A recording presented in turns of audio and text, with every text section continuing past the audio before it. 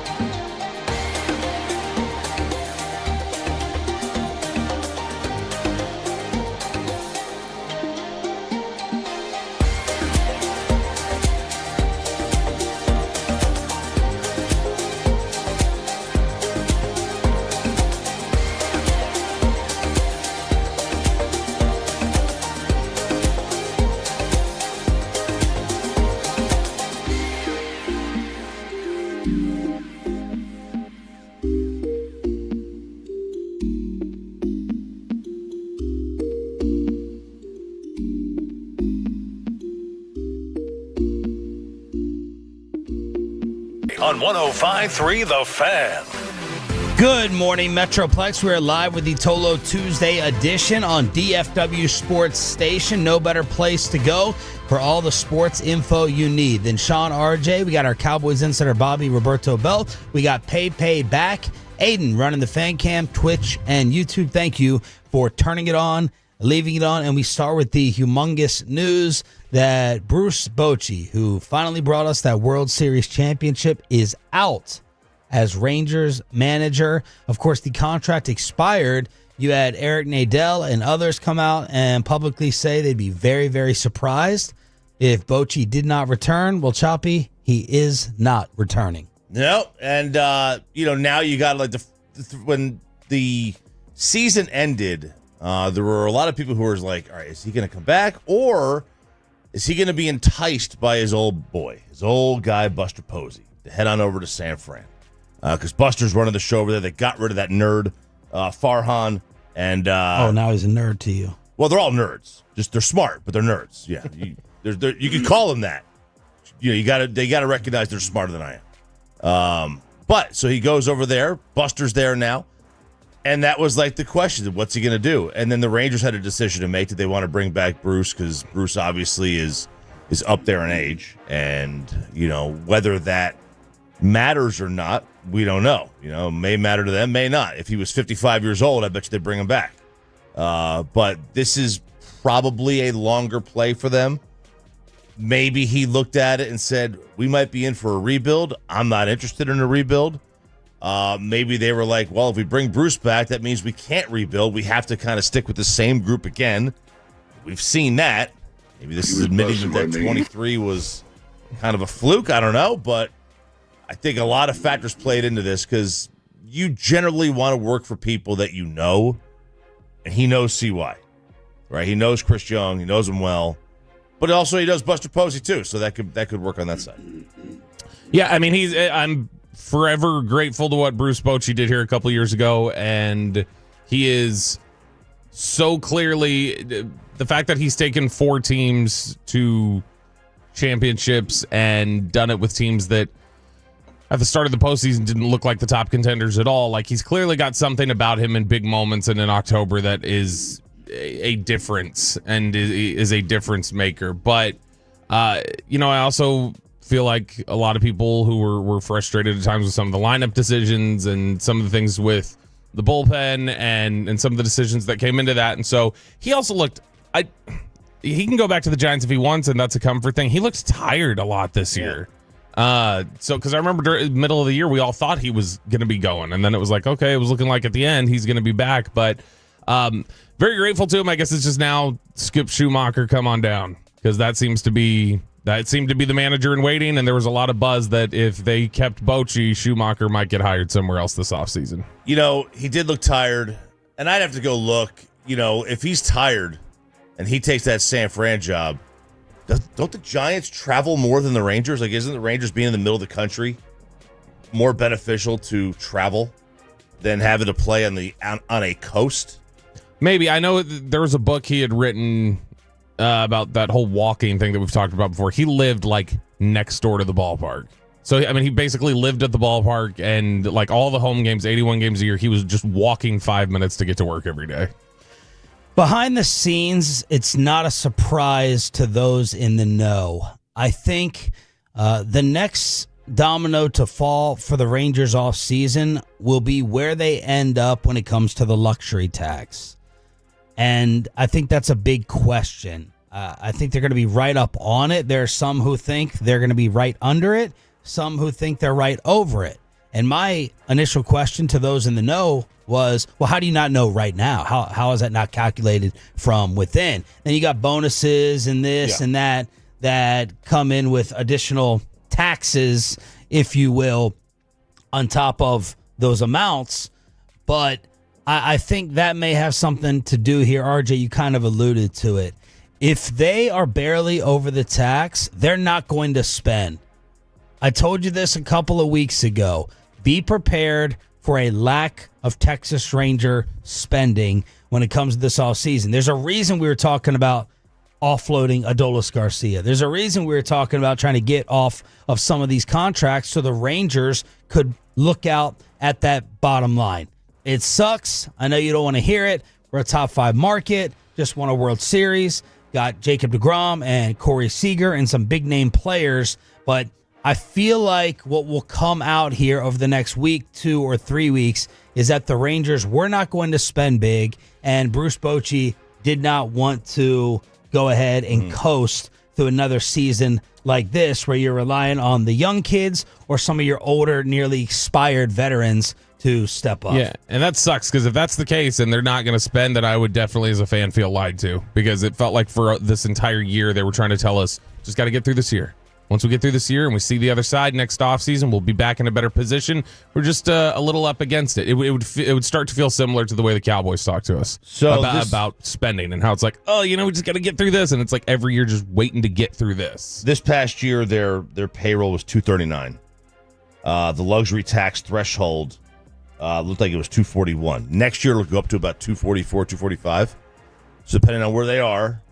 And then, of course, like you said, with bonuses and stuff, where that gets them this year, we'll figure that out. They'll know that here before probably November 1st when free agency or whatever all the day after the World Series. The day after the World Series when everybody's contract expires, and they'll know basically when, by then for sure, because then you can start signing guys. You can start signing guys right away. I'm trying to figure out how to feel when a legend like this leaves you. I feel like you're supposed to be really, really down and really, really sad.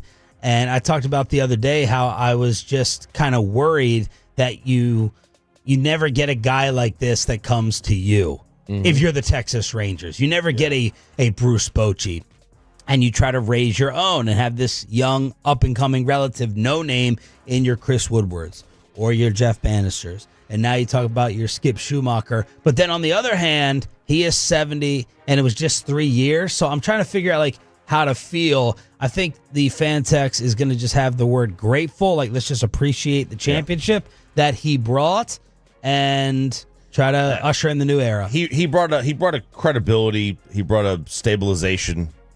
That's what he brought. Because you bring in Chris Young. Chris Young had never done this job.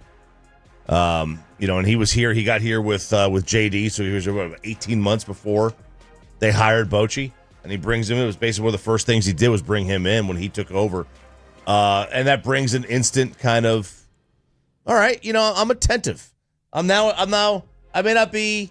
If you're another team in the league, say, all right, I may not be scared of you yet, but you've got my attention. And that's kind of the case. Feels very much like Bochi obviously finished the job. Feels very much like Parcells. When they brought Parcells in here, it woke people up to, okay, they're taking it seriously in Dallas now. Yep. And he came in and he immediately made them into a playoff team, and everybody was like, oh, okay, this is great. But by the time it ended 3-4 years later, similar sort of thing, it reached the end and everybody's like, cool, been good to have you here. Respect it. Loved having you here. It is probably time to go, though. It is probably time for something new. And y'all can correct me if I'm wrong. Choppy, you're much more of a baseball nerd, if it's okay to call you that. Yes. This doesn't have that like next level at the time Jason Garrett excitement for the next. The person being groomed, the big name, the Luke Walton at the time with Skip Schumacher. I mean, we've known his name, and we all just assume he's going to take over, but I'm not like, okay, yes, let's go ahead. Let Skip cook. Like you get with some other high-profile proteges moving up. Yeah, everybody else around baseball seems to, like it seems like the insiders all feel that way about him. But he doesn't have the buzz of like somebody that, like Craig Counsell. When Craig Counsell got snatched up and everybody was just like, oh my gosh, you got to go get that guy. Yeah. How could you let him go? That doesn't feel like Craig Counsell to the wide fan base. Everybody around, like insiders like Jared and people like that, all seem to talk about him like, guys, you have no idea. This is Skip Schumacher. And you look at it and go like, the dude who spent 2 years in Florida and the last year won like 64 games, that's the guy we're freaking out. I'm going to trust him because I don't know. But yeah, it seems like he's more of an insider's darling than somebody that a lot of fans could just easily get hyped about. Yeah, I mean, look, he had 2 years there in Miami, one of which they made the playoffs, the other one they didn't. The year they made the playoffs, they went like 33-14 in one-run games. I'm not interested in that record. We know what that record is. We know exactly what you're 33-14 in one-run. We saw that with this team in what, 16, 15? But in Miami, doesn't matter. You go 33-14 in one-run games, and I don't care where it is, right? It's a fluke. Because the very next year, they went back to league average, and they won like 70 games. I'll say this. But if you're winning 70 games in Miami, I don't know if I can kill you. Oh, yeah, for sure. That was a quality team. Like that was 2 years after the COVID year where they went to the playoffs. Kim Ming had done a really good job, and then they brought this other guy in, and he kind of got a power hungry trip, pushed her out, pushed Skip out. Derek Jeter. No, it was after that. This is 2 other times in recent history in the last 20 years. The Marlins have quickly gotten rid of somebody, a younger manager that people were like, why? And then they went on and had success. They got rid of Freddie Gonzalez really fast. They got rid of Joe Girardi really fast. And both times everybody's like, what are you doing with that guy? Why would you let him go? Even though he was basically, both of them were like 500 managers, and then they go on to have success. Freddie Gonzalez had a lot of success in Atlanta. Joe Girardi obviously went on to New York and had a lot of success. So I don't know, Skip Schumacher may just be that third. Pepe, what are the Tolos texting? 214 says, I'm grateful for Bochi, but it was time for him to go, especially after the late season collapse. 469 says, what are the chances Brett Boone will be the next skipper? 325 and 817 say, give me Mark DeRosa. Did you check in with Boone? I did not check in with Boone. I did not. But DeRosa is an interesting one because he is obviously he has managed Team USA during the World Baseball Classic. They have constantly on that show, on that MLB Central, whatever it's called, they have constantly kind of poked it. Oh, maybe it's a job for you there, D-Row. And he is a guy, like, he deals with the players, manages personalities. Like, he's an interesting guy.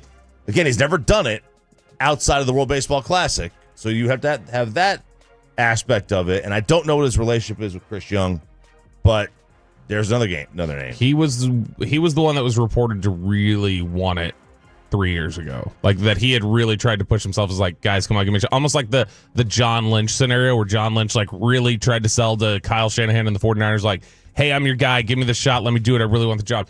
DeRosa was one of those guys who really, really, really wanted the job a few years ago. And so, in fact, I think that was one of the things we threw out as a conspiracy theory was like, he's got a decent relationship with Smoltz. And we were trying to figure out, is that why Smoltz hates us? Because DeRosa didn't get the job? So sit back, remember, celebrate, and honor however you want. Bruce Bochy, is he going back to San Francisco with the Giants job opening up as the final send-off? And Minnesota? Rocco's gone. Rocco had been there pre-COVID. I didn't realize he was there that long. I was like, all right, maybe there 4 years, 5 years. He's been there like 7 years. But they went to the playoffs like 3 of the first 5 years, but they had fallen off. They had fallen on more hard times. I guess they weren't spending the way they should. So he is out. Of course, Bob Melvin in San Fran, which opens up the Giants job potentially for Bochi. 877-881-1053 to get in the thoughts throughout the entire morning on the Franklin Franco Injury Attorney text line. We have a stacked Tolo Tuesday edition. PP in the morning at 6:40 with the return of Payton. The College Kegger with RJ at 7. Post Hut Clarity Cowboy Rewatch with Bobby Belt at 7:20. Ask Reddit. Jared Sandler will join us to talk about the Bochi news at 8. And Jerry Jones live at 8:30. Inside the Star for the Cowboys following up their discussion on the Packer game and my all-day fight about Micah Parsons being the best player on the field Sunday night. Let's dive into that next on Sean and RJ. But let's get...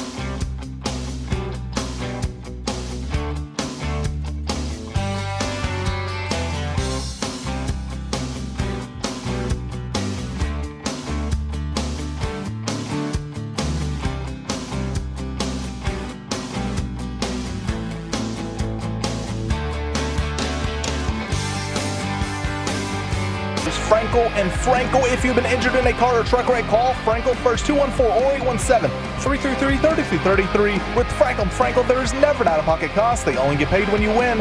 Frankel and Frankel, the go-to car and truck wreck attorneys in Dallas. 9:26 up to play, second quarter. Tua back to throw, looking, pressure. Waller! Did he get his feet down? Yes! He did!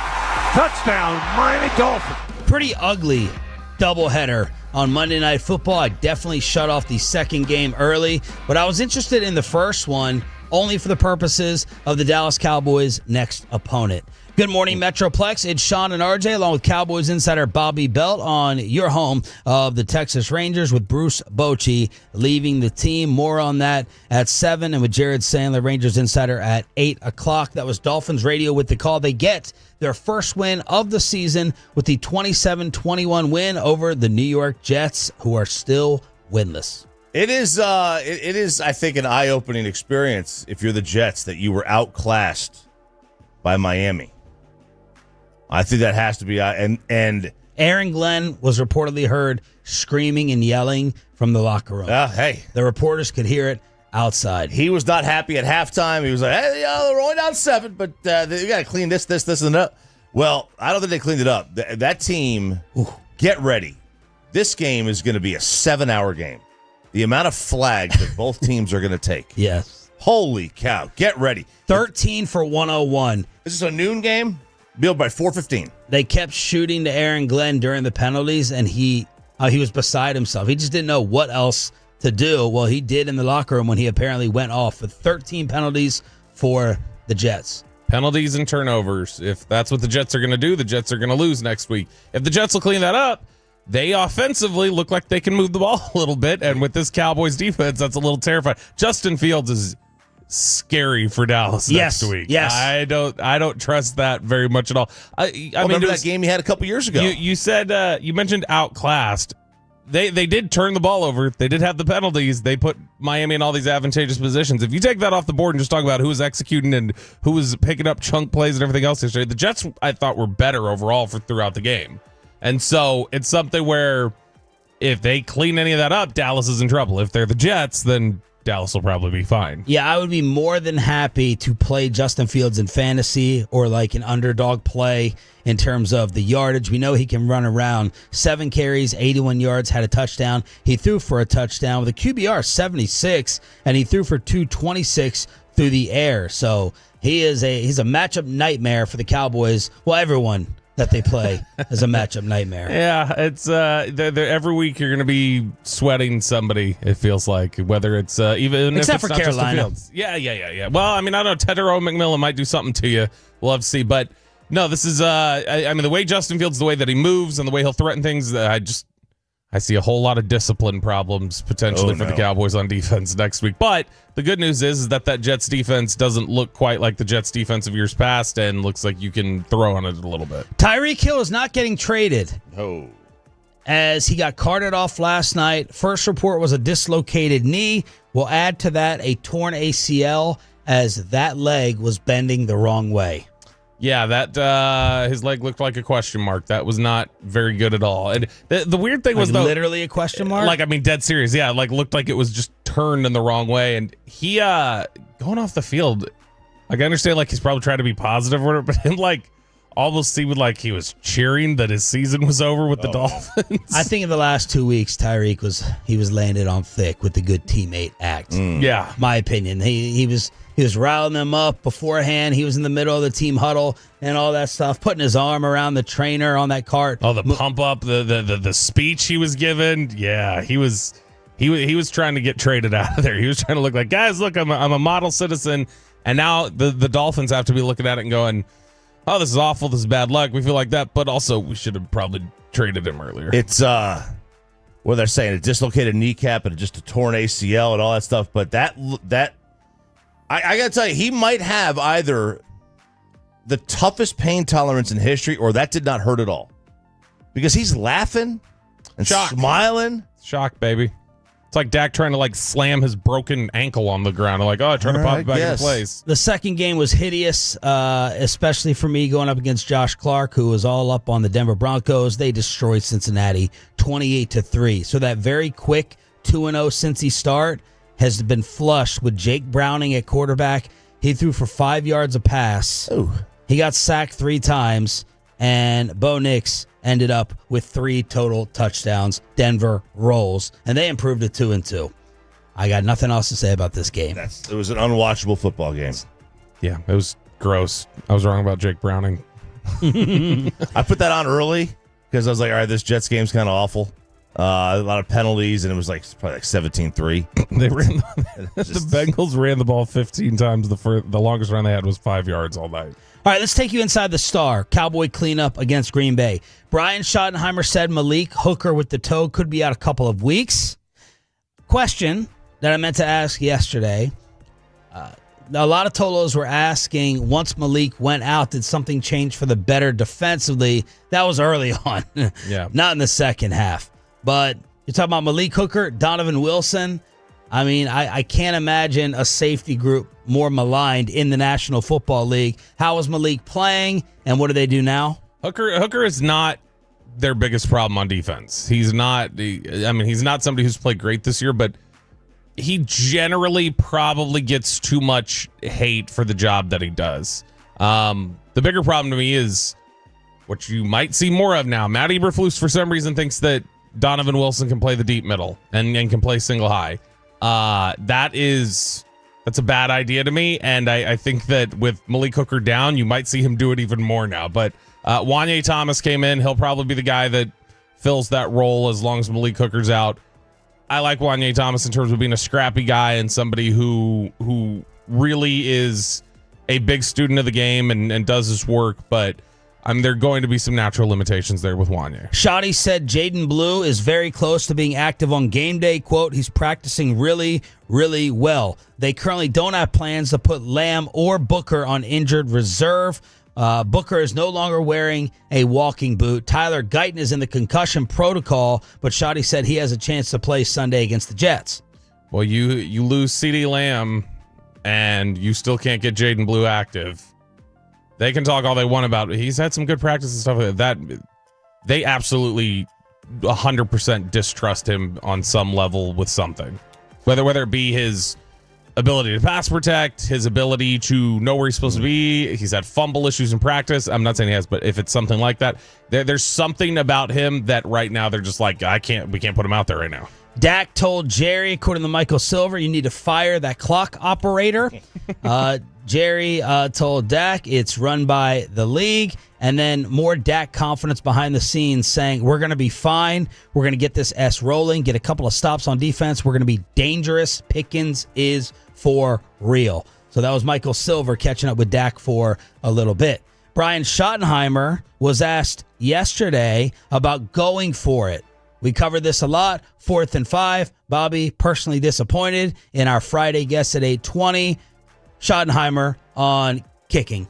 No, we had our shots down there. I didn't really like my third down play call. I thought there's a better call I could have gone with. That's me being accountable to the team and myself. But no, I think at that point, you're in overtime. You got to give yourself a chance. You get the lead, and we're going to always trust our team. We're going to trust the team. And unfortunately, we weren't able to win the game, and we came away with a tie, and it doesn't sit well with any of us. But no, I didn't second guess that thought. Okay. Two things in there. One, I didn't like my third down call. Does that mean that you just automatically not have to like your fourth down call? You can still have another call. Maybe he's talking about a rush or something to get it even closer for the fourth. I don't know. You're only 5 yards out. And then we're always going to trust the team. Well, half of that or a third of that special teams lovers. Third of that is still your offense, and Bobby would say you did not trust your offense enough. So you can trust your team. He maybe should have amended that to always going to trust the defense, but of course that would have been a laughable statement. Right there. Yeah, look, I think the 5-yard aspect was just too far for him to feel comfortable with. And I think when he says, I didn't like my third down call, that's simply that he probably should have run it. Probably should have ran that ball there, get down to the 2 or the 3. Get down to the 2, I think he would have had much more reason and kind of he would have gone conviction to go for the touchdown there. Yeah, I mean, running the ball there, he had no intention to go for it on fourth down. Is the thing is that if you're not going to run the ball on third down, that usually means that you don't. I'm not running it on third down, by the way, either. From there, I'm letting Dak throw twice. I'm not. I'd rather throw for 5 than have a 4th and 2 or 3. I'm fine with trusting my quarterback the way he was playing in that offense to score on a third down pass. Even knowing that if you have an incomplete, he was going to kick. I have to think about that. Because I agree, like, if you're just taking third down on its own. Yeah, because I'm probably not going to, I'm assuming I'm not going to get 5 yards. I'm going to fourth down. Yeah. I'd rather throw it twice on third and fourth than run and then gamble all or nothing on the fourth. Yeah, I mean, so it was they ran into the wrong coverage. So on the play, and we can mention a little bit more at 720, on the play they were running mesh, which is going to be, it's basically, when you look at it on the screen, it's a bunch of crossing routes. The play that Tolbert maybe scored on in Pittsburgh? No, this was different. This is like mesh concept is basically you have 2 inside receivers that are going to do crossing routes. You got a post over the top. You got Ferguson running a curl and then running back in the flat.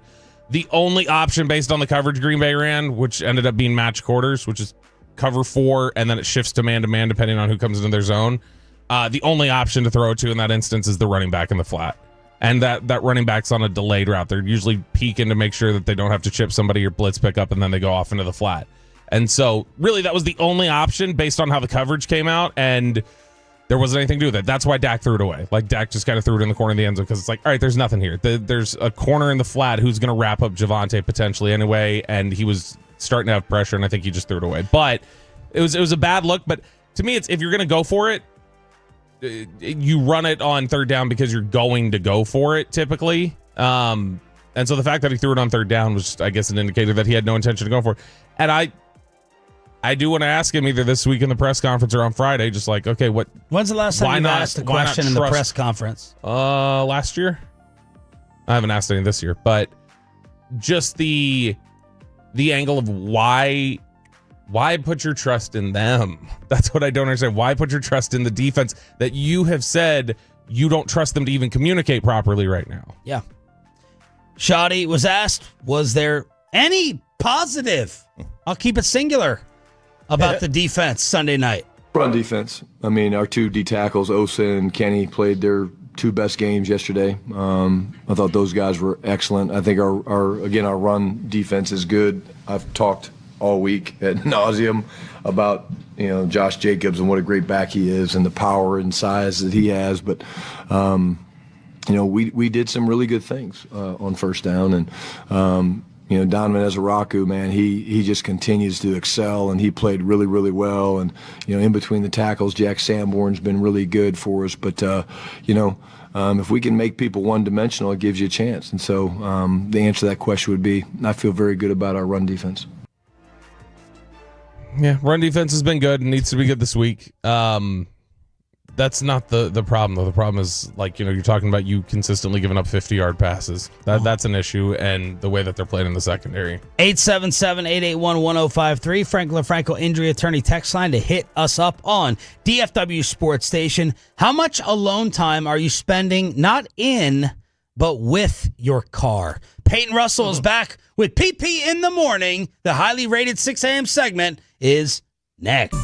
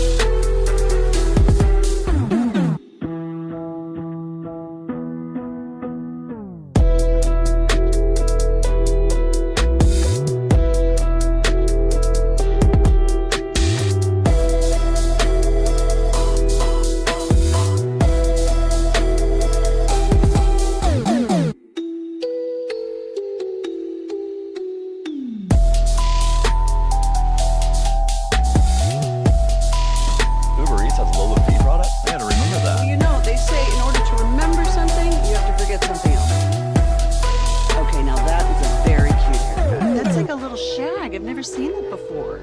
Well, I mean, of course you have. It's the Rachel. Oh, is that your name? No, I mean like your name. No, I'm Jen.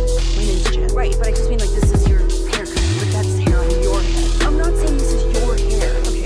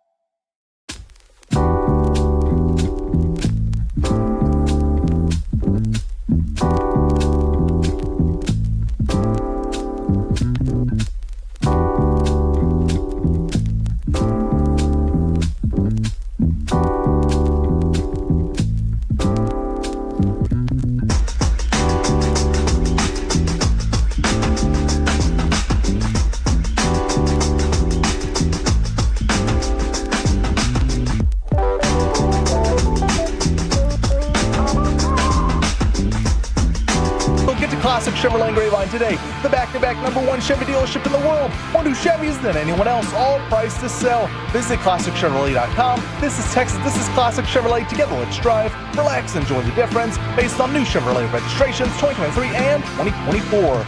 Well, congrats to Peyton Manna. He has found himself on the most toxic show on The Fan, and there's no number 2. He put together the single worst 30 minutes in live radio history. That is right. Tuesdays now with Jerry Jones at 8:30. We have PP in the morning at 6:40 every Tuesday at this time. And guys, it's time to talk about a little alone time with not just you and yourself, but you and your car. What do you do when you're in your car alone? Don't be weird about it. 877-881-1053. This is about having me time with your personal vehicle. I'll start with you guys in studio, Sean, RJ, Bobby. When you're in the car, let's say you're coming to work, is it just all about the music? Are you maybe listening? I know Bobby's a big fan of Maggie and Perloff in the morning from 5 to 5:30. Are you guys still prepping for the show? That first couple segments? Are you like, okay, maybe I go at this angle, or Bobby's thinking about this angle, whatever? What do you guys do personally when you're in the car? No kids, no wife, no nothing. Skipping around the radio dial. Well, I don't know whether my wife, like a 2% part of her, thinks I'm cheating when we're watching television and a song comes on and I'm like, oh, I like this song. She's like, how, because she knows normally I'm like music ignorant. Mm-hmm. She's like, I've never heard this song. How have you heard it? And I'm like, I skip around the radio all the time. I'm trying to listen to like music while going in. And she's like, yeah, right. Sure, buddy. Got to reference like these other longtime morning DJs in Dallas. And she's like, all right, I know that person. But how do you know this new hip hop song? How do you know this new country song? How do you know that song? I'm skipping around on the radio dial and then trying not to open up you all's flurry of text messages while driving in with all the traffic. We love sending those early in the morning. Music, just listening to music usually. It depends on the time of day. On the way home, I listen to nothing. I just complete silence. I want nothing in my ears on the ride home. Wow. After, because I don't want to talk to people on the phone. I just, as soon as the show's over, I just want like decompress, complete silence. On the way in, it's just like whatever national sports radio I find, just to make sure there's nothing on, that happened overnight. It's just how I wake up. It's something quiet. Well, you listen to Chris Russo a lot of times, so not that early. The opposite of quiet. Not that early, but yeah, in the afternoon. But not that early. When I was me and Sarah, I mean, she just it's something, some kind of music, some kind of Spotify. Mackenzie can never be silent. So if she's in the car, it's always her music or whatever. She's got her phone hooked up on the Bluetooth now, so she's like, you know what, I'm just gonna play my tunes because I have no bops on my playlist, which is kind of offensive. I consider my playlist very good. If you had the Bluetooth capability, because you still don't have that in your car, right?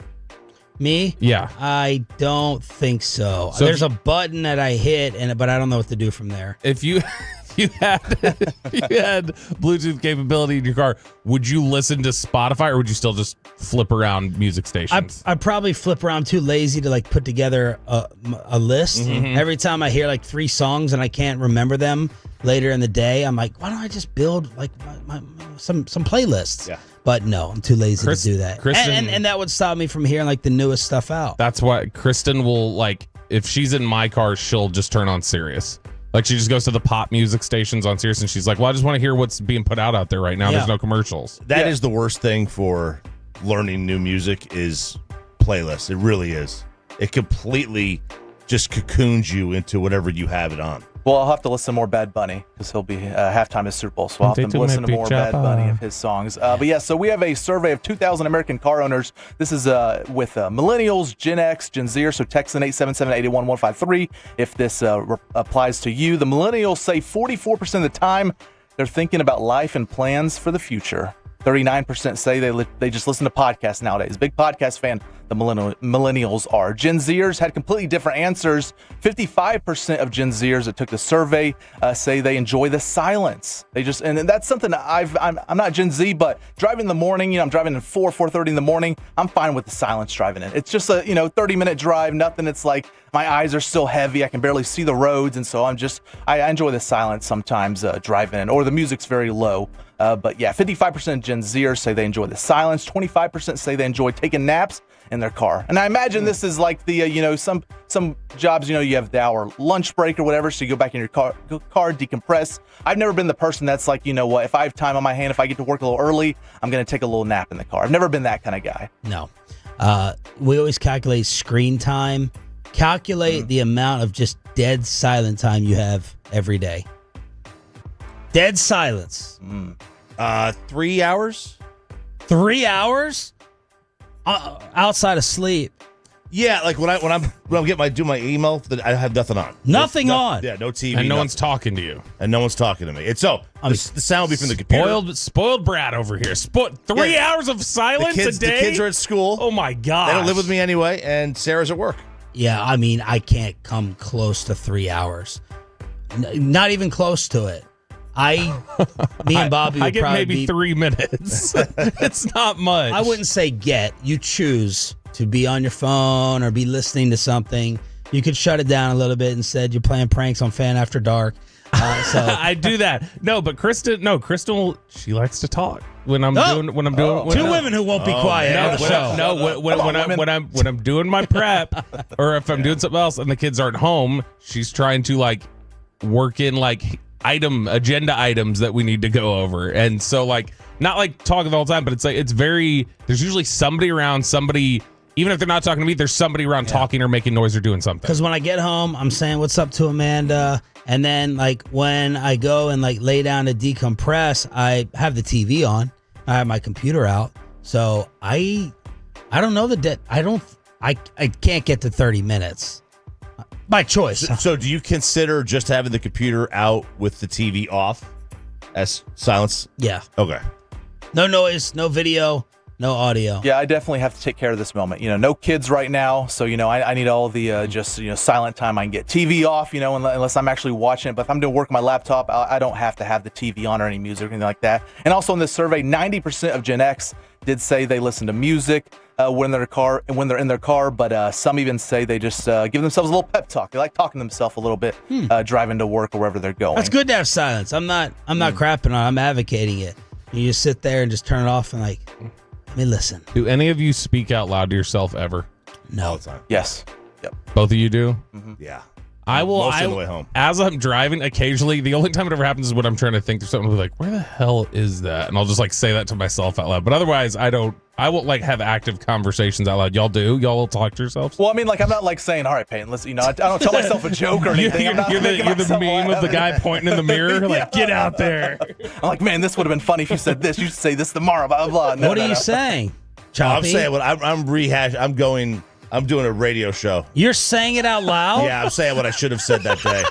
That's great. You need to record yourself in the car doing this. Yeah, I do every day on the way home. I either rehash what I should have said, or it's on the way in, and I'm just, it's. He can't. Wow. You said he can't be alone. So if he's by himself, he's got his. All right, let me talk out loud. Somebody's got to be here. Well, this is why I always make fun of myself and others when we watch sporting events around other people, because sometimes subconsciously you want to shout out what's happening in the game to prove that the sport's not. That's a hold. Like last night, your football game, right? The video clip, you had to make a comment about something that happened on the field.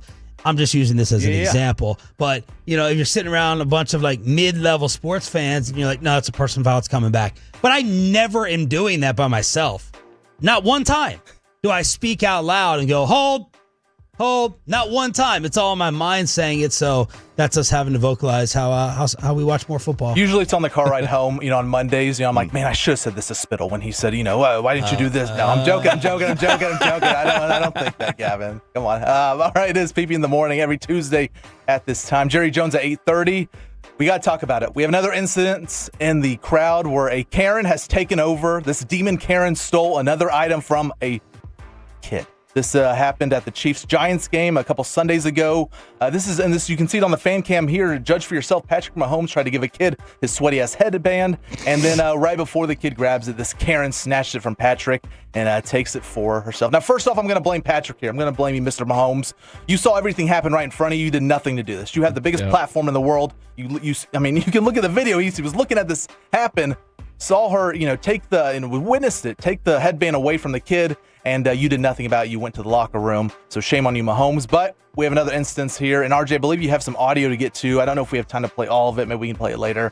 But yeah, so we have another instance here. And but I'll blame Mahomes here first. Yeah, this is I guess we have time. It's Chiefs headband thief lady. Now, she had 2 videos. It took about a week to get back to her. So she made these videos over the weekend. First video is she is completely defending herself. And I love the way she says a couple of words. I am not a thief. That little boy, when Mahomes came, if you look at the video, both of our hands was on it. He was right to the left of me. I didn't look in Mahomes' eyes to see where is he looking. I just seen he's handing out something. I put in my hand. Both of our hands was on it. I took it. If he was 20 years old, would it even matter? If he was a 20-year-old man and both of our hands was on it, and if he would have took it away from me, would have been like, oh, you should have gave it to the woman. So if it was a guy and I'm a girl, then he should have gave it to the girl. But because he's a 10-year-old little boy or 8-year-old or whatever, how old he is, I should have gave it to him. But I didn't even know. Why didn't they stop me and say, hey, yo, bitch, give it to my son or my brother? But no one didn't say nothing to me. I turned around, I walked away. I seen Mahomes. That's who I wanted to see. Why no one didn't say anything to me?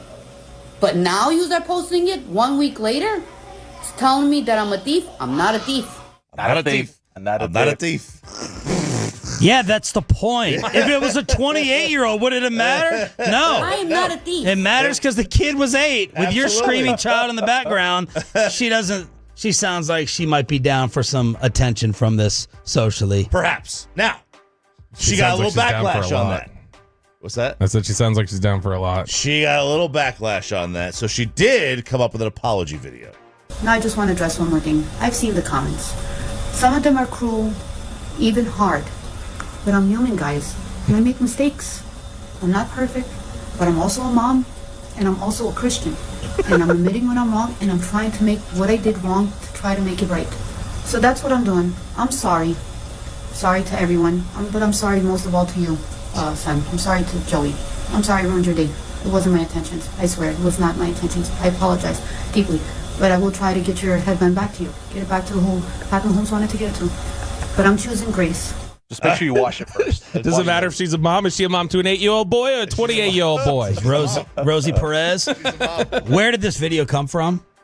TikTok. Yeah. Her account. Yes. Yeah. She's down for the followers. Could you stand in and because everybody always gives in. I'll give it back to him, other than Philly's Karen, I guess. I'll give it back to him. I'll do whatever. Just please leave me alone. Stop harassing me on the internet. Do you think if you got caught in a controversy and you were certain you were right, do you think you could stand in there and deal with just the barrage? Probably not. I couldn't even deal with Marcus Mosher yesterday. I couldn't even deal with him and all the tape nerds coming after me, so probably not. Her name is Nina. You can give the full name, the social, the credit card. She wants the attention. Oh, yeah. You can clearly hear. PP in the morning every Tuesday at this time here on DFW Sports Station. Bruce Bochy has left the Texas Rangers, and RJ Choppy with a college football kegger that was owned by the Visitors. That's next right here on 105.3 The Fan with an Ed Sheeran ticket giveaway around the corner.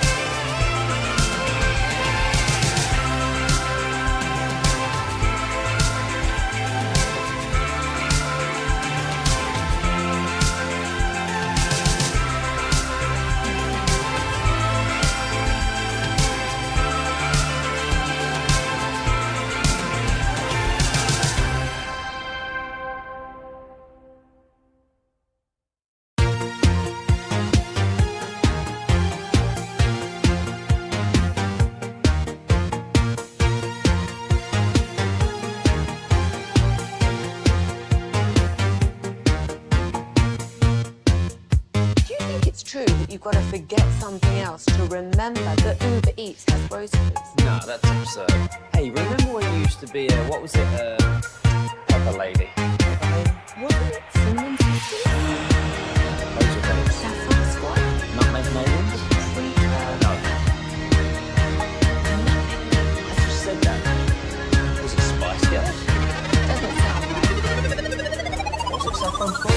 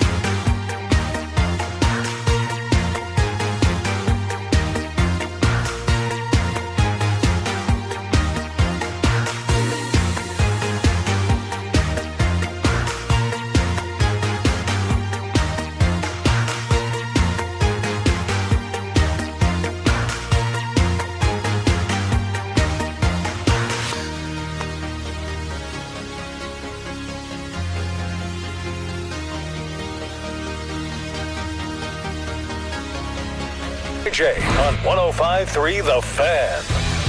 2 balls, 2 strikes. Spores kicks and fires. He struck him out looking. It's over. It's over. The Rangers have won the World Series. Ranger fans, you're not dreaming. The Rangers are the World Series champions. After 52 years in Texas, 63 years of the franchise. The wait is over. And the celebration has begun. Bruce Bochy's lasting memory, 3 years here, and it is now over, unless he accepts this consulting role that was apparently offered yesterday as part of the Texas Rangers announcement that Boch is done managing the big league club. We are your home, of course, of Texas Rangers baseball here on Sean and RJ. We got Cowboys insider Bobby Bell. We got Peyton and Aiden in the back. Jared Sandler, Rangers voice, will join us at 8 o'clock to talk about why this happened. Because whenever you get the statement out, mutual parting, it's like, yeah, right. What really happened?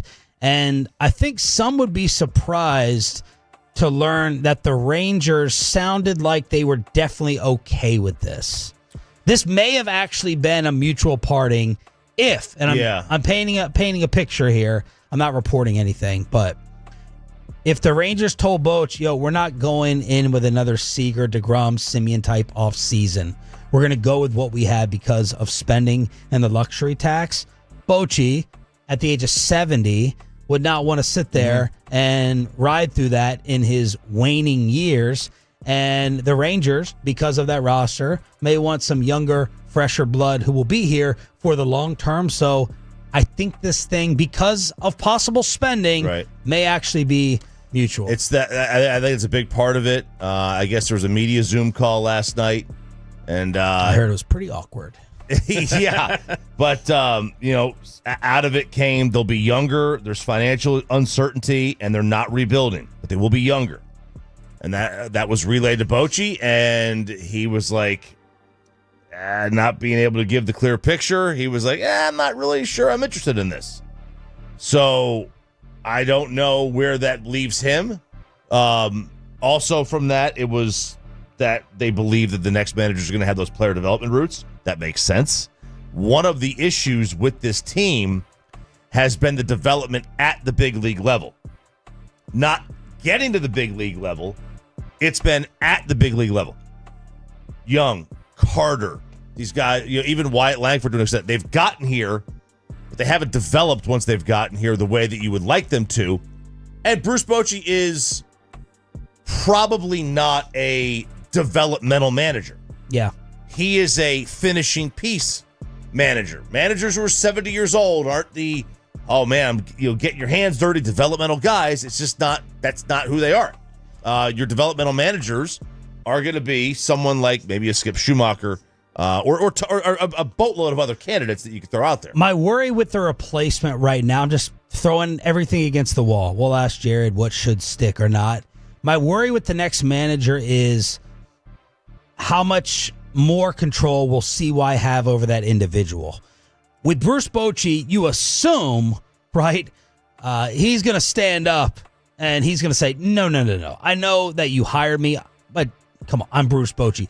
Bruce commands that respect to where if CY is suggesting something or maybe going on a tangent, Bruce is that legendary calming force.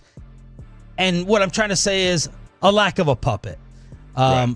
And I just wonder how many Pinocchio. Who's Pinocchio, Peyton? Long nose. There you go. Hey, all right. I'm just wondering how many Geppetto strings will be attached to the replacement. Yeah. And I don't know whether that'd be a good or a bad thing, but how many Geppetto strings will be replaced to the replacement that CY has in mind? It's a fair question because, that's the reality of the sport. The way the sport has gone, the Rangers did things very differently than a lot of teams did, where they had a manager that was a strong manager, a manager with credibility, not some kid. Not if somebody. If CY handed him a lineup card, Bruce Bochy can be like, no, I'm going to do what I want. Bruce Bochy would have done the old Lou Brown in Major League One, put it on the ground and urinated on it. That's what he would have done. And that's what I think a lot of fans want. The fans don't want somebody from the front office making the lineup every day. Yeah. The reality is that's how it works in most places. I don't know that it worked here like that.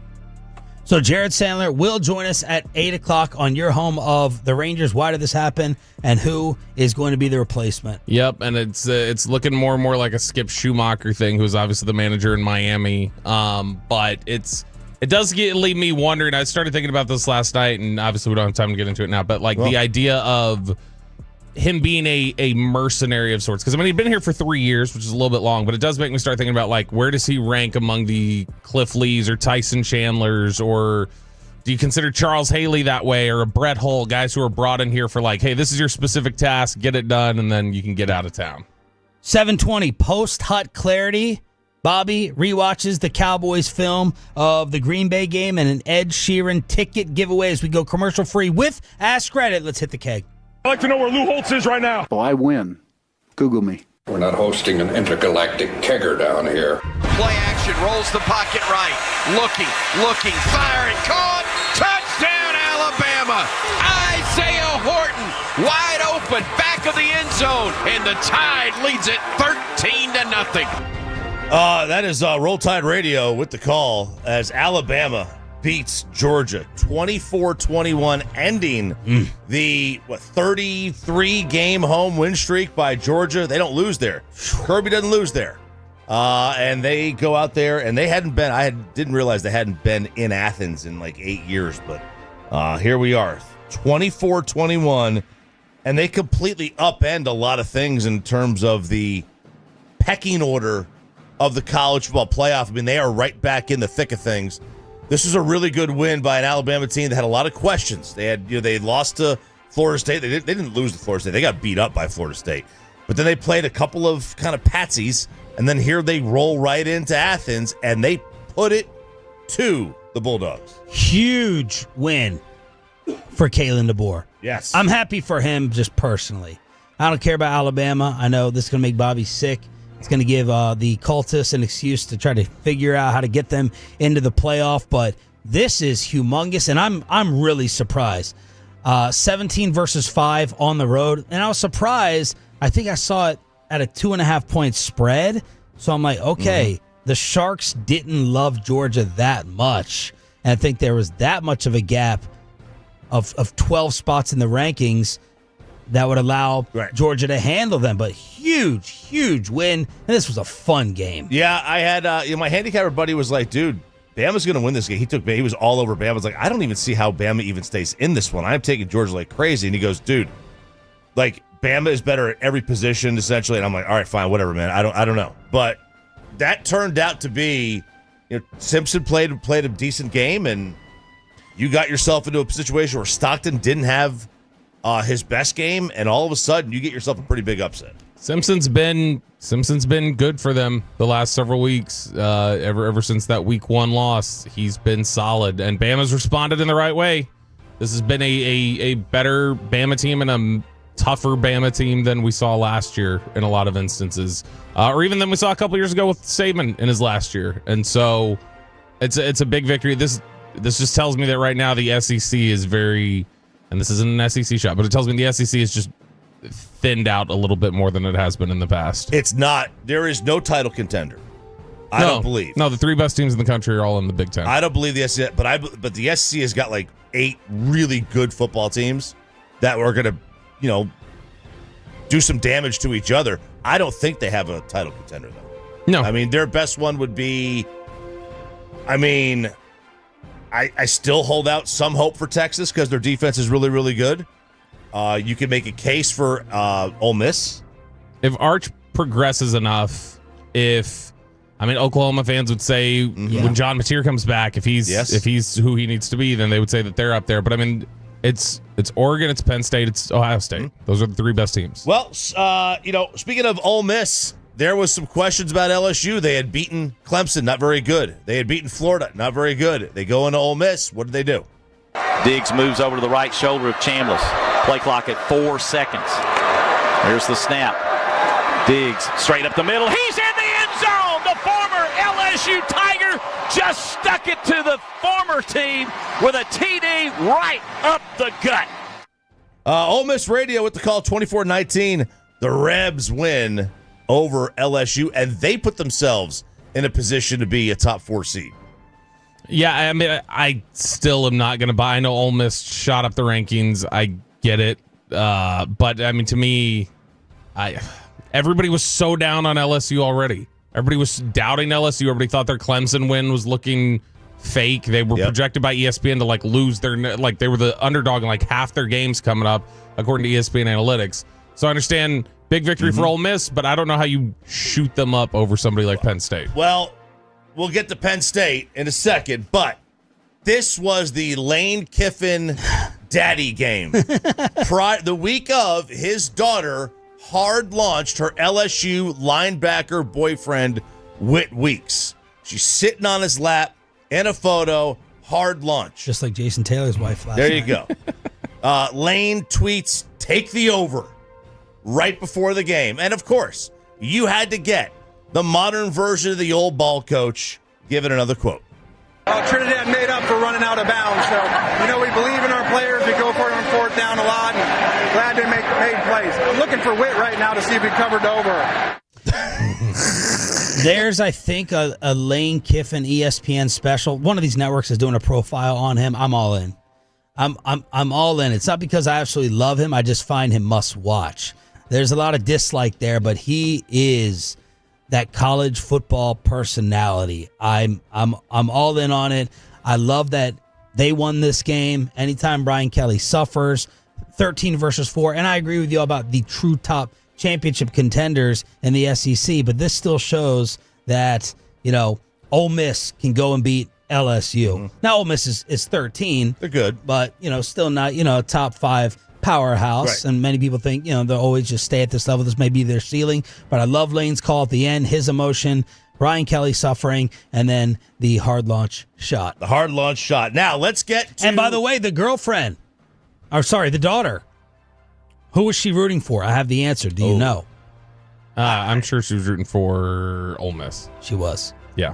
I think you have to. But, how much smack can Lane talk?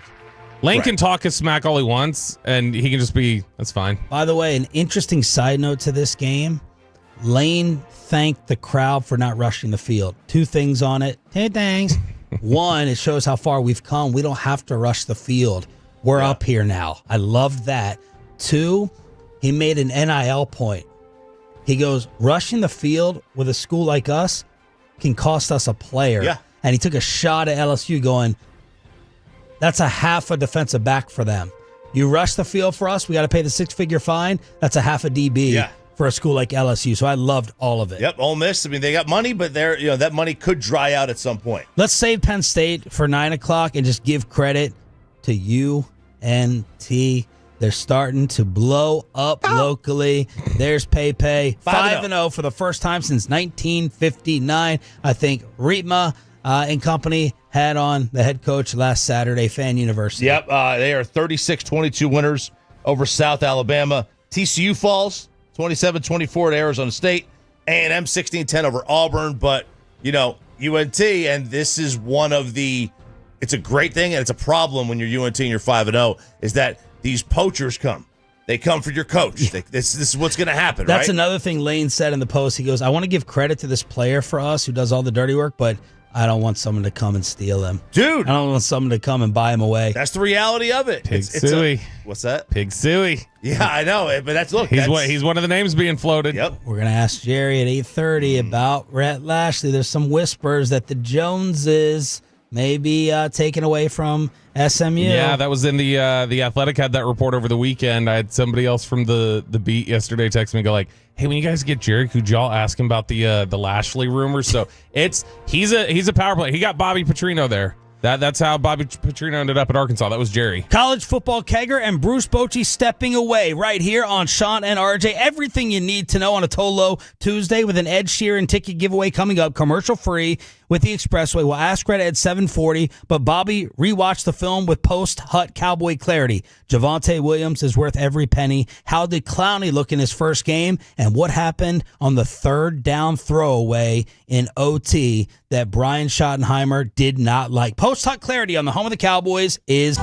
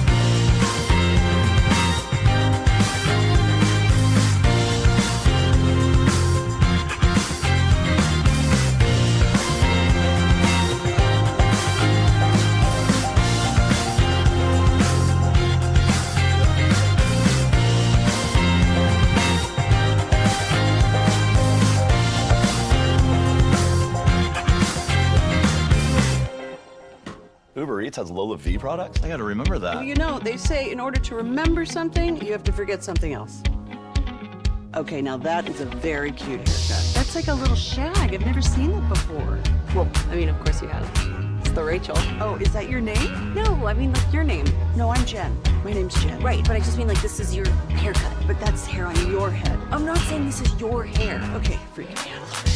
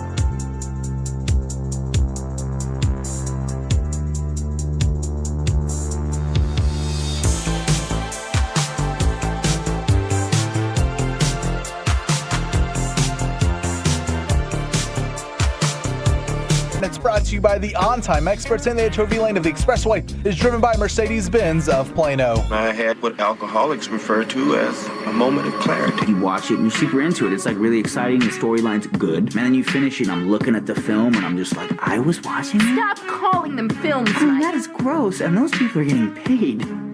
It is post-talk clarity here on Sean and RJ on 105 through the Fan. This is where we take a look back at the film and decide what we feel differently about, good, bad, or otherwise. How's my mood today? Is my mood any better than yesterday? So far. Yeah, I was too down. I was too dreary. What happened yesterday? We were Why weren't you listening to it? because I slept until about 9:15. I bet you did, you punk. Bobby was, I think it was, in your relationship, you think it's perfect to begin, and then the other person does something that really stings, and you're like, all right, that's a scar. It's a little small scar. I'm not going to forget it.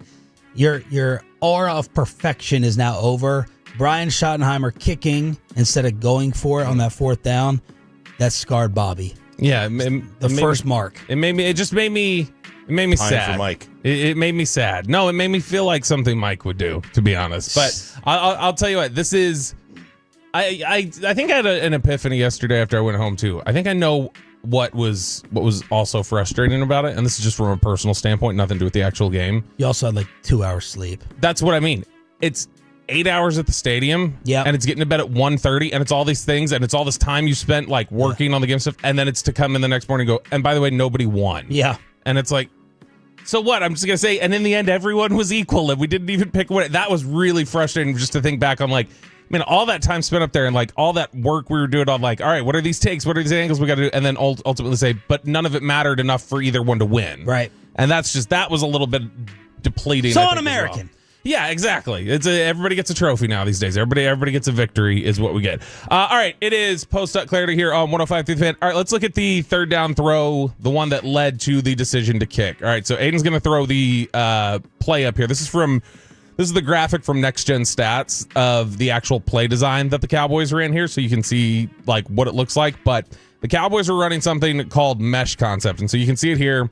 It's basically you've got these crossing patterns and different things that they're doing. So this is cool. Yeah, so you're trying to get down at the bottom of the screen. You'll see 19. That's Ryan Flanoy. He's kind of crossing over. On the other side, you've got Pickens crossing over. The idea is you're going to pick defenders if you can do that. You've got Ferguson kind of running a curl route, and then it's a post of sorts or a deep dig for Jalen Tolbert. So you've got Javonte Williams to the flat. Javonte Williams is going to kind of delay to the flat. He's going to kind of peek inside, see if there's any blitzers, and then he goes off to the flat. So what we're going to do now, flip to the defensive design. So this is just a diagram of defense. This is cover 4 that we're going to look at here. And this is what Green Bay was in. Green Bay was in cover 4 with a man match. A man match means that they're in zone, but depending on what happens, you will then have to go to man coverage. So you'll see they've got 4 dropping back into deep zones, and then you've got the linebackers. You got 1 in the middle, and then the 2 linebackers are flexible to pick up whoever is going to either side. So there's really, in that kind of tight, compact area, there's nobody to really pick because they're playing zones. They're not following you. If you're following somebody in man coverage or you got that sort of thing, you can pick off a defender, and then you've got some open space. It was just a bad match for what the call was. And so because of that, the only option you really had was Javonte Williams. And by the time it got to that point of the read, it was like, all right, here comes the defender. Dax just got to throw the ball away. Because where he threw it there were 3 defenders back there. So it's a fine call. Mesh concept is really good. It's the Hal Mummy school of air raid. Like that's where they really kind of started pushing the mesh concept and became popular in the NFL. But as you can see there, like now that you've seen the defensive coverage and know what they're playing, it's a really hard concept to execute when that's the coverage that they're in. So I'm up here and I know that zone against this is not optimal. I don't have the power to change this if I'm Dak? No. There's zone concepts that you can still beat zone with when you're running mesh concept. It's just the one that they were in, a match quarters coverage, that's really difficult to beat with mesh. Because the whole idea is that you're going to pass off defenders, you're not going to follow somebody. And so because of that put them in a tough spot in terms of that. Felt like it was done from the beginning. We saw the clip yesterday on Instagram of CD's just watching on the sideline. Yeah. And he knows what the play call is, and he sees as soon as they press, he's like, 30-yard touchdown, George Pickens. A lot of those guys know right at this, like when they're lighted up on offense, if they see you in a certain coverage, it's like, oh, I know we're getting this. Like there is so much about this game that it feels a little unpredictable from play to play. There's a lot of instances where they know walking up to the line of scrimmage, all right, we got them. Yeah. We know exactly what they're in, and we know we can get this. Green Bay, probably as they saw that play develop, it was like, oh, got him. There's nothing they can do here. They're stuck. And that's exactly what the Cowboys ran into. And then, of course, they decide to kick it. They're on 4th down. Javonte Williams is a really, really good football player. And it's something where I know everybody was frustrated with the way the Cowboys spent on the running back position this offseason. I was one of them. And even during the offseason workouts, Javonte Williams was not somebody who looked particularly impressive. he's a guy you have to see in pads. Like he's a field performer. Because the way that he really gives his impact is what he does physically, the way he runs the ball, the way that he, plays with toughness, the chips and blitz pickups that he was involved in this game. He put a beating on every Packers defender that he could, whether he was running the ball or he was doing blitz pickup. He is way up there as one of their toughest players. He doles out a ton of punishment, and he does it down after down after down after down. He has been a fantastic addition. He's one of their better free agent signings that they've had in several years. Yesterday, I gave credit to the front office for the talent evaluation. I just want to give credit again for the philosophical adjustment. And it cost them Derrick Henry, but props to them for doing it. They're proving, I think, in back-to-back seasons, you can just stick a guy back there. They got burned. They got laughed at for being late to the any guy can do it party with Zeke.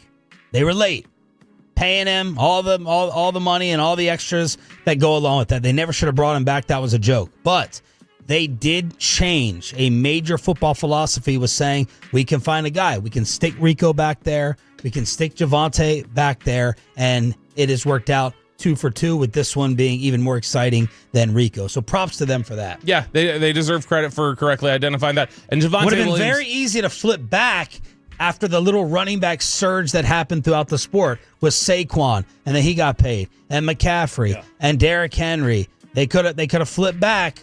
They held to it, and they're thriving. I know Micah Parsons was sore on Monday morning, and a lot of it was because of what Javonte Williams was doing. And it wasn't just, Micah Parsons. It could be Lucas Van Ness or Rashawn Gary or whoever else, or just somebody blitzing like Quay Walker. He was in there playing tough in blitz pickup, doling out punishment when he was running the football. He's a guy that I feel like when we talk about not necessarily being superstars, but you talk about championship players, like players you got to have on a Super Bowl team. Not that this team's there right now, but that's a player you find on Super Bowl teams, that like you need a guy who plays like he plays. So Javonte Williams was fantastic. Jadeveon Clowney with his little quarterback play sheet. Did y'all notice that while he was playing? So he had the little hand warmer or the little belly bag that he was wearing. That thing, I didn't get a chance to ask him because we were with Jerry so late. I want to try to find him in the locker room this week and ask him about it. He had a belly bag with like a quarterback play sheet on that like hand warmer. And I'm certain he was just, all right, what do we got here? All right, looking down. And I'm sure he was referencing it because he's new and he's still trying to figure things out. Jadeveon Clowney, very good against the run. Like he's the guy that used to. Speaking of, I know we mentioned this yesterday, so this isn't post-cut clarity. It's confirmation. Donovan Ezraku was so good against the run. That dude is a legit run defender right now at a high level. Shoddy praising him yesterday. He is right now playing at and not the biggest dude. No. I mistook him for a D-back when we were out there in Oxnard when he was walking by. Well, and that's why you're punching a little person. So many times. Not that little. That's why. Not Tolo Eric. 5'1", all 5'1" of them. That's why they talk about so frequently. Jordan Lewis, I remember his rookie year was ripped Skip Bayless on Twitter when Skip was trying to say something about why would you have Jordan Lewis out there on a back shoulder fade against a guy 6 inches taller than him or whatever. And I remember Jordan Lewis going on Twitter and like quote tweeting and going like, you're tattling on yourself and not knowing football. Back shoulder fades are literally just technique. It's not a height thing with back shoulder fades. Yeah, you fight for the ball, but like a lot of times it's just how do you play the technique.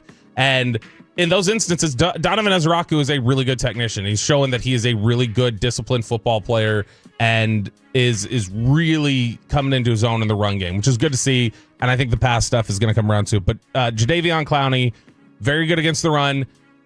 Wasn't a huge impact rushing the passer. There were a couple different times where I felt like he was just kind of like still feeling his way through it and still trying to get through when you watch him, he was trying to do a couple different cross chops.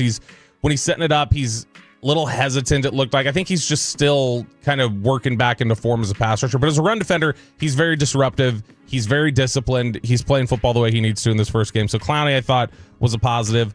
The offensive line battled in a big way in this one. I think they deserve a ton of credit. Micah was tough for them, but Micah was, they did a good job of just how do we minimize the impact of knowing what he's going to do and how he's going to make our lives hell. How do we do that? We talked about yesterday, running the ball 3 straight times to start the game. All right, don't let him get an opportunity to rush the passer. Don't let him build on being jacked up and juiced up. When you saw, all right, he's blowing by Tyler Guyton, it was Dak sliding forward or a chip or just getting the ball out. Everything about the design of what they were doing on offense was meant to stifle the impact that Micah had, and it worked for the most part. He was still winning reps. He was still getting in the backfield relatively quick, but everything they designed was like, it didn't matter what he was doing totally. And this is why that game right there for Micah is exactly why you don't pay a single defensive player that kind of money. No, an individual defensive player, that kind of money. Because you can scheme away from that elite player. You know, you could do things. You know Mike is coming, you got X amount of time to get the ball out. You run this way, you do other things. You throw to the other side of the field from that elite corner. And that's why a lot of teams are like, hey, depth on defense, stars on offense. All right, I want to dive into this Micah stuff. I knew you were ready for it. Oh, thanks for setting me up. Post-Huck Clarity here on the home of the Cowboys. So I think this is a perfect case study with how we evaluate football. I think this has every single component of the analytics and eye-watching and instant reaction and film and all of it. So PFF yesterday tweeted the highest graded player across all positions on Sunday was Micah Parsons with a 94. And my instant reaction was, what? A 94? The best player on the field? That's ridiculous. Because, and I can take 3 different judgments from people with big names. Because during the broadcast, and Bobby, you were in the press box, so you weren't listening to it, but Collinsworth was basically suggesting, hey, they've done a nice job of neutralizing him. Like 2 assists and a sack. That doesn't sound like a humongous game. Michael Silver, longtime NFL guy that Jerry granted access to, and Dak told we're going to be just fine. He's like, Micah really didn't do anything. The majority of Cowboy fans, when you look at the stat line and you watch that game, say, we feel good we didn't pay him $47 million. Feel great about it. That's how I felt. I said yesterday after the trade, you got to feel good, and it's 1-0 on the Jerry Jones scoreboard. And I guarantee you Jerry feels great. Brian Baldinger then does his tape breakdown, and he's showing 8 or 9 reps where Micah is definitely winning his individual matchup. He's blowing by. He's barely getting to Dak. And I think this proves RJ's overall point he's been saying for a while, and Collinsworth did during the game too. The quarterback controls the sack stat. The quarterback is the one who has to get rid of the football. Yeah, it's offensive line, but it's the quarterback. Dak Prescott did a masterful job. And this is why Micah tweeted a handshake to Dak yesterday on social media.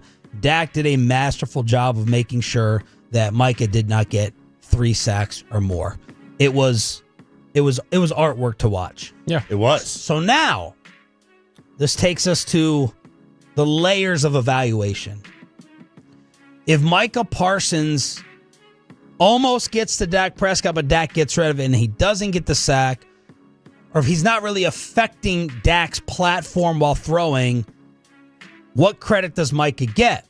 If Micah's beating the initial lineman that he's going up against, is that enough to go ahead and give him a 94 grade? I'm always going to disagree that Micah Parsons had a better game than Dak Prescott in this one. So that was part of the context I did not include on social media when I was like, it's hard to take y'all seriously when you say he's the best player on the field. You're just not going to tell me that he played a better game than Dak Prescott. How do you score the Jalen Tolbert throw? Like, that was the best, most impressive play of the entire game. To me, that's my opinion. Was that game a night? Was Micah winning more matchups than I thought off of Baldinger's film review? Yes. Where in my mind, I would say that was a 94 game that he had. Probably not. So, beating the lineman quickly, not getting the sack on Dak, what we initially saw during tape and film breakdowns. I got Marcus Mosier. I don't even know who he works for, but he was just LOLing me to death, which I wanted to punch him in his throat. He's sending me Masterminds tape of people saying I've watched half the league. Micah Parsons had the best game in the entire league off of half the games I've watched. I think this is a great case study in breaking things down. It is. Look, I have no idea if they grade it pass-fail. It could be you won the rep, period, whether you get to if you beat your individual man. By the way, I've read 3 different publications on how many pressures he had. For God's sake, PFF themselves had a lower pressure than what they started tweeting me back yesterday. So Michael Silver had 2. Then PFF originally, then Next Gen, Derek Eagleton said he had 6. Then I saw PFF with 2 different amounts. I think it was 8. Then it got to 10. Yeah. So it's all subjective. We're at 2. We're at 6. We're at 8. We're at 10. And that's why it's never gospel. It's very subjective. What's a pressure? And then if he beats his man, is that just you either get a 100 or a 0? Right. Right? Is that I don't know how it is. My assumption on that Dak throw to Tolbert, I'm assuming that was probably a negative grade. Because that was not a timing throw. It was they would say it was a lucky throw. That's my assumption. I have no way of proving that. I'm just guessing that they would not grade that. They would grade that like a. Okay, and I would just respond to that if that was the case as idiotic. Sure, I'm not going to argue. It'd be like imagine like a single that's off the end of the bat, like a blooper. Like 9 times out of 10, that's an incomplete pass. 9 times out of 10, that's an out. I don't know if they're doing that like that. I'm just saying maybe they are. Maybe they did do it like that. I think Dak grade was like an 85. Which seems low because I would agree with, like I think Micah had going back and watching Baldinger's thing. Yeah, Micah had a really good game. But I also think that what Dak did to neutralize him by getting rid of the ball quick. Yeah. Does that supersedes makes him have the better game? Like he reacted in real time. If Jordan Love has to execute that game plan for the Cowboys, he gets sacked probably 4 times by Micah. So, like, I mean, that's the thing where it's like, okay, well, if Dak, with the way that he plays and the way that the offense collectively played, avoided all of that, like, doesn't that then speak to, well, he played better? Micah can be a 94, but if Micah's a 94, doesn't that mean Dak was a 95 in the game? Micah said it in the post. Yeah. He goes, the game would have been hell for you if you weren't on your stuff. Like, so Micah, I will say, was good, better than I watched live afterwards, but Dak was definitely better. What grade would you give Mike? If it's the Bobby Belt 1 to 100, was that a 94 game? To me, also like a 94 is like really, really high. It depends on if you're outcome based or execution based. If you're execution based on him, what he's supposed to do with his job, he was an A+. He was very, very good. If you're results based, yeah, I mean, the results don't match up. At that point, it's more of an A-. But, for instance, I look at it this way. If you're a receiver, if Jamar Chase is out there last night, Jamar Chase may have had the best game in the NFL this week running routes. I have no idea. Yep. He could have been great. If they can't block or they're trying to get him to get the ball out, none of that route running may totally matter in terms of execution. And I would judge it off of him winning the route. I would judge it off of him doing his job. And then if you drop the pass, that's got to be a negative to it. You know, you could win the route. You still got to catch the ball. But if you don't get the ball at all, then obviously you got to give a positive grade. And I probably in my initial tweet should have said, like, okay, that seems really high, but there's no way he was better than Dak Prescott on that field. And again, just to be so arrogant that your formula is the end-all, be-all, like that's so arrogant. How are you judging Dak Prescott and the chess moves? What grade are you giving that he got the ball out that quick? That's so arrogant to be like, no. Like, it's just the way we do it. That's right. Come to my side. Come over I here. am. Yeah, and I don't know when they do that. I am. In the long run, my takes on people went out. I was Googling. I'm not done Googling. When he, let's just say if Dak gets the ball out I'm quick. not going to talk to Reitman for an extra month for being colleagues. When Dak gets the ball out quick, let's say it's an incomplete pass, they might negatively grade him for that. Right. But there's a positive aspect to getting the ball out quick, too. Yes. So, yeah, there's no perfect system. It's another data point that you use. Like, you use the game, film, use them, use your own eyes, use the stat sheet. Last one here, because we're running up against Ask Reddit here, but 214 asking, was this Dak's best game of his career after the tape? It was really, really good. It was not his best game. He was fantastic. I'm not saying there was I'm just saying I've seen, you go back to 2020, some of the stuff he was doing was superhuman before he got hurt. That game against Cleveland, he was ridiculous with some of the throws he was making. So it's probably top 3 or 4, though. It was definitely one of his best games I've seen. Post-Huck Clarity every Tuesday at this time. Commercial-free expressway. Thanks for being a Tolo. Turn it on, leave it on, and we want to hook you up with this. All right, Tolos, that's right now. Caller number 10 at 877-881-1053 wins a pair of tickets to see Ed Sheeran at AT&T Stadium in Arlington on October 24th of 2026. That's caller number 10 at 877-881-1053. Whoa! Hollywood news. Nicole Kidman and Keith Urban separated. Oh man. Do you think he said, take your records, take your freedom, take your memories, I don't need them? Blue ain't your color. Blue ain't your color. No. Well, what was that blue's height? Probably her color. What was that height difference? Well done. Yeah, thank you. Yeah, very good. Knuckles. You know what? That was a good half foot. She's very tall. That was a half a foot. Hit the button. Do you have a question, Kelly? Yeah, I have a lot of questions. Number one, how dare you? 877-881-1053, 877-881-1053. That is the Franklin Injury Attorneys fan text, as we do Ask Reddit here every Tuesday at 7:40. We'll get your thoughts on the YouTube and the Twitch as well, and we'll kick around these questions here in the studio. And we'll start things off with RJ Choppy. Oh, I love it when you start with me. What is a red flag in a relationship you actually find attractive? Oh.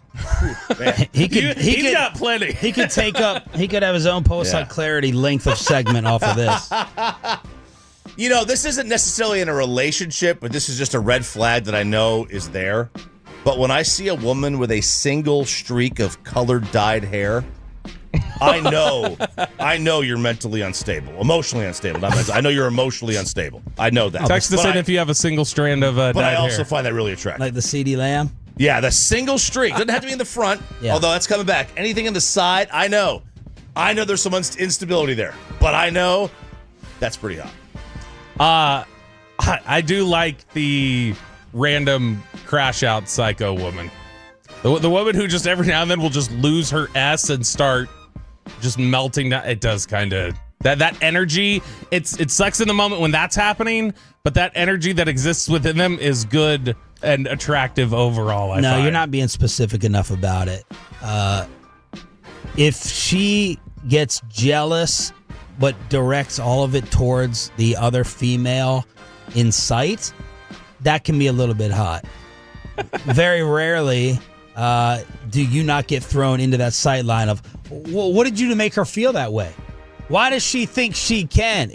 But if the girl's just going to be like, I think she's looking at you or she's interacting with you, like, screw her. That can be a little bit hot, but very rarely, especially when you're married to the individuals that some of us are. And I don't even have a specific example with Amanda, but I don't think she'd be like, just blame that individual. Well, why? What did you do? What interaction did you have to make them feel this way? Oh, I got slapped at Pete's Piano Bar by Kristen one year.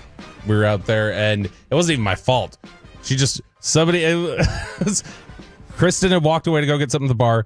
We had moved up to these tables. Somebody walked over and was like, where's my phone? We were sitting here. I lost my phone. And then I looked around and I reached down on the ground and I picked it up and I was like, here you go. And I handed it to her. And this lady just takes my phone and she goes, oh my gosh, thank you. And then she grabbed it and she kissed my cheek and walked off. And that's it. So Crystal walks back and my sister kissed your cheek? Yes. And who was the girl? Just some stranger. Oh, random? Yeah. Oh boy. Whoa. Dude. So that would have been a heel to the eye. Kristen walks back. I didn't do anything though. I was just you let her kiss you? Okay, so Kristen walks back and my sister's sitting there at the table and she leads with, Bobby just got kissed by a girl and gave none of the. Oh no! Open. I turned around to look and go, wait, and I turned around and I go, bam, right across the face. Damn. And then I went, can I explain, please? And so I really blamed my sister for that one. Peyton, what's your answer to this? Probably being overprotective. I love just being the, what are you doing? What are you on your phone? Why are you doing this? Like, it's annoying at times, but it's like, okay, like you obviously want me. I'm fine with it. Wait, overprotective? That's nagging. Like, why are you on your phone? Yeah. That's not overprotective. Overprotective, I think of as like, don't get off the road. Like it's raining, or be careful. I don't want you to hurt yourself. That too, I guess, with like maybe if Mackenzie feels threatened by another girl or something. Are you looking at her different? Who are you talking to over there? Like that kind of overprotective me. Like she wants me to be hers and hers only. So and I get it. Possessive. Franklin Injury Attorneys fan text, accents, tattoo of an X, goth girls, gym bro girls, Girls, lots of tattoos. The under breast tattoo. Maybe it's just this one photo I have when Amanda like comes out for the party and she's just got like the tray of shots. And I'm like, oh, you went and like put in that work. And, you know, you're making sure everyone is cool. I love that. Like, making sure everyone at the party is good. Cordero on the YouTube. Cordero on the YouTube says, fake story. Ain't no girls kissing Bobby. Well, that's not true. It was your mom. Wow. All right. We're doing Ask Reddit here on 105.3 The Fan. Peyton Russell. What's something that was considered rude 20 years ago but is normal now? I think because it's something that I'll catch myself doing, but it's being on your phone at the dinner table. Yeah, I feel like a long time ago it was like my parents would like get on to me if I had like the iPod or the Game Boy or whatever at the dinner table. Yeah, they'd snatch it from my hands. Stop, that's rude. But now it's like, if someone's looking at the phone, it's like it's normal. Like I'll see a notification pop up, I'll be like, oh, what is that? I'll catch myself, scrolling through Twitter and like, wait, I need to turn my phone upside down. Sometimes I just keep the phone in the pocket, but yeah, get on my phone at the dinner table. How about elbows on the table? Oh, yeah. When's the last time you've ever heard anyone get on someone or you've been told or you told your kid elbows off the table? I think that's dead and gone. Mine live on the table. Absolutely. Dude, my dad, he's got a scar on his elbow from when they would put their elbows on the table. His mom used to hold a fork and she'd hit their elbows with it. And he got jabbed one time and it left little puncture holes. I think dress codes. We used to be 20 years ago. You go to a nice restaurant, it was like everybody was in. Barely dressed jeans. Yes. And now it's like you go in almost anything. Yes. Now to a fancy restaurant. Yes. Yeah, probably a combination. Like it's a version of the being on your phone, I guess, which is just the anti-social, keep to yourself in a group setting kind of thing. That was generally considered like, come on, that's rude, like interact with everybody. Now everybody kind of, I think post-COVID has gotten to a point where they're just like, I kind of want to be on my own. I don't really care to interact with anybody here in this instance. All right, Ask Reddit here on 105.3 The Fan. Sean Sharif, what is 100% a myth about men?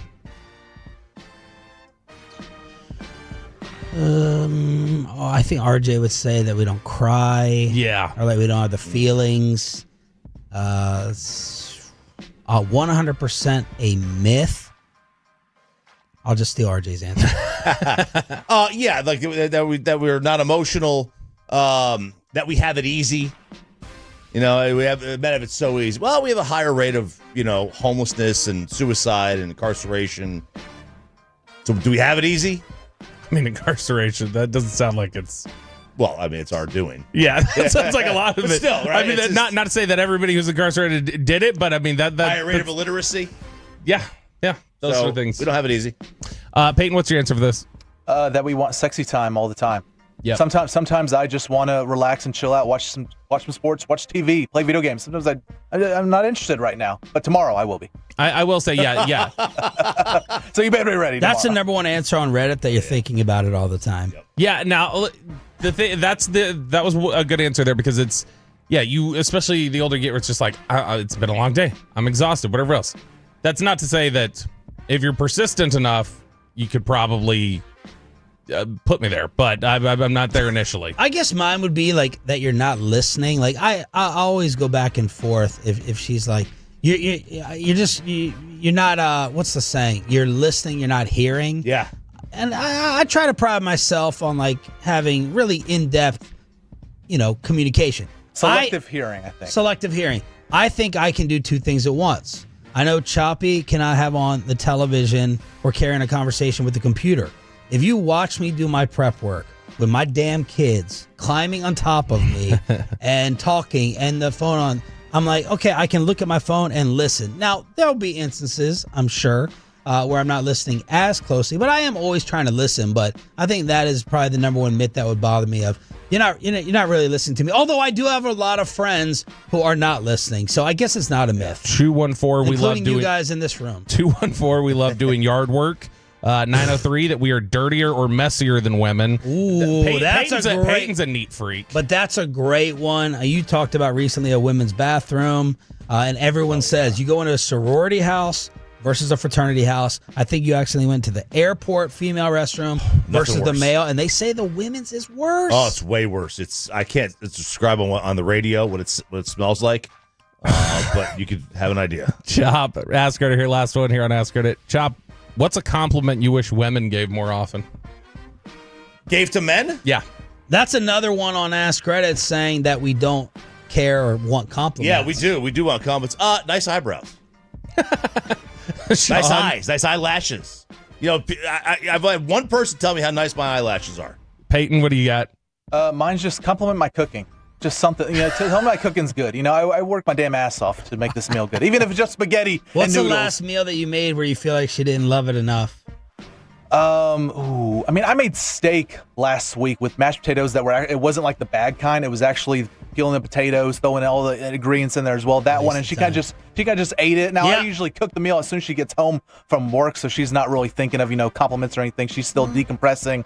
But it's just a meal. And I told this to Mackenzie yesterday. I was like, because we're going through the Ask Reddit questions. I was like, compliment my cooking more. You sure you want to hand these out right now? You sure you want to hand these out, these envelopes? Don't hold that up too high, Sean. It's got your address on it. The answer is the time we spend trying to keep everything afloat or whatever. Like there's too much of a thing of like, you're not paying enough attention or you're not doing this or that. It's like, please, recognize why. Yeah. Why? What it is that I'm spending my time devoting it to. Yesterday, I had to go home. I thought I was done for the day. Choppy and I were here extra long dealing with some station stuff. And then I had to go home and schedule the crack window for the bedroom. I had to sit there and schedule someone to try to fix my upstairs TV. And then you're sitting there looking at the bills. Now, I don't feel neglected in terms of that recognition, but how is your household set up? Are you paying the bills to where you're checking all the accounts? And then, always trying to fix something in this damn house every other week. So time can go in that. So there it is. Ask Reddit, loaded edition. We'll finish the questions at 7:40 with the KNC masterpiece. Why did Bruce Bochy leave? Is it the obvious replacement? Everything you need to know about your Texas Rangers with Jared Sandler, then Jerry Jones, next.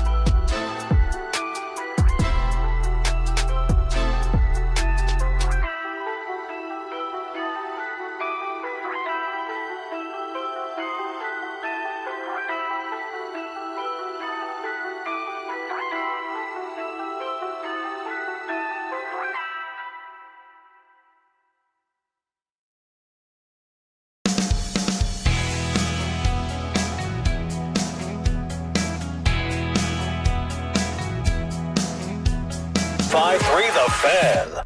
The breaking news last night on your home of the Texas Rangers, Bruce Bochy is not coming back to manage. Offered some type of advisory role. You have people speculating he could be going back to the San Francisco Giants as they got rid of their manager. And what's next for your favorite baseball team? Sean and RJ here on 105.3 The Fan, joined now by one of the voices of the Rangers insider Jared Sandler on the D&M Leasing Hotline. Good morning, brother. Thanks for joining us. Why did this happen yesterday? So I could be wrong. I think that because the playoffs start in like 4 hours, if you're going to make a managerial move, Major League Baseball wants you to announce it yesterday. So I had people asking me about the timing and San Francisco making the announcement earlier about Bob Melvin and then the Rangers doing the same. I could be wrong. I believe, though, that, you can make the decision whenever you want. But as far as making an announcement, I think Major League Baseball restricts you from making announcements during certain days of the postseason. So I think from a timing perspective, that's why. Why is Bruce Bochy not coming back? Well, I think it probably has to do with a combination of factors. One, his desire to manage a team that is going to take a step back from a payroll standpoint. Not necessarily that they're going to take a step back in terms of their desire to compete, but maybe for a year on paper, the roster isn't as sexy as it's been in years past. There are teams in the playoffs this year that you could say the same for. So, again, it's not to say that the Rangers aren't going to be able to compete, but maybe it's going to be a younger team or a team that's got more emphasis on growing younger players and developing younger players. You might see a big personnel switch from a player standpoint. You might not see a nearly as veteran-laden team. I think there's a lot that Chris Young and his team have to decide here over the next few months. And, I think maybe they just felt like, while that might not be, or while that wasn't something that was the most appetizing to Boch, I also think that from a front office standpoint, they felt like this was the right time to maybe make a switch in terms of, whatever that next chapter for this organization looks like. So, you heard the word mutual, and you never know, are divorces always mutual? I mean, I don't know. Are they? No. I've not been divorced, but usually not, right? It doesn't seem like it. Because if it was mutual, you probably wouldn't be getting divorced if you're on the same page. So usually there's a little bit of heartbreak on one side, and my guess is Bruce Bochy still wants to manage, and I hope he gets that opportunity. I still think he's got gas left in the tank, but maybe this just wasn't the right fit with where the Rangers were headed from a strategic standpoint in terms of building their roster and the organization's direction. Sandler, do you think that we can connect the dots that, him and the Rangers deciding to part ways had anything to do with San Fran announcing a managerial change? Yeah, you can connect all the dots you want. Obviously, that's he's still beloved there. I mean, he's a god there, and Buster Posey's running the show, and that's they have an incredibly close relationship, and I don't think it's like a fait accompli that Bruce Bochy is the next manager of the Giants. I really don't. Just talking to some people there now, maybe they're misleading me, and maybe they're trying to be too cute, and maybe it's whatever is it Occam's razor or whatever the most obvious is what's going to happen, whatever that silly thing is. Maybe that's what it is. But you guys know, and Buster Posey's not an idiot either. The sequel's not always as good as the original, right? And so are they trying to recapture something that existed a decade ago, or do they really believe that, he's the right fit? I don't know. But it obviously makes for an interesting conversation. And I'm sure that over at KMBR in San Francisco right now, they're having some debates. I'm sure you got someone, you got the RJ Choppy, who's probably like, bring him back, he's the best. And then you probably have the Gavin Dawson, who's like, no, you got to move in another draw. I don't know, so I think that it makes for an interesting discussion. But if I had a bet, and I don't bet on baseball, I can't bet on baseball. But if I had a bet, I would say I would take the field. I get the sense that maybe Buster Posey would go in a different direction. Jared Sandler joining us here on 105.3 The Fan. Jared, you just mentioned it there that, for a team that's probably going to take a step back financially and maybe with their roster, it felt like we were we were being sold from the top, at least through some of the stuff that was being reported out there, I think like nationally from like Ken Rosenthal or other people whenever they would talk about the Rangers setup, that it was like, hey, the Rangers just got to get through this year financially, and now it seems like another year is being stacked onto this. Where does that stand? I mean, that feels to me, at least like a Rangers fan, like a broken promise of what I was expecting. Well, I think, and I could be wrong, Bobby, I think they're going to end up over the luxury tax. And so, you know, I'm not smart enough to understand how all that stuff works. And, you know, I know they made a lot of effort to stay under the luxury tax. And, you know, ultimately, I think they're going to come up just on the wrong side of that. So my thought here is that I think there are two factors in play. One, the lockout in 2027 or the potential lockout. You know, I think that, you know, ownership is maybe prepared for that. But what does that even mean? You know, I don't know. I don't know how all the finances are impacted if you miss a week, a month, 2 months. You know, I'm not positive. But then I think being over the luxury tax, the penalties become even steeper. And so I think that while it seemed like this year they were trying to stay under the luxury tax, I think next year they are going to stay under the luxury tax. I don't think that there's any gray area there. That's just the sense I get. So, but I get it, Bobby. I understand it. You know, from a fan standpoint, I totally get, you know, why you know, people would feel that way. This is a major market, and, you know, it's, you don't love when you see other major markets spend. If the Rangers were coming off a 93-win season, then maybe, you know, it has a little bit of a different feel to it, but that's back-to-back years where the Rangers haven't met expectation. And, you know, how do we solve that? It's not always throwing money at a problem. I mean, look at the New York Mets. It doesn't always work, but it's certainly, you know, you got to pay to play to some extent. So I understand that, but I think that's why. I think if they go over the luxury tax, I think it's the desire to reset it so that they can maybe start spending at a higher level again starting after next year. Jared Sandler here on The Fan. Summarize what Bochi brought here and maybe give us a behind-the-scenes story of what type of guy he was, or just, you know, what type of greatness he was about. Man, these 3 years were amazing. You know, Dave Raymond and I went to breakfast with him, 3 weeks ago, and just sat there for 2.5 hours, and he, you know, talking baseball with a giant of this game, a legend, a guy who's going to be in the Hall of Fame, and hearing his stories. I learned so much in 3 years. You know, just hearing his perspective on this or that baseball situation, or why he did this or why he didn't do that. And just like anything, you know, you hear their perspective and you realize the depth to which these decisions are made. But then also, you know, just talking general baseball, and man, I mean, you can imagine the stories this guy has too. You know, he's hobnobbed with just about every celebrity out there. You know, for one, he's played with so many legends. He's been a part of so many different eras and iterations of this game. It was really cool watching him in 2023, especially how he navigated that ship, a team that got off to such a great start, and then they started leaking. You know, 61 games in, things started to turn, but he kept everything calm. And, you know, listen, there are a lot of reasons why the Rangers won the World Series in 2023, but Bruce Bochy was certainly, you know, one of those reasons. And he was just, I don't know, he was a guy's guy. He was, you know, he was always someone that you wanted to be around. The favorite parts, you guys, I think, know this, but every day you talk to the manager and the writers ask them, you know, all these just generic questions and whatnot. Some days he'd be in a hurry to go to this thing or that thing, but some days he would just stick around after all the silly questions were asked and just shoot the breeze. And, you know, that was really cool. He was loved by the players. You know, as is the case in any situation, not everyone is going to absolutely love the boss. So I'm sure there's some guys who felt like this was the right move, but there are a lot of guys who are really bummed right now, and a lot of staffers as well. He really treated people right, and I think that's a big reason why he's so beloved. Hey, real quick, is Skip the next Skip, or is there a wild card out there from CY's past? Yeah, I mean, a wild card would maybe be Bob Melvin. I would say that if they didn't want Bruce Bochy, then I don't know that Bob Melvin would be the guy who would make the most sense, because maybe similar profiles. But yeah, I mean, RJ, there always could be a wild card.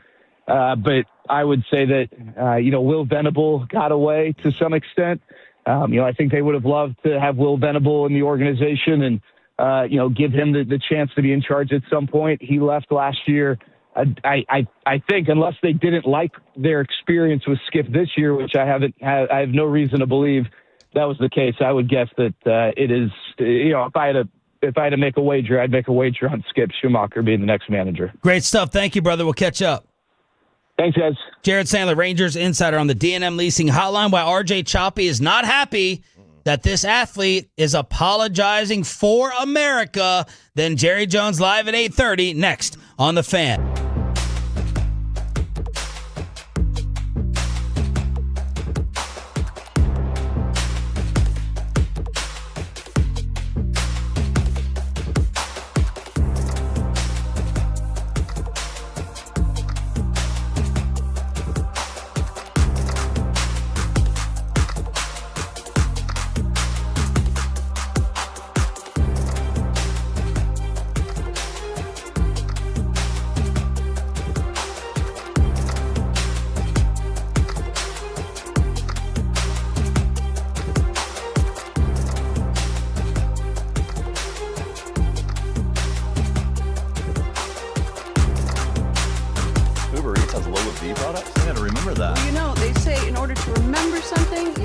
Something else.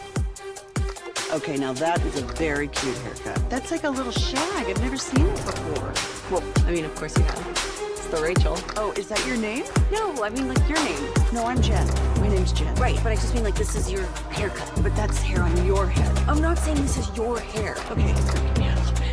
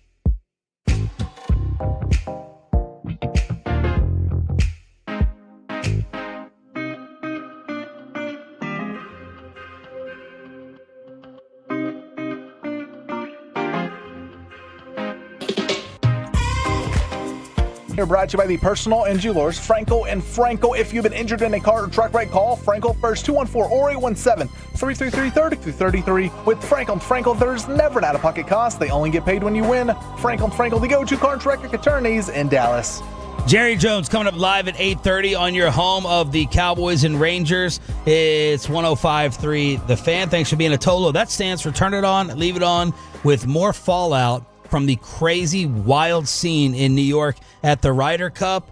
And RJ is not happy that someone is apologizing on behalf of America. Yeah, look, I am a full believer in you keep your dirty laundry in house. Never admit that you're upset with someone in your family to the rest of the world, and that includes apologizing for America. We don't apologize for each other to the rest of the world. Now, amongst each other, yes, we should. To the rest of the world, we do not apologize. This goes for you, Tom Watson. Okay, I know you've won like 6 British Opens, so you're just kind of currying favor because they always love you over there across the pond. But I got news for you, and I have news for all you golf guys out there. Now, first off, nobody is talking about, when we're defending American fans, of the throwing stuff at people or the going after the family members. Just say that. Nobody is talking about that. Those people should be banned for life. But this is the tweet from Tom. Surprised he could use the computer. I'd like to congratulate Ryder Cup Europe on their victory. Your team played the first few days was sensational. More importantly, I'd like to apologize for the rude and mean-spirited behavior from an American crowd. As a former player, captain, and an American, I'm ashamed of what happened. Well, I'm not ashamed. You know what I'm ashamed of? I'm ashamed that we didn't talk in their backswing more. Okay, because that's what team golf is about. Golf has changed. You roll up to a golf course today. What do you see? Shirts untucked. You see guys wearing Bogey Bros gear, shout out, with gummy bears in sexual positions. That's what you see. And it's a better brand of golfer. It's not stuffy. All you golf fans out there who take your hat up to shake hands like losers, that's what we're trying to change. And that's what the crowd did at Bethpage this week. They tried to change the sport. Now, there were some idiots out there throwing stuff. You can't throw stuff. And leave the families alone. But I have no problem with them telling Rory to go blank himself right before his swing. And I have also no problem with Rory coming back at them. Okay? It's a tit for tat. Okay? I love a good tit for tat. You got to have that. But this, and I was a little disappointed in the crowd anyway. I didn't even think they were hard enough, because this is what happens with a New York crowd. The most overrated thing in the American sports is the New York point guard. The second most overrated is the New York crowd.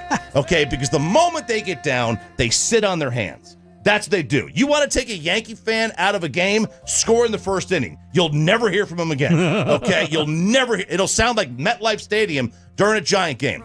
But I had no problem with this. I thought the fans acted great, because they need to be the 12th man. And I think next time we have it here in 2029, we need to talk more in their backswing. We're just about ready to have the hit. Ready to hit. Let's go!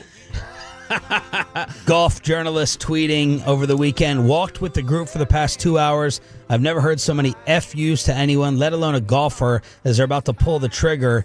Things about wife, family, Pinehurst, general, you suck comments. Shane getting bombarded with weight jokes. State troopers were lining the ropes of the Lowry McIlroy group as the fan behavior was getting out of hand. Players are starting to have fans removed.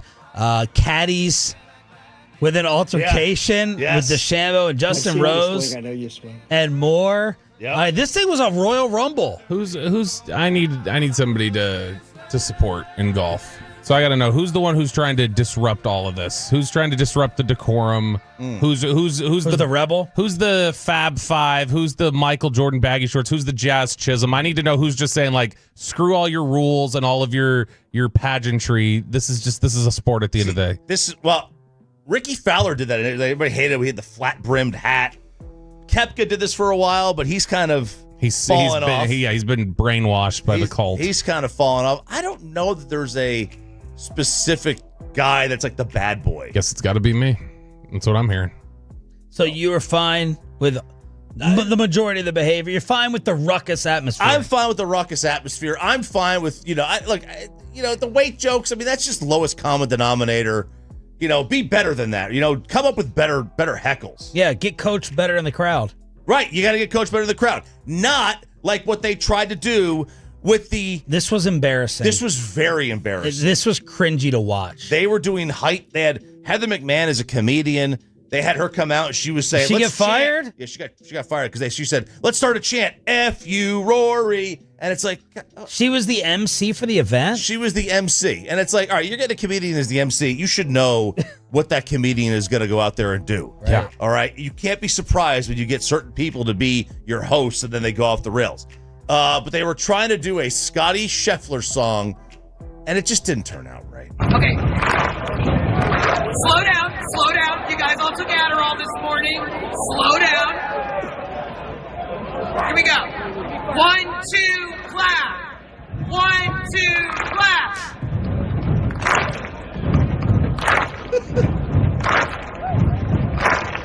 Here come the lyrics. Scotty Scheffler.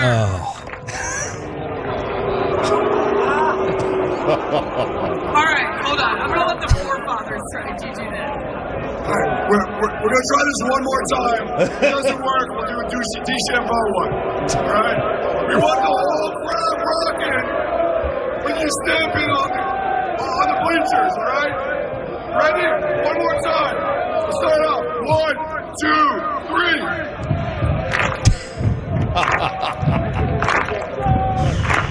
Scotty Scheffler. This awful. So they're coaching up the crowd like the Duke Blue Devils do. Choreographed chants. The best comment was, I knew America was cooked when we turned into Texas A&M. Oh, God. Oh, no. Don't say that. Shot at the Aggies. And Team Europe, fans, is the only chant you guys know is the ole, ole, ole? Is that it? Yeah. That's as dumb as every fan base here doing the White Stripes Seven Nation Army thing. Yeah. It's like, come on, like get something original. Boy, golf fan, you got a lot of work to do. This is why your sport shop is limited in terms of growth potential. Yes, it is. It's become too much of, and you know what? I feel like golf fans are one of those types like soccer fans who like they don't want you. Like they don't want you, and they don't want you to grow. They don't want to expand it. They don't want you heathens to be part of their gentleman's sport, and that's a problem. You should have a bigger tent, guys. RJ Choppy with the defense of the American golf fan from the Ryder Cup.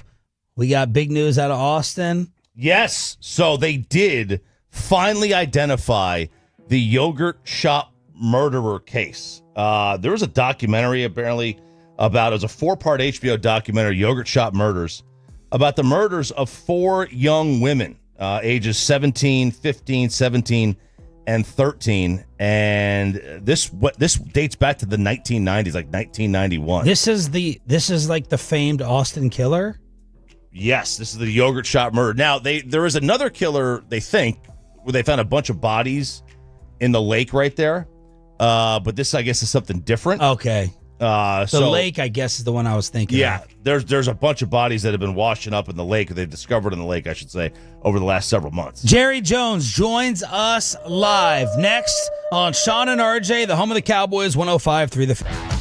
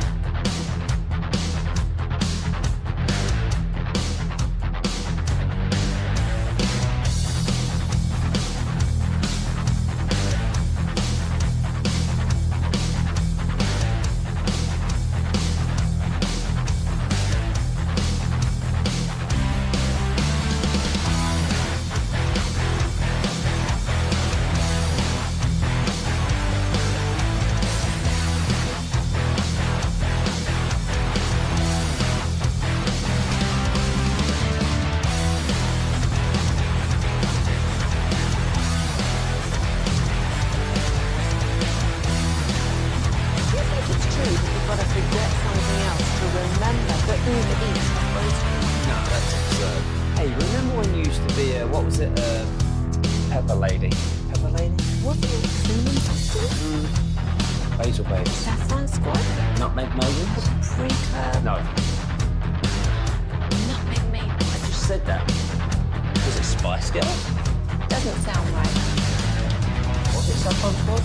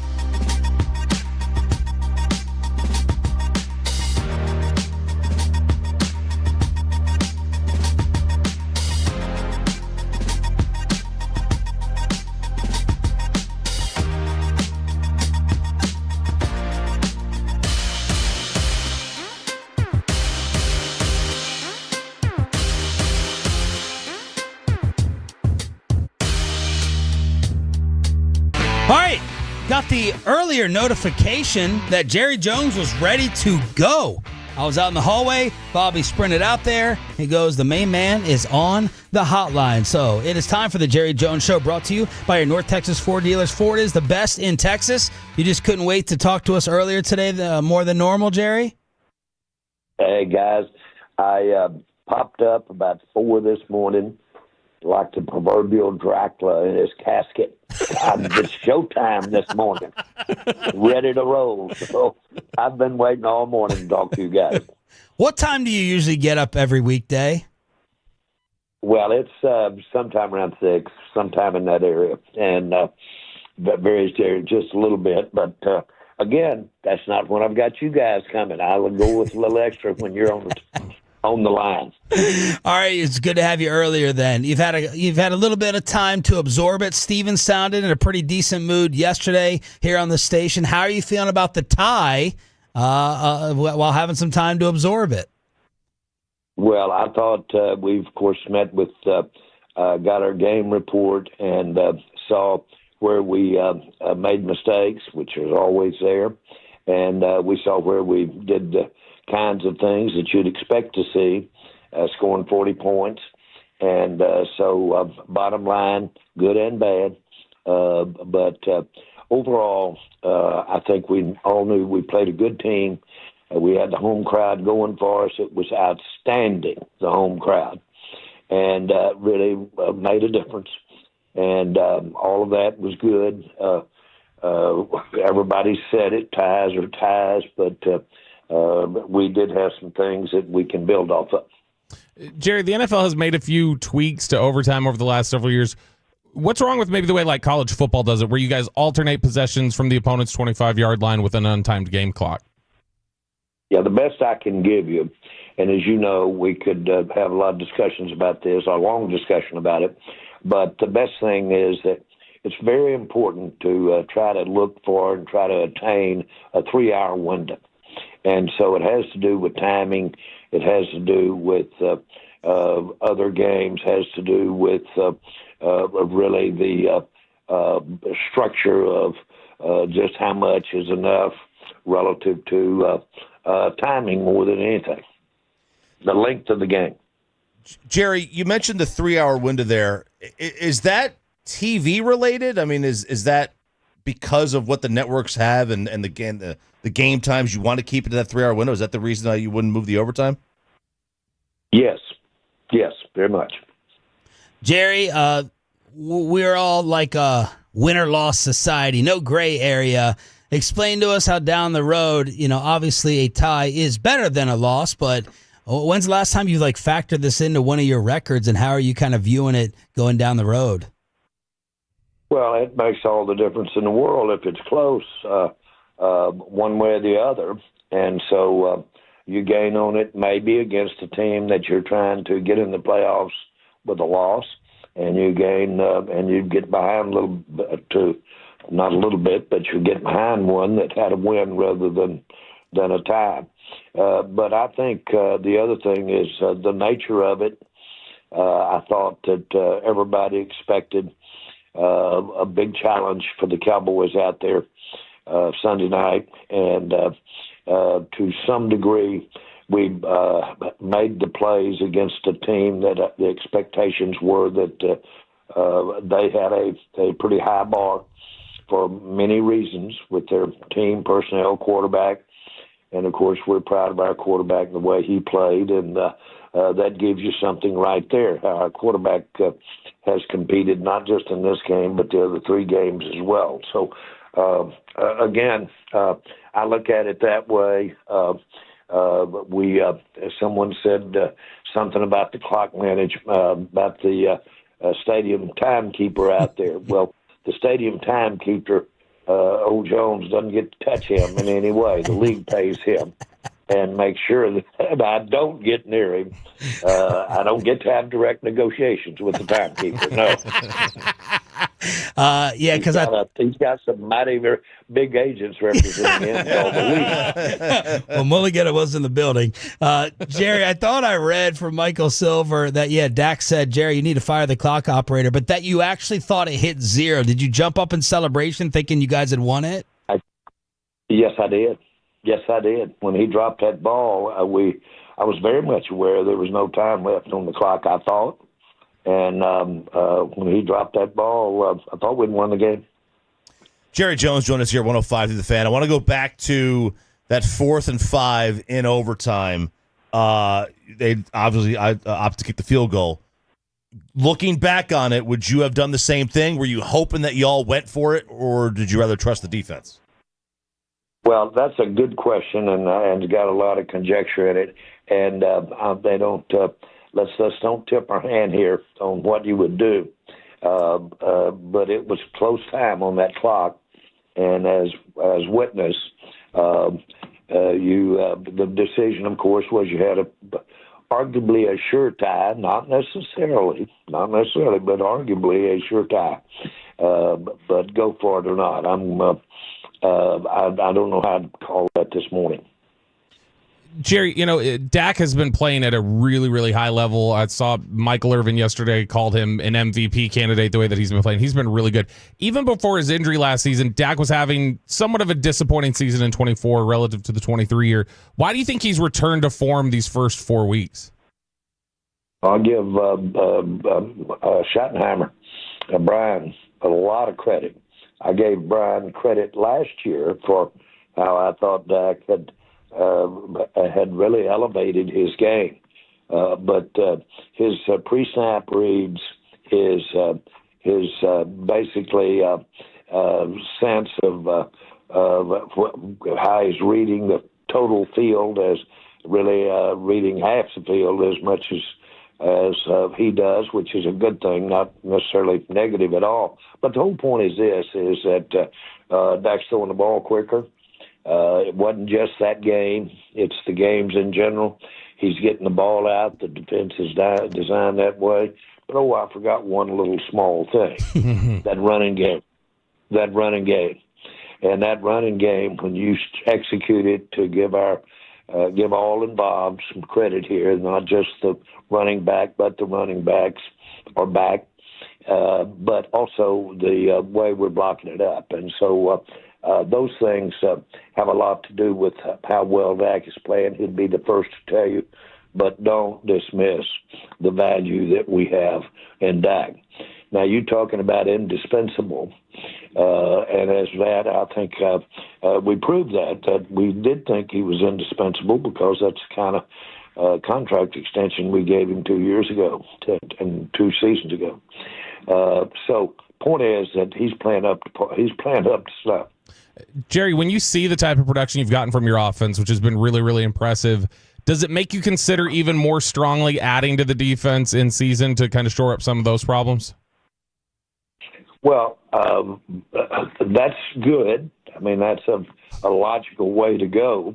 And but I also get to have the benefit of looking at who's coming. And we've got Overshown coming, and he seems like that I'm asking that question every day. Is Overshown going to be out here getting ready for the game? But you've got Overshown coming. We've got, frankly, 41 out there is playing lights out and getting better by the game. And Clowney has certainly had his opening game. So I see help on the way for this defense. Jerry, how do you think Micah played? Did you feel any kind of justification for the trade with him only getting, I mean, they're going to call it a sack, but it really was just tripping Dak up. Are you getting any kind of justification for the trade based off his numbers? Well, he might have gained yards on that. I don't know. I don't know the detail on it, but we don't have it down. But let me just say this: that's a good test out there. When you don't have a player anymore, he's lining up directly against you. Plus, you don't have him on your defensive side of the ball. Now, that's a real good test, and I'm glad that everybody got to see it. where it goes, and it left me feeling good about our trade. Jerry Jones, Cowboys general manager and owner, talking to us here on 105 through the Fan. Jerry, Micah said after the game that he felt like you should have been the one to call him and deliver the news that he had been traded. His exact quote was, "The same way he called me in the office as a man, he couldn't tell me as a man." How do you respond to that? I don't. I really don't want to respond to that at all. I'm in deference to you very much, but that phone call thing got stopped when he told me to take his number off my dial. So I was, don't call him anymore. So I quit those calls. How have we not gotten your cell phone after 15 years? Well, I'm shocked because everybody else in town's got it.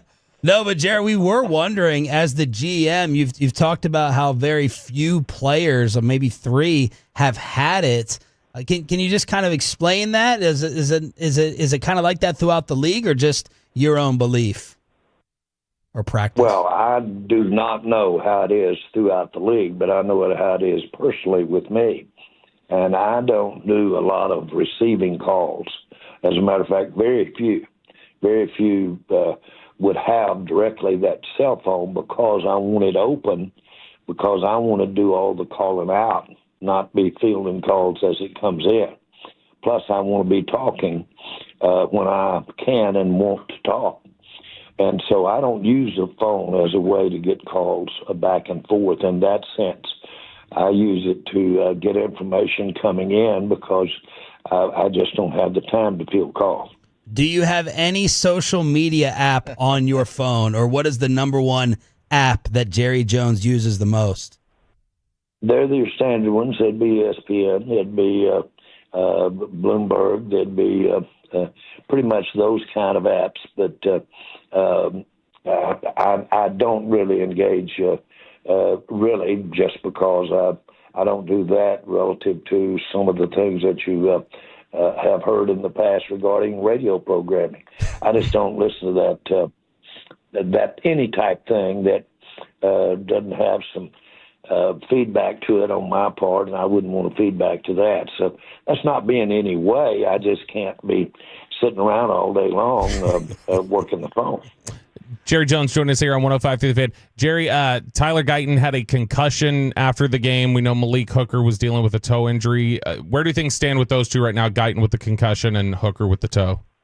Yeah, all of them were on watch for, and I wouldn't in any case try to see where we are just with the day after report, which we got yesterday. But you're right on the assessment. One is a toe. Boy, that Hooker just lifts me every day in my opinion of him. He'll play hurt. He'll play it any way you want to go. And so we're lucky to have him. And Guyton played, pulled him, of course, the minute you had the protocol of concussion. But we'll see how it goes this week, and that's the way it should be for both injuries. Jerry, Trayvon Diggs didn't start on Sunday. Would you expect him to return to the starting lineup this week against the Jets? Again, I really felt real good. Our fans should know that Trayvon had questioned whether or not he might be able to go, and he fought through that, and I thought he played well out there.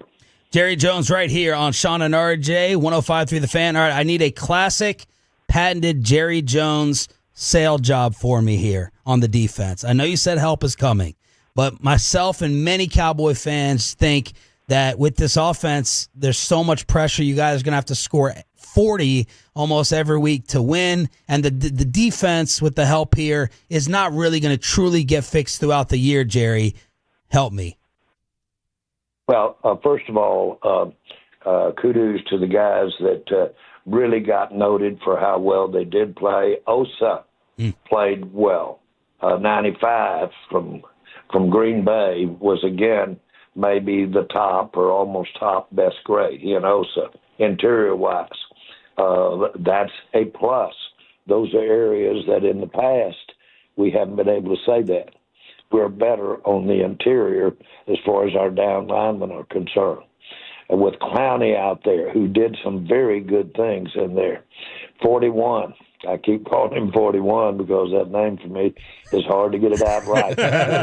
But he is coming so fast, and we're excited. And he's got the natural pass rush that you look for there. Sam Williams was noticed the way that he took on blockers. We moved him inside there for a lot of the game, and boy, he played well back there. From the standpoint of linebackers, we do have help on the way. There's no question. And plus, how a couple of them are really responding to just snaps that they're getting. We've got a chance to get better, but we're looking at it real close there. And, of course, you know, and you hear it all the time, that we've got some new players literally going to be joining us as maybe as early as this week. So there is help on the way on defense. More importantly, if you felt it, even though they scored 40 points, our defense improved as that game went along right before your eyes. And we did make some stops that were out there that were key stops against a fine offensive football team in Green Bay. So I think your eyes didn't betray you in that we got better as that game went along. That's what you're looking for. Jerry, you referenced there that you've got defensive help coming. You've obviously got a number of guys on IR, Savone Ravel, Kalen Carson, et cetera. Do you expect to activate anybody's practice window off injured reserve this week? Yeah, we'll see. It's all, yes, there is a possibility, but we won't go there until we have to with the league rules on notification. Jerry, not only has it looked like y'all hit a home run at running back, so props to y'all in the scouting department because that was a humongous offseason question and discussion. But this Pickens thing, man, this thing has worked out so far. Stepping up as the number one with Lamb out, how are you feeling right now about George Pickens and that acquisition? It does seem, when you think about those names weren't with us last year, Pickens, a running back, those guys are Williams, that shows that you can have help on the way. And in those particular cases, I'm proud of them. I think we've got a chance to have, again, much improved offensive line play. That's getting tested right now because literally got 3 starters out at the time. And plus having to really improve each week on both tackles. Having said that, they are improving. And so I've looked for us to have, absent setbacks and injury, I look for us to have improvement in our offensive line. And when I look at that, that is meaningful progress from last year as far as I'm concerned. I can see us knowing what to do more over on defense. Now that's, I guess it was mentioned 2 or 3 times last night, watching the game last night, about how the guys at this stage are kind of got to get their assignments down, knowing what to do. I know you, like me, would say, how could it be that you can be on a field in the NFL and know what to do? It's because there's a million ways for the opposing team to give you something else to look at. You can get better in those areas. That's my point. Knowing what to do is real, and knowing what to do is improvable. And I think our fans will see that. Cowboys owner and general manager Jerry Jones with us here on the Fan. Jerry, we just talked about George Pickens there and how great he was stepping up with CeeDee Lamb out of the lineup. He is playing on the final year of his contract, something that, it sounded like the negotiations were tabled until after this year. Is his future here in Dallas going to largely be determined by how he performs here with CeeDee Lamb out? No. We saw, first of all, there was a little concern about Pickens relative to team, mellowed in with his teammates, those types of things. Now, I don't know about those specifically. I want to be sure about it. All I've done is actually read a little something about it. Boy, that's not the case. He's an exemplary teammate. He is exemplary in his work preparation. And you can see the results of that out there Sundays. Obviously, reminds me a little of his weight, has different contortions as he's catching the ball. He can just catch the ball in any sort of set of circumstances. Having said that, absolutely right. And I'm proud to tell you that we've got some outstanding structure in our cap space that will allow us to do a lot of things that I didn't think when we finished this time last year that we might have the room to do some of these things we're talking about doing. We got it. We paid a price for it. We had to not sign some players that we might have thought we should, or fans might have thought ought to be signed. On the other hand, we can do it now. And that's why that I thought our best chance to have the future we want was with some of the actions we took on contracts. Jerry, we know you love your alma mater, those Arkansas Razorbacks. They moved on from their head football coach this week, Sam Pittman. Is there anyone you'd be interested in, maybe a guy who coaches down the street here at SMU, or anybody that you'd throw your support behind there for Arkansas? Well, first of all, I like the coach that they've got over there, Trino. And I've always thought he was an outstanding coach. And wouldn't surprise me if he doesn't do well the rest of this year over there as far as his report card on coaching. So we're there. That was unfortunate that Pittman had to have the exit he had. I guess it is true. Everybody's got to go. But it's unfortunate. He's a better, he's as good a person to be in that profession as you've ever met. And no one thinks more of him than his players, yet he's an effective coach. So it's rough to go out that way, but that was understandable considering the game the other day. Now, you wouldn't get in trouble for tampering with a current college coach, right? We just do not encourage in the NFL in any way getting involved in the coaching aspect of college publicly. Oh, and it's not tampering. It's not tampering. It's just something don't do. You can do it in the other sport, but not from the standpoint of NFL and college football. Hey, this was a pleasant treat. This was a pleasant treat to get. Great. Thank you, Jerry. Appreciate you. Well, it was pleasant, and guys, under the circumstances, I guess that's kind of gives you a read of what we've got. I would have loved to won it, but I wouldn't have wanted the alternative. Yes, sir. Have a great day and a good week. We'll do it on Friday. Okay, guys. Talk to you again. Bye. There he is, Jerry Jones, extremely chipper. Steven, yesterday when I got the email from the producers, they're like, Steven was in a very, very good mood as well. Jerry Jones brought to you by your North Texas Ford dealers. Ford is the best in Texas. He's very chipper because that hooker lifts him every day. Dude.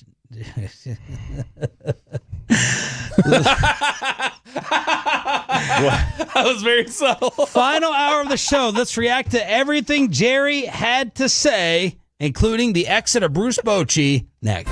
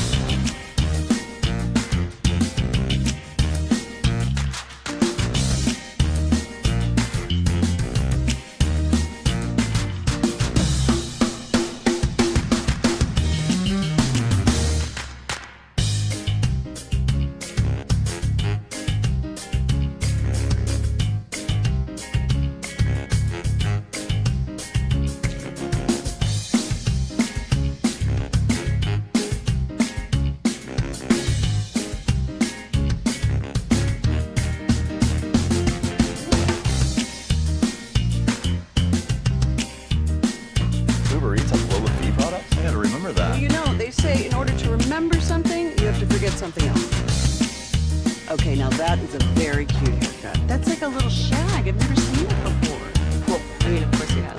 It's the Rachel. Oh, is that your name? No, I mean like your name. No, I'm Jen. My name's Jen. Right, but I just mean like this is your haircut, but that's hair on your head. I'm not saying this is your hair. Okay,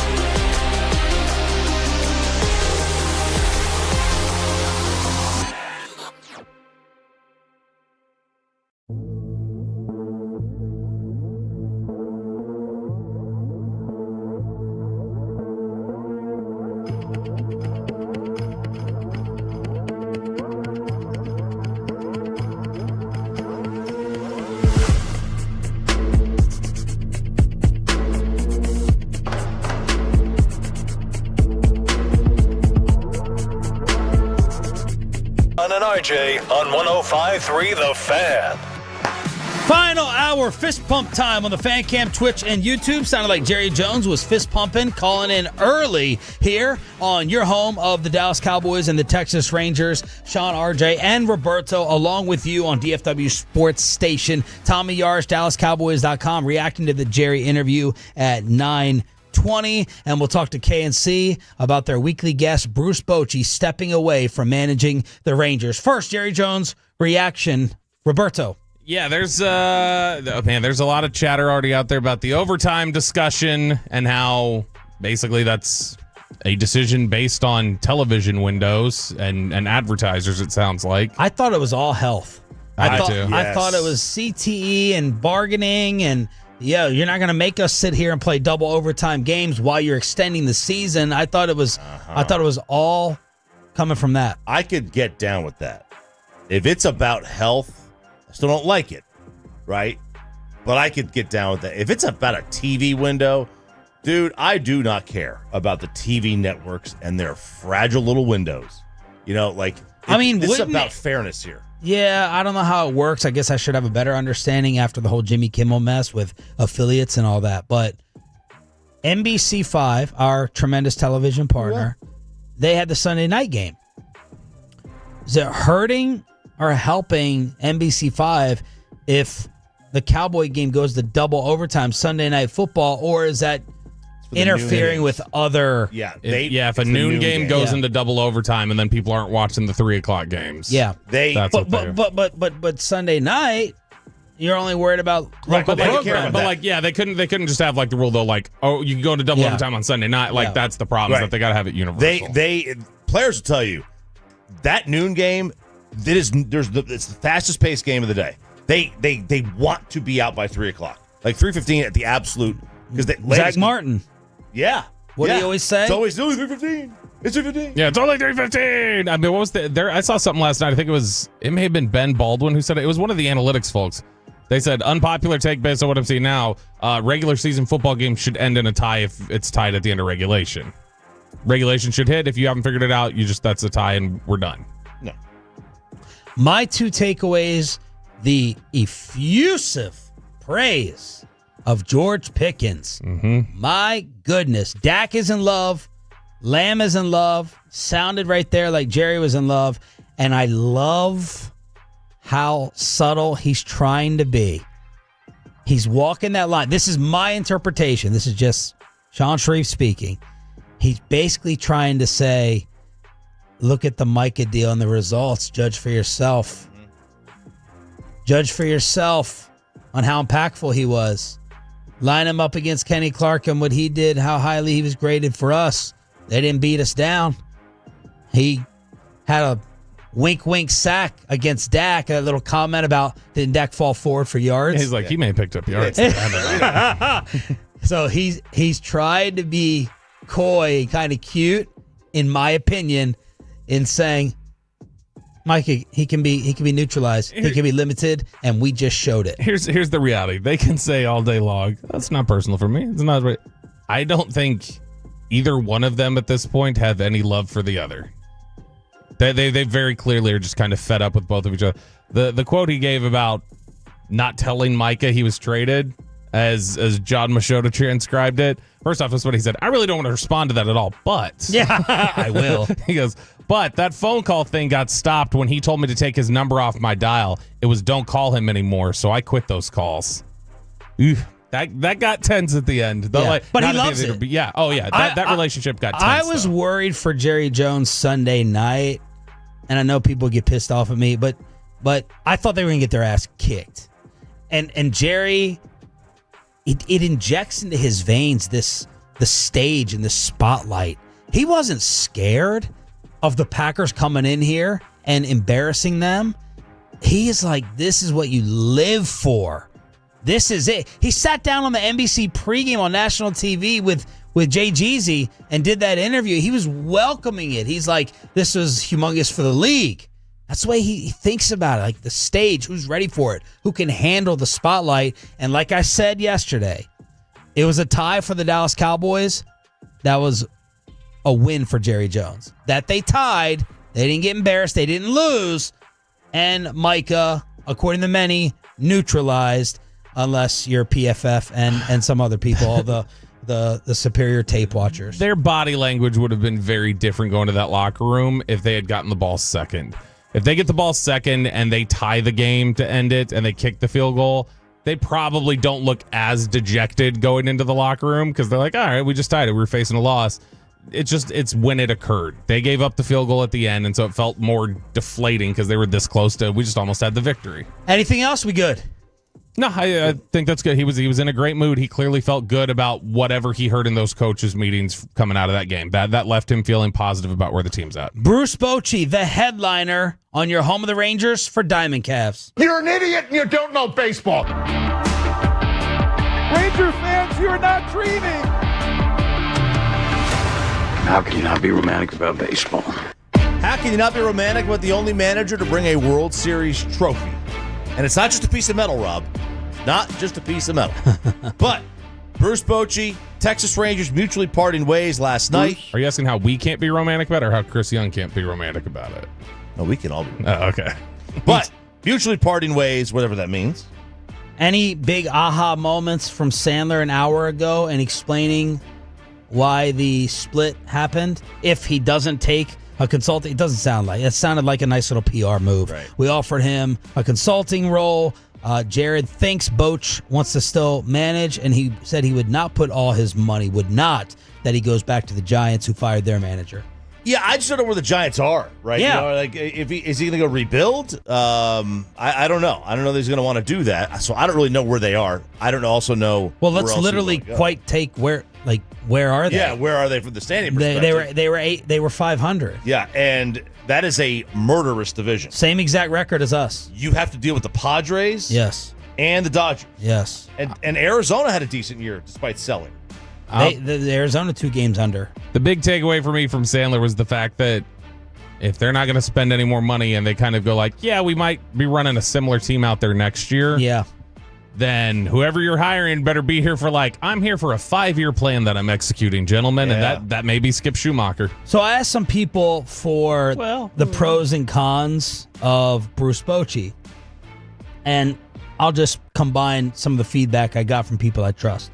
Pros are resume, experience, bullpen usage, trusting his players, communication with the media, protecting his players from the media. Con is maybe he doesn't hold these players as accountable, crack down on them. And I would wonder that because he's so easygoing. Like if I just watch Bruce Bochy, if I drop down on this planet and you put Bruce Bochy on a television interview and you said, that guy right there is an all-time Hall of Famer, I'd look at you like you were crazy. Yeah. And I'm not trying to insult him because he's so damn likable, but it's a ho-hum and then you watch him walk out there and I'm like, same question I asked Brian Schottenheimer. Like, is Bruce Bochy screaming or yelling at dudes behind the scenes? So that's what I thought of in terms of the accountability thing. So, and that's where I think certain teams. So, if you're managing a team with a lot of young guys and you don't have a ton of vets, holding them accountable is big. If you've got a team that like the Giants teams he had, they had Mad Bum, they had Posey, they had Lincecum at times. They had older guys. You don't have to keep Buster Posey accountable, right? You don't have to hold it. He's a Hall of Famer, right? He's going to be he's holding himself accountable because what kind of player he is. Yeah. But if you have a younger team where you have to hold these guys accountable, well, and you don't have the veterans to do it. He had some of that in San Francisco, though. Posey was young, and he did have some wild cards like Brian Wilson and guys like that on those teams. But now he's 20 years older than he is back then. He may not want to deal with it. And, Seager is a leader, but he's not a vocal leader. He's not going to tell you. I don't know that he's going to check guys in the clubhouse. Simeon is a lead by example guy. So do you have that, in-house leadership? Yeah, like Kevin Millar was thought of as this great clubhouse guy, right? Cowboy up. Yeah. And do you have that? I don't know. No, according to Kevin Pillar, they didn't. And that was a problem. Apologies right now, Kevin Pillar and Glenn Stretch Smith. If that's his name. No, screw Stretch. How do we get Kevin Pillar on the air? That's what I need. I need to figure out how to run down Kevin Pillar. I don't think he's going to You got come. to talk to Scott Braun, I think. Oh, never mind. There you go. Absolutely. You All hear right, my so burn book, B. obviously Bob Melvin, that job is open with the Giants. Rocco Baldelli gone in Minnesota. So there's a couple jobs that are open that happened all yesterday, including this one. The playoffs start today, baby. Let's go. This is a quadruple header starting at noon. So KC, they have to do a whole show during baseball. I don't know what they're going to do. Oh, it's, unlike G-Bag yesterday, just running press conferences. There you go. But at 30 noon, minutes. 30 minutes? It was like 30 minutes straight of shoddy. Oh, God. At noon. Between that and Zach's rant, no one else got to talk. I feel bad for Cleveland. Oxnard, sir. I feel bad for Cleveland. They did this great, amazing run to get to the playoffs, and their reward is Tarek Skubal in game one of the playoffs in a 3-game series. Detroit favored at minus 125, 55% chance of winning that. So that's at noon. And then at 2 o'clock, so that's on ESPN at noon. At 2 o'clock on Channel 8, Padres Cubs. That should be juicy. Give me the favorite.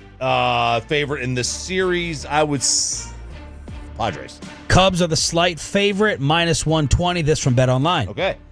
Then you have at 5 o'clock, you have the Yankees and the Red Sox. That's probably the best pitching matchup of the day, Crochet and Fried.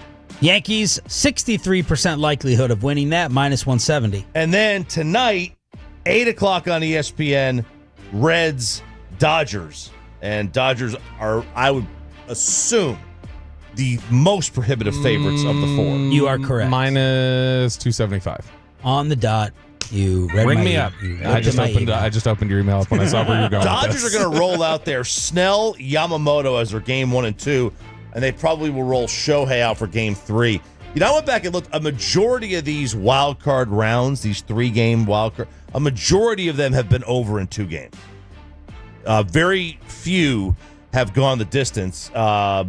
And MLB can't be happy that in round 1 and on the first set of games, you could lose the Dodgers, you could lose the Cubs, and you will lose one of the Yankees or Red Sox.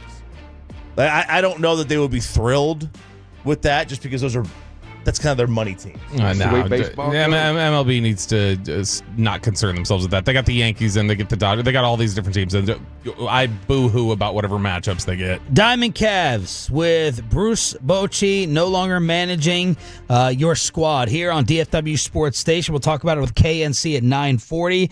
Is there about to be a Texas Longhorn activated? We'll ask Tommy Yarsh, DallasCowboys.com, next. After we get you to...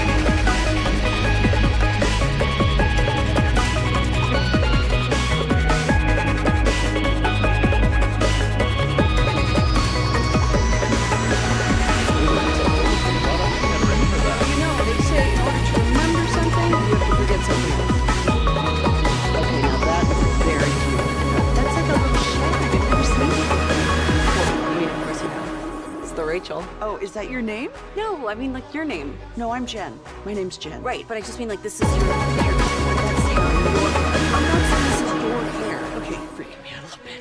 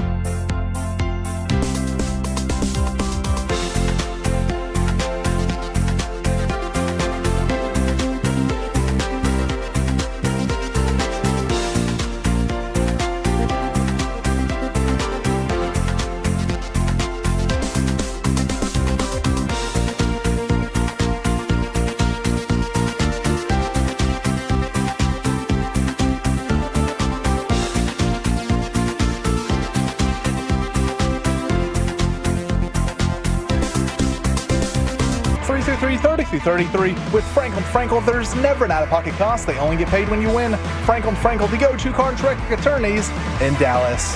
Achan takes the pitch right side, breaks the tackle at the 10, 5, touchdown, Achan. Did Tommy Yarr scout the New York Jets last night? Doubleheader, Monday Night Football, pretty crappy games. The Jets, they remain winless. They fall to 0-4. Tyreek Hill tears up his entire leg. He is now gone for the year. Many people are wondering if the career will now never be the same. And then the Broncos just absolutely destroyed the Cincinnati Bengals. Does a Trey Hendrickson or Cincy type of fire sale take place? As Jamar Chase said after the loss, didn't look like we wanted it. Broncos 28, Bengals 3. Tommy Yarsh, every single Tolo Tuesday at this time from DallasCowboys.com, brought to you by the WinStar World Casino and Resort. Proud to be the casino of the Dallas Cowboys. Please game responsibly. Tommy, did you scout the Jets? Yeah, a little bit. I saw some of the game. Some of it was, some of it I was exhausted yesterday. We only got about 3 hours of sleep after the game, coming back into work. But Peyton, do you have a violin that we can play? Okay, well, all right. I see how it is now. All right. I watched a little bit of it. I saw Justin Fields doing normal Justin Fields things, and it makes me think back to that Week 1 game against Philadelphia and what Jalen Hurts was able to do outside the pocket, and even to a degree last week, Jordan Love was able to buy himself some time. Jordan Love is not as mobile as Justin Fields is, so maybe some of those plays where the Cowboys collapse the pocket and things like that, you see Justin turn up field, and when he does that, given how the linebackers played and have played through 4 games, that's certainly something that could come back to bite this Cowboys defense, because the quarterback run game is something that they've shown struggles with early in the season. They did a better job with it against Caleb Williams, but that was because he was just throwing it behind him. So, that's going to be a tough test for this group. Tommy, did you hear Jerry Jones, and what did you take, if anything, from the interview? Yeah, I did hear Jerry, and it was a pretty good multitasking effort because on my part, I had a truck blocking me in on my parking spot in my apartment this morning. So this very kind gentleman had to help me out, and I was listening to Jerry as that happened. So not the best start to the morning, but no, I was listening to it, and I thought the George Pickens part was interesting just because really once the trade was made, all we had heard about was, okay, this guy is, he's got a reputation for being an issue in the locker room. He's not a great teammate, and it has been the polar opposite of that from day one. And I mean, there is nothing but glowing reports about this guy in the locker room as a teammate. He's been all smiles. He seems really happy, and it is just we're not seeing anything of what it was in Pittsburgh. So I think you credit the Cowboys personnel staff for doing their research and really setting things up for him to be successful here. And I think Sunday showed you a flash of what he can be. And Jerry talked about how they've got the cap space now to be able to keep him around long term. And obviously you want to see multiple weeks of that and see consistency. But him and CeeDee Lamb, I think, can really be something special for this Dallas offense going forward. I think he hit the nail on the head with Dak. Dak's playing some of his best football right now. And, you see why they paid him what they paid him and why they believed in him. And credit Brian Schottenheimer and really this whole offensive staff. I think Clayton Adams, Connor Riley, Derek Foster, Junior Adams have all done a great job of getting guys in the right spots. Schematically, I think they're very sound, especially in the run game. So it's easy to say all those things, but when you've got a 1-2-1 record, you've also got to go out and prove it. So they've got some work to do for sure. I agree with Tommy that the offensive changes and the coaching change really made a big difference this year so far. Tommy, quick question Not for on you. 4th and 5 on the George Pickens it was 4th and 4. We got to stop saying 4th and 5, guys. It was even more heartbreaking. Tommy, when you look at George Pickens, is there still some question though? At times, it's felt like for me that these first 4 weeks there has seemed to be a little bit of like, all right, are we really going all out here? Are we really running with the right urgency through our routes? Are we attacking the football the right way? It does seem like there's still a little bit that they need to get out of him on that front. I would agree with that. I think there are some plays where you look back and he doesn't finish blocks on the outside, or maybe he lets a block go a little early and that leads to a shorter gain for somebody on the flat, things like that. So, but that's all things you can fix, right? That's all things where you look back. You can look back on it and say, hey, George, you've got to finish better here. You've got to run through your guy. You've got to hold your block longer. You've got to run your route a little bit more urgency so we can take some of the attention away from, whoever the first or second read may be if he knows the ball isn't going his way. So, yeah, I completely agree that you're still seeing some of those things pop up, Bobby, but it's all things that you can fix, and it's not necessarily things that are like, okay, there's nothing we can do about this. There's something you can do about that, and that's something they can work on. So that's not terribly concerning, especially when the guy is making grabs over two defenders, falling out of bounds, and scoring 2 touchdowns and 100+ yards for you. Is there a time where you kind of stop worrying about that? Because after a while, history in Pittsburgh, history here, that he's not going to do that, and you just say, hey, this is what he is. We'll take it for what he is. I mean, my stance on it has always been, there's nothing to be concerned about until you see something that gives you reason to be concerned. And up to this point, there really hasn't been anything. Even earlier in the season, you saw the frustration when he dropped the pass that led to the interception. I mean, if he's not frustrated in that instance, then that might be, more of a question because, I mean, who wouldn't be upset in that situation? But, when the ball's not necessarily going his way in the first couple of games, and it's not something where he's hanging his head and not happy about it, and he's just, moving on to the next week knowing that the time is coming. And sure enough, it was last week, and it's been the last 3 games. He scored in the last 3 games. So until you're given a reason to be concerned, I don't think you should be. And right now, I don't see any signs of there being anything to come up that would give you reason to be concerned. Tommy Yarst, DallasCowboys.com on the D&M Leasing Hotline every Tuesday here on Sean and RJ 105.3 The Fan. I asked Jerry for the sales pitch. Did he convince you that the defense can make significant improvement? Well, significant's a big word. Look, I don't think this defense does not necessarily need to be a top 5 defense for the Cowboys to have success. Not even a top 10 defense.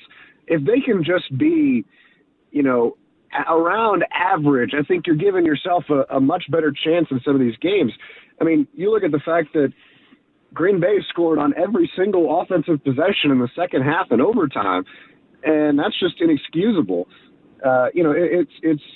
It's really unbelievable watching some of it back. And, believe it or not, I thought the secondary played better in this game relative to the Chicago game and weeks prior. Now, keep in mind that I'm saying better relative to that, so that's not necessarily they're playing very well.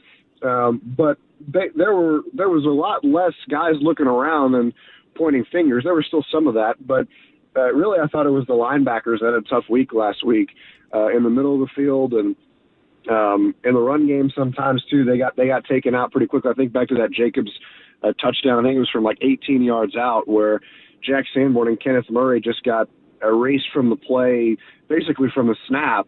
Guys got to the second level way too easily on them, and they couldn't do anything. So, I'm not convinced that there's going to be significant improvement just like that in 1 week. Sure, you're going up against a team that's really struggling in the Jets, but the Bears aren't necessarily an excellent team. Sure, they're 2-2 now, but they've had their fair share of struggles on offense too. And I think you want to see steady progression, not necessarily just all right, everything's fixed. And sure, they'll get some help with some of these guys coming back on from IR and NFI, but you also got to understand too, for guys that haven't played football in a long time, or maybe guys that are rookies. I know a lot of people, myself included, are excited about Savone Revel. It's not just going to be plug and play. They're going to play out of their minds and completely change the course of this defense. I just don't see that happening. So significant is something that obviously you want to see, but if it's going to get there, it's going to be gradual, I think. Tommy Arsh from DallasCowboys.com joining us here on 105.3 The Fan. Tommy, Zach Wolchuk on the postgame show. He's listening. On Sunday. Well, then he knows that I have a disagreement with this, but Zach was saying that he thinks that everybody's essentially being too hard on Matt Eberflus. There's too much of this directed at Matt Eberflus, that this is, essentially, he didn't put this number on it, but it sounded to me like he was saying this is like 90% a personnel problem more than anything else. Do you think that the fan base at large or some of the narrative has been too critical of Matt Eberflus overall? Not necessarily. I wouldn't say I wouldn't say that everything falls on Matt Eberflus's shoulders. No. I would say that he's done a better job the last couple of weeks of trying to nullify some of the things that have come to bite them back. Like I said, I thought the secondary was better, relatively better than what they had played in week 3 and week 2 last week. And I know that's difficult to fathom given they still gave up 300 plus yards passing and 3 touchdowns, but I thought there were better moments there. But really as a whole, it just seems like if they plug up one thing, then another spout opens. And so I think that it really is a mixture of both, and I think there's blame to go around. From the communication issues where guys are looking at each other and saying, "Well, what are we doing here?" That's partially on them, and it's partially on the coaching staff too. Because as coaches, you've got to make sure that doesn't happen. And if it's happening, you've got to do a better job of preparing guys to be able to nullify that. But at the same time, if guys are on an island and they're kind of doing their own thing, then there's nothing you can do as coaches. It's the players that play the game. So I wouldn't say that anything has been too harsh. I mean, obviously fans are and folks are going to react negatively when the defense is played, but we're also 4 games into the season. It's the 3rd new coordinator in as many years. So I think there is going to be a little bit of a growing pains period for that aspect of things, and a lot of new faces on the defense too. But at the same time, these are really significant pains that are growing for Dallas. Tommy, last one. How big of a fan were you of Jaden Blue in college? And what did Schottenheimer say about him possibly being activated finally? Yeah, Jaden was really good for Texas this last year. He was a home run hitter in the college football playoff. I went insane when he broke off that long touchdown run against Clemson in the college football playoff game to kind of ice that game. And then the Ohio State game, he scored 2 touchdowns. So he can really do a lot of things for you offensively. It's just a matter of consistency and making the jump to the NFL level as a player and as a professional. And I think that he's slowly but surely understanding that and starting to do that. And Brian Schottenheimer said yesterday that he's very close to being active on game day. And so, you look ahead to this game with Miles Sanders dealing with the ankle injury. We'll see how that turns out. Schotty said that, he should be in the mix to play on Sunday, but you wonder if he's, if there may be questions surrounding that. Is Jaden Blue a guy that you finally see active for the first time against the New York Jets? And I could certainly see that being the case. I'm not saying that that's going to be the case, but I could see it being the case given the Sanders injury. And, that's those kinds of things he can do for you. I think really what we haven't seen a lot of with these running backs is catching out of the backfield and throwing them the ball. That's what Jaden Blue did really well in college, catching out of the backfield. Steve Sarkisian loves his wheel routes to running backs, and he threw a lot of them to Jaden Blue. The 2 touchdowns in the Ohio State game were on wheel routes, so he can run them. He's fast in open space. He's really hard to bring down. He's an exciting player that if he puts it all together, can really do a lot for this offense. Thank you, Thomas. Appreciate it. We'll talk Thursday.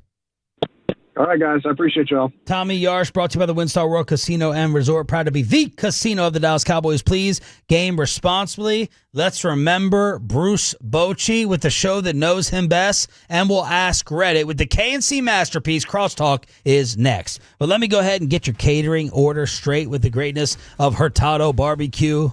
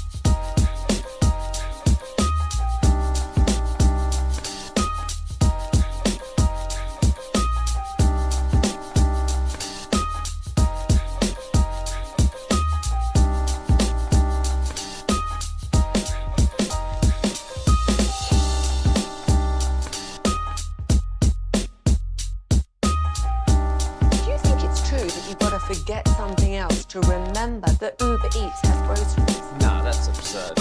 Hey, remember when you used to be a, what was it, Pepper Lady? Pepper Lady? Wasn't it Cinnamon Sisters? Basil Babes. Saffron Squad?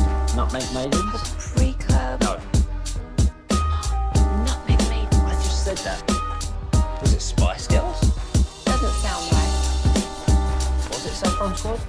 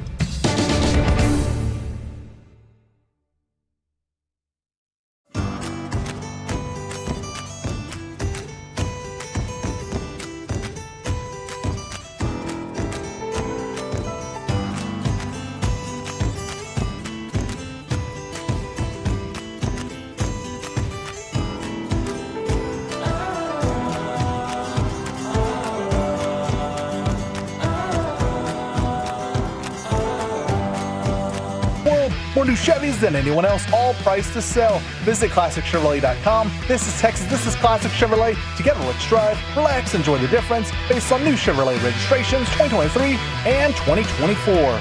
2 balls, 2 strikes. Spores, kicks, and fires. He struck him out looking. It's over. It's over. The Rangers have won the World Series. Ranger fans, you're not dreaming. The Rangers are the World Series champions. After 52 years in Texas, 63 years in the franchise. The wait is over, and the celebration has begun. Bruce Bochy, no longer your manager of the Texas Rangers. The news broke last night, the show that interviews him weekly. In studio now for Crosstalk, it's the KNC Masterpiece, your instant reaction to the news. I was sad and a little bit surprised, and it answered a lot of my questions about what this offseason is going to be and what this team is going to look like next year. Are we going back to Chris Woodward times? Yep. Which would be? Cheap talent. I would suspect some talent be traded away so they can find money to do some other things. Could be shocking. Shocking. Yeah. Shocking. Yeah. You think the Micah trade was big. Rangers want to one-up it. They were like, Luka, Micah, Pete DeBoer, whatever, we'll show you. Yeah. Oh, that's what your tweet meant today. Yeah, we'll show you. You can't get rid of Higashioka. Shocking to me would be Langford. Would shocking be two of your middle infielders? No. You literally only that have would be two. that is expected. You have backups. Wait, please. everyone in this room feels like they're going to try to deal Seager. I do. I do. Yeah. I don't have any clue. I don't know that they will, but I expect them to make calls or have calls, the field calls, listen to offers, whatever. Simeon as well. Yeah. He'll be difficult, though. Yeah. He'll be a difficult one to trade because Simeon. Yes. I know that we always kind of bust on Jerry for the sales job. I need him for this Ranger offseason the way I'm anticipating it. I need some type of promotion to make me feel excited. It didn't start well because last night Chris Young, and I do believe this was an honest part of the press conference, he said they'll be on the job training next year for younger players. So that's not the most captivating sales pitch in the world, but I think that's probably accurate. What's the tax? Let's just say they're over the tax. I think we're all assuming they'll barely go over. I think it's like 244 is next So year. what's the penalty for what they've done and why this is just a non-negotiable to operate this way now? I need to double check the percentage. So first time offenders 20%. So 20%. So if let's say you're at it's 20% on amounts from 230 to 250 million. Repeat offenders, which is them, right? They're repeat. Yes. Yeah, that's 50% or more. But the penalty's resetting to 20% if you drop below the threshold in a season. So year one, 20%. Consecutive years, the base penalty increases. Surcharges for going over 250. Dumb this down. So essentially, here's the bill. 50% Work it is realistically what you need to know, and that's what makes the down the stretch so catastrophic for the Rangers. Is because they were like, "Hey, let's go for it," and they did, and it pushed them back over the tax from the people that I have talked to. And so now you're looking at a 50% bill if you go over. So for 50, 50%. Yeah, and so for everyone who's like, we're going to go get Schwarber and Alonso or whatever, I'm like, Can we? Maybe. And that's 50% of 244, or what you? I mean, what you end up at? You have to pay 50% of that on top. Let's say they ended up at 245. Yeah. Do you have to pay 50% of that? No, I think it's what you go over. It's like basically dollar for dollar. So, for example, the Dodgers. The Dodgers' current tax payroll is $417 million. So they were $176 million over. Their tax bill was $169 million. So their total payroll, tax plus the salary cap, was $586 million. Okay, so if they go over, let me understand this correctly. Yeah. The number you gave first was 244? Something like that. Let's just call it 245. And they go over by $2 million. You're telling me that there's a $1 million penalty? That's all we're talking about? But I think it goes back to the lower number that he said of like 230 to 40 million. And so that's already where they're sitting. They'll have money to spend, but not what people want. So I hear your concern is like $1.5 million, not the end of the So, for world. example, the Astros. The Astros were $4.4 million over the tax threshold. Yep. So their tax bill this year was $1.3 million. Okay. Right? And then Which does not sound too bad. Toronto. No. Stop. You're making it sound, you're getting them off way too easy. How many years? If it's a just 1 year? It's just, once you go below it, If you go below for the year, so the Rangers right now, according to Spotrac, are $2 million below the tax threshold for 2025. Now that might change with bonuses and everything. Yeah. So, but if they stay below that, everything resets. So the next year they can go over. It's like they get like a bonus year out of it. All I'm saying is, if they're penalized by $1 million or $2 million payment, and that handcuffs you, that's inexcusable. I agree. I absolutely agree with that. I have no idea what we've made. It's been very complicated. I kind of lost the plot It's about really halfway there to through the protect numbers. You just want to go home? I have no idea what to do. I checked out at the beginning of the segment. I didn't check out at the beginning of the segment. You guys start going like, all right, well, you carry the one, and it's like 60% of this dollars. I get But it. I'm like, I have no idea what we're saying at this point. I'm totally lost. I have no idea how the tax structure works. It's really Are really there no there. other additional penalties? I can make something up if y'all want. It's there to prevent you against the Dodgers and Yankees. It's really the Dodgers, Yankees, and Mets tax because like the Blue Jays were $40 million over, and they only paid $10 million in tax. All right, Who has let's to pay that tax, by the way? What's that? Who ends up paying that tax? Owners. But who ends up You paying think it's going to be the fans? The fans end up paying the tax, right? Yeah. They do. Let's finish up Ask Reddit. We should be able to say my tax dollars didn't go to this when the team sucks. Oh my god. All right. Let's finish it up. Ask Reddit here. Corey Majors, let's start with you. Do you actually like when a woman wears lingerie? Why or why not? Yeah, it looks sexy on them. But there are some people who would say, it's going to be a off Colby anyway, Sapp but take. Yeah, Colby's take is just like, I don't. care less. Yeah, like that's a waste of time. Just I don't need to see any of it. I like. It doesn't even have to be lingerie. I just like. So it can be something where it's just like you're talking about the other day, the overlong T-shirt, or just like something that's like a little different. That I like it. 1,000% yes. The button-up shirt, yeah, that works. 1,000. It doesn't do anything for me.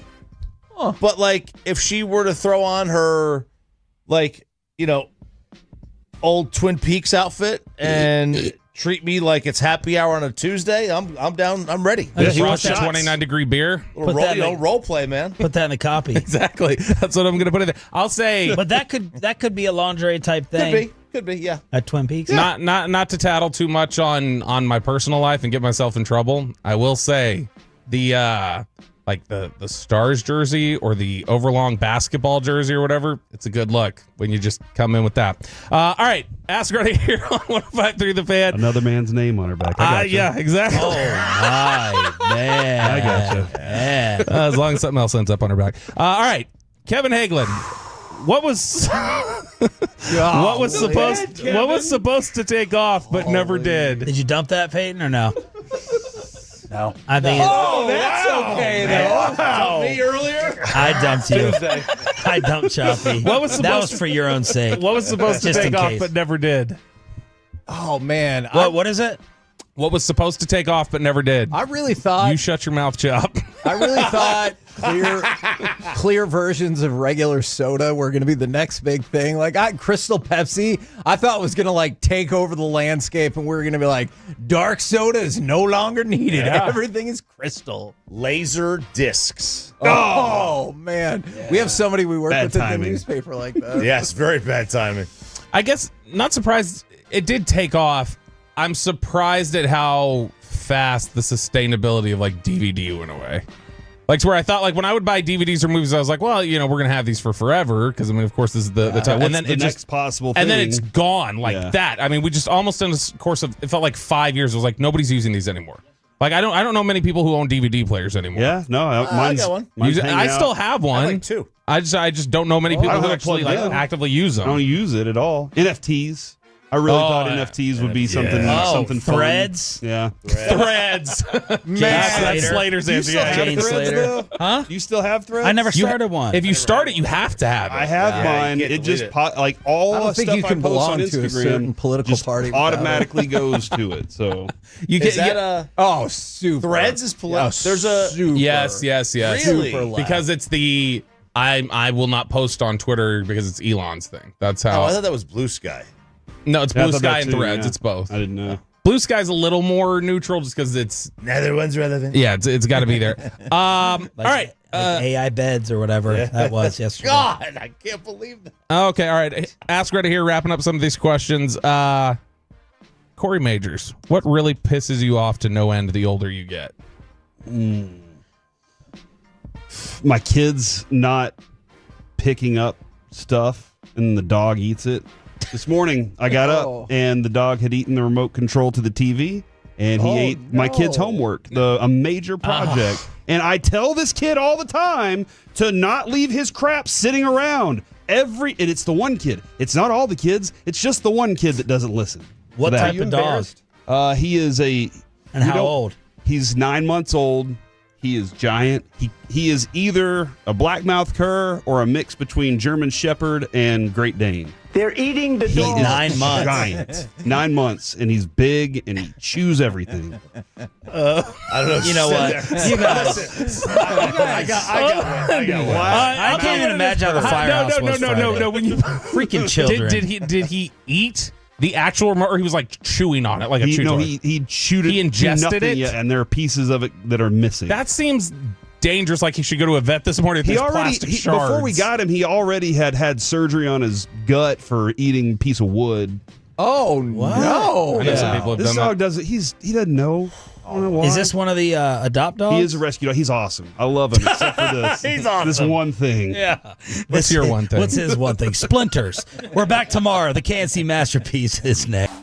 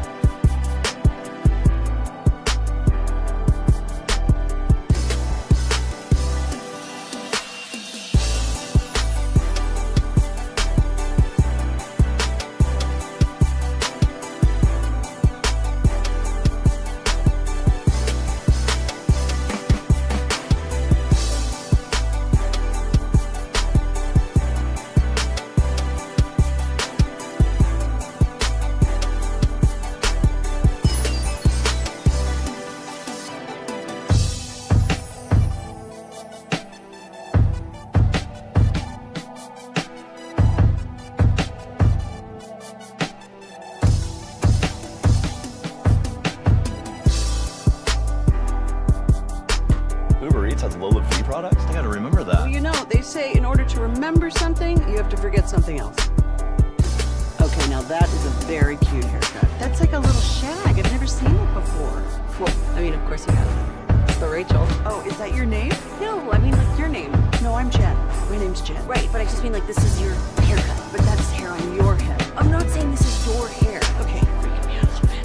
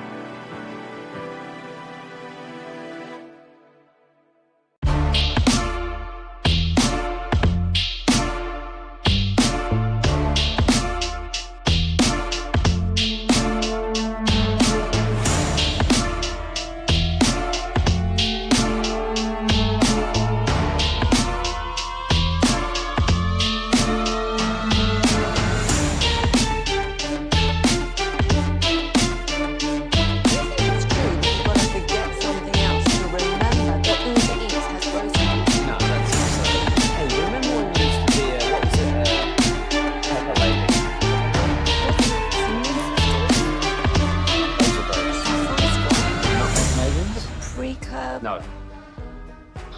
Nutmeg maidens. I just said that. Was it Spice Girls? Doesn't sound right. What's it sometimes called?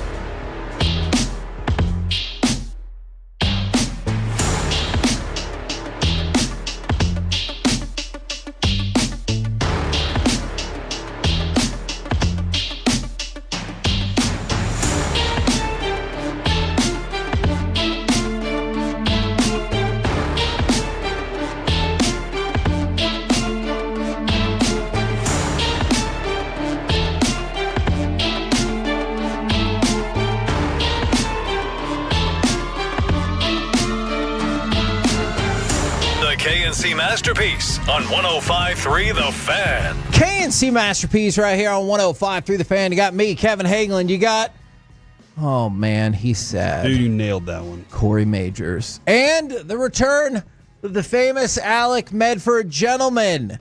Let's get right to it. It is the end of the Bruce Bochy era here in Texas. I don't know if 3 years counts as an era, but he won a World Series, so I say it does. What else would you consider an era? I don't know. Some a period of time, isn't it? Some sticklers would say it needs to be longer, but I think they name a stickler. I can. I'm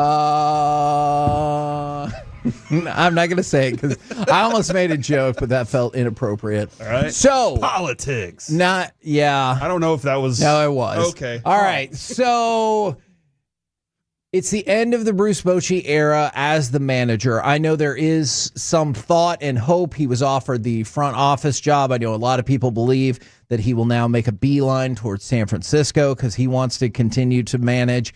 But we can get to all of those things. I just wanted to say thank you to Bruce Bochy, and like you, Corey, I am sad that he is gone. I have said thank you to Bruce Bochy. Personally, Yeah. whether or not he cares, that's a different story. I'm sure he does. He gave our team its first ever World Series. He was the kindest man. Every piece-a-thon he did every piece-a-thon that we asked him to do. He actually did take the time out of his holiday time to have a conversation with us, and I appreciate that too. That's a very small thing, but it was very nice and kind to us. There was a level of respect that he earned before the season began in 2023 that I've never seen a manager get ever. Dude. Especially around here.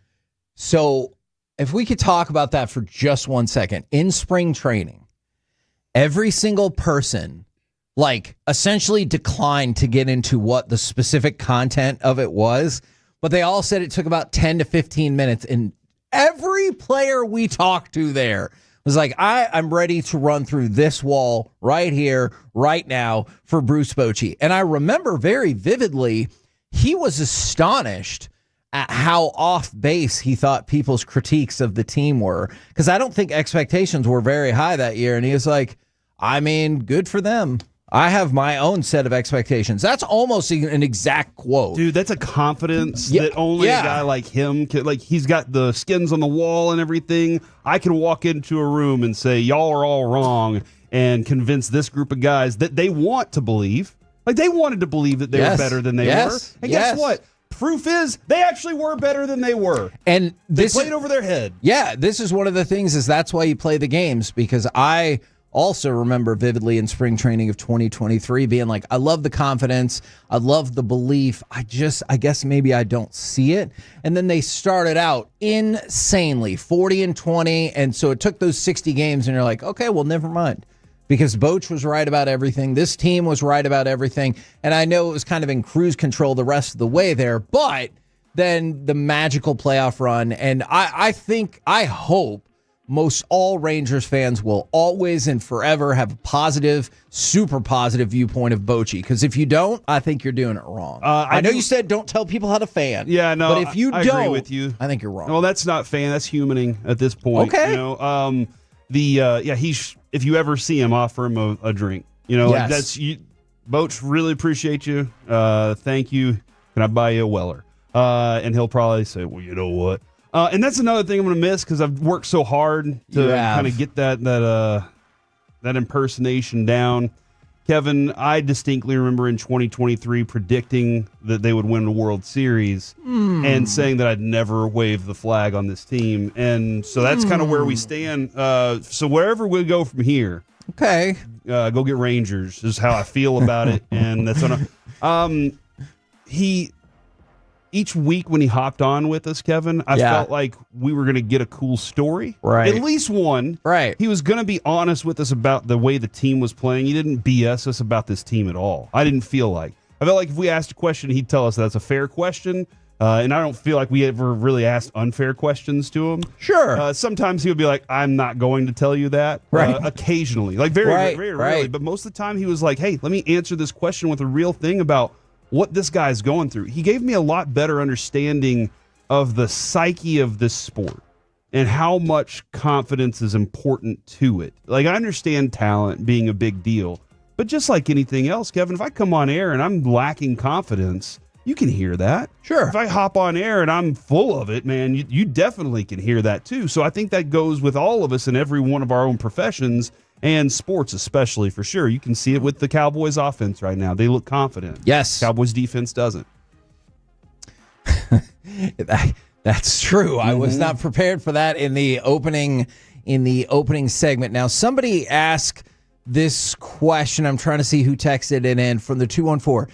Do you guys think the Rangers told them the direction they are going, and Bochy said, no, thank you, I'm out? That is almost exactly what I think happened. I think it was a discussion more of, hey, Boch, we respect everything that you've done for us. We want to make sure you're in the loop at what we believe this team will look like going forward, so you have all the information and can make your decision accordingly. Well, and so it was. Do you believe it's mutual? I think it was mutual because I think Chris Young knew going into that meeting when presenting what the future probably looks like that Bochi was going to be like, I appreciate it. No, thank you. Yeah, and so if you were in that room, the presentation was, we're about to take a lot of your talent away. I believe so. That is my opinion. Because, and without saying it, you couldn't fix the talent this year or last year either. And I know the injuries were a big part of it, and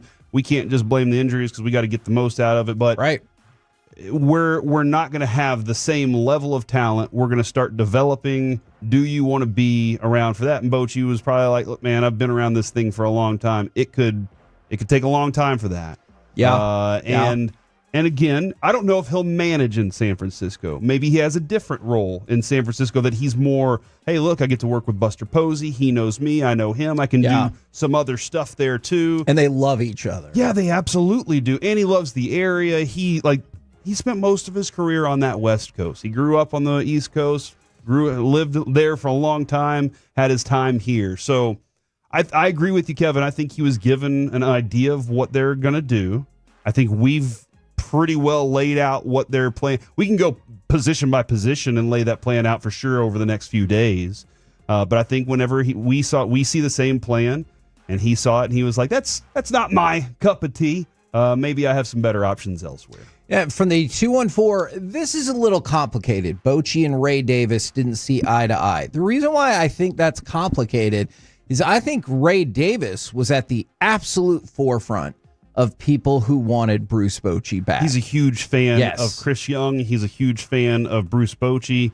I remember talking to him at spring training, and he like lit up talking about Chris Young and Bruce Bochi. Yeah, but I think the part of not seeing eye to eye is what are going to be the next steps for this team. And I know Chris Young last night was very emphatic that they have not used the word rebuild. It's not a rebuild, et cetera, et cetera. But like clearly by taking that theoretical step back, Bochi didn't like that. You don't think anybody's leaving on real bad terms here, right? No.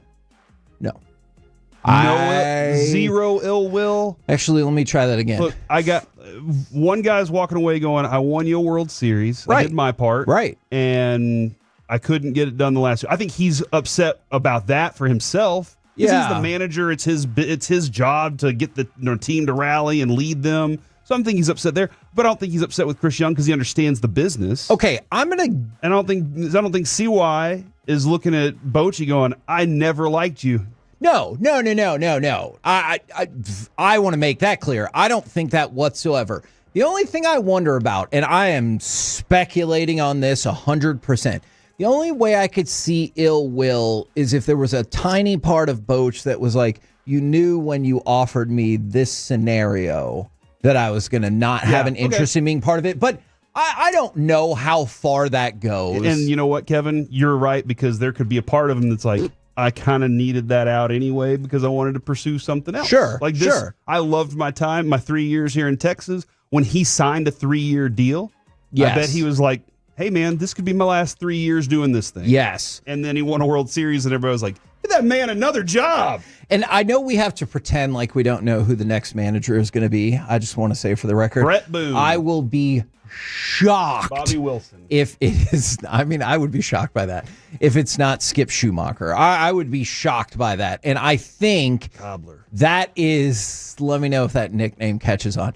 I think that fits the vision probably a lot more in terms of longer term rebuilding. And again, I know Chris Young was adamant that because he's like, because explain Schumacher to the people that some people don't know who he is. Sure. Well, okay. Well, so, and he was brought in specifically, it felt like as manager in training. And that's why they let the dude from the White Sox move on down the road. Because he was originally thought to be the manager in training. But Skip Schumacher's like, I don't know, 25 years younger. So just from a matter of, age right there, you would think, hey, if I tell you this is going to be part of an overarching reset talent, reset budget, 5-year plan, I don't know that to be the case. I'm just using that as an example. That Schumacher would be in a significantly better position to take that on interest-wise than Boch. His first year with Miami, 84-78. In his second year, 62-100.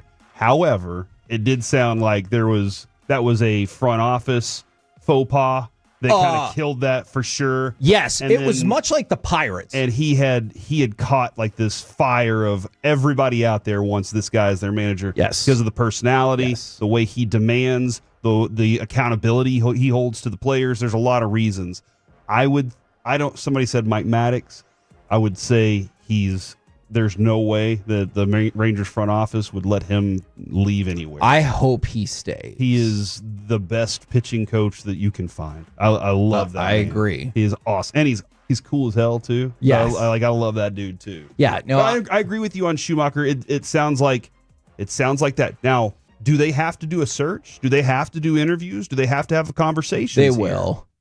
I'll say this again. I heard what Chris Young said last night. I do not believe that is entirely factually accurate, because the question essentially was asked to Chris Young, about like, Skip and the manager. And he was like, to be honest, we haven't had those conversations. If he means directly, we haven't gone to Skip Schumacher in the last 24 hours and said, you're our next manager, then that's probably true. If I am to believe that there have been no conversations either directly with Skip or in the front office at all about Skip's managerial prospects, I don't believe that for 1 second, because that doesn't make any sense for a forward-thinking organization like the Texas Rangers. Like, that just literally makes no sound business sense whatsoever. And then somebody compared it to the Jimmy thing. And I understand that. I will say this, for like when Jimmy was whatever, you saw clearly that your team could still win Super Bowls. All right? I do not think, as presently constructed, the Rangers can say clearly we can go win the World Series. Not to say that it couldn't happen, because 2023 was very surprising. But this is not a plug-and-play team. Do you even have the foundation? Your foundation right now, I would suspect, starting pitching-wise, you're good. Yeah, I think you have a good rotation. That I agree with, for sure. I don't know if you have a foundation for a potential future winner. Can I answer it like this? And I don't want this to sound like a cop-out. I do think you have a foundation on September 30th, 2025. I do not think that when you start the season, your foundation will look anything similar. From the 972, Bochi will always be an Astro, never a Ranger. He played 3 years for the Astros, and I wasn't even born yet. So for me, I will say he will always be a Padre or Giant. And then he got us a World Series. To me, I love him. He will always be the man who... I wasn't even born when that dude was playing. Yeah. He will always be the man who brought the World Series here. And I will have positive thoughts about him. I love Ron Washington and Johnny. Like, I love those two managers so much. They're at the highest high for me. Bruce Bochy is a notch above them, not just simply because of the World Series. That's that's a marquee piece to it. But everything else that he did in that 1 year. And for the 214, I hope this will make this person feel better. Are we about to enter the dark ages of Rangers baseball? 2.4 million in attendance as average. One of the things when they built the new stadium, though, is you were naturally never going to be able to reach the same heights of attendance that you did before, because your capacity in this new ballpark is like 9,000 and change smaller than the old ballpark. Local media rights dried up. Not so fast, my friends. What I have heard is the first year of the Rangers Sports Network economically has gone significantly better than the Rangers had maybe projected out. Now, I know Manfred said, hey, they're going to own all the TV rights by 2028. Good luck with that. I want to see what that looks like. But I think that is a potential positive for the Rangers going forward. So I'm not prepared to say the dark ages of Rangers baseball whatsoever, but I do think there could be some trying times ahead for people and their favorite players. Like, if you have a jersey of somebody who seems like they're a staple of this team. I've always said this.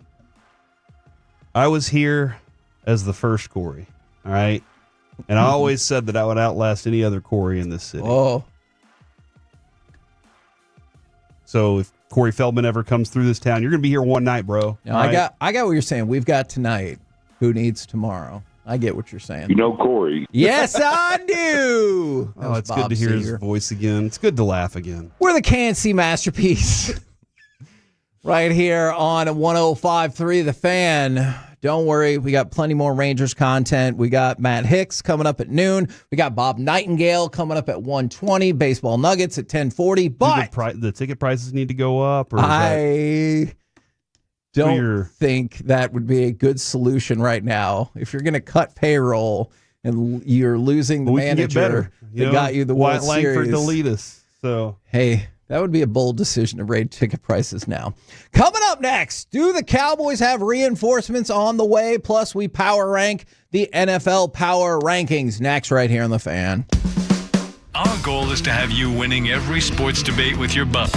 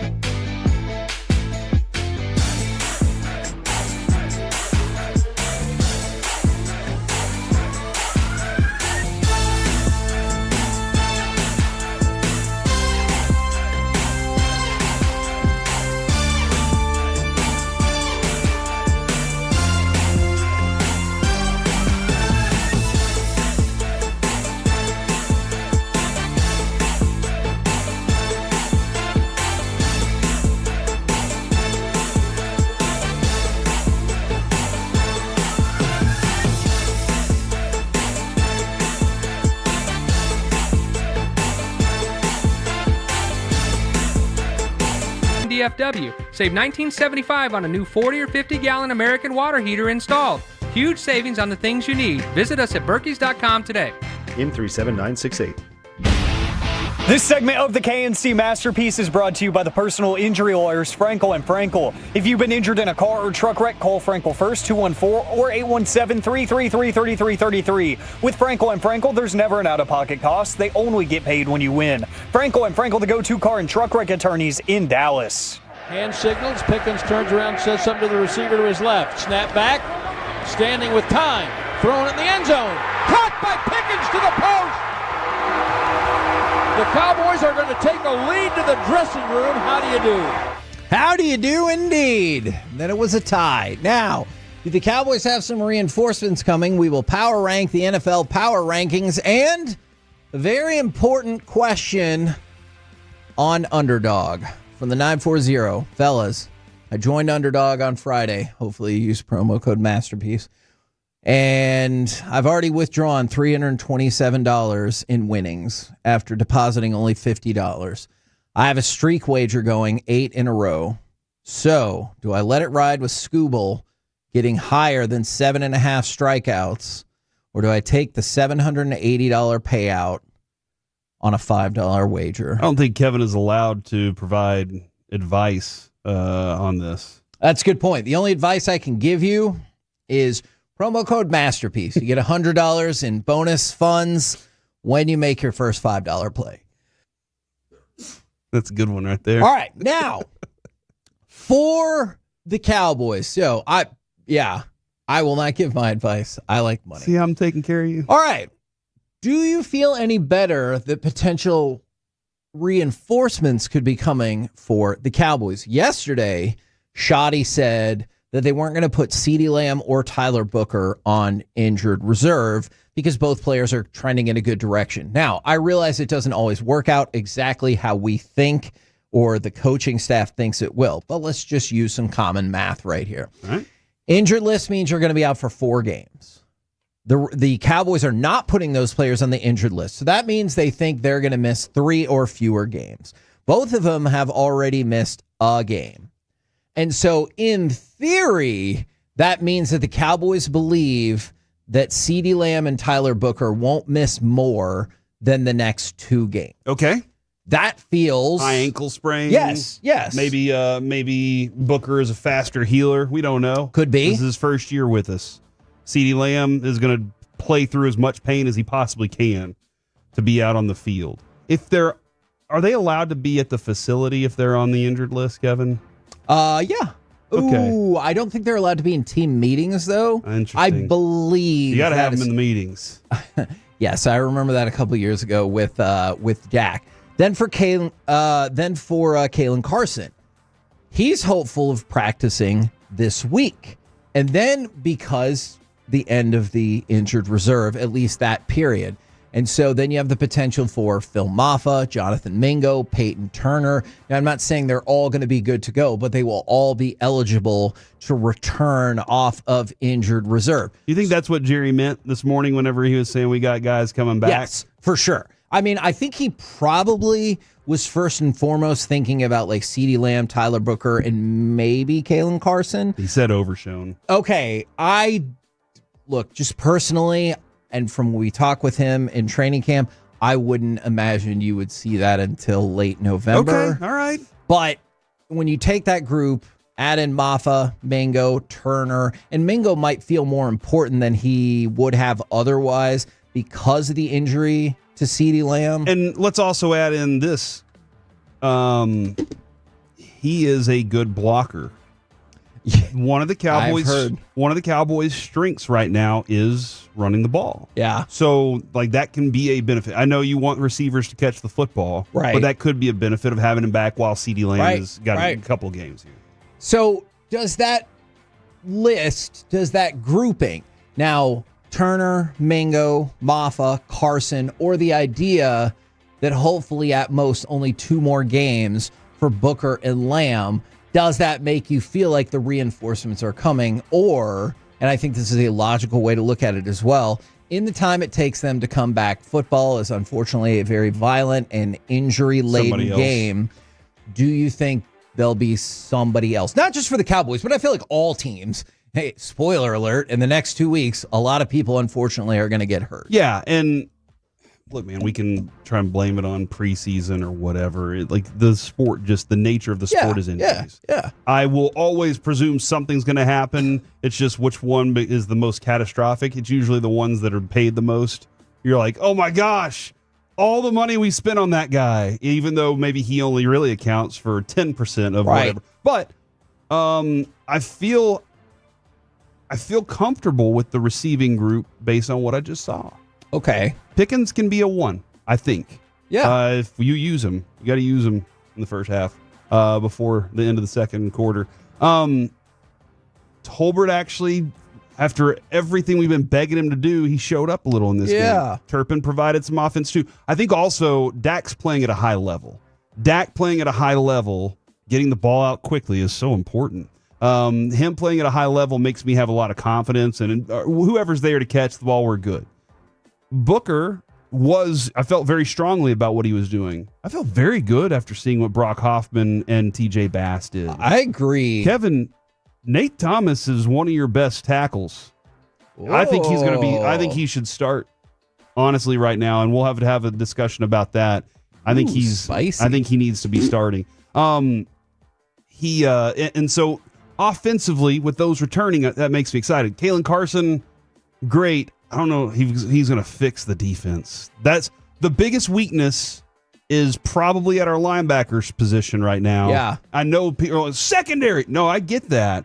The linebackers are a big factor when it comes to what's happening with this defense too. You'd argue at this point, no singular player would fix this defense, right? Like, no. I'm except for Siobhan Ravel. Yeah. He's from what I'm understanding, Kevin. Man. The best thing that could have happened for him in terms of hype was to be on the IR. That has taken his hype that to was a joke. Unbelievable level. I think he'll be ramped up into a good piece for the team, but there's no way that he's just going to save everything. But he could very well, Kevin, add some stability to a position that's really volatile right now. Yeah, and I think that's the idea, is it wouldn't just be that one person. You would be like, hey, if you told me this week, and I'm not saying this is the case, but Ravel was ready to come back, Carson was ready, Turner was ready, and like you got all these people at the same time. You're like, well, if nothing else, I feel like that should help our depth, help our defensive line rotations, hopefully give you more options at cornerback. But I agree. There is no singular player whatsoever that is going to fix this Cowboys defense. Hopefully you continue to make incremental steps to be better. Now, are you ready to power rank the NFL power rankings? Once again, this will be a blind draw. I will give you option A, B, or C. Well, my name's Corey. You want I'll go option with C? C. Alec, are you okay with that? It's my middle initial, so sure. I'm glad that you are, because we don't really have a tie-breaking vote. Who is the worst team in all of football? I'm going to still stick with the Saints. I don't think a loss to the Bills, even though they were scrappy, changes anything for me. Well, bad news for you, Corey, and good news for the Saints, because they have rocketed up the charts from 32 to 31. They are now only the second worst team in football. Alec, who has taken their shameful spot at the bottom? The Tennessee Titans. They're awful. The Tennessee Titans, in the words of Cam Ward, if I'm keeping it a buck, we ass right now. They are last on the list. Tennessee is last, then the Saints, and the other winless team, the New York Jets. Dude. They are number 30. I think I saw a stat a minute ago that Justin Fields is 0-25 when an opponent scores 21 points against his team. Holy moly. And well, that's not good. We being the Cowboys, should be able to score 21 points. The Cowboys' worst part is probably their secondary, even though I just said that our linebackers are problematic right now. But their worst part is probably the stopping the passing game. Justin Fields can't pass the ball. Like Kevin, I've tried, man. I was like, okay, I'm going to give this dude every chance. Because he looked good in the opener. I'm going to give him every possible chance. Last night was bad. And so I don't know. What balances out? What gives here? Justin Fields continues to be a bad throwing quarterback, or the Cowboys defense makes him look like Tom Brady? I'm worried it's going to be the second one, just because I keep having thoughts about Russell Wilson, who a week removed from that Cowboys game was so bad he got benched. But just a week before, he looked like the greatest quarterback version of himself he had ever been. So I am worried about that. All right, speaking of the Cowboys, where would you have the Cowboys in the power rankings? Now, this is key why you picked where you picked, because there are some huge discrepancies on the Cowboys. I think I had them like 25, 26 25-ish. Okay. I'll say after a tie, they bump up 23. Okay. I'm going to be optimistic and say 22. Oh, now, Alec, you probably should have picked A. Actually, if it was optimistic, you should have gone number 1. Okay. What are we doing here, Alec? That's just how much foolishness. optimism is that? That's too much. Valid. So NFL.com has them at 22, but that's not what you picked. You picked ESPN, who has them at 23, which is what Corey picked. But if you really wanted to be optimistic, you would have picked The Athletic, where the Cowboys are number 18. Ooh. Whoa. That is a pretty big difference right there. That's the pull of Machota right there. I like that. They were going to be like 20 and 21, and he's like, the hell they are. All right. I bet my Seminoles on it. Who is the best team in all of football per you? Not per the power rankings. I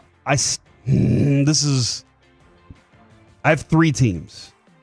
Okay. But only one can be the winner. That's true. I think Detroit right now is going to be an unstoppable juggernaut for the rest of the season. However, the Eagles still exist. I can confirm that. And as of this morning, they just aren't losing. The Bills aren't losing either, but history kind of puts them number 2 to that. I think it's still the Eagles, dude. I'll say this about the Eagles defense. That game against Baker and Tampa Bay, that first half, that Eagles defense showed up, and they were playing very good football. Mike Evans not being there obviously was a problem for them, but I think it's still Philadelphia. Well, Alec, I can't imagine you're too surprised that Corey said the best team in football is the Eagles. They're 4-0 and they just won the Super Bowl. What are y'all trying to do here? And no more defense of your Eagles needed. Alec, who do you think is the number 1 team I dropped a banana in all of football? To me, it is the Buffalo Bills. Okay. Because I think they're doing more with less than Philadelphia, and I think Philadelphia is still, at least through 4 quarters each game, all 4 quarters, the entire game, underperforming for what they should be. Yeah. Interesting. Now, you guys, that's why I wanted to get y'all's opinion. All 3 of the power rankings go like this. Philly 1, Buffalo 2, Detroit 3. That's why I wanted y'all's opinions as opposed to the power rankings. So I was right? Yes, your Philadelphia Eagles. No, I was right. The team that I said, you have to just give it in this instance. It's by default. But I asked for your number 1 team, not what the pundits say. Detroit. It's too late. We're the KNC Masterpiece right here on 105.3 The Fan. Coming up next, it's time for Baseball Nuggets. The MLB playoffs start today. Are you in? Are you out? Do you have a bold prediction? And who's going to win it all? Next on The Fan. Coming up in the next G-Bag Nation, a Tuesday, we got Mark Schlereth joining us at 4:40, full 5 hours, Nation 2 to 7, The Fan. Underdog is...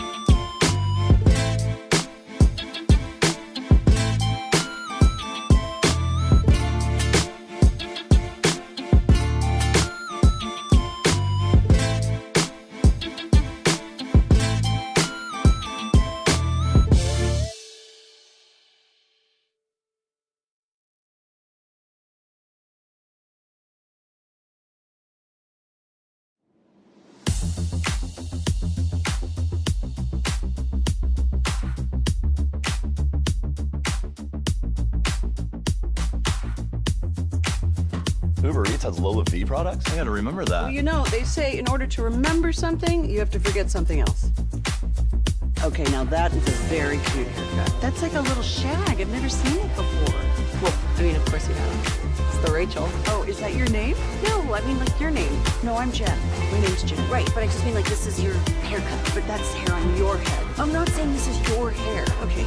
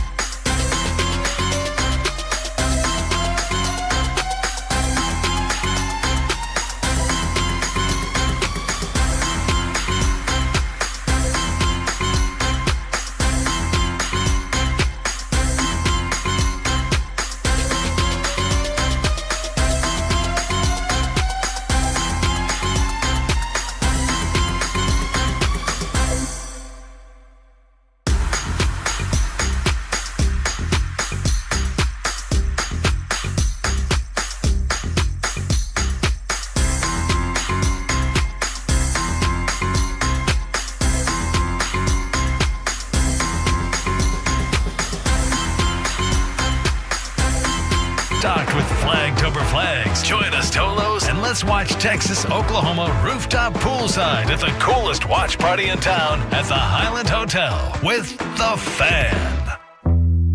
This segment is brought to you by Classic Chevrolet. If you're in the market to upgrade your vehicle, get to Classic Chevrolet in Grapevine. Back-to-back #1 Chevy dealership in the world. They've got more new Chevys than anyone, all priced to sell. Visit ClassicChevrolet.com. This is Texas. This is Classic Chevrolet. Together, let's drive. Based on new Chevy registrations 2023 and 2024. K&C Masterpiece right here on 105.3 The Fan right now. Brought to you by Reliant Air Conditioning, gimmick-free AC repair and replacement. It's time for some baseball nuggets. So I want to know from you guys, are you excited about the baseball playoffs? They start today, or are you kind of in the realm, and I totally understand why. Rangers missed, and now we're without our manager, so who cares? When do they start? Today. Who's playing? I mean, are the Rangers playing this time? It's the Tigers against the Guardians, Red Sox against the Yankees, Reds against the Dodgers, and Padres against the Cubs. Games start at 2 o'clock. Okay. Actually, noon, I do believe. So, Kevin, there was a time as a child before I knew better where I was like, well, I guess I'll just root for another team in Texas. And then I grew up. Right. 1 year and learned. Then there was also that time of like, I guess we'll just root for whoever's in the AL because that's the division or the league that my team's in. And then I also grew up because that's not how life works. So it's time to pick a team through these playoffs and say, all right, I'm going to root and follow. I think I'm going to root and follow two teams, one from the AL, one from the NL, and then hopefully those two teams land in the World Series together. I'm going to roll out the Dodgers as my National League team because I've always traditionally – I always like, or Hershiser was kind of where I caught on with that as my National League team. I want to go with Cleveland. Yes, that is absolutely the team I'm rooting for in the American League. Who's on that team? Well, I mean, Ramirez and a bunch of dudes, right? Whoa, take that, Cleveland. I really think it's like, all right, this is a bunch of guys that can be fun. Yeah. And I think that's an exciting bunch to pull for. And you're right. Jose Ramirez is obviously very, very good. I would throw out Stephen Kwan as well. Has had. I need to know these teams, these names before I start rooting for them, Kevin. Gavin Williams, but I'll stop just listing people. But no, I'm with you about that. All right. And by the way, if you need to kind of be reminded and caught up, best of 3 in this wild card round. So just set your expectations appropriately. All right. Couple of other things to go through on this front. Some of the league leaders. Let's go to batting average. Aaron Judge won his first AL batting championship with a .331. Now, I know batting average has not gotten as much play. I still think it's important. In modern baseball. Well, then consider this for your MVP pick. No. Aaron Judge had a batting average that was 84 points higher than Cal Raleigh. Cool story, bro. You just said you cared. When you stand out in the outfield and just kind of stare there while the catcher's doing all the work, of course it's going to be easier to swing a bat. Hey, don't forget, sometimes he also was just a DH. All right, so that apparently has no impact on Corey. Now, this is going to make you sad. Trey Turner won the NL batting title with a record low average of .304. The previous low average for the batting champion in the NL was .313. And that was, of course, Tony Gwynn, who won seemingly every batting title ever. Luis Ariz won the National League last year with a .314.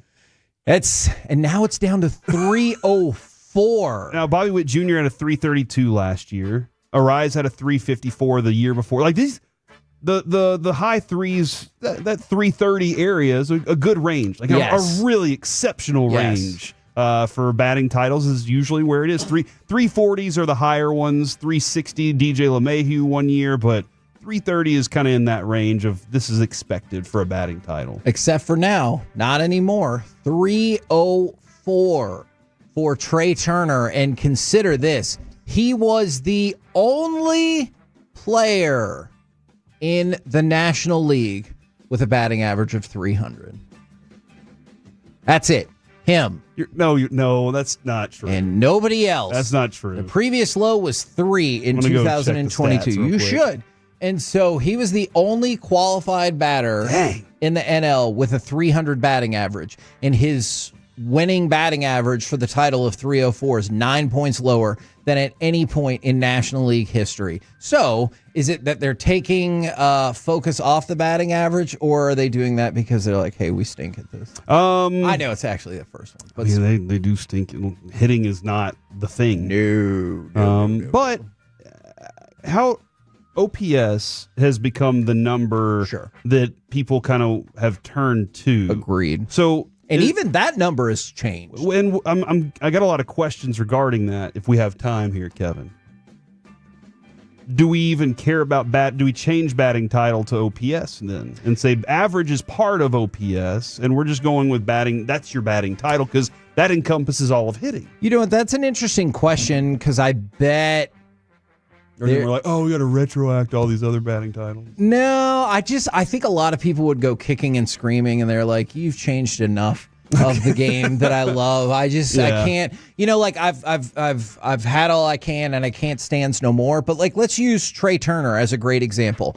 He's first in the National League in batting average. In OPS for all of Major League Baseball, he's 40th, and so like that is a shocking divide right there. So I don't know if it will come to that, but that is an interesting question. Now, for Aaron Judge, we said he won the batting title. Obviously, he has the highest OPS because his OPS was ridiculous. How important is this postseason? And I kind of want to talk about this with Nightingale later in the show as well. How important is this postseason for Aaron Judge's legacy? Maybe he wins his third MVP. Maybe he doesn't. He's had an incredible run, but he's starting to get that. It was a vibe on Kershaw for a while, that playoff failure vibe, because if you look at it in his career postseason, he's hitting 205. And the last three postseasons, he's hitting 169. And this is somebody that I just told you won the batting title. So even though we're moving more towards OPS and everything, he's still had a heck of a year.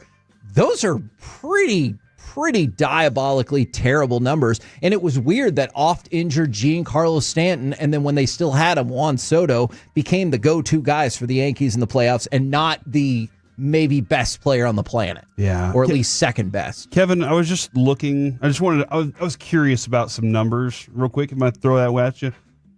5,650 home runs hit by the baseball this year. Okay. The first year of baseball, only 40 home runs were hit. All right. And it wasn't until 1901 that the American League actually hit a home run. What does this have to do with anything? There was a lot of home runs hit, but that's not the most ever hit. Mm-hmm. 2019 was 6,700. That's 1,000 more home runs than this year. What was the difference in 19 that this year is pitching better? Are we worried more about doubles? What's happening here? What does that have to do with what we're talking about? It's baseball. We're talking about baseball. Alec, do you think there's a lot on the line for Aaron Judge in this postseason?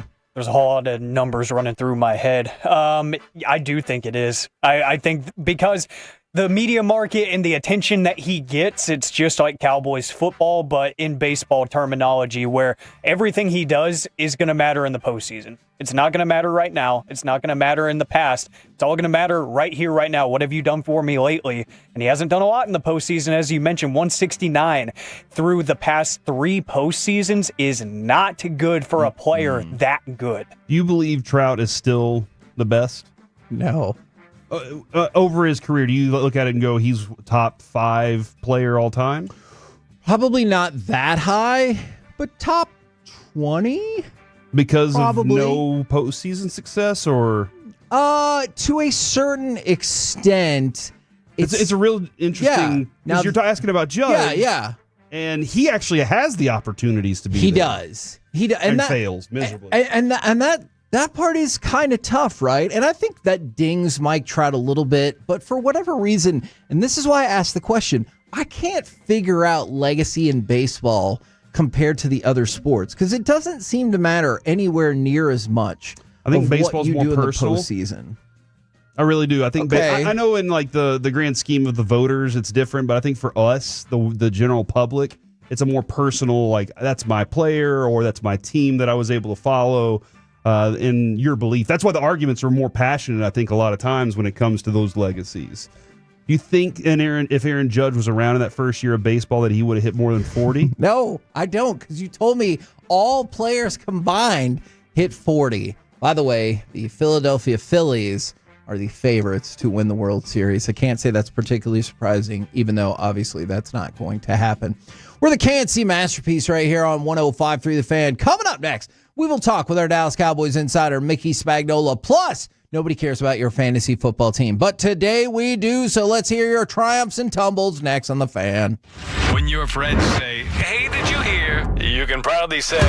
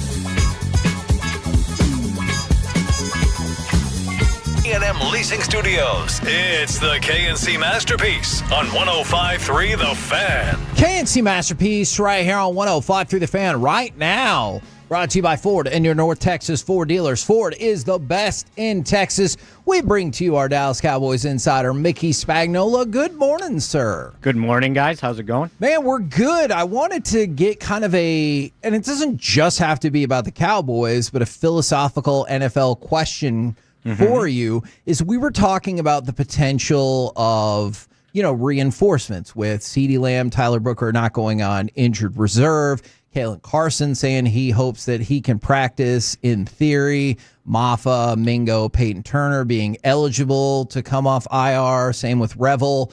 Do you feel like that could potentially be the cavalry coming in, or because of the nature of the NFL, are you like, that's great, but in the meantime, unfortunately, probably other people will get hurt? That's good. And they will get hurt, right? Yeah, exactly. Well, but look at it this way. For the majority of those guys, let's take Mingo and Revel, for example, okay? Mingo at least been to training camp, right? Yeah. And he's practiced. Yeah. I was talking to Revel yesterday, and he reminded me it's been a year since he played football. So while physically he may be ready to start practicing, it's going to take a little bit of a ramp-up time since he's basically not had a helmet on since the third game of the college season last year. So, I would temper. I think he can help them, once he's ready to play, but I don't know that, he goes out there on Wednesday and plays on Sunday. I don't Jerry think Jones that's going to happen. Is really pushing that hype level, though, Mickey. Well, no, I know, and because physically he's ready. Yeah, and and if this didn't happen, I think he would have been one of their somehow, some way, top 3, no less than top 4 cornerbacks out there, and he would have been playing. But unfortunately, they're going to have to get him ready. Yeah, and by his own count, because normally guys go, "Yeah, I'll play tomorrow." Yeah, and he was being realistic, and I think him being realistic as a rookie, he's listening to the trainers, so that's where he's getting that from. But yeah, I think that Kalen Carson, at least he was in training camp for a while before he got hurt. That certainly helps, and I think Jerry talked about they got Clowney coming. He played 26 snaps, 23 snaps, something like that. And, not bad. He didn't, break up the game, but that showed some promise. So maybe with another week of practice, he helps you. And then the other thing, remember, if you want to put those guys in the 53, somebody's got to go. Right. So there's there's some moving parts there.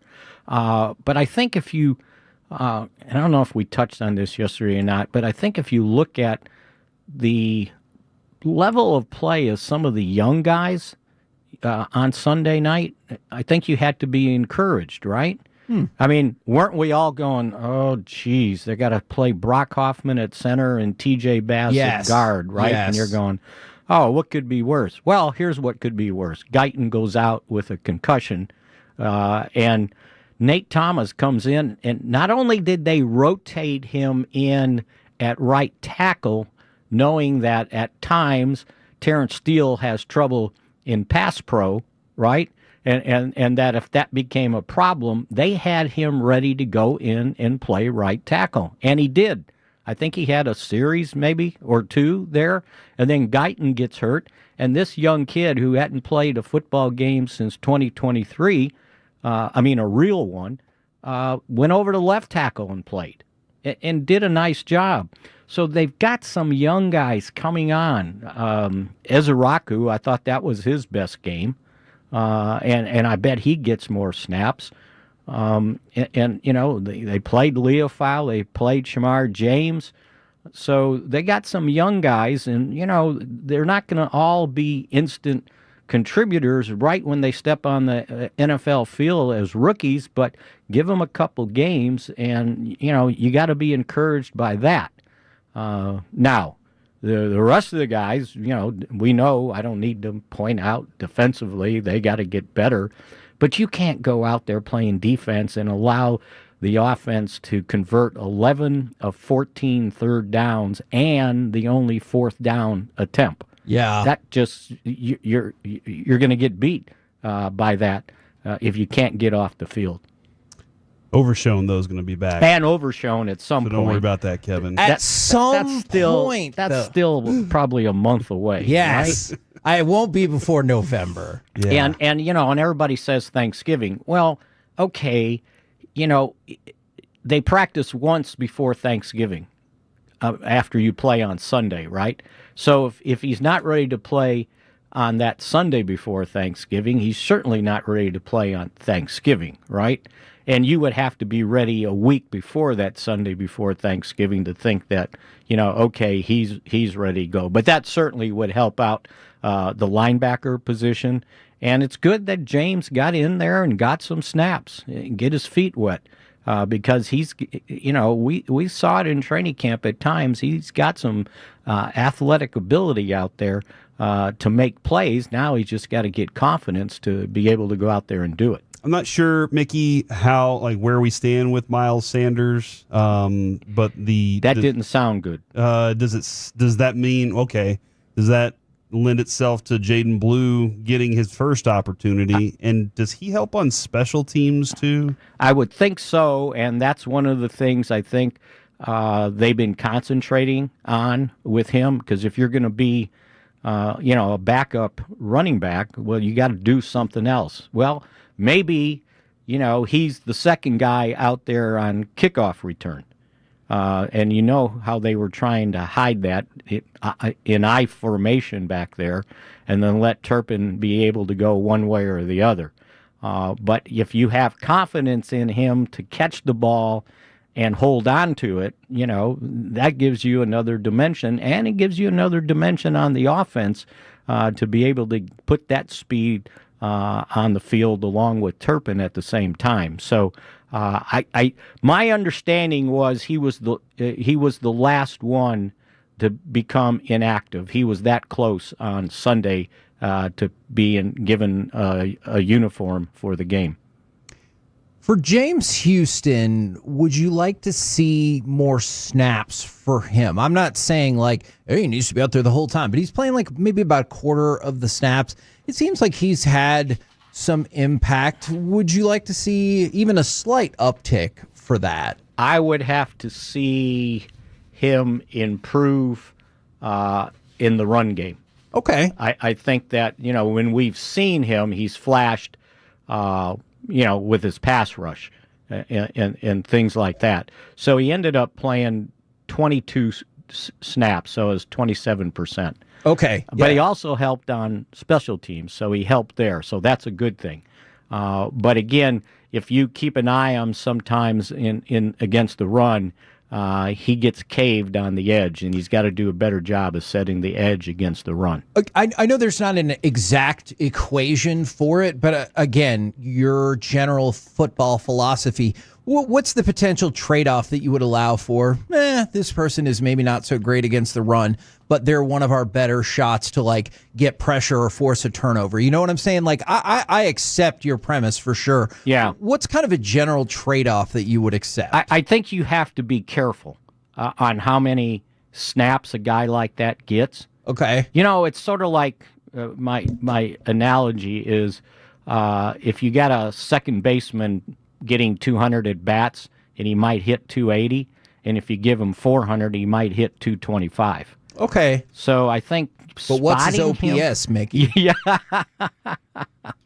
What's OPS? I forgot. Stop it. So, you know what? When they put all those slash things in baseball, I need some acronyms to go with them, right? Okay, we will. There's so many. We actually were kind of having a conversation about that. We will work on that. Yeah.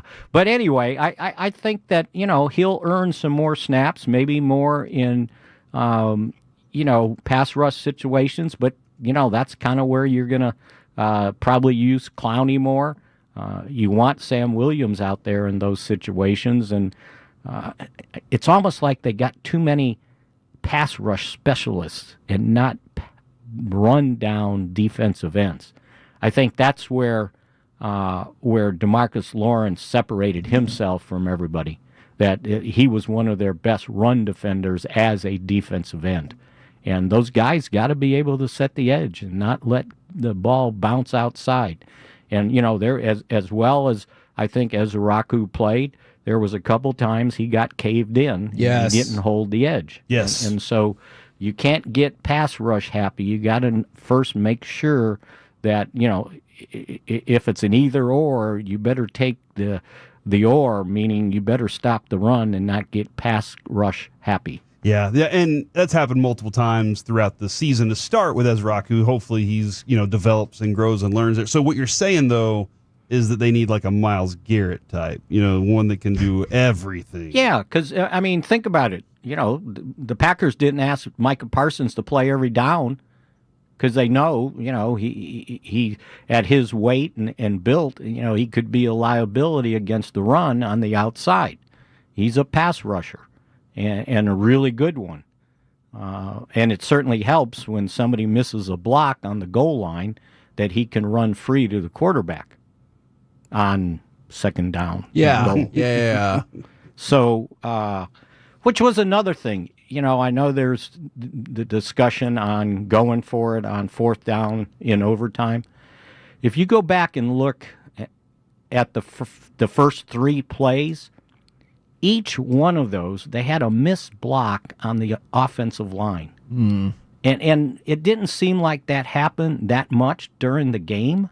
But at that sequence, if your play caller's sitting there going, I don't know, what just happened? We just missed that block, and then that block, and then that block. Do I go for it on fourth down with the confidence that they're not going to miss another block? Right, yeah. And I'm sure that probably entered into into their mind in the discussion of, going for it or, and maybe winning the game or going for it and maybe losing the game. I conceded yesterday, Mickey, just because I would have wanted it to look different on fourth down. It does not mean that it necessarily would have. I will absolutely concede that point. All right. And I think good on Schottenheimer, because I thought he called a great game, right? And Sure. he even said the third down call he didn't like. Yeah. And so, unfortunately, you don't get a do-over until the next game. Exactly. And luckily, you get to go up against a team next that has won no games. And we've won one. Yeah, All right. And it's a road game, and they haven't won a road game since last year. Oh, okay. Man. But they did beat Carolina, so. We'll get the hype train for that going tomorrow. Mickey, thank you very much. Good sir. All right, good talking with you.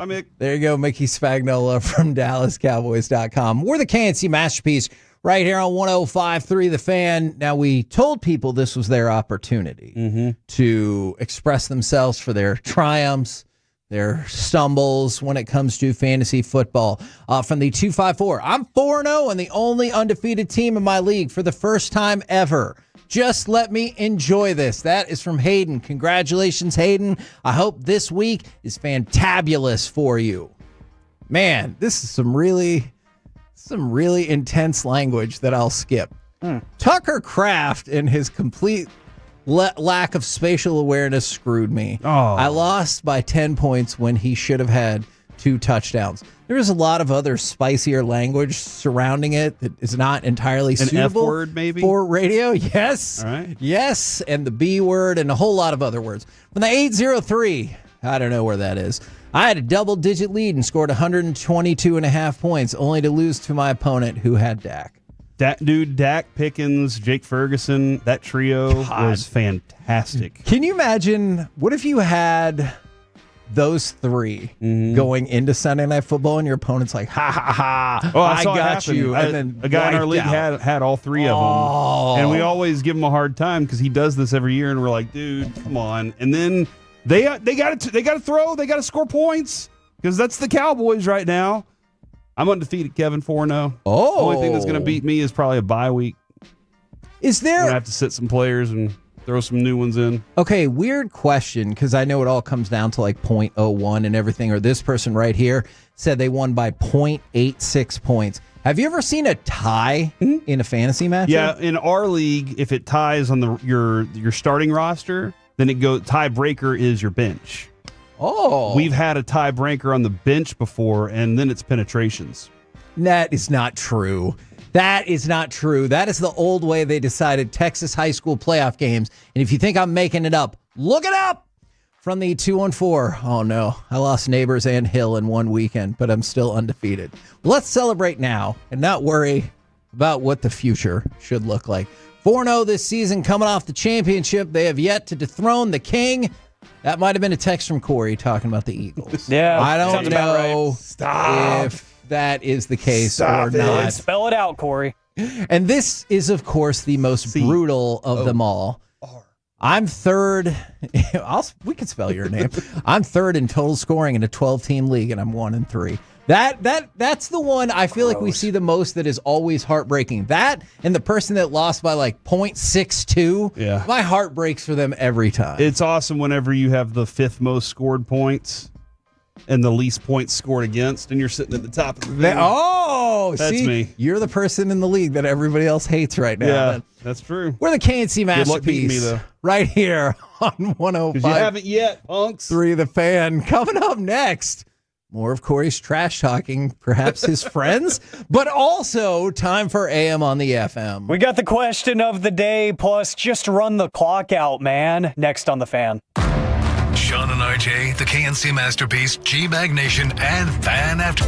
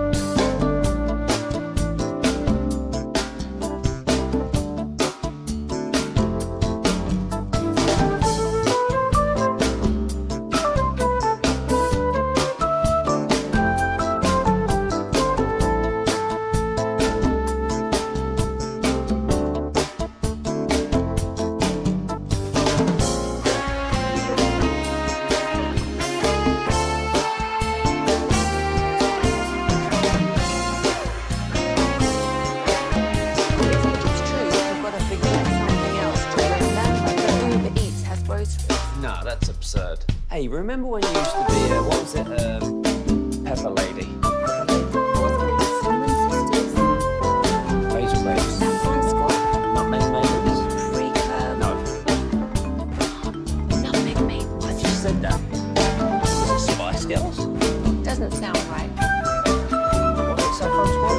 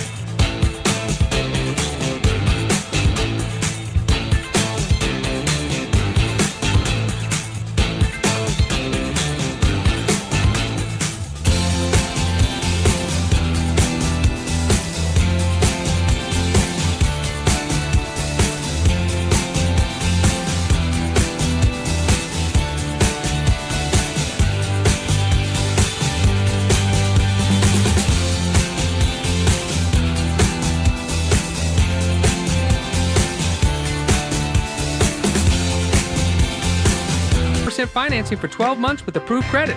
Call 877-BERKEYS or visit Berkeys.com.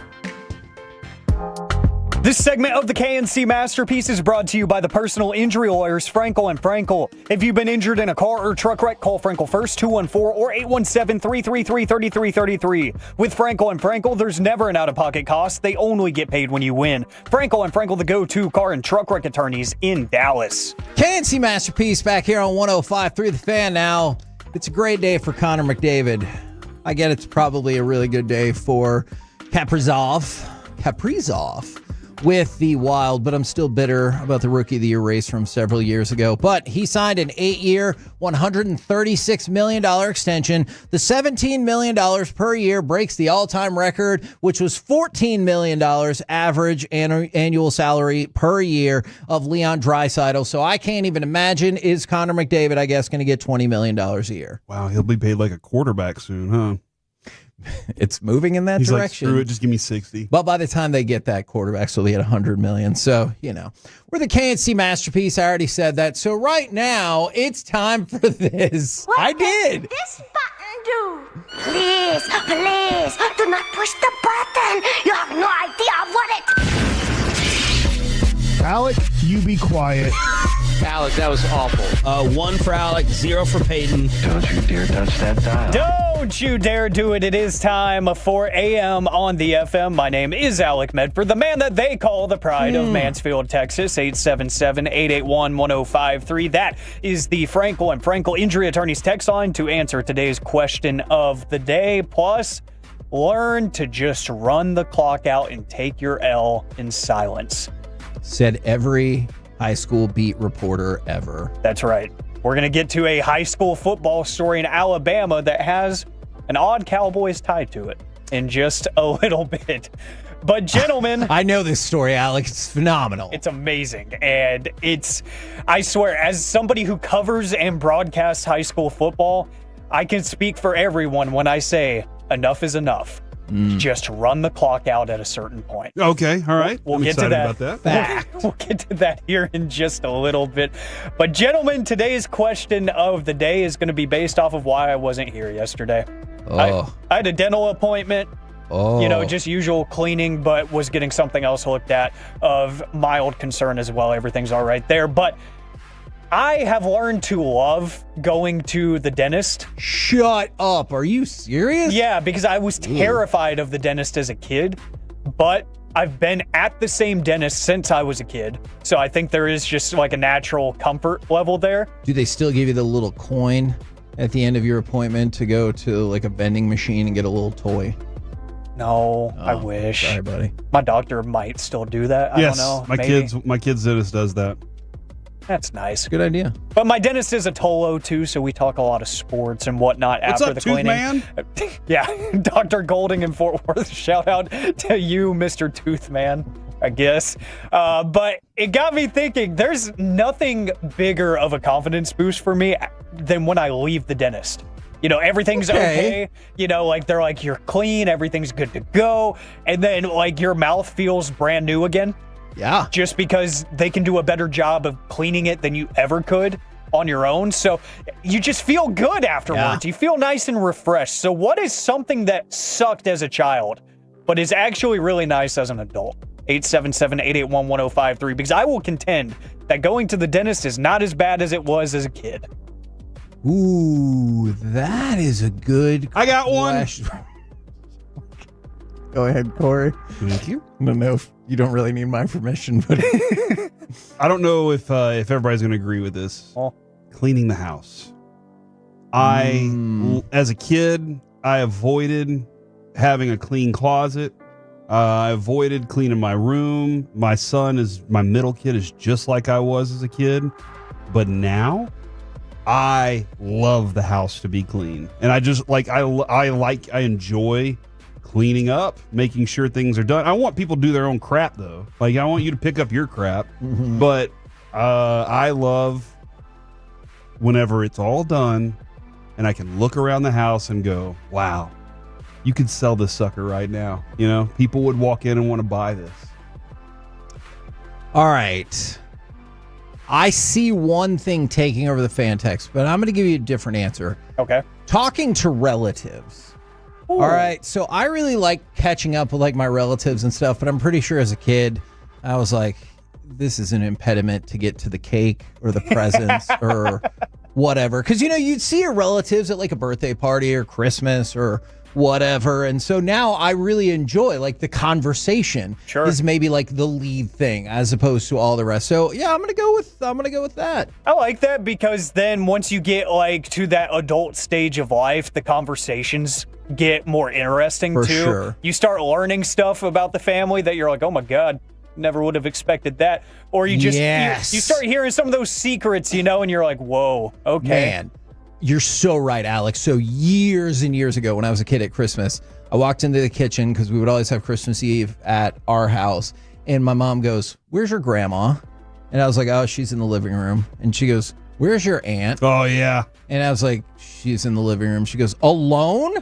You need to get in there. And I went in there and they were both sitting on like the couch and the love seat as far as possible to the outside. And it was dead silent. Each one of them was clasping a toothbrush that they'd sharpened into a shiv. Oh, no. They were getting ready to. They were very old. What? So I don't think that was the case, but They knew how to sharpen one. I had no idea. And I just went in and I was like, hey, grandma, blah, blah, blah. And I didn't like process it until later. I was like, oh man, there's like a long-term simmering family feud that I found out about later that was crazy.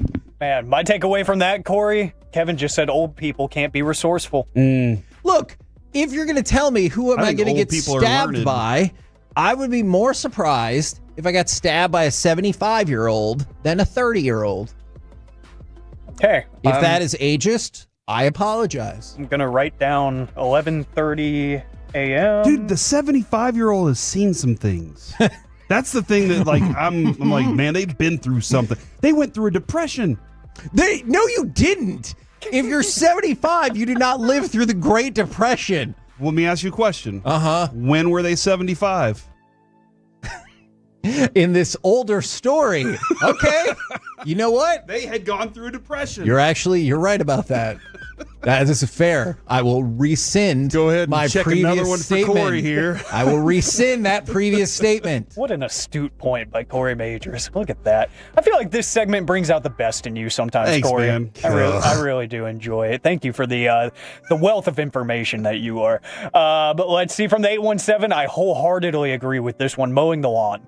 Hated it in high school. Oh, I could see that. Whenever that duty got handed over to me, it's like, all right, you're driving and stuff now. You can start doing some of the heavy lifting. I actually enjoy it now. It's therapeutic to me. I really enjoy doing the yard work. And Kevin, you hinted at this. I've seen this a lot. Naps. It's overwhelming, right? It's overwhelming naps. And you know what? I don't think I disagree. Ever since I started the waking up at 5 to go to the gym before the show, I realized, that gives me about like 3 o'clock until dinner time to do whatever I want. You know what I do with that? Nap. Alex, because I do the same thing, 5:30, 5:25 every morning.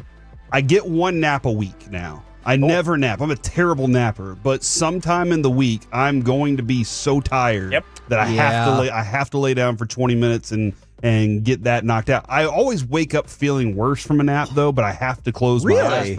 I don't know why I feel sore after a nap.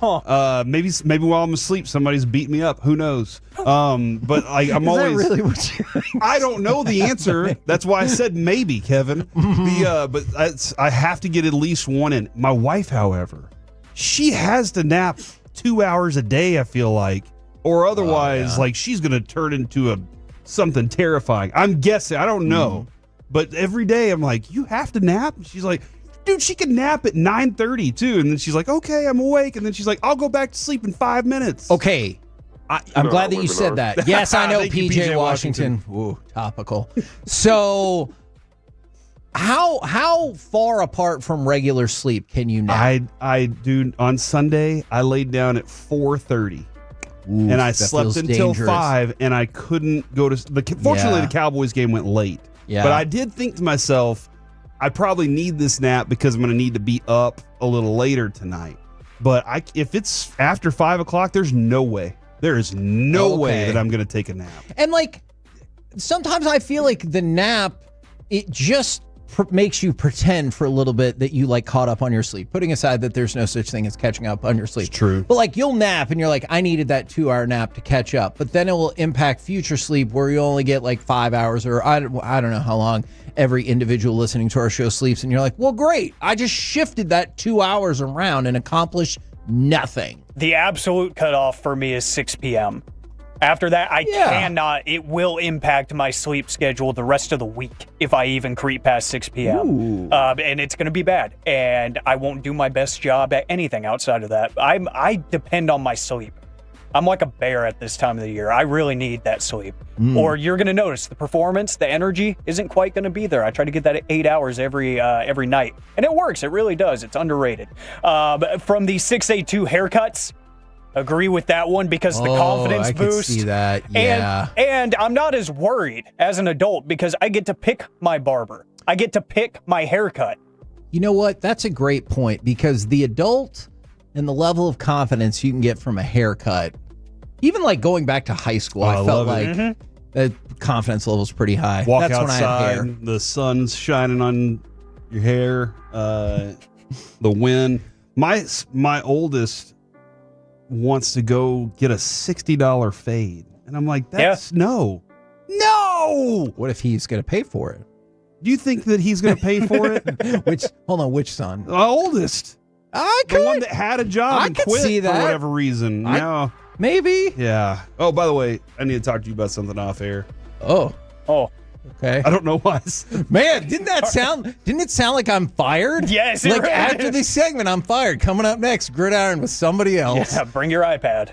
Turn it in the playbook. Oh, no. Is that my notebook? I have to turn in my notebook? Yeah, that legal pad, bring it. And speaking of football, gentlemen, former Dallas Cowboy and NFL player Sherman Williams is now the head coach. He's a mobile native, coaching a high school in Alabama. And you know, especially these pro athletes, their confidence and their ego is unmatched. And I respect it in a lot of situations, but not in this one. Well, it looks like this team is now 0-6 on the season, so you can kind of tell that they're still figuring things out with Coach Sherman Williams, as the head coach of the program. And their losing streak has reached 18 games. You're like, okay, well, they need to figure out a lot of things. They lost to Williamson High School on Friday in a game where they lost 100-0.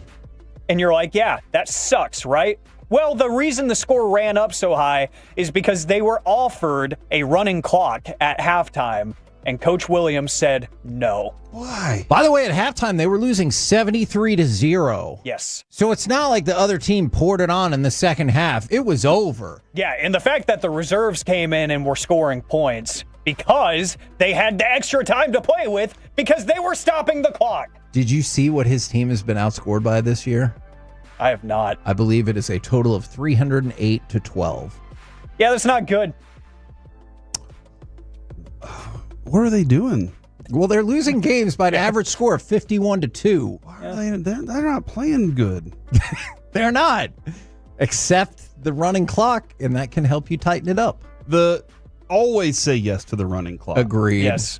Makes everybody's lives better. They don't bring it up in a competitive game. Exactly. Like, no one's like, it's a tie. Yeah, Let's go to a running clock. If they think you have a shot, they're not going to say, you know what, running. No, you're dead on. Kevin. Yes. Nobody's bringing it up if you have a shot. And in the wise words of Mike Bassick, it's over. Just go. Yes. We're the KNC Masterpiece right here on 105.3 The Fan. Coming up next, it's time for Gridiron Gravy. We're going to switch it up. Dare you. And go around the NFC East next right here on The Fan. Coming up in the next...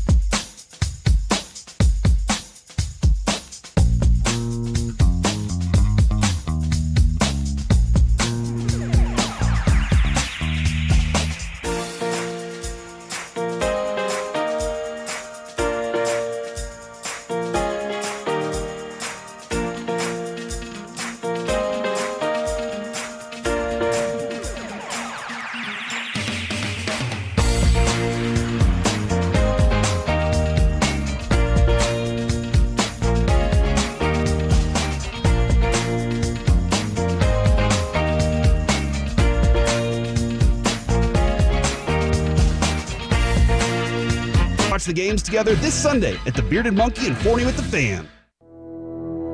This segment is brought to you by Classic Chevrolet. If you're in the market to upgrade your vehicle, get to Classic Chevrolet in Grapevine. Back-to-back #1 Chevy dealership in the world. They've got more new Chevys than anyone, all priced to sell. Visit ClassicChevrolet.com. This is Texas. This is Classic Chevrolet. Together, let's drive. Based on new Chevy registrations 2023 and 2024. KNC Masterpiece right here on 105.3 The Fan. We're going to do things a little bit different today because we're still going to have Gridiron Gravy, but technically today we're going to go around the NFC East as part of Gridiron Gravy. Always choose your own adventure. Would you like the Eagles, the Commanders, the Cowboys, or the Giants to start this off? Kevin, you can still play the music if you want. This is very simple. We do this all the time. Whoever's leading the division gets the first billing. That'll be... What a shock, Alan. Okay. Corey picks the Philadelphia Eagles. The sky is blue. What else is new? To be fair, Philadelphia has won 20 of their last 21 games. And I still don't think, Alec, you referenced this earlier, they're still not playing their best, which is unfortunate. Yeah, that's one of the things. Saquon Barkley's not doing a lot. Man, he really isn't. He's providing me just enough points in fantasy, but, okay, because he was my #1 overall pick. Because he was the best running back last year. That's why. A.J. Brown basically shrugged his shoulders and quietly withdrew, I'm guessing. And somehow their defense is, it's given up, 20-something points a game? Like, it's not like it's shutting everybody down. Somehow they're still able to win. This is a very...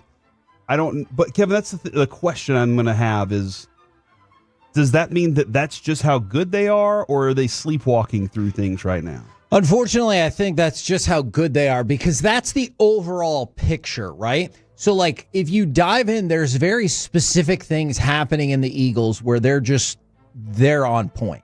Take Quinyon Mitchell, for example. What has been one of the rookie stories of the season? Micah Parsons, right?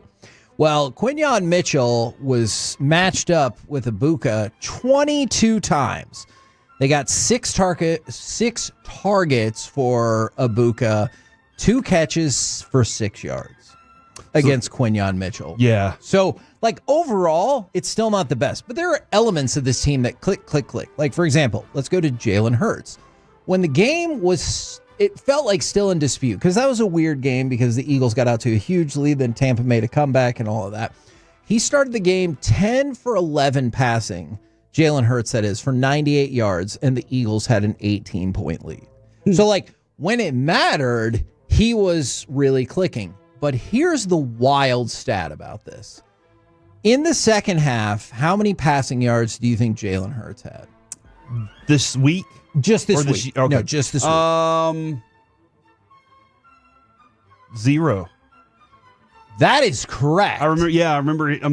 I wasn't just guessing. I actually knew that. 0. He became the first quarterback to win a game with 8 or more passing attempts and 0 yards in a second half since Jake Delhomme in 2008. And it's just those 2 quarterbacks since 1991. Which is one of the reasons that A.J. Brown posted that post. Yes. Hey, look, man, I know I'm downfield. I know I'm open somewhere. Why aren't you even, using me in any way? But it just seemed like Hurts bailed so quickly whenever he would have any pressure in his direction. Yeah. Immediately he'd bail and take off running. That's just wild to me. That is a wild statistic. By the way, not that it ended up mattering, but Chase McLaughlin for the Bucs ended up kicking a 65-yard field goal in that game, one short of the NFL record and a Tampa Bay record. All right, you want to go to the Commanders next then? Sounds good. Does it? They're the next team in the division, aren't they? Are you sure? Pretty sure. Okay. They're 2-2. All right. I was just testing to see if you were sure. 2-1. That's right. The Giants are 1-3. The Commanders look vulnerable in their secondary. So we talked about how Michael Penix set a career high for passing yards. Yep. He was 5 of 8 on attempts over 15 yards in the air. Now, we're going to get back to why that is so crushing against Washington. 5 for 8. Going into this game, he was 1 for 19 in passes of more than 15 yards in the air. Oh, wow. And so he either they're bad or he found something. Do you think it probably a combination of both? I feel like that's usually the answer. Something that he feels comfortable doing. You know, Dak is real comfortable with the blitz and single high coverage. They do something that he feels comfortable attacking. Yes. And so that's potentially really, really bad for Washington. Another sign that you can offset with being without Jaden Daniels and Terry McLaurin. They were 1 for 8 on third down in that game. Now, that feels a lot more palatable than the Penix thing because, like, you're without your quarterback, your primary wide receiver. I get it. That's obviously going to slow down the offense. I go back to the defensive thing, though, and you're like, I don't really know what that would have fixed with our quarterback and wide receiver. Yeah. All right, and then you look at the defense. I'm going to go back around to them in total. They gave up more than 400 yards, and Atlanta's offense scored on 6 of 10 possessions. So just keep an eye out on that. When Daniels and McLaurin come back, and it should be soon, like those are not viewed as long-term. You could probably see them in the next game, but that could be an issue for them. Yeah. Maybe Dan Quinn was like, I lost that Super Bowl for Atlanta. I owe them. So I'm going to send out not my best defense. Maybe that's a possibility. Or maybe Dan Quinn's defense is susceptible to certain things at certain times, too. From the 817, so what you're saying is that Penix is on the rise. Yes. Especially that Atlanta news station or whatever. All right, let's go to the Cowboys, and we will talk more in depth, I think, about Dak Prescott tomorrow. But he now has 2,901 career completions, passing Troy Aikman for the most completions in franchise history. Dude, he's going to own all of them. Yeah, no, absolutely. Jake Ferguson, he has 7 catches so far this year, 7 catches in the last game for 40 yards. His 34 receptions are the most by a tight end through 4 games in NFL history. Wow. The block on the point after attempt, which we will talk about that probably in depth tomorrow as well, on Brandon McManus by Wanye Thomas. Brandon McManus had made 93 straight extra points. That was the longest streak in the NFL till that block and then the return by Marquise Bell. Oh, this is a special player. Makes special plays. You know what I mean? Absolutely. And you've said this about Wanye Thomas for quite some time. Get that man on the field. Oh, is this going to be my Mets opinion? This is where I was right, but I was just too early. Yeah, absolutely. Okay. Yeah. Now, I like it. Let's talk about the cowards at Scorigami who finally posted this morning that 40-40 was a Scorigami. Good job. But also, it was combined for that's right. You got all these followers. I got Give a question. the people what they want. I got a question about this, Kevin. You do you know all the Scorigami options out there that exist? Not off the top of my head. So you need Scorigami still. I disagree because you showed me a site that had that giant chart. That's Scorigami.com. All right, I need the website. I don't need the Twitter account because their database is fantastic. I'll concede that. I just want whoever's running their Twitter account to get more up to date. Do you go check Scorigami every time you think it might be? I follow Scorigami, yes. Gotcha. And I was like, that's got to be a Scorigami, especially when Tirico's like, oh, it's the second highest tied score game of all time. And I was like, that's got to be a Scorigami then. And they posted about like the end of the 325 game that was 27-21 or whatever it was. And I was like, yeah, no kidding. Thanks for telling me that wasn't a Scorigami. Dude, what if he was having a baby? Scorigami guy. Do you know how many followers Scorigami has? They don't got an intern. I bet they don't make. I don't know how much money they make monetizing that thing. We will look into it. I think that Scorigami is more than a one person option. By the way, the second highest tie in NFL history. It is only behind the Boston Patriots and Oakland Raiders, who tied 43-43. All I can see is this building that has like Wall Street. Everybody's in there in ties. They're making calls, and they're like, "Was this? Yes, this is enough." There's a little ticker coming out like that. They're just waiting. It's only like one score every few weeks. You think Scorigami's really running a business like that? Yes. I don't know how. It's not my job to know how to monetize that, okay? It's my job to take advantage of it for free. All right. I will admit that. Hey, Scoregami, I love you. I feel like in this one you let me down. All right. Somebody hit a parlay with Jackson Dart being the last part of the parlay, and they won $1.1 million. Wow. Now, this was not a $5 rags to riches story. They also bet $75,000. So you're probably willing to guess that maybe this person has a lot of money if they're willing to just make a $75,000 bet, but they did hit the parlay for $1.1 million. Couple more quick things for you. Andrew Phillips. He had an interception for the Giants. We've moved on to the Giants. Setting up a touchdown. He only gave up 2 catches on 7 targets and 2 catches for 10 yards. He stepped it up. Jackson Dart, first quarterback since Tim Tebow to record a passing TD, rushing TD, and 50 yards rushing in his first career start. And he joined Daniel Jones as the only Giants rookie since 1950 with a passing touchdown and a rushing touchdown. Hopefully for the Giants, he follows the exact same career trajectory. Okay. We're the KNC Masterpiece right here on 105.3 The Fan. Coming up next, we will talk with Matt Hicks. What do you think it's going to come up? Scoregami. Oh, or maybe Scoregami next on The Fan.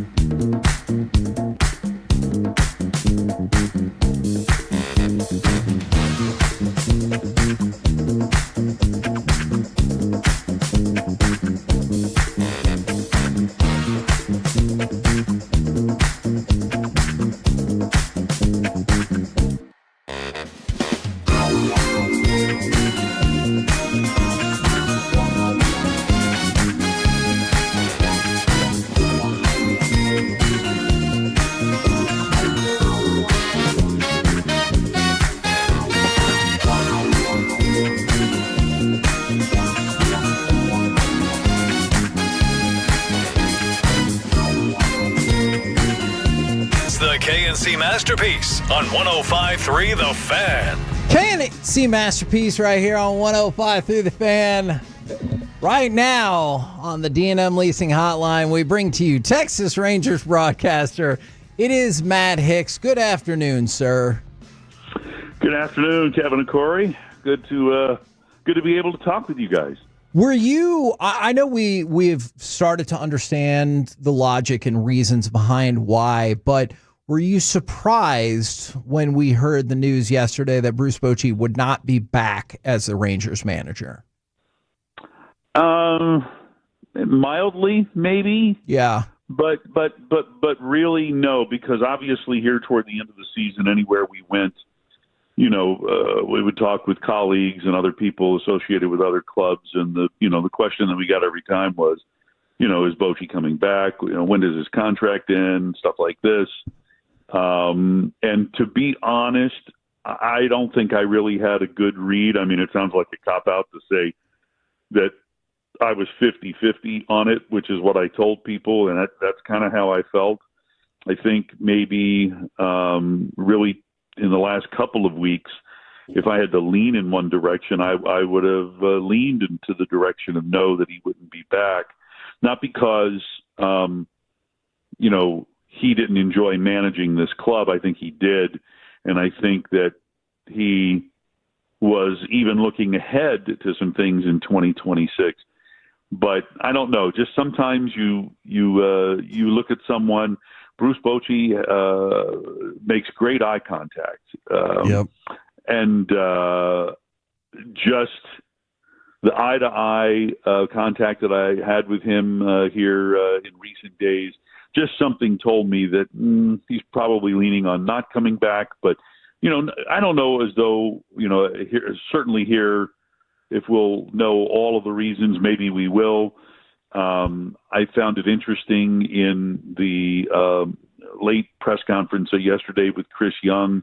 One of the questions that he got asked, his response to that question was that in his conversation with Boch, that he didn't have all the answers. So obviously, Boch had some questions for him, and maybe CY had answers to some of those questions, and some of the others he didn't. But if Bochy's asking questions of CY about 2026, clearly there was some level of interest in returning, right? Or he wouldn't have asked any of those questions. When you said that Chris Young said he didn't have some of the answers, correct me if I'm wrong, because I listened to that presser as well. It sounds like, especially when it comes to the payroll, I know he said like they would probably be younger and cheaper, but it still sounded like there was a pretty high degree of uncertainty when it comes to what exactly that payroll will look like. Yeah, other than in terms of an exact number, other than the fact that I think we can all fairly confidently assume that it's going to be a lower number than what we've been dealing with here, certainly in 2025 and even 2024. Where that number is going to fall, it would just be speculation on any of our parts. But and I don't know, maybe that was one of the questions that he wanted answered, and maybe it was a question that Chris Young, quite honestly, could not answer. Yeah. One of the things that we have certainly witnessed during Chris Young's time being in charge is that he has been very creative in figuring out ways to, put 26 guys on the field, and you think you might have an idea about in what direction they're going to go, and then, they end up going in another direction. So, I fully believe that CY is going to do whatever he can do with whatever constraints that there may be on him to put the best team on the field, every year that he's in charge. And, what that number is going to be for 2026 and beyond, who knows? But, how many of us in spring training this year, when the bullpen finally got put together, came out of surprise going, all right, well, our bullpen's just going to lock people down. Right. And that, we didn't have a bona fide closer. But I think if you are honestly assessing the kind of bullpen that CY put together in 2026 and how they finished and what they did for the course of the year, certainly had to exceed expectations. Yeah. You know, and there were a lot of things that were tied together, I think, like Patrick Corbin's performance all year and how he being in the rotation for the entire season and not having to go on the IL helped the bullpen achieve what it was able to achieve. So, I mean, there's a lot of things that get tied together there. You know, there are people that have, you know, career years and or just better seasons or just improved from the previous year. And I think we saw that when it comes to, you know, guys in the bullpen. So, you know, who knows how this is going to all shake out, but I don't think there's any question about the fact that that had to be one of the things that they discussed. The last 3 years, obviously year one was the most fun because World Series. Right. But over these last 3 years, you've gotten to spend a lot of time around Bochi. And this club, what are we losing with his exit? What you're losing is the experience and know-how of how to run a team in a clubhouse on a daily basis. And there really are no comparables right now to what Bruce Bochy has done, not just for the Rangers, but what he did for the Giants, what he did coming up as a younger manager with the Padres. His ability to, you know, when he walks into the room, players look up to him. They respond to him. They understand that he knows what it takes to get them to the top. And so there's just that automatic respect and understanding that this is what we need to point toward, and this is what we need to do to get there. So any other manager that, you know, doesn't have this lofty standing has got to work to earn that respect, to earn the trust of the players in the clubhouse. And that's something that, you know, Boch didn't really have to work at all when he came here because everybody, you know, knows who he is and what he's done and how just special he really is. And, you know, and beyond that, he's a humble guy. He's a funny guy. Yeah. And he's just a lot of fun to be around. And so, you know, we're missing that unparalleled leadership, but we're also missing someone that I think in some way, in some small way, we'd all become attached to. And so, you know, I'm a little sad that he's not going to be back. Same. But I mean, you know, CY certainly left the door open if he wants to take an advisory role in the front office. I think we would all just, you know, love to have him in any kind of, you know, capacity to be associated with the Texas Rangers. But obviously, you know, other things are happening right now, right? It's the end of the regular season. The postseason begins today. There are some managerial openings that are out there. Obviously, with the Giants firing Bob Melvin, there's all sorts of speculation. I don't know. Me personally, I don't see that happening. But like I said, with whether or not Boch was going to be back again, I put that at 50-50. I would not be surprised at anything that does happen here in the next couple of days. So in the last 8 months, we have seen the trade of Luka, the trade of Micah Parsons. Do you think it is reasonable or perhaps more than reasonable that Rangers fans may see their favorite player go away from the team this offseason? So I'm wondering, in your opinion, who Rangers fans who's their favorite player. Well, it's Nathan Eovaldi, obviously. Well, no. And I guess, Hicksy, my concern is maybe your favorite player is Seager or Simeon or Adolis or Heim or Young. You know, like, I'm concerned that is a huge swath of potential favorite players that may be not with the team anymore. Yeah. Well, obviously anything can happen. And I said this on one of our, pardon me, I said this on one of our RSN broadcasts the other day when we were asked about predictions for 2026. And that is to expect the unexpected. Yeah. And so, again, I mean, nothing really would surprise me. I think, actually, let me take that back. I think it would surprise me if Nathan Eovaldi were involved. Yeah. In just any kind of deal. Yeah. Agreed.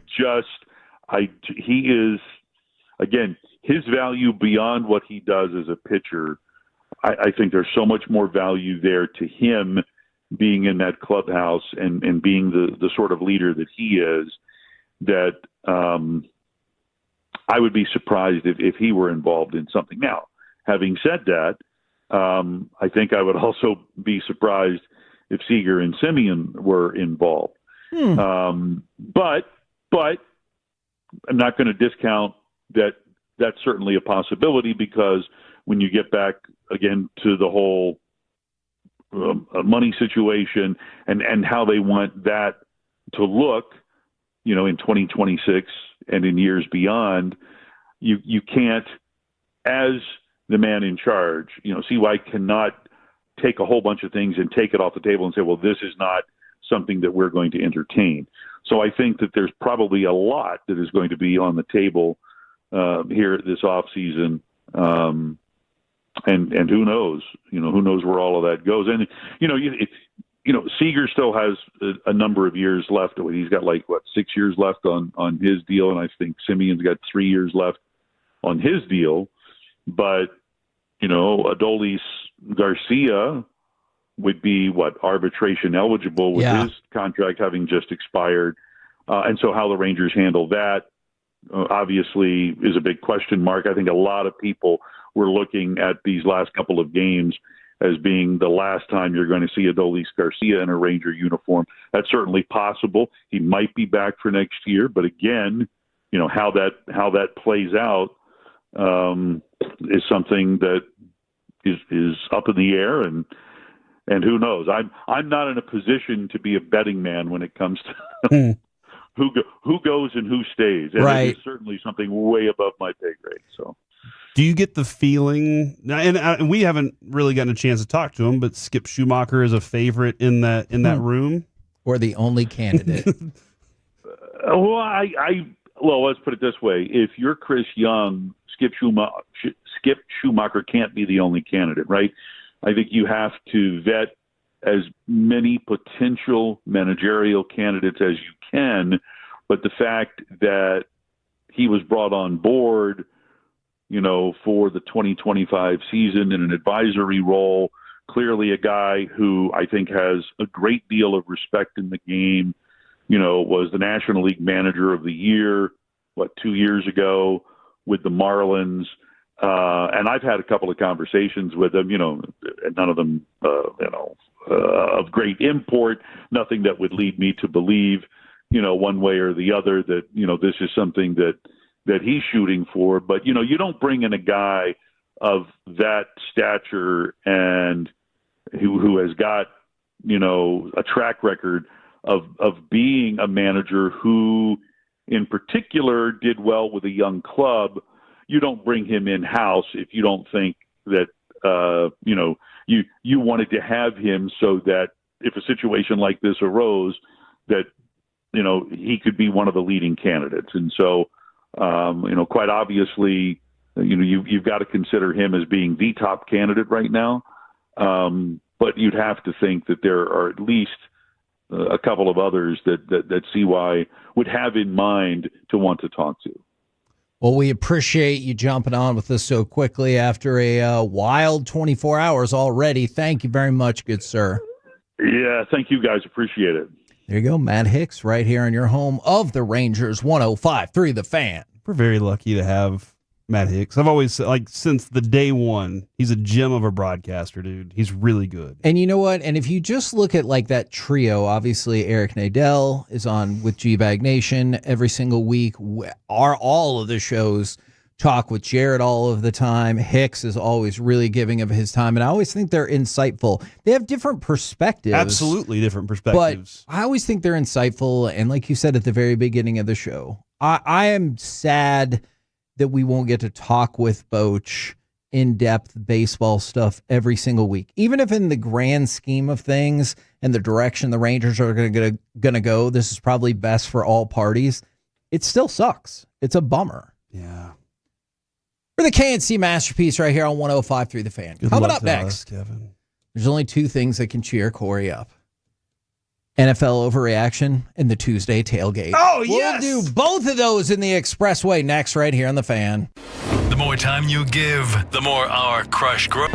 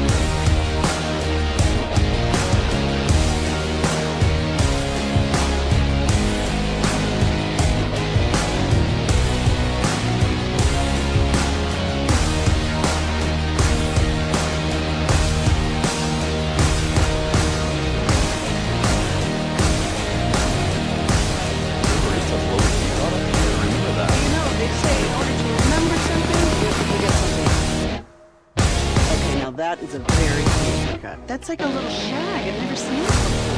Well, I mean, of course you have. It's the Rachel. Oh, is that your name? No, I mean like your name. No, I'm Jen. My name's Jen. Right, but I just mean like this is your haircut. But that's hair on your head. I'm not saying this is your hair. Okay, freaking me out a little bit.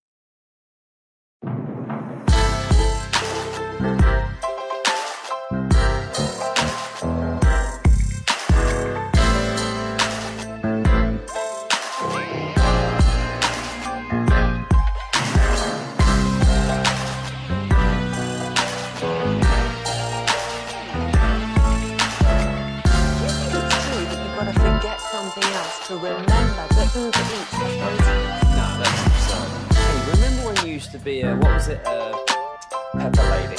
Pepper Lady? Wasn't it Cinnamon Sisters?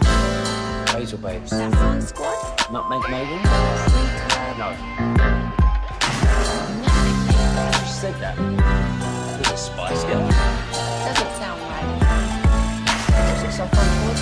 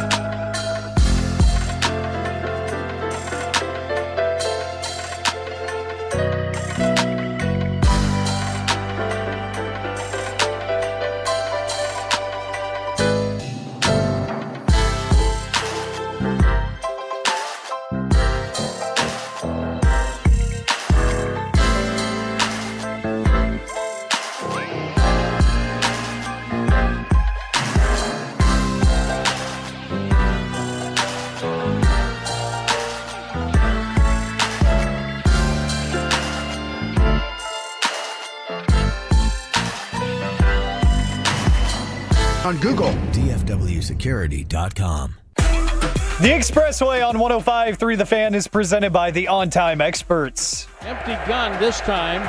Williams was split left, and he comes into the gun and stands on Prescott's left. In the gun, second down, quarterback draw, up the middle, Prescott into the end zone. Touchdown, Cowboys. KNC Masterpiece right here on 105.3 The Fan. We got the Tuesday tailgate coming up right now. It's time for some NFL overreaction or reality, and I think this is an easy one, but I'm going to go throw it out there.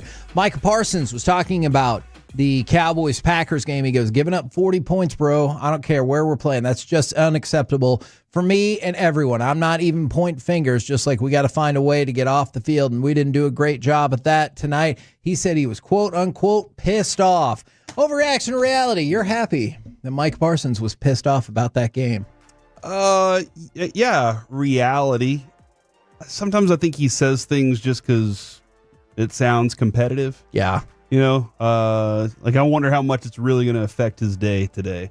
And it's probably best that he doesn't point fingers since he's an important part of that defense that gave up 40 points. That's true. That is absolutely true. Baldinger posted, he said, Micah Parsons was excellent in the pass rush. He won all the time throughout the night.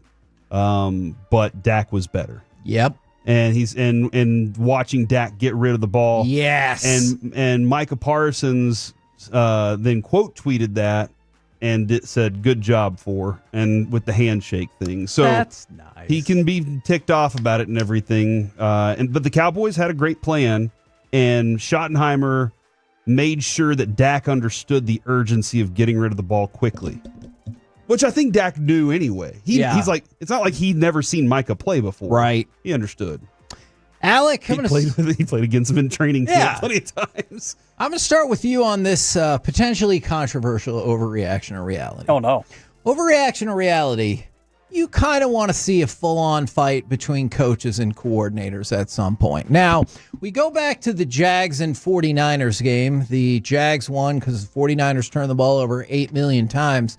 And leading up to it, Robert Saleh had praised the Jacksonville coaching staff, or at least that's what he thought it was. And he said for being able to legally steal signs.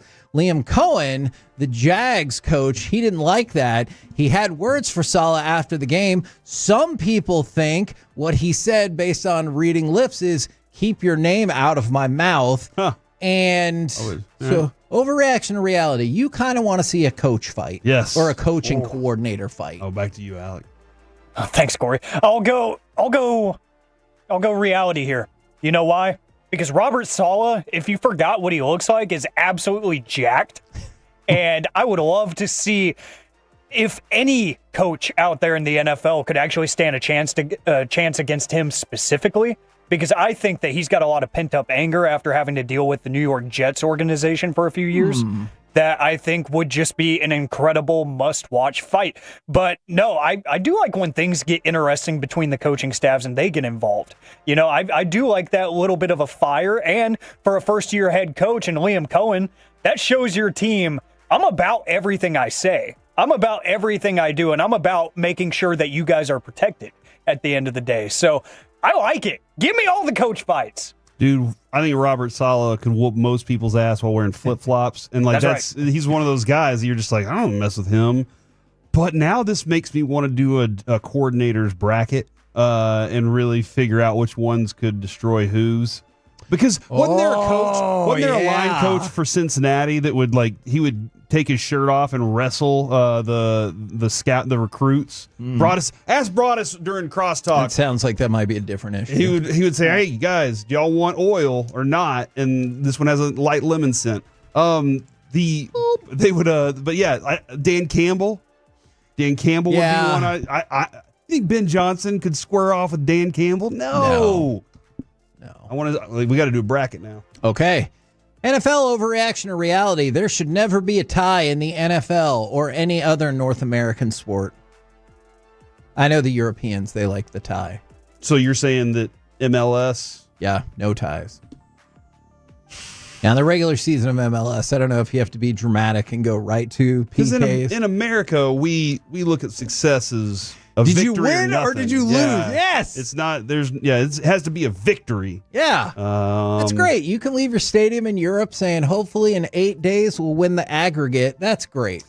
Like, I need a winner that day. It's because I don't know how to handle my life if you tie. I don't know how to feel. We all didn't know how to feel yesterday. Yeah. Because none of us had ever seen it, except for somebody that was born before the 1968 season. Right. But that's I have no clue. I have no clue how to feel. So yeah, Kevin, I need wins or not. Go extra innings if you have to. Except in the All-Star game. Even in the All-Star game. Alec. Save your pitching. There should never be a tie in the NFL or any other North American sports league. It's a reality for the exact reason that Corey just said. I don't know. It's 2025, and I still don't know how to feel when teams I root for or watch tie. Or any game, really. When I watch any game of any sport that ends in a tie, I'm like, okay, what now? Do they, in y'all's favorite sport is wrestling, all right? Y'all's, that's your favorite sport. Do they ever have a tie for a belt? Yes, unfortunately. I'm sorry, what? Yeah, because they'll say it's a draw or a no contest or some BS like that. That's to set up the rematch. Yep. Double count out or something. So we have a rematch with the Packers and Cowboys on the way in the playoffs. See, and that, okay, well, if that would be great and confusing. Because that was part of the agreement. But, like, can you imagine if the Super Bowl happened and they were like, it's pandemonium on the field, all the players have run out, we'll catch you next month for Super Bowl II. Like, and it's a rematch. That would, people might think that's neat one time. They would hate it forever. It's not going to happen. Oh. Sorry, Alec, to break that news to you. Yeah. All right, NFL overreaction or reality. Joe Burrow is the only reason Zach Taylor has a job. Reality. Oh, man, I didn't even have to give my stats pitch. Well, Alec, just for you. Cincinnati ranks last in offensive points per game. Obviously, Jake Browning is terrible. They got outgained by like 300 yards last night. It is just a catastrophe happening in Cincinnati without Joe Burrow. Reality. And I'd like to rewind 15 seconds and say reality at the same time that Corey did, because that's the honest truth. It's a bad situation out there, and clearly his ideologies and his schemes are not powerful enough to elevate players, which it's not a foreign concept, but not everybody's good at it, and that's okay. But you see teams like the 49ers do it, it feels like every year, where they have some sort of failure of a higher-end draft pick that they have sitting on their bench, and it's like, well, he's never going to play, right? Nope, he needs to play 3 games. And then he wins 3 games. It feels like that happens every single year with teams like that. So, and you're not getting that from Zach Taylor, which he's from that tree too. So you would think maybe he's the kind of guy that can elevate people. It doesn't seem like it. That team's bad. That offensive line's bad too, and you know that. You've said that multiple times. The talent of Joe Burrow, T. Higgins, Jamar Chase, especially Jamar Chase, is the reason that they've been good and effective. When their defense was good, they go to the Super Bowl. So we've seen how that, but what happened? They still didn't have the right offensive line to protect Joe Burrow. Right. Even in that season, how many times they got sacked in the AFC Championship game? But Kevin, the talent of Joe Burrow, I really did like last night their attempts to just say, screw it, we're just going to throw deep every time and see if those guys can work out. But it didn't work in the favor. But it made it a little more exciting. That game there was a lot of boring stuff last night, but the fact that they were just like, we're just going to throw it. Maybe Higgins is down there somewhere. Bonus, you would like to retroactively give an MVP to Joe Burrow. Yes. Because you can look at it now. You're reality. Like, oh, man. All right, NFL overreaction or reality. So once again, we will go back to the Monday Night Football games. Tyreek Hill will never be a good NFL player again. How old is he? Man, he's 31, but I think Corey is going to judge this as the dumbest comment made all day. So this morning, I go, oh, is that official? Tyreek Hill's out for the year? And Corey just lit me up. And he's like, you saw what happened, right? Did you see that? Of course he's out for the year. That was so gross. That was bad. Probably so some of next gross. year, too. I've seen, Ed McCaffrey's injury was gruesome. If you saw Ed McCaffrey's injury in history, you can find it somewhere. When he broke his tibia, as he lands, you can see the bottom part of it flopping around. It's just gross. And the fact that Hill's knee did what it did last night, my biggest thought on him last night, though, was how excited he was as he was getting taken off on the cart. He's like, I get paid to not have to come into this building anymore. That's right. I'll see you guys later. This is going to be great. I think he's just going to be like, you know what? I can make mine doing something else for the rest of my time. I don't think he's going to be the same explosive guy ever again. Alec, what say you? It's unfortunate, but it's a reality. Those injuries in general, no matter who it is just extremely unfortunate to see the gravity of that. And like you said, Kevin, it's probably going to bleed into next year, too, because of how many injuries inside of one injury happened. Hate to see those, I don't think, because his skill set really requires his body to be in tip-top shape because he needs to be the best athlete on the field to win games. And that's great for him, but when it's not there available to him, I don't know what he's going to bring. And to Corey's credit, he looked very, very happy that was probably the last time he's going to play with Tua. Now, this next one, I am really excited to get y'all's breakdown on. NFL overreaction or reality. Outside of a quarterback injury, offensive line injuries are the biggest way to derail a season. So Chargers, Vikings, Bucks, they are all dealing with injuries. And I know people are going to focus on McCarthy for the Vikings, but I think it's the offensive line that's going to take a lot of these teams down. Yeah, if you have to play with a bunch of backups on your offensive line, and sometimes maybe it's a key position.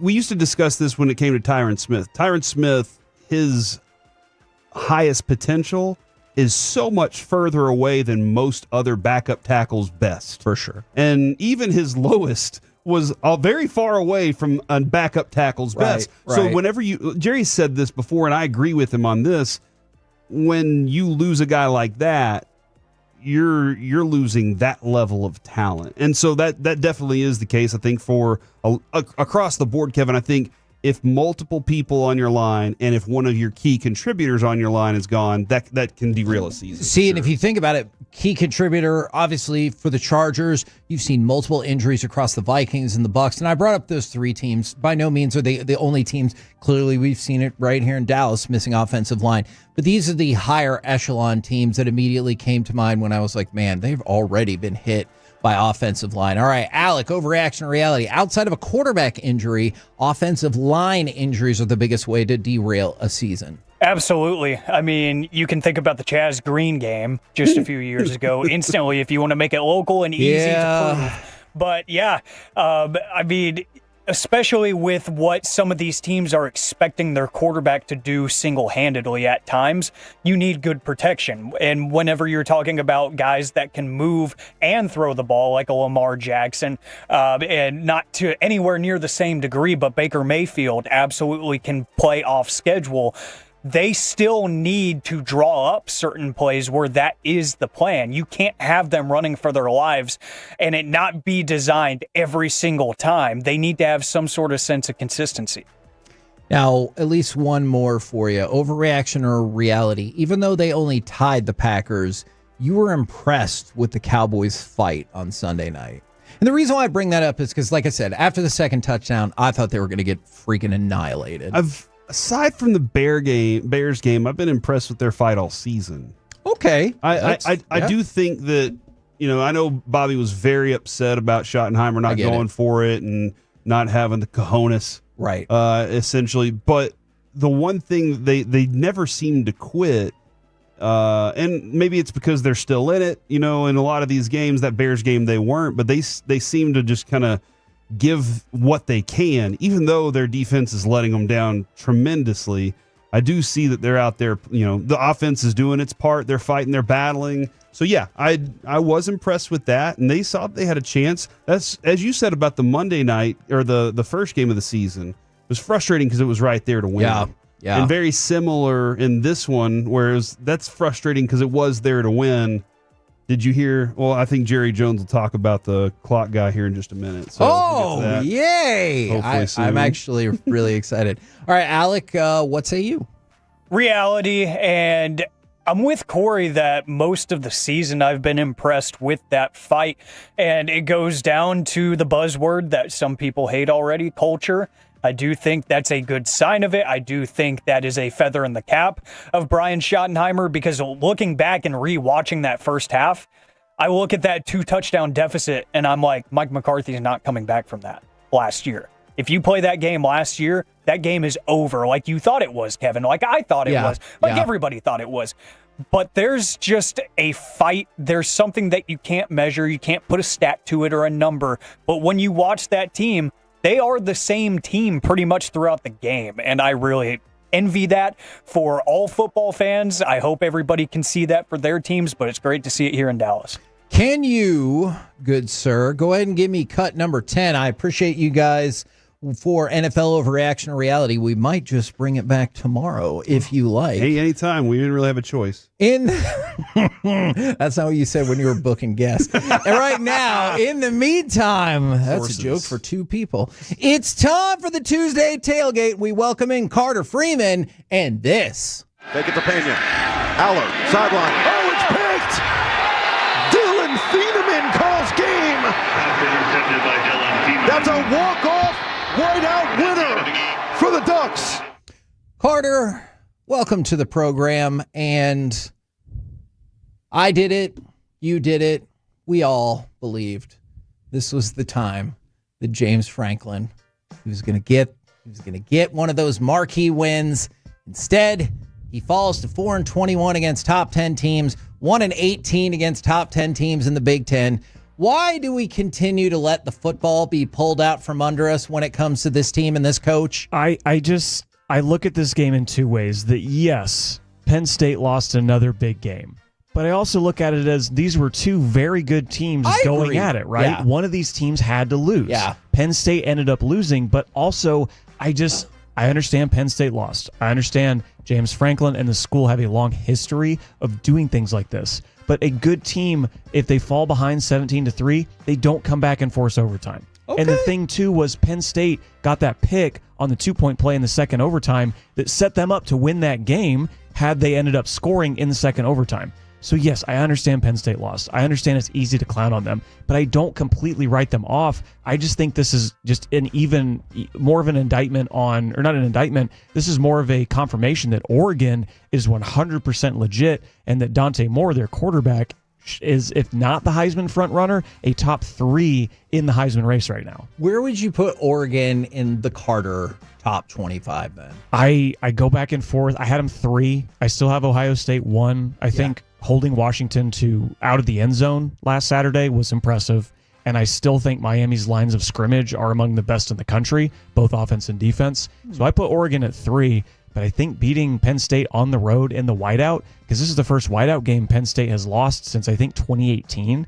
That's impressive. I mean, this is probably the most impressive win of the year. So I launched them up to 3, but I still think Penn State is a borderline top 10 team, although they haven't beaten an FBS team yet this year. Both them and Texas are in the top 10. Neither of them have beaten or at least a Power 4 team.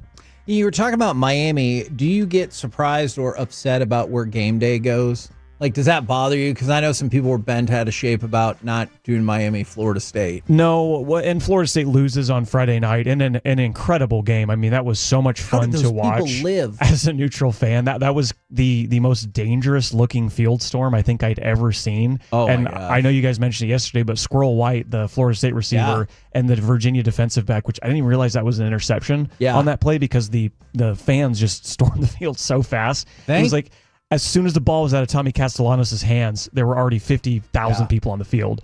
But I don't get upset with it. I do like when they go to new places. Like, did you know they've never been to SMU? Really? They're one of the few and I know SMU is a new Power 4 team. Yeah. They're one of the few Power 4 teams they've never been to, them and Illinois. And Illinois is good this year, too, so they might end up going there. But I don't get too bent out of shape about it. And Vanderbilt's a good story because they're going to Tuscaloosa this upcoming weekend, and Vanderbilt's undefeated, and they beat Alabama last year. So I totally get why they would go to Tuscaloosa. Do you think mostly they did it for Sean, though? Yeah, because it was godson, right? Is the Vanderbilt tight end? Yeah, maybe just for him. By the way, Corey, in case you wanted to know, somebody made a straight-up bet for Penn State on the money line to win that game, and they wagered $1.8 million. So they would win. Do that? They would win $1.03 million, except that they lost. So they were going to win less money than they bet? Well, that's in it. You always get your return bet back. That's the extra money. I'm not saying like, here's 1.8, you win, here you get 1 million, because that would be confusing. It's on top of the No, that's what I'm saying, though. Yes. If I'm going to bet, I want to bet 35 to win 1,000. Yeah, I get you. I'm with Corey on this one. That's not worth it. They bet on the favorite on the money line. Yeah. So you're always going to get a lower return. I'll pass on that one. Are you glad that person lost then? Yes. Bet on Bama on the road or Bama against Georgia specifically because they're 11-1 and they're 10-1 in their last 11 games against Georgia. All right, now go ahead and give me cut number 9. My question to go along with that is then, does Bama own Georgia, or can Georgia say we did win a national title? So like, I don't know if own is the right word, but give me cut 9. Play action, rolls the pocket right, looking, firing, caught, touchdown Alabama. Isaiah Horton, wide open, back of the end zone, and the Tide leads it 13-0. Do they own Georgia? I mean, yeah, 10-1 in their last 11 games against them, and having beaten them twice with Kalen DeBoer, new head coach, right? Yes. I think that continues the dominance. And yes, Georgia did win a national title against them. Then they won one again the next year. So they've got 2 natties in there. So they're probably not as upset as they could be. Yeah. It's not as bad of a problem to have as Penn State's problem against top 5, top 10 opponents, right? But it is still just a black mark on Kirby Smart's tenure. He's like 70-5 against everybody else, and then 1-7, I think now, against Alabama. And Alabama's been a dominant force. I mean, even as Georgia's come up, Alabama has stayed a just continual power, and they've continued that specifically against Georgia. And I think as they won on the road, especially in this game, that atones a little bit for the Florida State loss to begin the season. Do you think that in 2 years, when Paul Feinbaum is in the Senate, he's still going to be talking about these games? Do you think he's going to beat Bruce Pearl in the Republican primary, though? Man, what a weird... I mean, the attack ads between Bruce Pearl and Paul Feinbaum would be amazing. If that's the direction this country wants to go. Come to? Let's just go all in. I'm here for it. All right, well, yeah, if you're super into senatorial politics, keep an eye out Which on I that. am. But you know what? I'm going to make another political reference because for the first time since Dwight D. Eisenhower was the president, the North Texas Mean Green football team, they are not 1, not 2, not 3, not 4, but 5-0 for the first time since 1959. Corey, they've moved up to number 33 in the polls. Good for them. In the other vote section. Hey! Receiving votes is a big thing for them, though. I don't believe UNT has been ranked in the AP poll since Dwight Eisenhower was president. I think it has been that long. So the fact that, and we talked to Eric Morris on Fan University this last weekend about this. Did. Awesome conversation with him. They end up winning last Saturday's game against South Alabama to move to 5-0.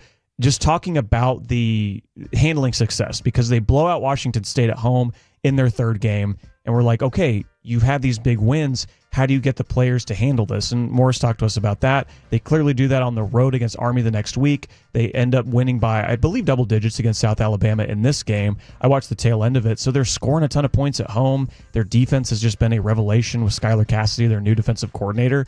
So they're off this upcoming weekend. But the following Friday, they host South Florida, who obviously knocked off Florida earlier this year, became a kind of a group of 5 playoff darling. UNT beats them, goes to 6-0. A ranked North Texas is not going to be far away.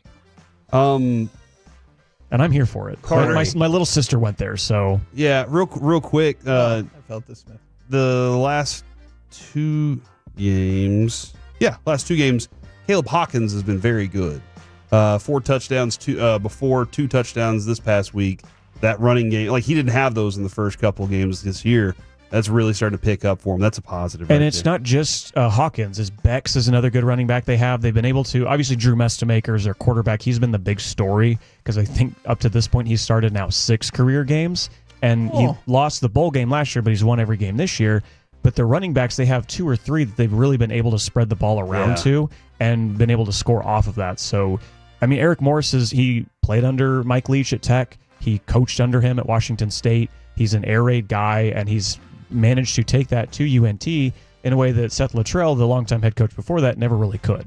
Kevin, it is the 3rd manager that is being relieved of his duties is Ron Washington. Oh, they fired him? Ron Washington and Ray Montgomery will not return as Angels managers in 2026, according to The Athletic. That's got to be a health thing, right? Because he didn't coach since June. I don't think so because... And, you know, we talked about it. Rocco Baldelli also was relieved of his job. So Ron Washington said something, it was like 2 days ago. And he said, I would love to have a conversation with the Angels management. And it almost sounded like he was like really asking like, hey, will you put a meeting for me on the books? And then all these other candidates were listed. And I was like, oh, man. So I know he stepped away because of health, but this is a real deal firing because he was very adamant that he wanted that meeting. He wanted to be back. He wanted to continue to lead the Angels, and they have clearly said no. Yep. Can they at least get rid of the GM too? Because I think the GM with Anaheim has been there for a long time. He's hired, I think this would be his 4th hiring if he sticks around, and none of them have worked. He had a 2-year extension in 24. Bob Melvin got his option picked up in June and got fired this year for the Giants. The report also did state that there was no true discussion yet on him. So they haven't gotten closure there yet. So I feel they got still up in the air. Clean house so they can do it again in 3 years because that's what the Angels have done ever since they won the World Series. Yeah, that is fair. Like 23 years ago. Sucks. Hey, speaking of cowardly managerial or coaching decisions, how about Arkansas? I'm not saying that they shouldn't have fired their coach. I love Sam Pittman, but yeah, he just could never figure it out there. So I don't know if it was the 4 first-half touchdowns from Jeremiah Love that really did him in, but we're going back to Bobby Petrino as the interim, huh? Which I feel like they never wanted to fire him. Bobby Petrino got himself fired with the motorcycle dude beating the crap out of him because he was sleeping with his girl. Whatever you may believe, back in 2012, Bobby Petrino got himself fired because that was coming off Arkansas's best season, probably a top 3 season in that program's history. Yeah. He got himself fired. They never wanted to get rid of him. Now, because it's Arkansas and they just end up doing odd things, Rhett Lashley at SMU, former quarterback from Arkansas, he's got a history there. There's a ton of other group of 5 coaches that, like Alex Galesh at South Florida, that could end up there. but it seems like they're letting Bobby Petrino clean out the defensive staff too. They're giving him personnel decisions. If they win, if they end up bowl eligible, do not be surprised if he ends up staying as their head coach. Wow. It didn't work up at Louisville long term. The only reason he had success at Louisville is because they had freaking Lamar Jackson. But if they do good things for the rest of the season, then I would not be surprised if he stays. Is the USC football team soft? Like, they made the comeback against Illinois only to maybe inevitably lose the game. And you talked about it. Illinois is soft. I just saw a couple different areas where it's like, whether it's getting bullied on the line of scrimmage or just the give up in the final field goal drive. This felt like a game that USC would figure out a way to lose. When your coach is a punk, I think that's kind of where it starts. Well, when a strength and conditioning coach, and I don't know if Benny Wiley is still there, but he was literally like a gym huckster is what he was. He was not like an established strength and conditioning guy.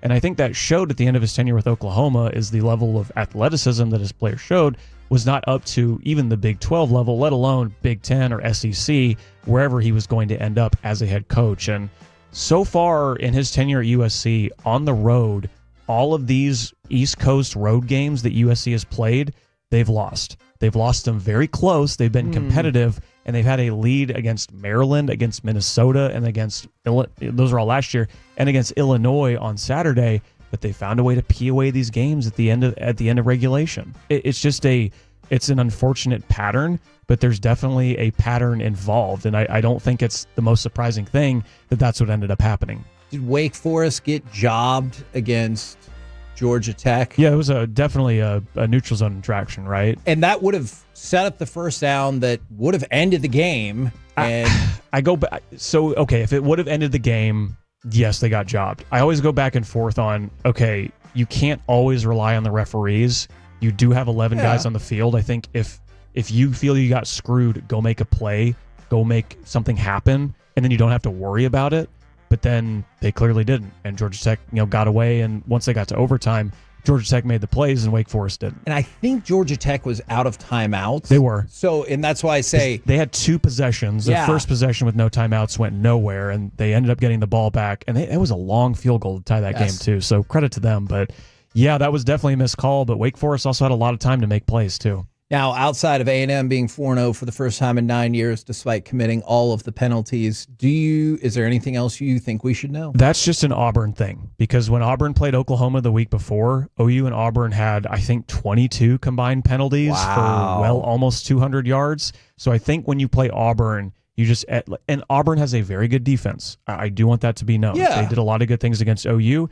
They did a lot of good things against A&M on Saturday. But when you sink your hopes into Jackson Arnold, who we saw last year with a good defense, couldn't move the ball, and then it was basically deja vu this past weekend. Auburn had the ball at the end of the game with a chance to win.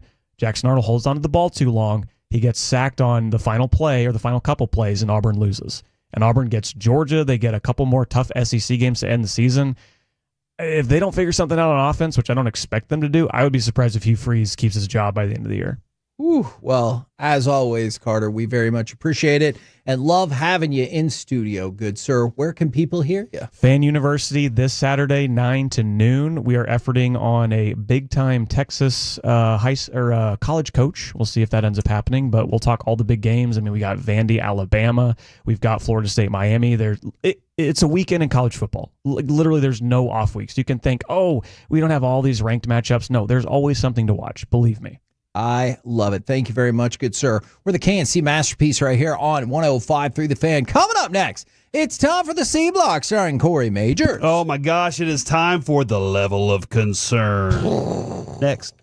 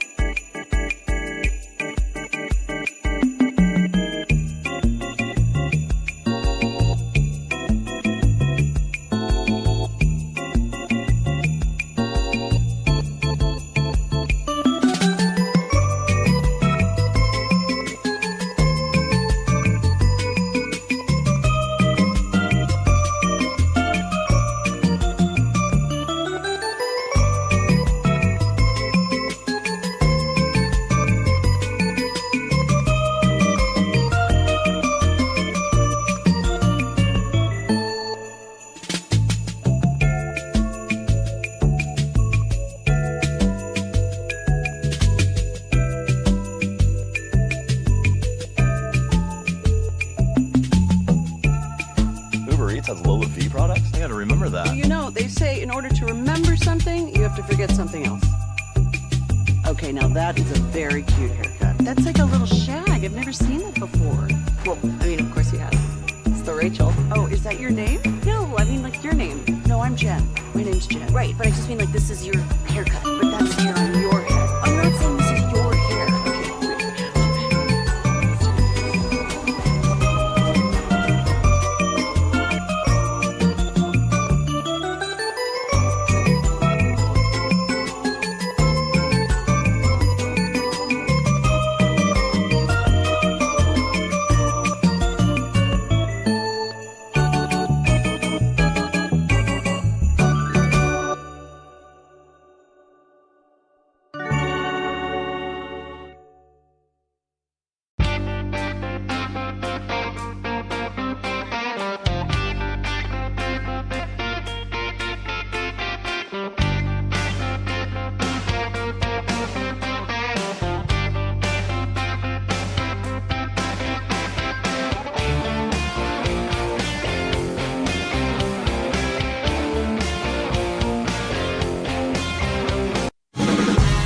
By our D&M Leasing Studios, it's the KNC Masterpiece on 105.3 The Fan. KNC Masterpiece right here on 105.3 The Fan. The 817, I went to Taco Bueno for lunch to get a free taco if the Cowboys win. I asked what I get, and they said half a taco. I don't know if that is true, but that's amazing. Okay, hold on. They tied. I always love this when they say if a giraffe wore pants, how would he wear them? You know, would it be on his front legs all the way up to his neck? Would it be on the back half? See, I think it would be all the body? legs. All the legs. So if they are only giving half a taco, is it they lay the taco down on its side and cut it right down in the half, or you lay it up and then cut it down the middle? Like how are you getting half? Okay, and I think you cut it down the middle standing upright. Okay. And like the middle. So not, man, it's weird to say the middle, but not the middle. The middle where it's not thin. Okay. So the middle where it's a chunk and a chunk. Yeah, It's yeah. not the really thin part of it. But I don't think I said that very well, Alex. Shut up. I can see your face. Shut up. Alex, I see your face. He did fine. All right. Please stop giving him such a hard time about this, Hey, Alex. when I Your was words, not talking mine. and I said not the middle, and then my mind's like, what are you going to say? The other middle? And I panic. Yeah, the moderate section, if you will. All right. That doesn't exist. Topical. Kevin, as I've always said, the options, if you don't have us on the Odyssey app, or if you don't have us on Twitch, or if you don't have us on the YouTube, you always have us on radio. And never forget, Kevin, you can't spell radio without rad. Is that a transition into your story, or can I mention an update? Because I didn't know if you had like a dirt bike story or something. Everybody is actually correct on the fan text right now. Diagonal cut is the only way, I guess, to split the taco. Actually, in that case, it would work. Despite not giving advice, our buddy from the 940 decided to go for it on Underdog, and they said they're going to go hire Scooble 7.5 Ks. If they get it, they go from $780 to $1,400 through 3 innings. Scooble, 4 strikeouts. So, and I was told Austin Hedges has been on base today. He got a walk. So there we go. You know, I said I was rooting for Cleveland mostly because of Ramirez. I like him. He's a good player. He's fun to watch. But now we have Austin Hedges to pull for. Except for we don't because he's not a Ranger. So just like Napoli, whatever, dude. I don't care. It's your World Series with another team, not mine. Okay. DeMarcus Ware, your Super Bowl with another team, not mine. That opinion I have heard. Did my jersey end up winning the World Series? No. But Sorry. I will root for your team, I guess. Okay. Whatever. It's time for the level of concern. Oh, man! We start with like just the least threatening noise. Yeah, kind of eases you into everything. We're gonna start with cut 7 here. Jerry Jones this morning was on with Sean and RJ and Bobby and Peyton's show, and they had a conversation. And they asked, have you thought about adding more help to the defense with how good the offense can be this year? Well, that's good. I mean, that's a logical way to go. And but I also get to have the benefit of looking at who's coming. And we've got Overshown coming, and he seems like that I'm asking that question every day. Is Overshown going to be out here getting ready for the game? But you got Overshown coming. We've got, frankly, 41 out there is playing lights out and getting better by the game. And Clowney has certainly had his opening game. So I see help on the way for this defense. This replay brought to you by Window Nation. Kevin, first off, can I just ask a question? He doesn't know how to say his name. Okay. That's why he said 41. Do you think he doesn't know how to say his name? He said it. Okay. Yeah, he said, I say 41. I've said it multiple times because I have a hard time saying his name. All right. I just wanted to make sure that it wasn't that he wasn't like generally aware of who Donovan Ezraku was. All right. Fifth strikeout for Scuba. No, he knows he made a couple different comments about Ezraku because he thinks he is developing at a good pace. And I think we all can agree that we're seeing a player that's still making some rookie mistakes, but also still growing at the position. And he actually looked more physical in this game than he has in the past. And that's something I really like. And I was going to say, it's not like he was the number one overall pick in the draft, but hell, you can just look at Cam Ward to be like, it doesn't matter where you're drafted. Rookie struggles are absolutely a real deal. All that being said, Kevin, what is your level of concern with whether or not Jerry Jones adds to this defense? My level of concern is very low on that because I don't want him to add to the defense. Let me ask you this. Am I allowed to do a bonus level of concern? Sure. Okay. I'm more concerned about the way they hype and sell things that aren't about to happen. Like when he talks about DeMarvion Overshown to keep him in like the back of all of our mind, that's not happening for what? Like a month and a half at least. But each week it has people going, "Hey, don't forget that Overshown's on the way," right? Yeah, like that's part of the way that you keep the needle injected, if you will, to keep the hopium alive. It just feels so disingenuous. And so I don't like that. But like, I'm not concerned about adding. I would very much prefer the Cowboys not do anything adding to the defense because I'm fine with letting the chips fall where they may and keeping your draft assets and keeping your monetary assets. Ooh. Kevin, this team, I don't know if you remember or were told, they tied on Sunday night. I was aware because that guy got the half taco at Taco Bueno. He cut diagonally. Have you factored in how a tie could be helpful for your record? Well, it makes all the difference in the world if it's close, one way or the other. And so you gain on it maybe against a team that you're trying to get in the playoffs with a loss, and you gain and you get behind not a little bit, but you get behind one that had a win rather than a tie. But I think the other thing is the nature of it.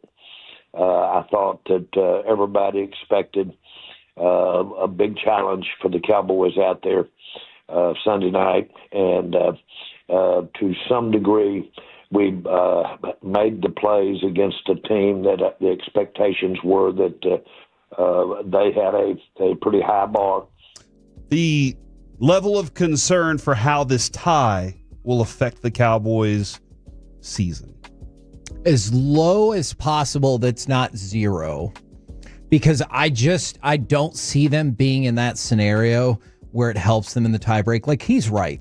He's absolutely right. That can help you one way or yes, another. Absolutely. I just don't think he'll be in a position. But can I say big thumbs up to the other part of what he said? I think that's another reason why I'm generally positive about the tie. I know you didn't get a win, but let's talk about it. I'll admit it for myself. I thought the Cowboys were going to get smoked in this game. And the fact that they didn't and got a tie from a team that 2 weeks ago looked like they could be the best team in all of the NFL, I do think that's positive. This wasn't a toss-up game. This was a game where Green Bay was going to smoke us, and that did not happen. I'm not really going to hold you to this because I'll forget. That's just how I am. But you're saying right now that if you don't foresee the Cowboys finding themselves in this position, correct, where the tie can help them, correct. So you're not concerned about it hurting them either because Correct. you don't see them being there. Absolutely, your correct. expectations we discussed can change if they win, exactly, and then you're going to be upset that they tied or happy. Look, that they man, tied. So that's where a lot of fans can be. Is we don't know, it could affect us in one way or another. Okay, and I'm not saying it's going to go down like this, but you have seen potential flaws in Washington. You have seen potential flaws in Denver. Obviously, the Jets and Panthers have flaws. Yes. So let's say you come out there and break off an undefeated record in October. I'm not calling for that, but if you did, now you're 5-2-1. And first of all, then that tie will matter a lot. And won't your mind start to wander about like, hey man, what if we were 6-2? Or what if we would have won that Philly game? Like, that's inevitable. And yes, so if they go undefeated in October, you're damn right I'm going to change my opinion. Kevin, maybe the most important story to you yesterday morning was the job of the timekeeper. Yes. Did Jerry think the clock hit 0 on that final pass in OT? Yes, I did. Yes, I did. When he dropped that ball, I was very much aware there was no time left on the clock, I thought. And when he dropped that ball, I thought we'd won the game.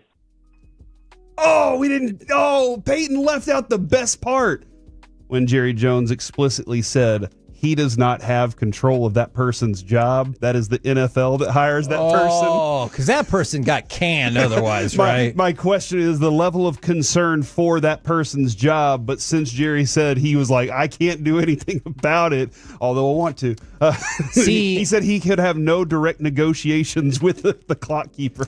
All right. Then my level of concern is low. Otherwise, I think this would be one of those quiet reassignments where like now you're just put in another division of the Cowboys not to be heard from again. And he has to work in that basement office. It's kind of accounting, but not really. Yeah, and the door doesn't open all the way and it's by the bathroom. And Every once in a while a pipe bursts and steam comes into the room. Yeah, I get you. Yes. AC doesn't work very well. All right, let's go with the last one. Cut 6 here. He's been praising Dak through 4 weeks of the season. I'll give Schottenheimer, Brian, a lot of credit. I gave Brian credit last year for how I thought Dak had really elevated his game.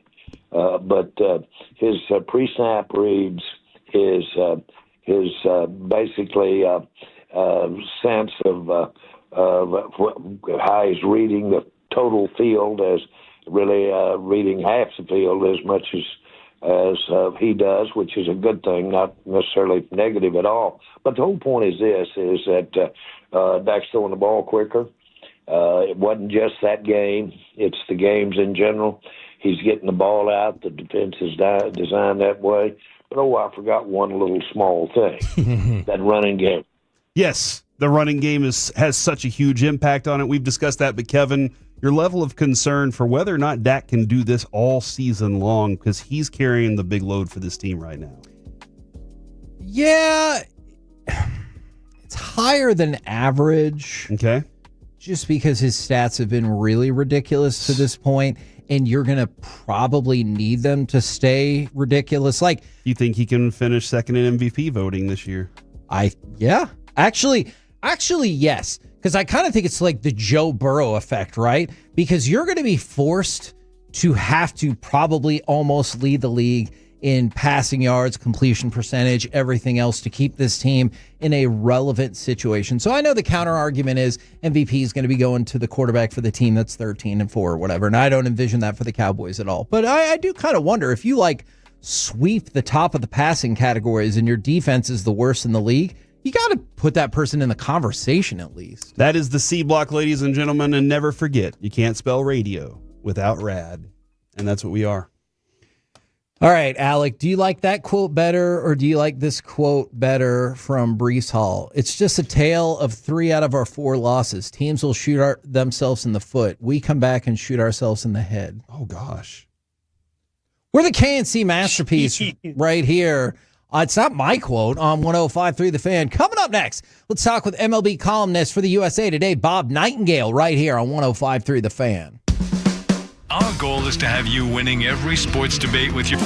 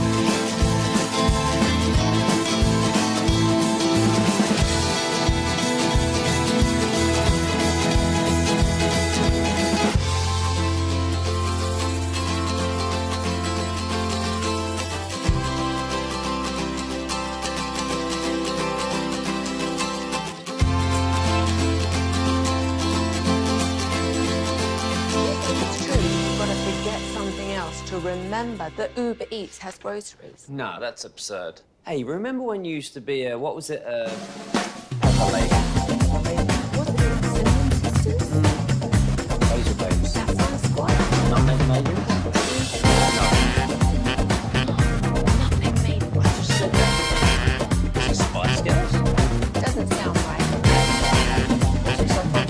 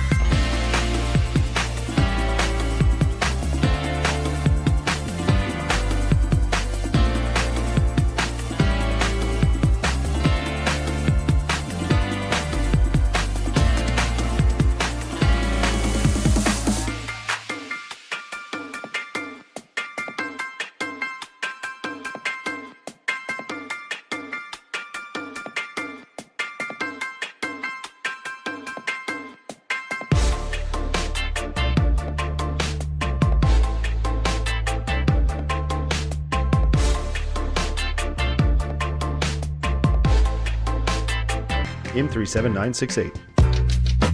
This segment of the KNC Masterpiece is brought to you by the personal injury lawyers, Frankel & Frankel. If you've been injured in a car or truck wreck, call Frankel first, 214 or 817-333-3333. With Frankel & Frankel, there's never an out-of-pocket cost. They only get paid when you win. Frankel & Frankel, the go-to car and truck wreck attorneys in Dallas. KNC Masterpiece back here on 105 through the fan right now. Let's bring in columnist and senior writer for the USA Today. It is Bob Nightingale. Good afternoon, sir.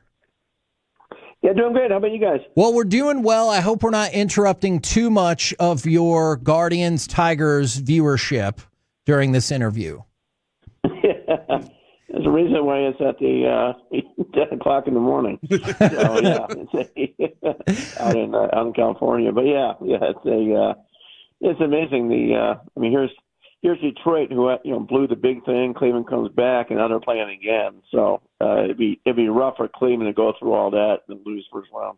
But on the flip side, if Detroit goes through all that by giving up the lead and then losing the playoff series, that goes down. It's like an all-time baseball disaster, right? Oh, yeah, number one. It'll be the biggest collapse ever. Well, it already is by losing the division. But at least they made the wild card. But you're right. If they go out to Cleveland again in this round, it will be a disaster forever. I think because of that, this is the most interesting wild card series to me. What is it to you? I know a lot of people will say Red Sox, Yankees. Is there one particular series in this round that you think is more interesting than the rest? It's got to be Red Sox Yankees, just because the traditional rivalry and Boston reminding everybody, hey, we haven't lost the Yankees, in the playoffs since 2003. Of course, staged epic comeback, down 3-0 in 2004. So it's still Yankees Red Sox, just because it's such a great traditional rivalry. I mean, I think the networks obviously were hoping it was going to be Mets Dodgers, but of course the Mets didn't make it. Bob, I know there's a lot of baseball going on, but here in Texas, we're sad. We're very sad as Bruce Bochy is no longer the manager. Do you think it's weird that a guy won a World Series, your first ever World Series 3 years ago, and then he's gone after that? Yeah, it is. I'm sure, part of it was Bochy's decision, too. It wasn't like he just got fired. Yeah. That sort of thing.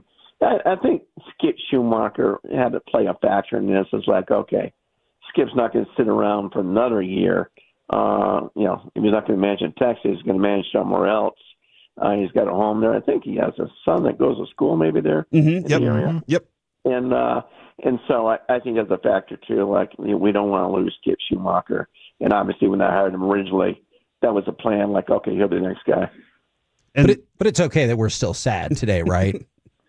Oh, absolutely. No, Boch is great. I've known him since he was a player in the Padre days, one of the greatest managers of all time.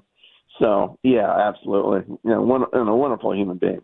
Do you think he loves baseball the most or fishing the most? Probably a toss-up. Yeah. I can see that. Yeah, I think guy loves hunting. He loves hunting, too. But, he's got a fishing pond in his backyard in Nashville. So, yeah, he enjoyed his time there. And I think it'd be an unbelievably cool story if he ends up in San Francisco. One last rodeo right there. Okay, so we know that Chris Young offered the advisory role to him. That's what he said, and I can see that. Would he go back to San Francisco as a manager there and take over for Bob Melvin? Would he take on a different role with that organization? Or do you think that he has a chance to stick around in this area? I would think it's San Francisco. If it's not as a manager, and that might still be a long shot. I don't know how many more years he wants to, do this. He's got a close relationship with Buster Posey. I would think if he's got, if the Giants would say to him, you want to manage, if not, do you want to be a special assistant with us? I would think he'd probably go back to San Francisco for that type of job. Okay. Now, we're, of course, biased because, as Corey said, Boch brought us our very first World Series title. But, if he doesn't end up managing again, where does he fall in the pantheon of all-time great baseball managers? Well, it's only up there. I mean, you're talking about, 4 World Series championships. They had that great class a few years ago, the Hall of Fame classes. Bobby Cox and Joe Torre, Tony La Russa. He's right there with those guys. And winning with different organizations is big. Torre had a lot of rough years. He got fired 3 or 4 times before he got the Yankee gig and turned things around. La Russa was amazing in Oakland and St. Louis. Of course, Bobby Cox, a legend in Atlanta, and he was in Toronto too. But right there with those guys. I mean, certainly you can go down as, arguably one of the top 5 managers of all time. But still behind Connie Mack, you think? Yeah, but, Connie owned the team, so a little different. Bruce never owned the team. Now, I know this has become one of the more interesting MVP races, especially in modern baseball history, on the American League side. I was reading your explanation, but I was hoping you could walk everybody through who you think is the American League MVP and why you voted for them. Yeah, now I have a National League vote, if I was voting for American League MVP, I would do Kyle Raleigh. I love Aaron Judge. I mean, as great as a ball player he is, he's even a better person in the clubhouse, off the field. Terrific guy. But my thing is, I think people get confused and the voters get confused. It's not the best player award. It's the most valuable player award. It was the best player award. Barry Bonds should have won it 15 straight years. He didn't. As I said in the story of going back to '88, Kirk Gibson meant everything to that Dodger team. Getting them out of the doldrums, and he didn't have the stats as Gerald Strawberry of the Mets. But he won the MVP. And Terry Pendleton was with Atlanta. He turned that thing around from last to first. He got the MVP over Bonds, who had better numbers. So, all those years in American League with Trout, Trout should win it. No, I mean, how valuable are you if your team doesn't make the playoffs? So I don't think, Seattle Mariners, you can sniff the playoffs, although being a 500 team without Raleigh. Granted, I think the same thing with Judge. I'm not sure the Yankees make the playoffs without Judge, but know for a fact that the Mariners stink without Cal Raleigh. That is an interesting. If you were like looking at storylines and reasons to root for a team, if like for us, we're out of it, so we're trying to find a team to root for. Who does have the one that you think is the coolest storyline? Because the Mariners do have a long history of not being that successful. Yeah, I mean, certainly the Mariners have never even been to the World Series, so I think they're the only team. Only teams never had that. It has that distinction. So, great fan base, everything else. But I think of all the teams, the 12 teams in the playoffs, the most fun to root for would be the Milwaukee Brewers. Just a tiny payroll. Last World Series was 1982. They don't have been a team anybody's ever heard of. They're like a college team. They call themselves, Milwaukee Junior College. Just scrappy little guys that can't hit home runs, but they hit a ton of singles. And they play the game right. I think it'd be really cool to see those guys go deep. Now, they have the best record going in. I know a lot of people believe the Phillies are the true favorites in the playoffs. Is there a particular team? I know you said who to root for, but how do you see these playoffs shaking out in terms of who wins the World Series? What's interesting with the brackets are so different. Like go to the National League. Here's the Phillies, arguably the best team in baseball. They certainly would be if they saw Zach Wheeler. But they could be facing the Dodgers. We're on the other flip end. The Brewers would be facing the Cubs Padres winner. A lot easier. South American League, Seattle gets the winner of this Cleveland Detroit game, where Blue Jays have to play the winner of the Yankees Red Sox. It's really tough for some of these teams. But I think the team to beat still is the Dodgers. I mean, their starting rotation has gotten healthy. And it's looked as good as it has all year. Their bullpen's still a mess. Their position players are healthy. So I still give them a slight edge over the Phillies. And when they play, if they play next round, unless the Dodgers are upset by the Reds, if they play next round, then I think that could be like the real World Series. How important is this postseason for Aaron Judge? We were just talking about in terms of the MVP. I don't think anybody debates his greatness. I think he's already a Hall of Famer, but he has struggled, particularly in the playoffs. How important is this postseason for him? Well, I think it's important, particularly remember last year with that nightmare fifth inning. Remember he dropped the ball in center field. Yeah, just missed it. And but we see a lot of stars get shut down because everybody focuses on the stars, and then it's usually the little guys that come up and do it, where the big boys don't. So I remember for a long time, Barry Bonds did nothing in the postseason. Then finally he had a good one, and then he was lights out like always from then on. So I think it'd be the same with Judge. As soon as he has that good postseason, then he takes off. But the scouting reports are just so much stronger and so much more detailed on the big stars than where those guys at the bottom of the lineup usually become the heroes of postseason. I wanted to jump back to this Rangers group real quick with this organization. How similar would you expect this team? I know not Bochi, but the roster to look to this past season, or do you feel like Chris Young might be ready to make some pretty drastic changes? I think it might be exploring some changes. Like, okay, what needs to happen here? Need some energy. And it seemed like that was always a resounding theme. Like, okay, it's a very talented team. Wasted a great rotation. I always remind you of the Mariners the last 2 years where that rotation was so good. I thought, Texas gets in, they're as dangerous as any team in baseball. But I think they're kind of missing that, some of that youthful energy, to that permeates the clubhouse. Who was the player? I'm trying to think. Pilar, remember when he kind of criticized the team for that, and no one really questioned it. It's like, well, he's got a point, and so it's almost like very professional, very businesslike. Where sometimes maybe you need some young kids to get things going there. I'm trying to think of the young guy's name, but he did for the San Francisco Giants, and people love that enthusiasm. Well, we appreciate all the insight about the Rangers, Boch, the rest of baseball. You're always a pleasure. Thank you very much for the time, sir.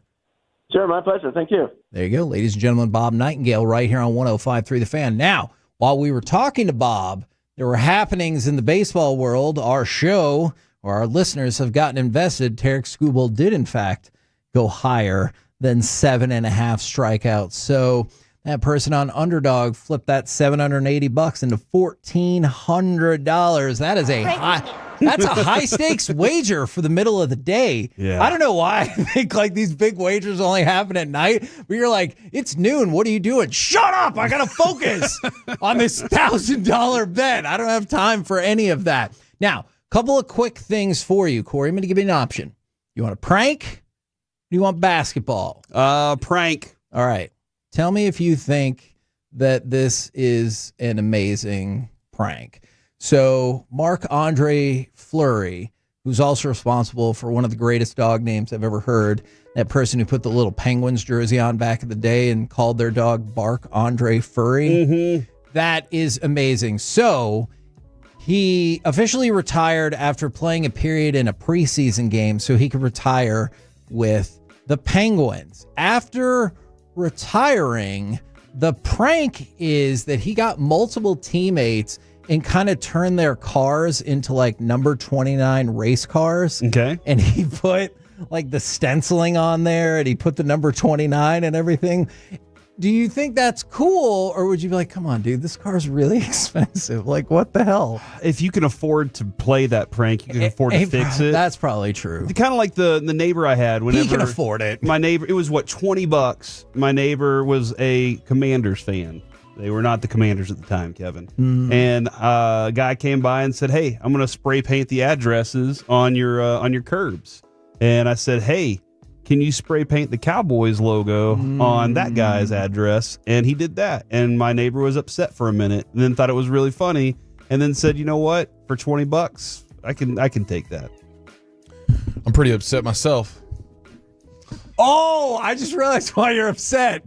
Did he steal your lunch again? He had to have, unless somebody else has gotten the bug to steal my lunch. I thought that was an over thing. It's like in a beautiful container and everything. Oh, it's still in that container. So the food's not? No, it is. Okay. I was really thinking you were coming in to talk about this. Hey, Eric. Hey.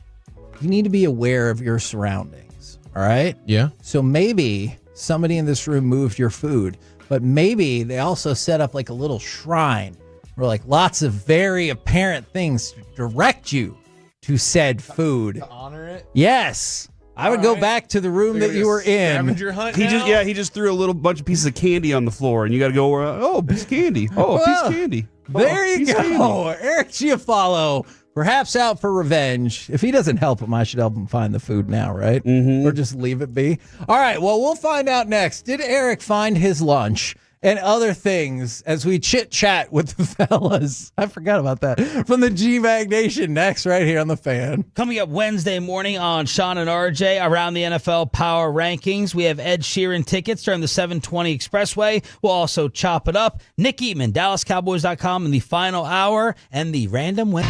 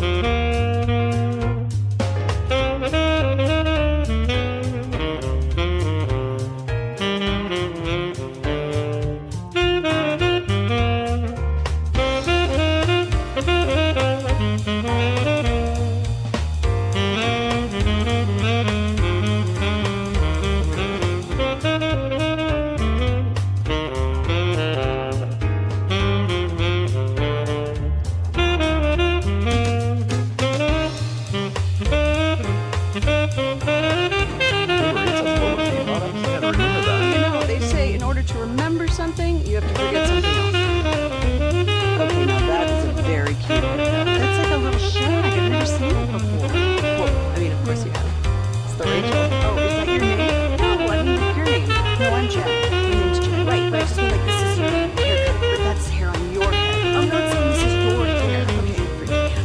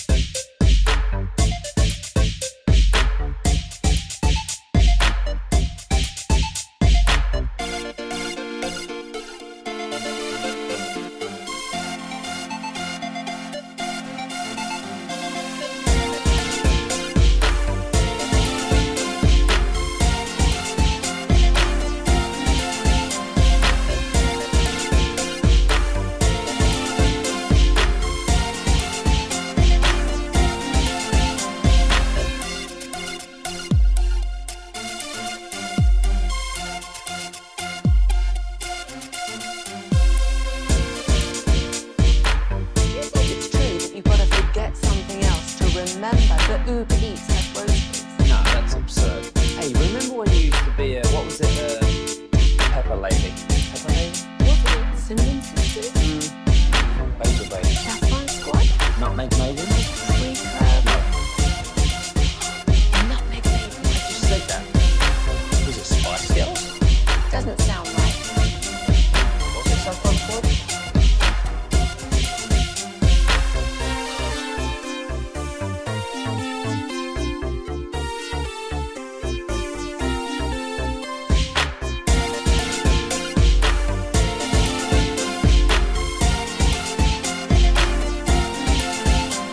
Like a drink special, there'll be raffle prizes all afternoon, and we'll be stocked with Flagtober flags. Join us, Tolos, and let's watch Texas, Oklahoma rooftop poolside at the coolest watch party in town at the Highland Hotel with The Fan.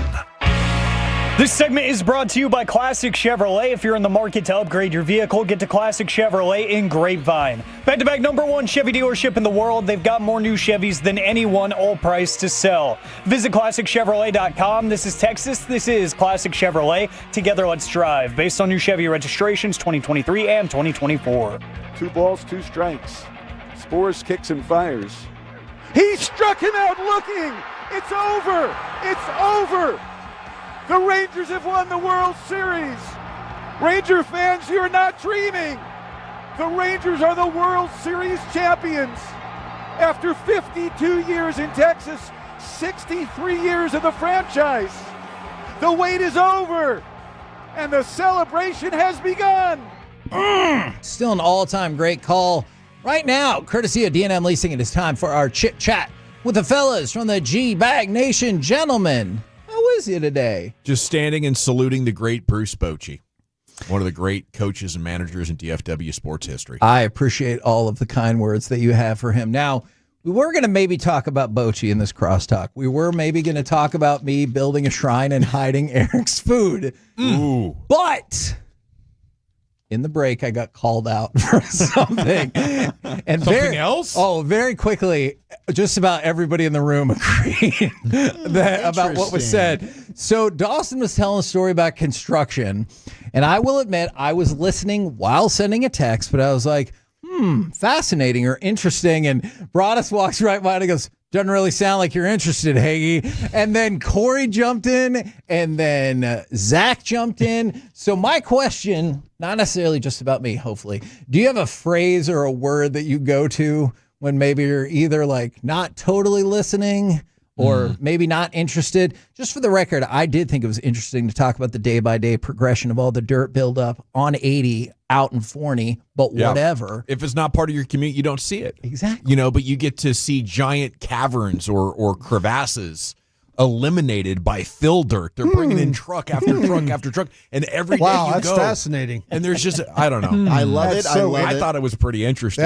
So when you said interesting, I was like, right? I did think it was interesting. We just learned what Hagee's word was. I did. Interesting. Look, and tell then me more because I don't care. Then I told Zach when I said, I love it. I said, sometimes that's because I don't know what else to add and I don't have a transition set up. But yeah. See, what I was hearing is you want to hear more, Dawson, there you go. Dawson, you're better than that. You're really better than that. Oh, don't listen to him. Dawson, you're a good evaluator. You're usually better than that. When you got tricked because you thought somebody was really interested in Tonka toys and dirt. No, and he's not right. Tonka toys? Yeah. you were trying to sell us our childhood, but you know what? Heggie gave you that interesting as he's telling his wife, hey, listen, I'll be home in a bit. Make sure you have them chicken wings ready. Okay. I know what that. I know exactly. He's bringing the chicken. She's got to have something else ready. I know exactly what that is about. Now you're working, Dawson. I know. There you go. If you're a big fan of DFW media, that was a nice little Easter egg for you. First day I ever started working with that man. Really? At ESPN Dallas, yeah. We had a staff meeting, and they had immediately Jean-Jacques is sitting there and he's having to explain it to all of us what he meant, and we were just cracking up. He tweeted what was supposed to be a text, right? Yeah, exactly. And it was about chicken wings and having something ready. Yeah. It's true. I know Bobby has that. If Bobby was here, he could actually read the tweet verbatim. Yeah, give us the direct. Even quote. if we told him not to, he would absolutely read it. Power through. Well, and one of the reasons I did think his story was interesting is the most stoner question I've ever asked was when we were on late night. And I looked at Corey and I go, do you ever wonder how they built all the roads? And he just looked at me and I was like, think about it. It takes forever for us to build a road now or fix it. How did we build all of the roads? All these people are like, are you high right now? Like, what is happening? Maybe. I actually think it's a great question. Thank you. Especially with how intricate they are around here. Where you're you're seeing a million different type of directions that you could go, all at different levels. Yeah, interesting. I mean, that's fascinating. It is pretty amazing. Yeah, and it's amazing how long it takes them. Yeah. So long. We'll never get those 15 seconds back in our life. See, I'm sorry. I am interested in. All right, is yours sure, Broadus? When you go sure? No, when I go I'm not really interested in what you're saying. Okay, Corey, so I can be on the lookout. Do you have a phrase that I should be like, just stop what you're saying, Kevin? Just shut up. Shut up. He doesn't care. Oh, no, I'm definitely interested in every conversation that I have with everybody all the time. It's when I look back at you and ask for the answer to a question that I know you don't know what the question was. Usually, and that's why Kevin does a good job now of he'll ask a question to the public. And then when he's ready for me to talk, he'll repeat the question one more time so I know exactly what it is. Otherwise, I'm going to look at him and go, what was the question? And then, Corey. Yeah. You know Corey. You know Corey. Yeah, you gotta appreciate that. Are you guys going to miss Boch? Very much so. I like one of the things, and we talked about this earlier with Steven and Jerry, they all Rangers. Everybody has a different way of deflecting like a question they don't want to answer, much like we were kind of talking about. Steven, will execute you and that to death. Jerry will tell a folksy anecdote from the 1970s. But I feel like Boch was always like, look, that's a fair question, which kind of usually led you to believe like it wasn't his favorite question. Yeah. But I felt like he was straight up. And when he said, I can't tell you, he was very specific. Like a couple weeks ago, he couldn't tell us with Wyatt Langford. He goes, look, I can't tell you. We're hoping it'll be okay and it won't require IL. But if you don't see that person out in the lineup, that's who it is. And so I appreciated that it felt like in the good times and the bad, he shot you straight. Better than Woody? Woody had to That's a real Woody thing. had to spend an entire COVID season with us. And we were able to still have conversation, talk life with him, and that was different. Bochi has a different level of experience that you can draw from, you can ask questions about, and then he had these fun stories that he could tell too. And also because of the 3 World Series that he had before he got here, the one that added to it, there just felt like a difference, and whatever he said was right. Whatever Woody said, you kind of have this like skeptical, okay, we'll see if that works. I go, you're a nice guy, but yeah, we didn't have too much positive to talk about. You know that, Zach. I mean, the post-game shows with him, I always felt so bad. But he always was really gracious and had good answers. But Bochi, I feel like that voice just sets him apart. Yeah. Gravitas. Okay, there's this thing on King of the Hill where they use that gravitas as an example, and they're waiting for the grandfather to say something, and everyone looks at him, and he looks into the distance. He goes, I don't suppose there's much I could say. Them mountains out there couldn't say better. And the people in his table were like, that's right. And I kind of feel that way about Bochi. Sometimes he said something that even if you were like, I don't know, you're like, yeah, that sounds right. Coming from you with that voice, it's like, absolutely. I'll take it. I know they're going to do a supposed search, but do you have any doubt that Skip Schumacher is going to be the next manager? I wonder if they moved on from Boch because they're worried about losing him to the Giants. I think. They're losing Skip. I think that is fair. He's probably a top target on the Angels. Any team, the Braves. If you were going to promote him, I think you had to do this. Yeah. Or else he's probably leaving. I think that is very fair. And then you get Will Venabled. Yes. Which White Sox. They're a little better this year. We don't want. That's true. Yeah. What do you guys got coming up on the program today? Okay. We got to go. Interesting. Pure Gold as always. Thanks for asking, Hagee. We do have Mark Schlereth at 440, and more details on that dirt that they're hauling in out there on here.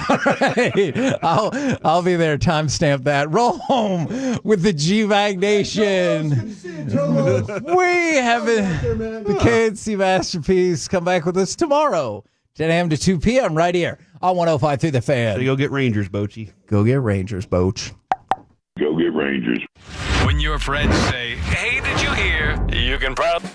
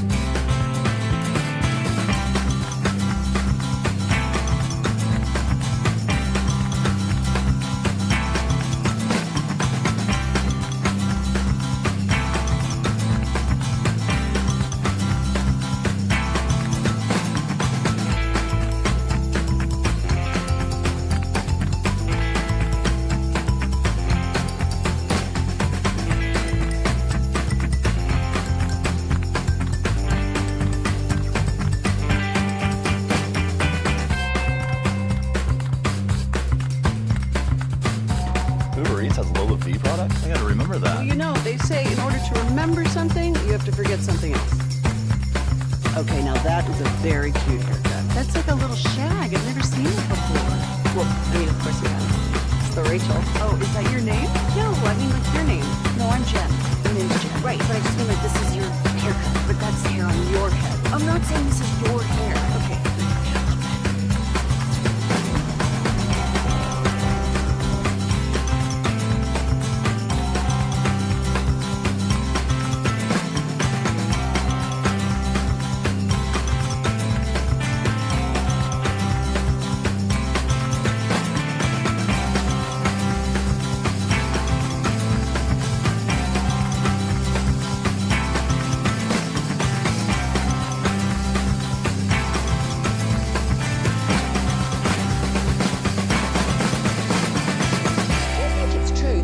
forget something else to remember that Uber Eats has groceries? Nah, that's absurd. Hey, remember when you used to be a, what was it, Pepper Lady? Pepper Lady? Wasn't it Cinnamon Sisters? Basil Babes. Saffron Squad? Nutmeg Maidens? No. Nutmeg Maidens. I just said that. Was it Spice Girls? Doesn't sound right. Was it Saffron Squad?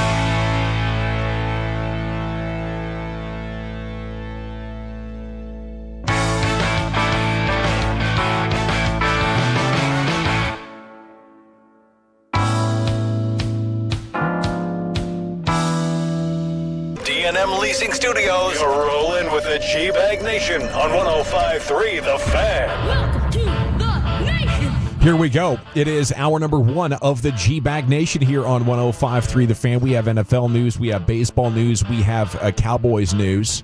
So let's talk about it all. Okay, we got big 5-hour show planned here for you on a Tuesday. General at your service. There's Broadus, the former Cowboys scout, Super Bowl champion. Lucius Alexander is in the Pimp Cup over there. Master Control here.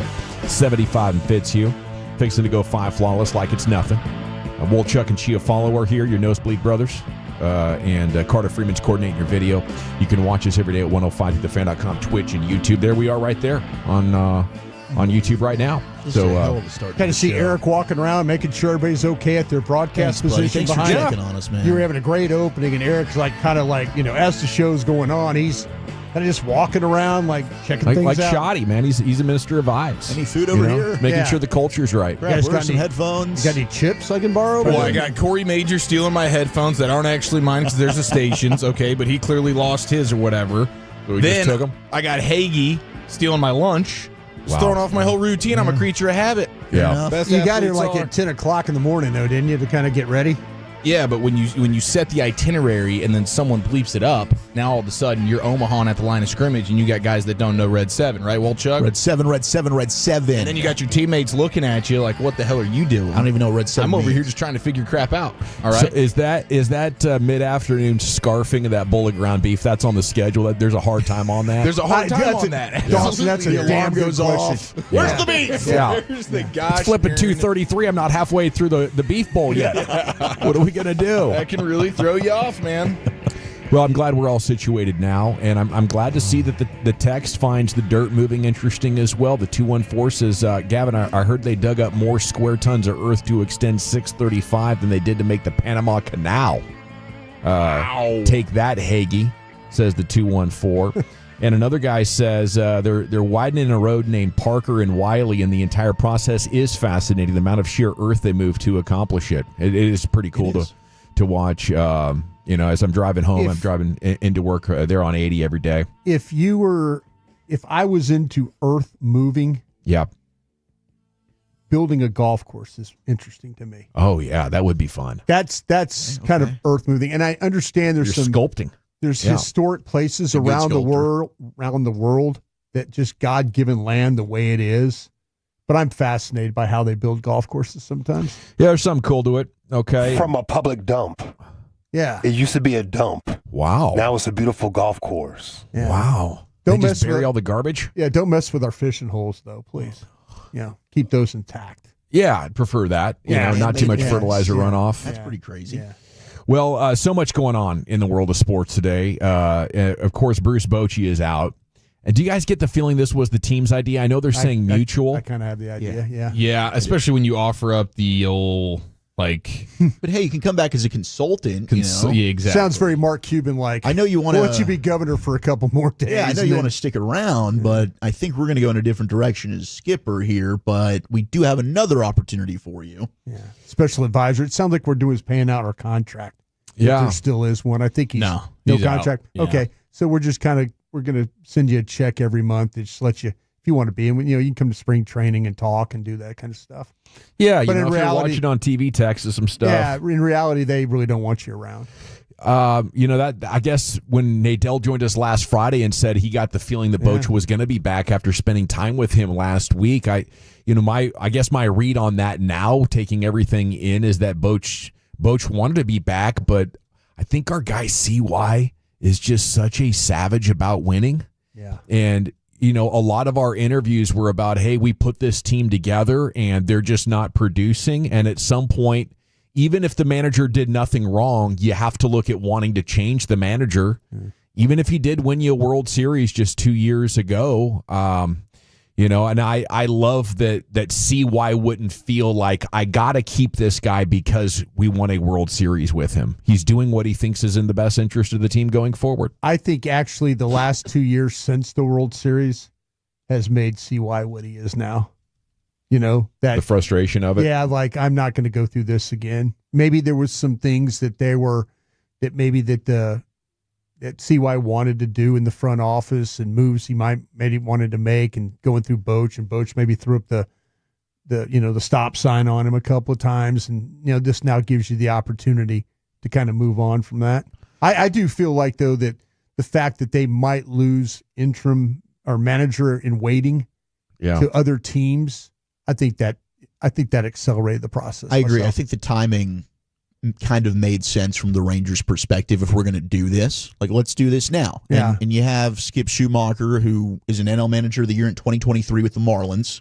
And I would assume exactly what you've been saying, Brian. He's going to be probably at the top of most of these teams' lists of contenders that they want to interview, and probably would get one of these jobs if he wants it. So you're risking losing him.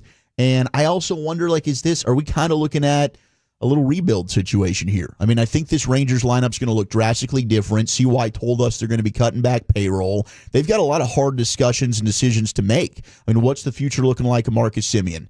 If they want to keep Corey Seager healthy, he was fantastic defensively as a shortstop. But do they need to look at minimizing him playing every day at short? Does he need to play at first base? Does he need to DH more? Does that have anything to do with the health? Maybe it doesn't. Maybe they need to give him more off days. And then what do you do with Young and Evan Carter and some of these guys that maybe haven't taken the steps, whether it's injury or performance, that you thought 2 years ago they would? So I think a younger manager for the future here to kind of usher in maybe a new era from the World Series one, which is now behind you, you're kind of retooling some things. It makes some sense. Yeah, I hope a managerial shift can start the offense producing like they are supposed to. Maybe shuffling out 2 or 3 players in the lineup can push you in that direction as well. But definitely a lot of that, World Series, feeling around the team is gone. And I think now they have to look at maybe that momentum is busted and we need to sort of start fresh. 215, this is a Dan from Philly, says, how does a longtime Tolo living in Philly like myself get a G-Bag Nation flag during Flagtober? I'd say your best chances is to, look on the travel websites, maybe catch a cheap flight down here. Fly out. But the best thing probably, if you can't do that, is to find a Tolo down here that can pick one up for you at one of our remotes or appearances starting Saturday at Tolbert Garage Door in Mesquite. That'll kick off Flagtober 2025. And I feel like this year's edition is a collector's item. Absolutely. It's a Texas state flag themed. The grenade is back. And I think it's one of the sexiest of all time. So it's definitely one you're going to want to pick up. Okay, so that's our thoughts kind of on Boch. And we'll hope for the best. Let's also open with one of the worst injuries in sports history went down last night. It was gruesome and graphic to see Tyreek Hill on the sideline like that. Holy cow! That was disgusting. Turns out to be a knee dislocation with a torn ACL, and probably marks the end of his stop in Miami. And just a tough week 4 overall with Malik Neighbors going out as well for the Giants. It's just a reminder that how brutal this sport is, and literally every snap these guys are putting their mobility on the line.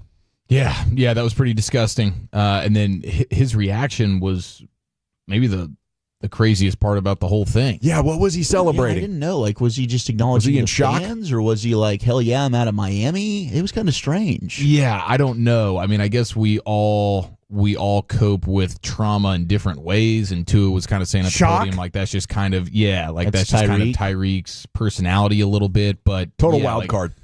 Absolutely. Absolutely. He was smiling and saying, like, heck yes. He's like, he's waving the arms up and down. Like you would think if you didn't know, you thought he just won the game on a walk-off touchdown. I immediately started to look for, is there injury guaranteed money on his contract? Like, did he just pick up $30 million that Miami cannot wave him out of now? But I didn't find that. I was on Over the Cap and Spotrac or Spotrac looking for that last night, but that wasn't the case. I mean, I would celebrate, heck yes, solid 8-figure bag off Don't of even an want to injury. play here anyway.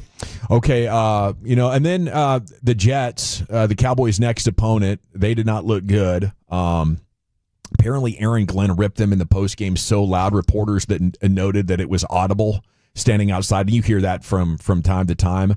But I don't know how they react to that. They're sitting there at desperate team 3 at now. 0-4, and their coach just totally laid into them. Yeah. Is that a give-up move, or is that all right, let's try to get this figured out?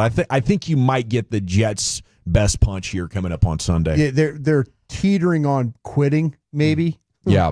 And this now, is a Waterloo game for them. Yeah, this is they've got to have this game. So, the Cowboys need the games too. I mean, if you're a Cowboy fan, I think you need this month of October to have success in it if you want Jerry and Steven to go get a player or two. Okay. That's my theory. Trade deadline November 3rd. I'll bring to that. Yep. We always get the post game victory locker room video. That's the video I was looking. Nothing. No, of course Nothing's not. released. Not going to show you that. And that's the ones they should be. I want the coach that's angry and ripping into his team. I want those videos out. How many chairs got broken in that locker room last night? Did he flip a table? Because he's yoked. Did right? anybody? Yeah. Oh my gosh. Aaron Glenn, absolutely. He looks like he could still suit up and play. No question. Maybe that's your future defensive coordinator. Yeah, and he's been known as a motivator. Right? Who knows? Yeah, I think if you're the Jets coach, you're hired to get fired here in the not too distant future. The biggest issues for them have been penalties and turnovers. It's going to make a coach hot under the collar. They had 13 last night. They are getting 4.6 a carry, and a lot of that on big plays. So, I think they need to look at what the Eagles did. Just really simple approach in the passing game and breaking your back when you don't contain the edge with the quarterback runs. They had a 4th and 2, and the guy had a 40-something yard run, as well as Dallas plays contained defense and stuff. This will be a nightmare to have to deal with a guy running around. This guy doesn't want to throw the ball. He wants to run. I think he does. I think he likes that aspect of the game, and anytime but you have to they always talk about build the cup, build it around him, and try and keep him in the pocket, because if he gets outside the pocket, man, this thing is it could get ugly. Yeah, he could go for 100 yards on the ground, no problem against you, and the game would take on a completely different feeling. Obviously, the turnovers have been a problem with them, and again, so have the penalties. So they could shoot themselves in the foot. You could end up with a win. But Vegas knows it's a close matchup, 1.5 points to the spread right now. Jerry did a classic Jerry this morning, saying he didn't want to address something and then addressing it and throwing the most heat possible. On his response to the quote from Micah, I really don't want to respond to that at all, he said, but that phone call thing got stopped when he told me to take his number off my dial. It was don't call him anymore, so I quit those calls. I think that's an older Rotary line reference. Yeah. Take me off your dial. But it's clear both parties feel like I'm not emotional. I was just treated unfairly by the other side, so this is how I'm going to react to you. And it's obviously very personal. So I think what you have is two real high ego personalities. One who's old and Jerry Jones, he's stuck in his ways and thinks that, players should kiss the ring a little bit. And one in a player who wanted to live in two worlds because he's special. He's a superstar and he wanted to have that relationship with Jerry and negotiate with Jerry and still have the hammer as the agent. So, I think there's two distinct realities there. And this is the first Jerry rival that kind of rivals the Jimmy thing. Nothing could possibly be as big as that, and the loyalty that Jerry felt like he had been, betrayed on. But this is pretty dang juicy. Okay, let's say this: if the Cowboys have $45 million in cap space, what's the best way to use that to push this roster back into contention? Jerry with Sean and RJ again this morning on the potential future of George Pickens. Said, I'm proud to tell you we've got some outstanding structure in our cap space that'll allow us to do a lot of things that I don't think we could at this time last year. We got it. We paid a price for it. We can do it now. Is after that game, I think a lot more people are wanting to see the Cowboys maybe do a long-term deal with George Pickens. Would that be the best use of the cap space that you saved by letting Micah Parsons go, Brian? I'm thinking about this, man. It was weird that you were just saying that. Eric, I'm going to ask you this question. What has Phillips, the edge, done for the Dolphins? Is he often injured? And he is often injured. I think the injuries have taken I'm getting here at Dawson on him because he is a premier edge rusher when healthy. He's often another injury. Okay. And so the Dolphins' pass rushes has been disgusting this year. So, okay, so he's been bad. So you wouldn't trade Pickens for him? No, I would not do that right now. Okay, I would not do that. If CeeDee Lamb is coming back, kind of a thing. Yeah, game started 6-3-4 the last 3 years, and it's Achilles, ACL. Okay, well then, Dawson, you're gonna. I was thinking, do you take a guy, and now that Jerry and them have the cap space and talk about it, and he had the one good game, but now do you maybe think about moving him for if you're not going to do something with him? Oh, would you think about dealing George Pickens right now? Yeah. Moving him for something, let me ask you guys this question, and this goes into Krusty's corner. So I'm gonna go ahead and ask this question at 3:40. I was going to ask good tease. I was going to ask it. No, I'm going to ask it now. Okay, you're going to ask it now. I'm going to ask it now. He's going to do it now. I'm just going to go ahead and do it now. YOLO. Just do it now. You know what I'm saying? Do it live, bro. Okay, I was going to ask you guys this question today. I said, are these receivers starting to find their rhythm in this offense? And I mean as a whole. Yeah, I mean, some of the stuff Kevontae Turpin's doing out there is awesome. Yeah, and then all those guys came up big in big moments on Sunday night. Tolbert did, Flournoy did. So, and then of course Turpin's been pretty consistent. Against a good pass rush and a decent secondary, right? I mean, we feel good about that. I don't know how good that secondary is in Green Bay. Time will tell this year, but the still, defense, a good defense, absolutely right? good defense. Okay, now we have to think about is Pickens part of that for the Raymondus, or can we get something like him in return? Defensive wise, if you want to do that and save your first round pick. I mean, if they start losing throughout this month, no, we're gonna have to. We got to do this right now. We got to do this now. I think I want to see what the potential of Pickens, Lamb, and Dak is as this thing really gets rolling. I mean, I know the point might be they can do it with just one, but we've seen plenty of times. But with the emergence of some of the other receivers stepping up, that's what I'm saying. Has there been enough growth from your other receivers? I don't think. Or is that a one-game off thing? No, none of those other guys to me are true ones or even twos. I'm not saying ones. I'm just saying though the emergence of them playing better, and there's this offense getting better, and your quarterback playing at a very high level. Does that give you hope that Dak is actually developing some receivers here? Well, Kevontae Turpin, I guess, would be your 2 in this scenario.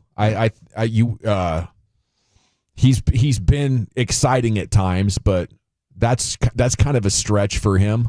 I mean, for me, I guess the thought is that, hey, you were good enough a lot last year with just one wide receiver, even though you had some absolute stinker games. But this is just, it's not a big enough sample size. You got this quarterback making these receivers look good. You do. Developing some guys a little bit here, huh? Yeah, but I think that a big part of that is because they got CD and then they have at least George Pickens on the field. If you remove George Pickens, now all of a sudden I'm lining up with Tolbert and Turpin. And Flanoy, I think, has potential. Got Mingo coming back, right? Guy, yeah, who's done nothing in the NFL that we're hopeful can be a good player. That would be a terrifying offense for me to send out on the field. There is a very hungry wide receiver trade market out there, though. I'd love to revisit that conversation a little bit later on, especially in light of the Tyreek Hill injury. That's what I was thinking. Just creates significantly more demand, and if demand is high, then that's your best opportunity to. If you're not going to get anything, if you're not going to sign Pickens, now maybe you do. You get the compensatory kind of thing. Yeah. That's probably going to be somewhere maybe a 5, 6, maybe something on that. Can you get a player for him right now if you knew that CD was coming back and Dak is making these receivers better and you have a legitimate running game? Man, Javonte Williams, I watched the 22 last night of the offense. This guy is a beast. He's a weapon, and it's exciting to watch him go. And this offensive structure that the coaches are giving is making everybody better. So there's a lot to be excited about, and I want to see when they're all healthy how much damage they can do. Okay. G-Bag Today champion on the other side. Wolchuk's top 10, where are you taking it? Yeah, it is Major League Baseball postseason. Not quite October, but the playoffs are here. Who's got the best hats in Major League Baseball? 877-881-1053. What's your favorite? That's next in the nation. But speaking of postseason baseball, why don't you go ahead, download that Prize Picks app right.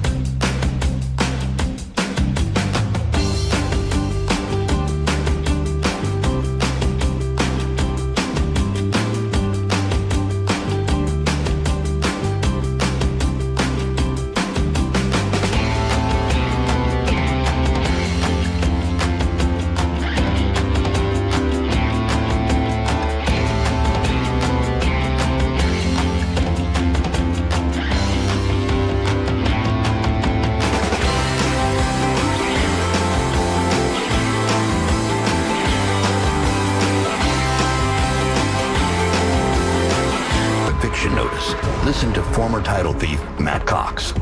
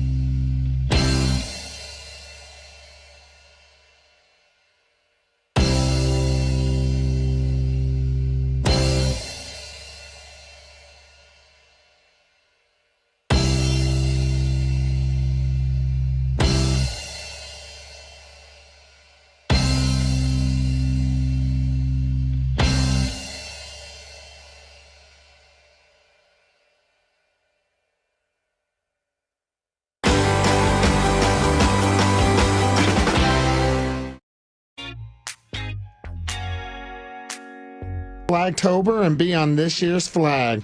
We love you, G-Bag Nation. Stop by our Mesquite showroom October 4th and grab your flag. Yeah, buddy, welcome back. It is the G-Bag Nation here on the Fan. Salute to Colby Tolbert there at Tolbert Garage Door at Flagtober underway on Saturday. Segment here brought to you by the Frankels. If you've been injured in a car truck wreck, call the Frankels first, 214 or 817-333-3333. There's never an out-of-pocket cost. They only get paid when you win. The Frankels are the go-to car and truck wreck attorneys in Dallas. Into the Pimp Cup we go. Here's Lucius. Look out, Tolos. Hey. G-Bag of the day. We do it every week on the Fan 530. Replay the chant right about here. This champion audio is going for day number 2 right here. It's the great Gus Johnson on the beat. Saturday morning, get your Saturday morning hype. I think was this the first game of the Sunday morning on the broadcast? I think it might have been the first game. Yeah, so speaking of kickoff. He's screaming at you about 11 a.m. All right, anyway, he was on the call for USC versus Illinois. Illinois fumbled in the end zone after getting all the way down there, and he lost his mind. 1st and 10 at the 12 for Illinois.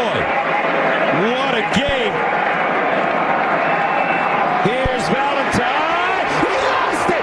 Who wants it? Oh, my goodness. In the end zone. USC has the football. Holy Chicago.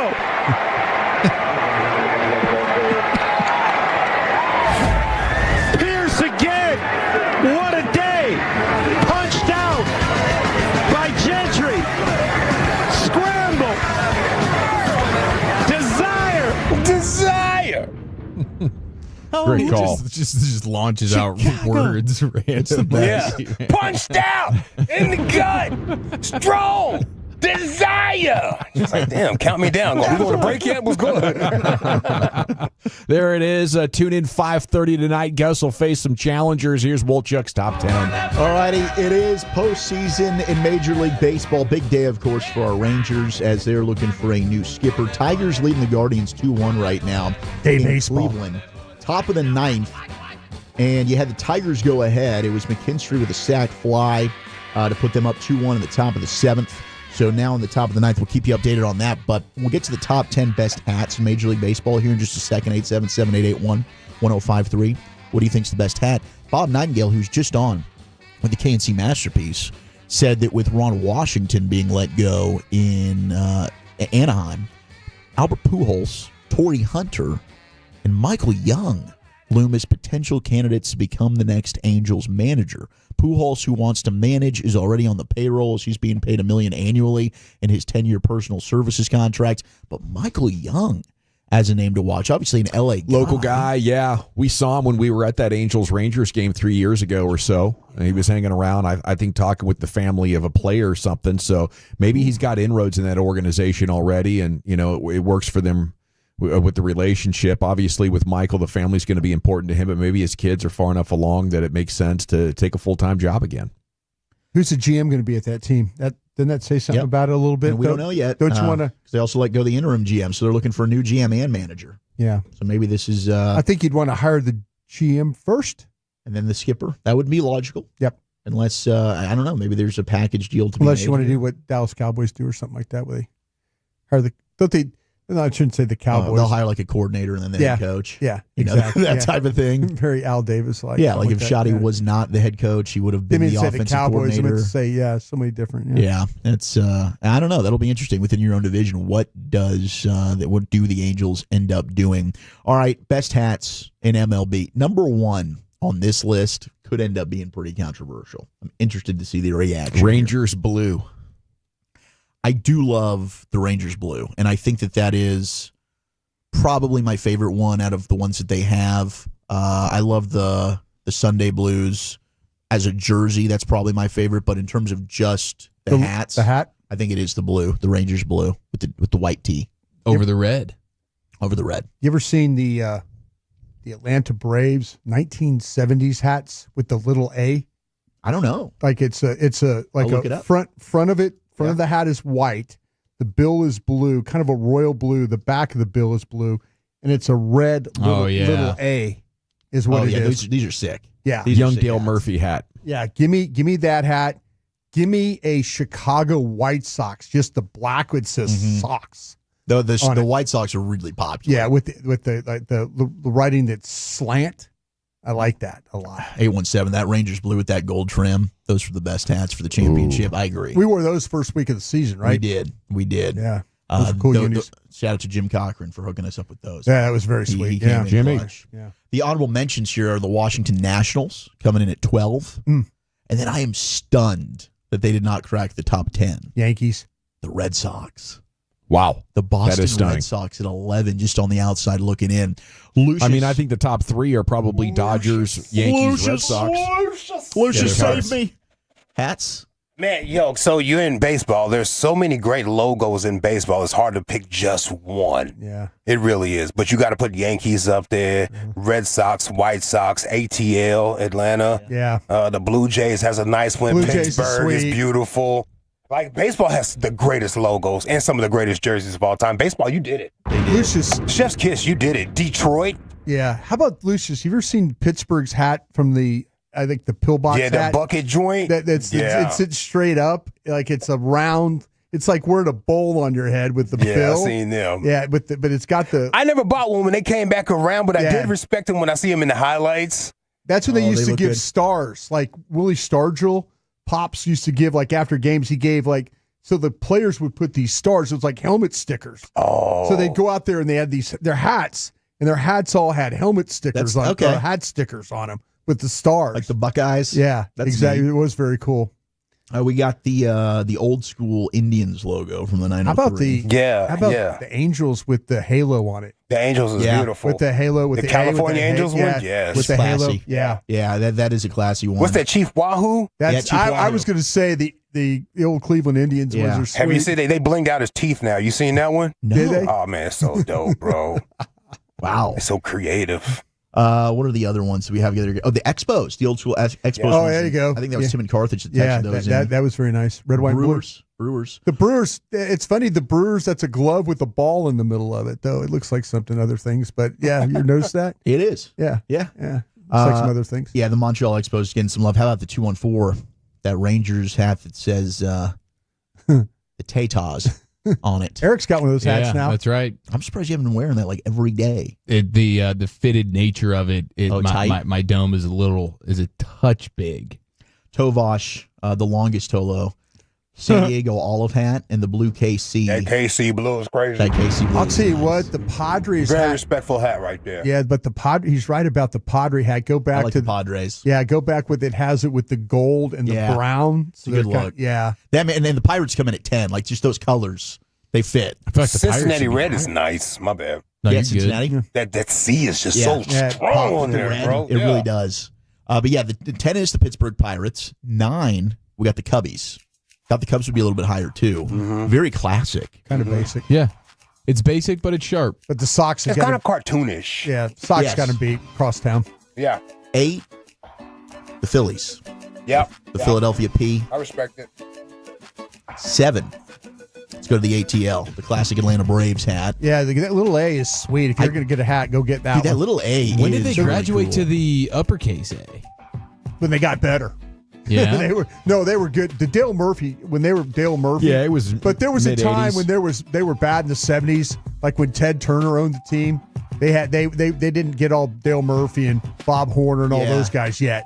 That super dark navy blue with that red hits on that hat. It's so perfect. That white A, bam. Yeah, the white script lettering on the dark blue hat with the red bill. Yeah. It does look really classic. And they returned to those in the 80s, and they've kind of rocked with that since. The St. Louis Cardinals. You know what? I missed out on that one. That is a good hat. That is classic, too. That is a good hat. One of the oldest and most successful franchises and classic hats. STL, yeah. Top 5. They don't currently have a home, but the A's. A's. I knew they would throw the A's in there. Yeah. The A's is pretty cool. It's sweet. Yeah. How about this? You know, with the A's back in the 70s, like the players wore green hats, but the coaches all wore white ones. So they had bring that back. They had the like it was an all white hat with the green A the A's on the hat. It was a great, but like That's a good look, coaches across coaches all wore them, but the players wore the green hats. We should do that. We should bring that back. The players are wearing one hat, the coaches will wear another one. Yeah. Now It would sell gear. Yeah. It'd be cool. Yeah. Number 4, Dodgers. the White Sox. Yeah. I'll tell you what. Go and look up the White Sox in the 70s when they wore red pinstripes. Okay. They wore a red hat with the socks. That was really, really sweet. So like this- Eric I mean- Nadell, I talked to Eric about this one time. Yeah, it was the Dick Allen era of the White Sox. Initially, You see how baseball is amazing? Pinstripes, bro. Pinstripes look so I'll tell you good what, on the man. uniform. The White Sox, if seriously, they're red and white with those red pinstripes was a beautiful uniform. Yeah, it looks good, Button man. up front, that was sweet. with that black and white. The socks down the left side looks. Now they've had some of the really worst cool. uniforms too. They wore shorts one time playing baseball. What? They wore shorts. What? Yeah. When? Sounds hazardous. In the 80s. Oh, they wore these. Imagine sliding. Yeah, look into at a these. base. They wore it looked like big, oversized tops with collars. Oh, gosh. The black with white collars on their Like when the uniform. NBA tried to wear the T-shirts. Oh or whatever my they tried to do. gosh! They wore look at shorts. this. Yeah. That's weird. Yeah. These are like mid thigh. Yeah. They're wearing hoochie daddies out there. Yeah, they sure were. Top 3, the Dodgers. Coming Pretty in. hat, man. Pretty hat. The trolley Dodgers. Yeah, that Pretty LA hat. classic look. Hey, Lucius, how about the Jackie Robinson Brooklyn hat with the Brooklyn? B on it? The little That's slouchy sweet. one. It seems like you can put in the back of your pocket and throw them. Yeah, that one. Yeah, that was sweet. Yankees coming in at number 2 Oh, somebody's better than the Yanks. with the NY logo on it. It's gonna be the Mets. Watch this. I mean, as much as I hate the Yankees, there's just no way there's a hat better than the Yankees. I was about to say the hat. Mets are about to dethrone them Okay. here. I mean, when I saw this, I was like, this is a major upset. I would not have thought this was going to be number 1. Marlins. You got the first letter right. The Detroit Tigers. Oh yeah, coming in at number 1. That's the old English D, right? Yes. In 1934, they came out with this, and then they also flipped it with the addition of the tiger crawling through the lettering in the mid-90s. Bring that back. Which is pretty sick. But now they reintroduced this one in 98. They're still wearing it as we speak right now as they're playing against Cleveland. They're scoring runs against Cleveland right now. Oh, did they? Yeah, they just did. Oh, that might be a highlight. Oh, that was. They're still up 2-1. Bottom. They're 3. Sorry, they're I 3 got outs ball away. sacked. They're 3 I was outs just away from I was paying attention and I looked up. I was looking up and I'm like, oh, I'm doing the game off TV right now. Yeah. Okay. But number 1, I wonder what the fans think of that. The Tigers is the best hat in baseball. That might be the Magnum PI factor. Like that was so iconic. Very in the 1980s. Yeah, Very 80s. Very popular show. He's always had a Tigers hat on. Alrighty, it's the G-Bag Nation here on 105. Talking about the shorts or the hat? Which one are we talking about? Yeah, the hat. Yeah. Oh, okay. He was cruising through like Maui in that what? Was that a Ferrari? Yeah, I think it was a 512 boxer. Meeting up with Higgins. They had the chopper. We and figured out though that Higgins was actually the guy that Robin Masters that owned the property. We figured that out lately. he was the guy all along. He was the guy all along. Okay, Chief, what's next? College Football Tuesday, Darty featuring your new Heisman favorite in the Aggies Cabo Fund next year in the nation. Coming up Wednesday morning on Sean and RJ around the NFL Power Rankings, we have Ed Sheeran tickets during the 720 Expressway. We'll also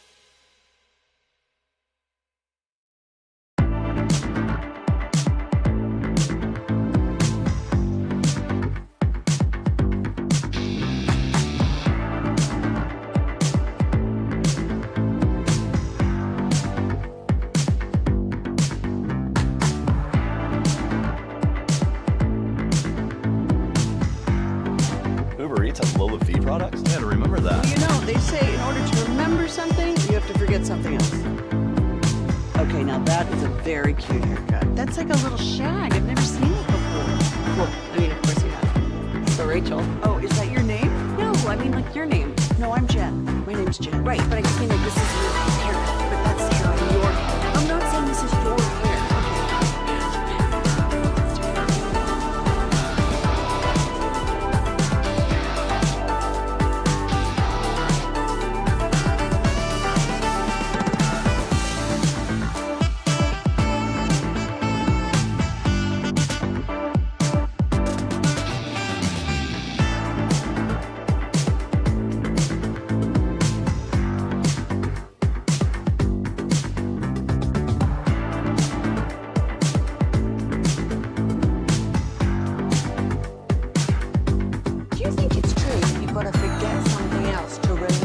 Uber Eats has groceries. No, that's absurd. Hey, remember when you used to be a, what was it, Pepper Lady? Pepper Lady?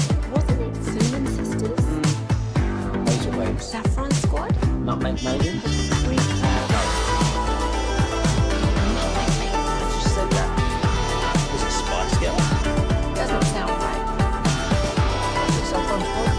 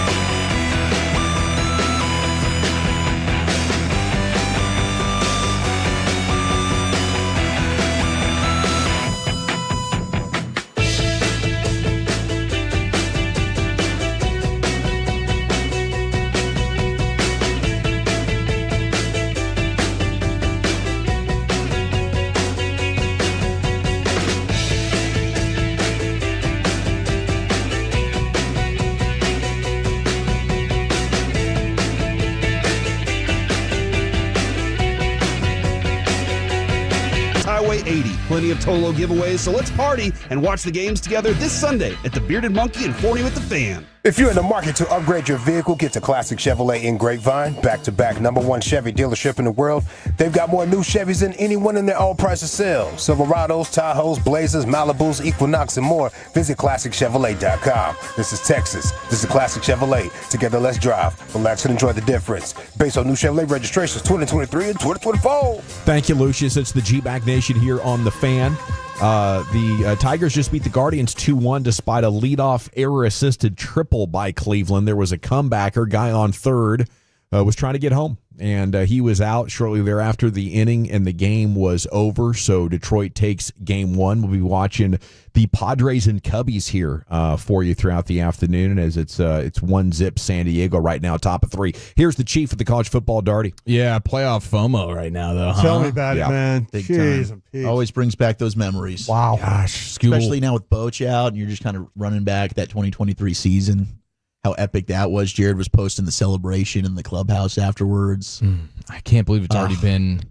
I know. It's already been that long. There's a parade in my city, yeah. It's epic, dude. Kind of still feels like it was just yesterday. Unbelievable. What I remember about the parade. Yeah, that's true. That was an all-time Margarita mix in a bottle. And about 44 Budweisers. For So old many. I just want to take this moment to thank everybody. We had a beer? I want to thank everybody that helped us that day. They we had people make a beer run for us. Yeah. It was incredible. Lucius, this guy, I kept getting beers from him. He and I were drinking them together, and I walked over and he looked at me and goes, brought us, we're out of beer. And all I could do was hug the guy. I'm like, thanks, man. I appreciate you. It was a good run. I appreciate you. Man. It's like, man, come here. Just thanks for helping me out today. Speaking of beer runs, it's time for your Tuesday Darty. Well, looky here. Mr. Cold Turkey put a mini booze bottle in his headset. I've never filmed any of you guys when you're using the bathroom, so I don't know what faces you make when you're doing that. Special teams, fucking joke. I want them never to say our name again. Well, I don't get the rain man cold.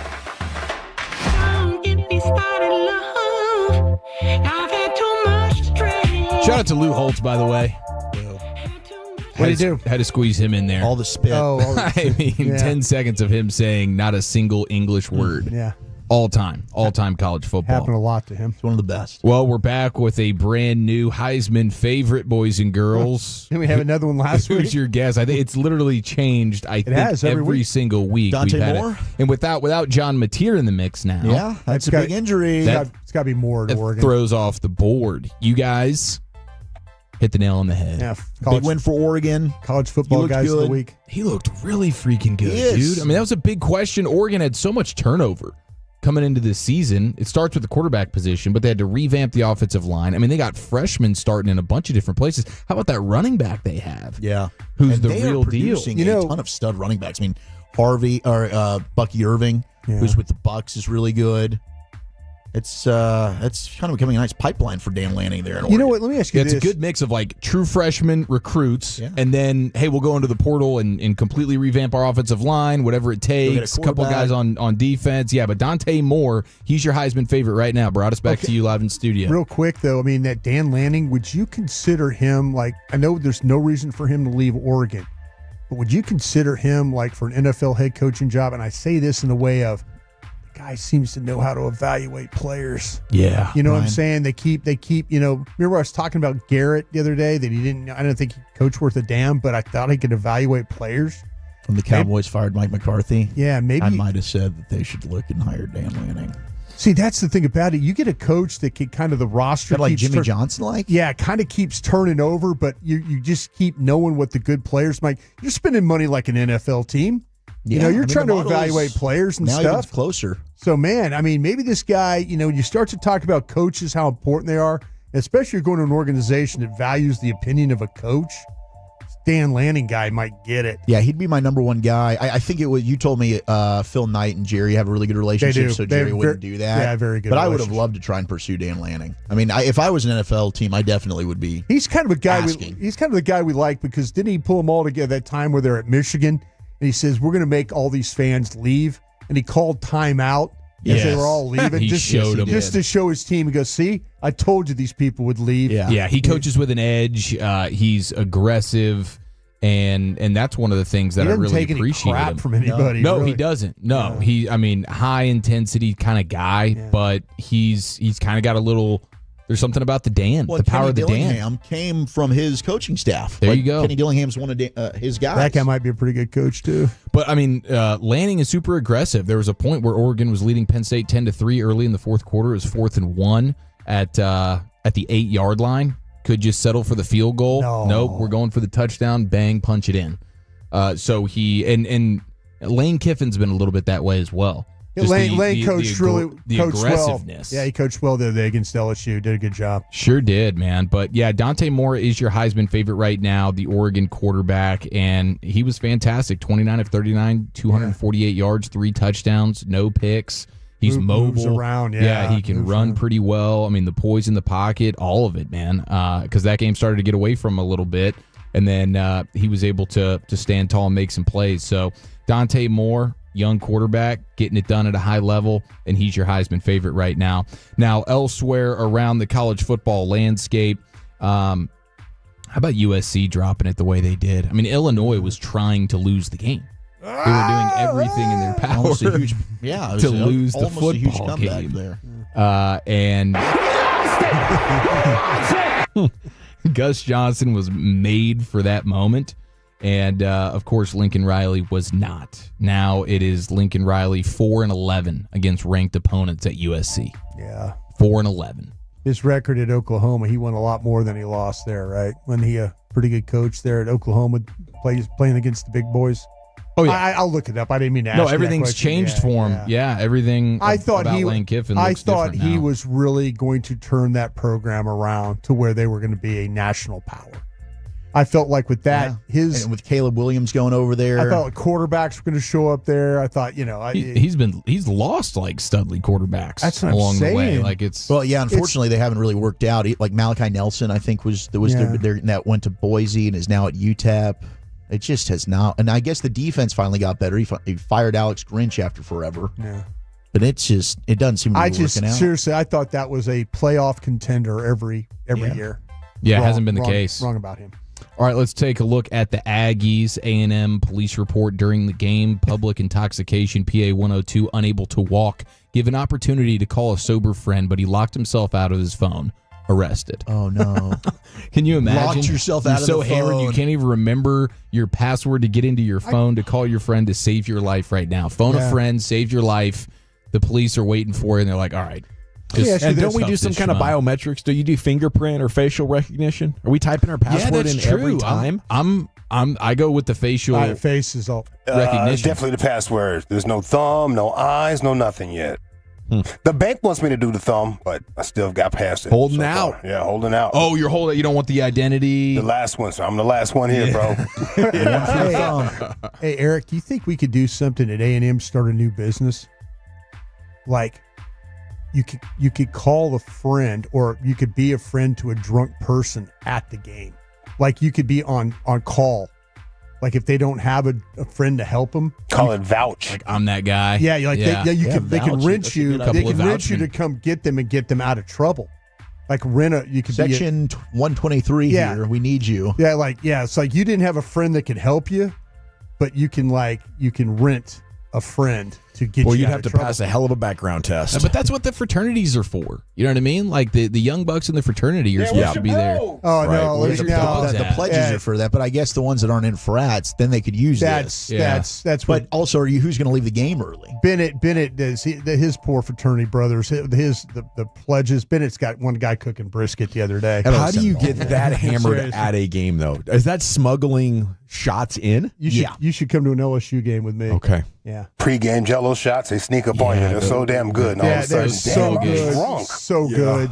And those girls are getting really good at bringing bottles into the games. You know, Where do they hide it? The They're dresses, booting them or boofing the them? dresses, Okay. and stuff like that. Yeah, taping them onto the You thigh. name it, it's done. Yeah. Texas A&M police public intoxication wife unable to walk without assistance released to sober husband and ejected.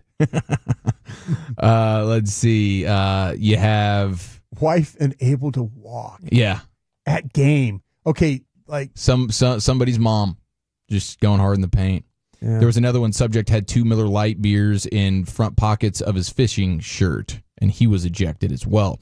Now, there's a bit of a new strategy from Mike Elko and his Aggie staff trying to mitigate the penalties and some of the stupidity that the Aggies have fallen into, and this is going to be that game plan.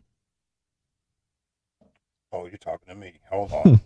All right, so I'll let you guys in. So I've tried all kinds of things. So today what we started was the Texas A&M football coaches Cabo Fund.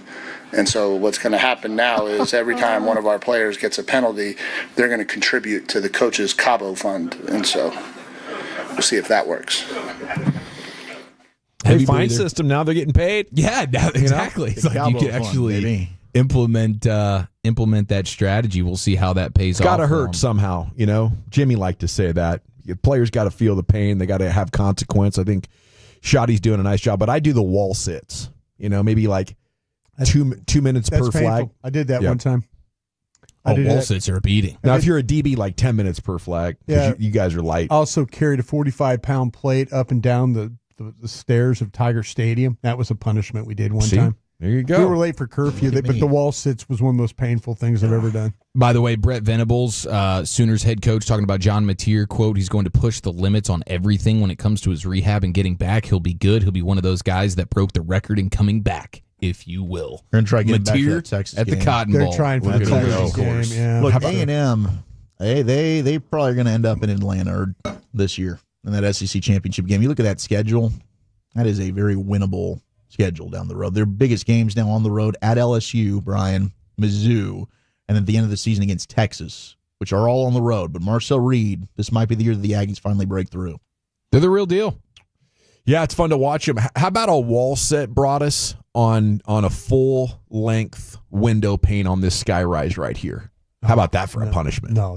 Add an element of that? fear. I can't even walk past that window. Absolutely not. You know those little rolly trays that the mechanics use? To get up under the trucks and cars and whatnot? Yeah. Okay, so they do the wall sits with those. You put that on your back, and so you can go up the wall and down the wall. Oh, no. I've seen that, John. Your upper leg starts shaking. Crazy. This looks like you're dancing there. Teardrops right here, baby, in a week. Yeah, that'll build discipline, character, and some strong quads. I'll just give Coach $100 for the Cabo Fund. How about your top local stories? Did the Rangers do the right thing? Top 3 stories from Mavs Media Day and Cowboys stock up stuff as well. We got the C Note and Krusty's Corner coming up right around the corner here in the nation. Sean and RJ, the KNC Masterpiece, G-Bag Nation, and Fan After Dark. Live and local. Turn it on and leave it on.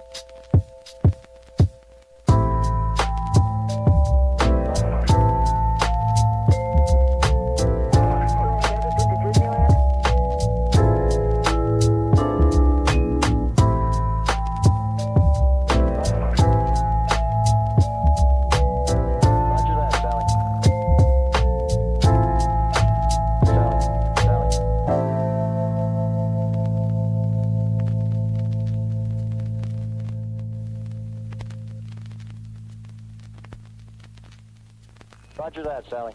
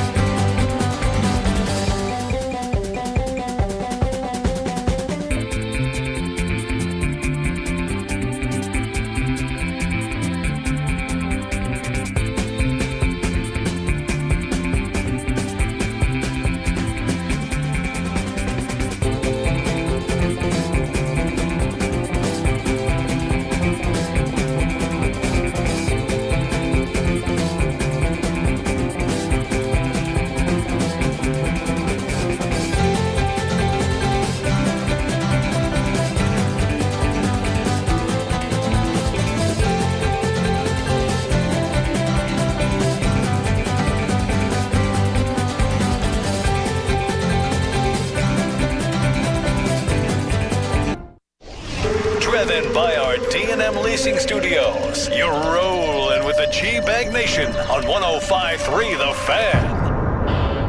Here we go, hour number 2 of the G-Bag Nation on 105.3 The Fan. The Franklin Frankel Injury Attorney text line is open for you at 877-881-1053. Did the Rangers make the right decision here? Jared Sandler is going to be joining us coming up in an hour. He'll tell us what he knows about why the Rangers and Bruce Bochy parted ways, announced last night, and what the most logical steps forward from here are. World Series winning manager, just, under 2 years later now. He's gone, assuming the Rangers were at least okay with this. I guess when you say mutual decision to part ways, anything is really possible, but it reads to me like the Rangers were okay with moving on at the very least. So what do you think about that? Leave your name and city you're texting from. We'll make you famous here in the G-Bag Nation. I guess it's a risk. I don't know if I would take that risk if Bochy wanted to come back. I mean, how much could you have fallen off from the guy who won a World Series 2 years ago and has 40-year name, is widely considered one of the top managers of his generation? But I think at some point they just ran out of other things to try. I guess that would be my best explanation. Like, maybe it's not that we don't believe in Bochy anymore, but we kind of owe it to everybody involved to try something different. Yeah. I think that's the big thing here. I think that what CY's kind of prepared us for getting younger, and with the payroll being cut, I really think this thing's looking like it's going to be a total rebuild. And not necessarily from the pitching side of things, because you've got Evo and you've got DeGrom, and Leiter got much better, and you got some young guys that, hopefully Bradford comes back healthy, you're looking good. But I think that the lineup and the clubhouse perspective there, with Simeon's comments, like, that thing just seems broken. I just don't know. And who's the leader in the clubhouse, right? So I think now is the time to make one of those moves, because I don't think Boch is really trying to hang around and do a whole nother rebuild at this stage in his career.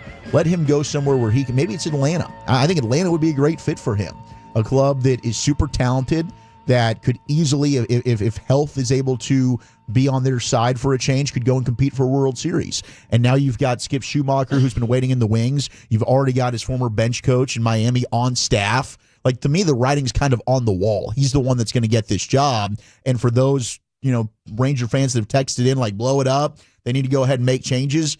I think that you might be getting your wish. I think that this team is going to look at major changes, and that maybe that isn't even is you're trading some superstar players. I mean, there's so many ways to talk about it. 940 says, I demand Ray Davis sell the team. That's our guy, Ed in Denton. And I hope that Bochy's decision isn't based on money or the commitment that the team was going to show to keeping the roster in contention. And I hope they didn't try to lowball him like he's like, man, I can get a lot more elsewhere, so I got to go if you guys are going to be penny pinching like this. But when you mentioned rebuild, Wolchuk, it really perked my ears up because I wonder to what extent they could be looking at it. Like anybody not named Langford could go. Yes. If you want to trim payroll, it would make sense that the guys at the absolute top of that. So you think maybe totally rebuild the lineup around DeGrom and Evo, or would trading those guys be part of a rebuild as well? No, I think that COI values pitching, and he's got the pitching. And I think the reason you've seen the pitching succeed is you've got Evaldi, who's a leader and a role model. I mean, there was a story, it might have been, I can't remember who it was, it might have been during one of the pregame shows about Bradford has his surgery, comes back the next day, he's at the ballpark. They're like, well, why are you here? Like, we didn't expect to see you here. And he said, well, Jacob deGrom had his surgery last year, and the next day he was here. Like, those guys set the tone. They don't have anybody when it comes to the bats and the position players that are doing that. Corey Seager's a lone wolf. We've talked about that. Marcus seems like he's out of touch with everybody. Maybe that's just because, quite frankly, people don't like Marcus. So I think that you've got just a broken divide there when it comes to your position players, and a shakeup is needed. Now, I do believe, and I had heard that they had tried to move Marcus Semien last year. But that is a contract that is one where they're probably going to have to eat the majority of it. Now, if you do that, who's the next highest paid guy? Well, that would be Corey Seager. So if you're really trying to cut salary and you're really trying to get younger and you can get some value for Corey, would they consider that? But I think that, I think all options are on the table outside of Wyatt, to your point, and I don't think they're moving pitchers. I really don't. But I think that when it comes to position players, I don't think any options off the realm of possibility. I mean, that'd be crazy to trade Corey Seager. He was still one of the most productive players, even though you can probably only count on him for 120, 130 games a year. But is that enough for COI to say, I don't know. Hey, if you're rebuilding everything and you're trying to cut costs, and somebody would be willing to say, hey, we'll take the next 3 years of Corey Seager, the 3 years left in his prime, to try to push us over the top. His salary compared to other superstars is fairly manageable now because of what the market is, matured into since he signed his deal. What do you guys think Bochy's level of responsibility is for the clubhouse and things just maybe getting away from him? At some point, you can only do so much to set the tone, but maybe a younger guy could change that. Like, you see the difference with Shoddy right now. Is this one of these things where Boch, and I'm asking this question, Dawson, but because I'm trying to get to the answer, is Boch kind of a guy that lets the guys be the guys? Was he that guy? Was he the... I mean, yeah, because Buster Posey kind of policed everybody in the clubhouse for him in San Francisco. See, that's what I wonder, if Boch is like, well, these are men, and men need to be treated like men, and that kind of thing. Yeah, these are Texas Rangers. These are baseball, but they don't need me telling them what to. That kind of thing. He could very well, like, hey, I could come in and say some things. I don't have to have a lot of closed door meetings and all that kind of stuff, because he kind of just have a couple rules, kind of thing. Yeah, and it would make sense if you're the front office that you want a different voice or a different vision, just like the Giants just decided with Bob Melvin. Yeah, I mean, it's kind of two-way, because the front office didn't build a team of personalities that could be really run by the players in the clubhouse. I think that's the ideal situation. But at the same time, if you're Boch, at some point you have to realize, hey, I don't have that. I might need to get out of my comfort zone a little bit because I don't have the personalities and the leadership here in this clubhouse. Mm-hmm. So I guess it's a little bit two-way, but ultimately I think that's on Chris Young and bringing in different dudes that can actually be your leaders. And you kind of do need it to be at least one of your best players. Yeah, you do. Yeah, it's hard to be a vocal leader if you're not one of the best players. I mean, there's always the eccentric, guy who wants to be the center of attention, but sometimes that can be received different ways. Where does Boch go among the best managers and coaches to do it in DFW sports history? It's a really fascinating attempt to fit because the team underperformed so horribly on offense the last 2 years. The vibes got off, and really they had a few good months in 2023 in the World Series run. Yeah. So you had like 5 good months out of the 19 total that he was skipper. Yeah, you wish that Parcells would have been this. I mean, Parcells, if Parcells had a better team, you might have got, something like Boch. Yeah. He came in and brought you a World Series. If Parcells was maybe had a better team overall roster wise, you could have got the Cowboys could have got back. That's kind of where the comparison to older lifer kind of guys. But one kind of had a good run of one had a general manager that helped him build a team. The other like Parcells, even though he was part of it, he didn't have the support like that, to build a team. Yeah, and I think we all have great memories of Ron Washington and going to 2 World Series and having more sustained success, but you win it all. That puts you up there, maybe beyond, depending on how you look at that situation. Rick Carlisle, I think maybe Barry Switzer, your one-time DFW championship coaches and managers. Jerry Jones with Sean and RJ, he was in a great mood today, and he actually didn't get beat by Green Bay. Yes. I mean, the tie has them riding high for sure. Maybe we'll talk about that a little bit more later on. He felt like the Packers game was a sign of good things to come, but he was asked about the overtime stuff, and he gave great clarification. He said basically it comes down to trying to get out in a 3-hour window consistently, and you want to be as close to that as possible to have little carryover into the next game, so they're kind of building their overtime rules around what the TV wants, and I guess in college football there's less of a concern on that. Yeah, there's a lot. Well, the college game goes 4 or 5 hours anyway, right? Yeah. We got it kind of used to the Saturday afternoon going from 2:30 till about 7, some of these games. Yeah. All right, we'll get you more Cowboys here in just a few minutes, but let's make a little bit of time for the Mavs Media Day yesterday, and 3 interesting storylines coming out of that. Number 1, Derek Lively, 2 inches taller. That was the main headline. I guess Chuck Cooperstein was the first to talk about it. I don't know if they've taken a tape measure to him and confirmed that. He was already, headed in a defensive player of the year type direction. You move him to 7'3", and I think, 2 inches in basketball is a pretty significant amount of added size. I guess you'll have to check on his coordination. I guess I'll keep my fingers crossed that maybe some of his injuries that he's sustained were a result of his body not being completely matured, and now maybe he's at his full height here. I think he's still just 21 years old. Maybe do you fill out? Do you get stronger like Tyler Guyton is, and maybe that makes you a little more durable? So we'll have to. That's a very interesting story to track. I don't know. Already at 7'1", being able to switch on the perimeter, he is an athletic freak to be able to do what he does with his length and his size. Hopefully, he can retain all that and just add, a little bit more verticality to his rim protection, and maybe Defensive Player of the Year is in the cards for him, and that would certainly be exciting.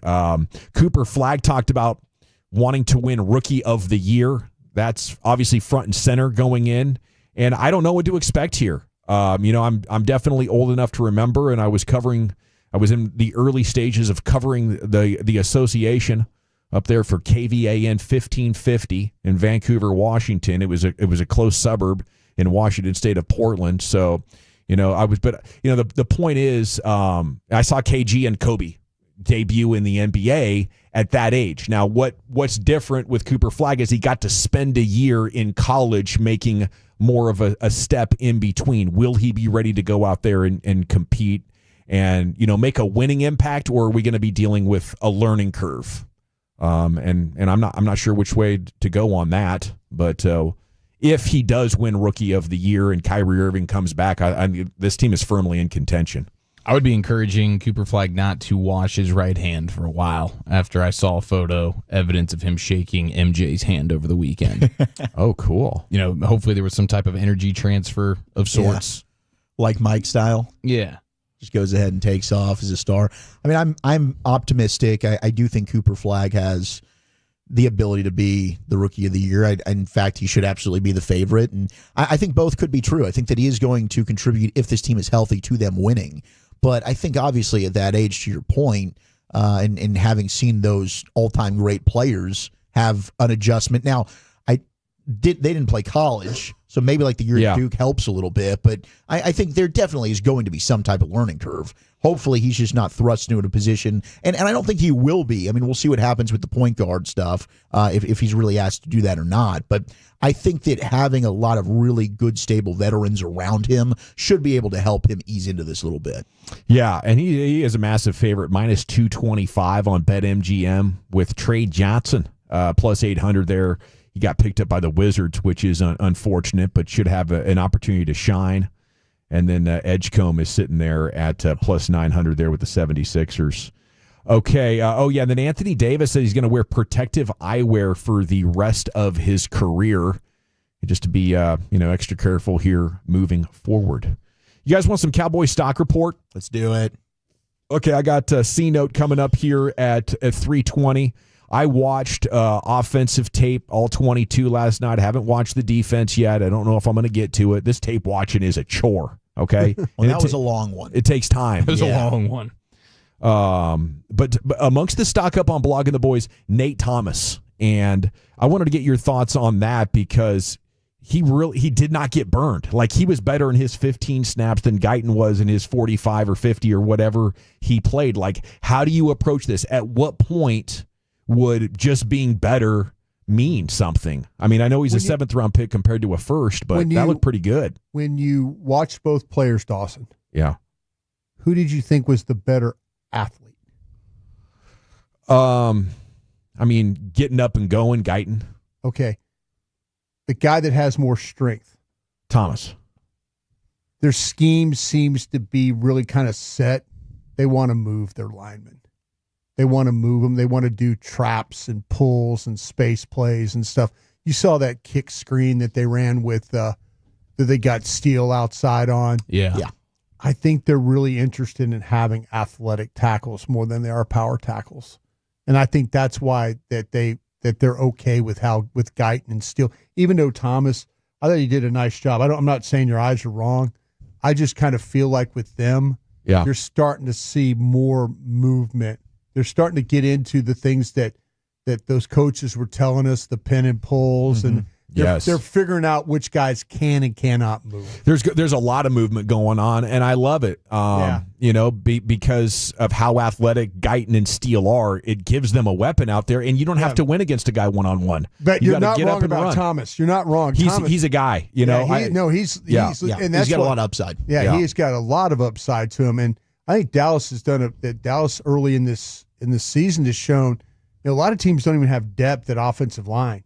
Yeah, Dallas is finally kind of, and it might have to do a lot with two things.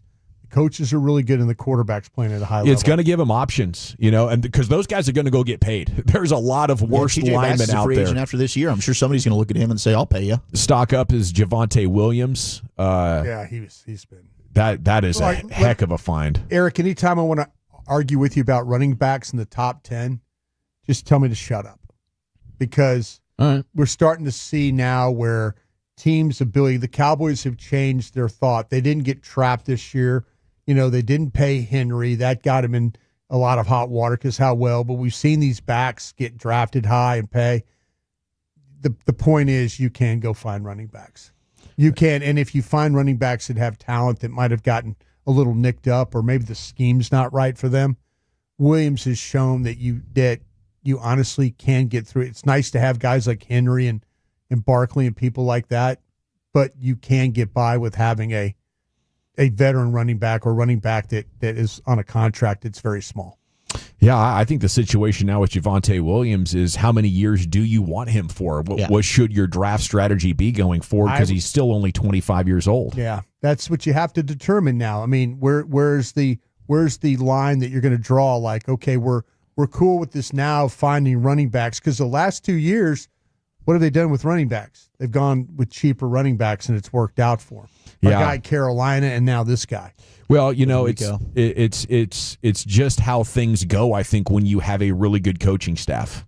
You know? Scheme's good. Yeah, I mean, I think Coach Clayton, staff's and good. here's the issue with how good Clayton Adams been.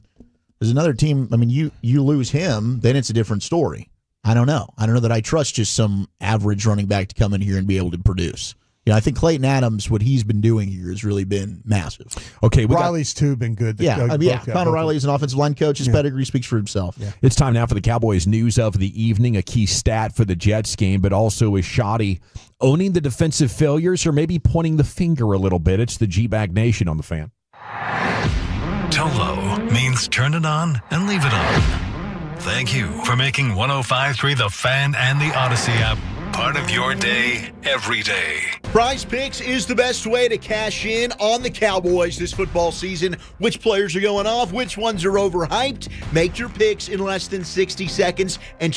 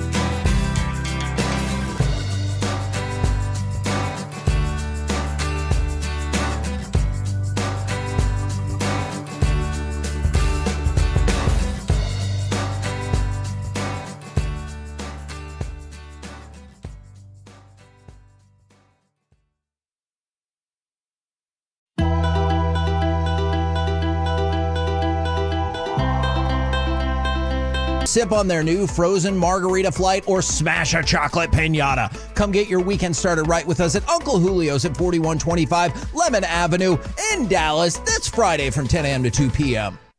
Segment of the Fan is brought to you by DFWsecurity.com. It's football time. Get ready for kickoff with DFW Security. Protect your home or business with smarter cameras and better access control. DFW Security has secured Texans for 30 years with a 4.9-star rating on Google. DFWsecurity.com. Yeah, buddy, welcome back, G-Bag Nation. It's time for the C-Note Cowboys news of the evening. Segment is brought to you by the Frankels. If you've been injured in a car or truck wreck, call the Frankels first, 214 or 817-333-3333 with Franklin Frankel. There's never an out-of-pocket cost. They only get paid when you win. The Frankels are the go-to car and truck wreck attorneys in Dallas. 541 asks, why isn't anyone talking about maybe Chris Young being the problem? Do you guys have any appetite or interest in that discussion? I kind of don't know why. I don't have an answer there. I'm sorry, I don't know enough. I think it would be. Is he a meddling guy? Are we meddling here?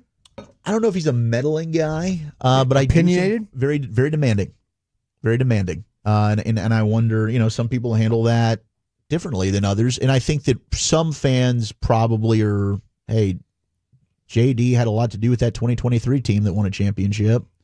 So since CY's been on his own, this team has had 2 seasons that have underachieved. I'm a big believer in CY, but just if you wanted to take that angle, I think that would be the argument. Yeah, wow. I didn't think of it that way. Yeah. I think he's got incredibly high standards, and when the team doesn't meet it, he's not in a great mood, and he doesn't have a lot of, hey, let's hope things get better and develop our guys and trust the process in them. So I get it. When a team's struggling this much, I just figure, hey, Bochi isn't the problem. The GM's not the problem. They won a World Series. I mean, they brought championship greatness to this team. So I think there's something to be said for, forging a team that had never been there. I don't think they would have won the World Series under John Daniels. I think John contributed to acquiring a lot of the players, but for me, it's like the spirit, the urgency of CY is what is different, and I think what puts this team in a championship context. I think he knows the road to the World Series, and what greatness looks like, and what championship standards and accountability looks like. Okay. I understand with the defense playing bad and not tackling, the conversation around Matt Eberflus is premature after 4 weeks. But shoddy presser yesterday, something stuck out to me. He was talking about fixing things on defense. This is your head coach Brian Schottenheimer talking about getting the defense right. He said, "quote We need to do a better job of self-scouting ourselves and what are we struggling with and what formations are giving us problems and why we need to practice third down better." Said we have to fix it through execution and team defense and communication and better coaching, and that's what we're looking for. On the surface, he's taking accountability for it, and hey, I'm a part of the coaching staff and we got to scout better. But I think after 4 weeks saying that, after it continues to happen, if you're specifically looking at the coaches, that could be to take pressure off the players and the scorn off of the players to own it a little bit. We're all in this together. But I mean, there was a self-scouting ourselves and what we are struggling with. I wonder how Shoddy's looking at that, Brian. What are your thoughts here on why the defense can't get this figured out? And, is coaching a part of this explanation? Does he still have a coach that does what he did when he first got here? Like a coach that watches like the opponent's offenses for the defensive coaches? I wonder if he's got a coach that he might. I'm not sure who it is. I mean, I'd love to pull up the coaching. I mean, you've got 27 coaches. Yeah. Why wouldn't you have one coach, or I would even have somebody from the outside? If I was on a staff, I was a head coach, I'd have somebody from the outside watching my team. I used to do it in the draft. Like, you have a scout from the outside, because you hear all the same. Everybody says the same. If you have somebody on the outside that honestly gives you an opinion about, like, hey, listen, you guys are looking at this guy all the wrong way. You're over-evaluating, or, man, you're wrong about this guy. You need to use this guy more. I wonder if he has somebody that he trusts that can watch his team as a coach and say, like, for example, I would give you, like, if I knew Mike Zimmer was out if I knew Mike, he is out of football right now, I'd have Mike Zimmer be watching my defense and like telling me, hey, what do you see when you play 7 yards off, all of a sudden, your guys are 7 yards off in zone coverage, and these receivers are killing your cushion right now. You got guys that can't. You might want to think about playing, just somebody to give me some advice on what they're seeing. Because sometimes you get, like I say, you get in that building and everybody's saying what everybody wants to hear. And you need somebody to tell you that, no, man, you're effed up. You guys can't. If I was playing against you, I'd throw a screen every damn time. Yeah. You got no flat defenders. Mm-hmm. Every time you run a screen against you guys, it goes for a massive play. You guys are training reel for how to run the screen. Yeah, that's the approach. If I'm Schottenheimer, he's saying all these things. I hope he has somebody that's answering all these questions for him. The one decent thing about this defense is they stop the run pretty well, but third down is oftentimes a passing down. You don't have a pass rush and you have a bad secondary. And third down is generally a time where awesome defensive coordinators start to get real creative and exotic and start confusing quarterbacks, and that's not your coordinator. So, that's just what it is. You have a bad pass defense. You have no pass rush, and you have a bad secondary. So, on third down, obvious passing downs, that's what's going to happen. Let me be real blunt here, and I mean this. This is That's weed. That's weed. Yeah, the bluntness of this is you might have some football dumb dudes playing. You really might. That's my concern. The dumb day defense. Because, and I'm saying this, I'm not saying this in life being dumb. I'm saying football, not football smart. Because you see a blitz, and this guy doesn't blitz a whole hell of a lot. I think he did 26% in this pass game, which was, I think, the most I've seen from an defense. He had to play an uncomfortable way. We talked about that. He did a little bit of that. But all of a sudden, you got a blitz coming where you set up a twist game, and the guy doesn't twist. And then there's a big play because if you'd have brought the twister or the looper into the play, it might have affected the pass. I wonder if he's got just some football dumb players. They've been at it for 2.5, 3 months now since camp started. You include OTAs. You've had a lot of time to get on the same page. They're not. They're not. You could watch tape and see. You could watch the way they play. I had a defensive coordinator in the league who's watched Dallas's tape tell me, man, the first guy out, the safety's responsible for the carry. He was talking about the Chicago game. And he was describing to me what was going on with all the defenders. And he's like, that's pretty simple right there. That's just reading 1, 2, and 3.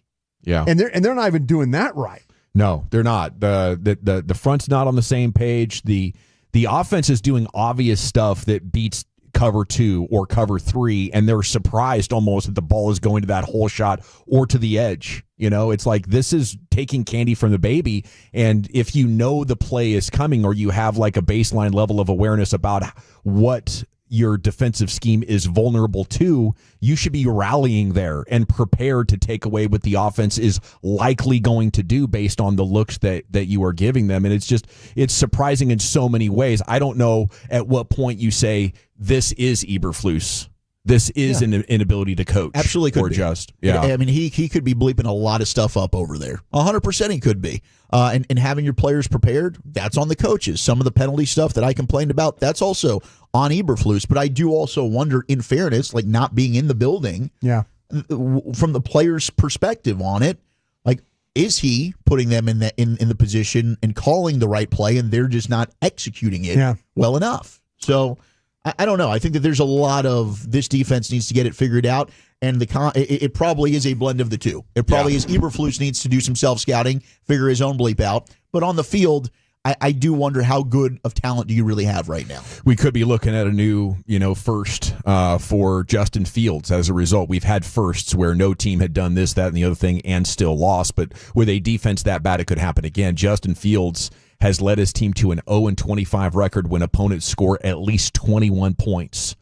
0-25, the only winless quarterback out of 46 in this sample over the last 5 years with at least 10 10 starts made. So you don't want to be reversing that trend by the time we get to late Sunday afternoon. All righty, Krusty's Corner coming up next, buddy. Where are you taking us? Yeah, Tuesdays, I like to ask my guys some Cowboys questions. We'll get to those next. Okay, let's chat Window Nation because final day of September.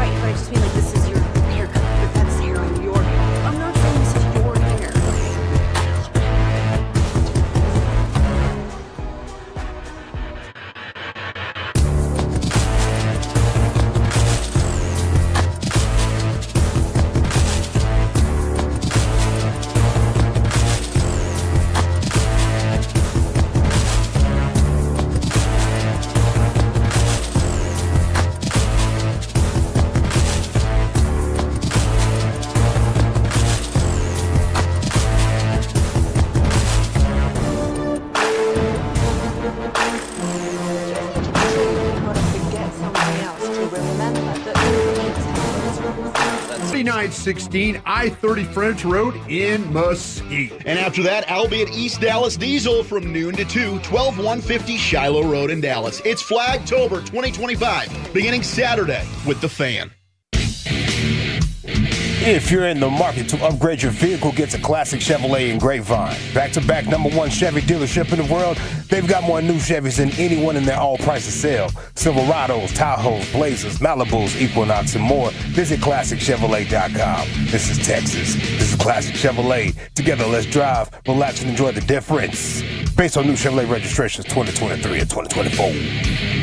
Yes, sir. Welcome back. It's the G-Bag Nation here on 105.3 The Fan. Time now for Krusty's Corner, brought to you by Reliant Air Conditioning, gimmick-free AC repair and replacement.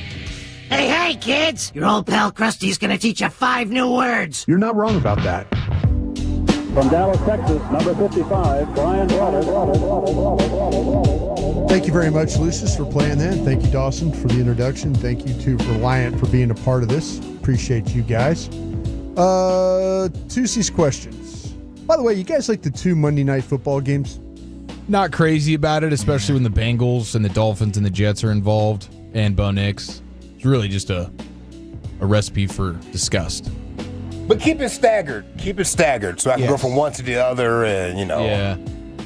I don't want to be going back and forth. But generally, give me my one game. That's where I sort of reset. I grew up on the one game. I'm sorry. I don't think you need we all two. did. I don't think you need 2 games. Yeah. I grew up on the one game, and I was kind of hopeful that the one game would always be pretty good that week. That's where I used to get our highlights. In the 70s, we didn't have the ESPN, like at halftime highlights from Howard Cosell. Those were the only highlights. From the Sunday slate? From the Sunday games. Now it's like Boom's fastest 3 minutes. Yeah. Well, now they've reduced Boom to just 1. 1 minute? It's. I saw it literally last night. Chris Berman's fastest minute. Oh, that's terrible. Yeah, they've just totally squeezed our guy out. That's Howard Cosell used to give me the highlights from Orchard Park or from, it was always from Miami. It was kind of crazy. I mean, that was it. Those were the only. That's the only way you knew who was playing. That's heartbreaking, dude. Can you imagine? Yeah. Can you imagine? But I do miss the way SportsCenter was when we grew up. You based your entire view of the world off a 30-second highlight package. Yeah, exactly. That's crazy. It is nuts. And used to read the newspaper for the box scores. That was another one. That's how the original fantasy football started. They're going through the newspaper and finding out, okay, what were the stats? And then you're adding it all up. Jeez, that's hilarious. Crazy. All right, Dawson, I'll start with you on this one. Got questions for my guys. On Tuesday, I like to do that. I like to, we kind of in between watching tape and kind of putting one game to bed, getting ready for another one, but got questions I got from the films and things. Dawson? Yeah. Is Turpin proven to you more than he's just much more than a gadget player?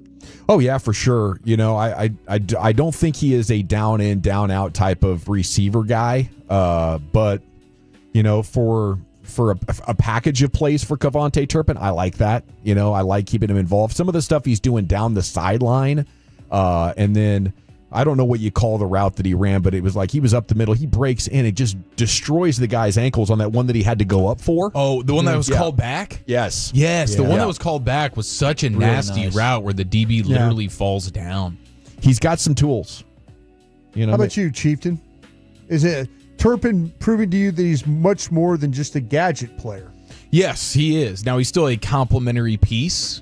He needs the CeeDee Lambs and the George Pickens out there on the field with him, but absolutely, he's proven that he can be more than just a random, hey, we got our 4 or 5 Turpin plays that we'll try and sprinkle in and catch the defense sleeping a little bit. He's now becoming much more of like, hey, you're actually a wide receiver who also has the other skill sets that we can trick it up with you.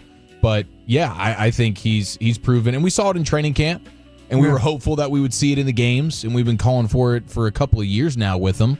And credit to Shoddy and company for finally getting him in the mix.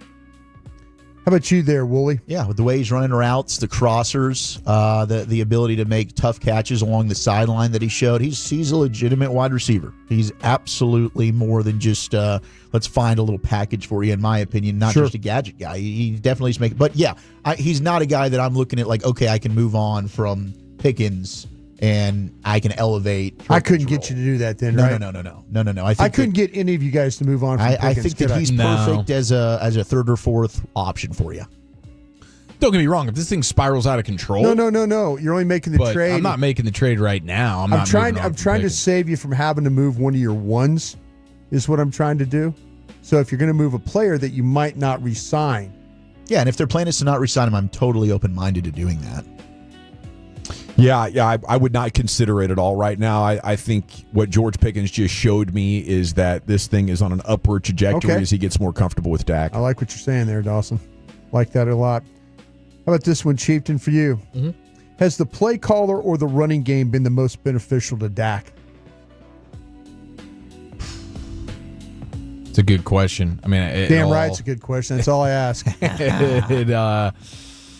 It all ties in together, and I think the credit to the run game has to do with the coaching staff and things like that. So, but we've seen Dak with a good running game before. We've never really seen him with a legit offense, a legit play designer, and a legit play caller, and that's something we've been calling for forever. So I guess I'll go that way.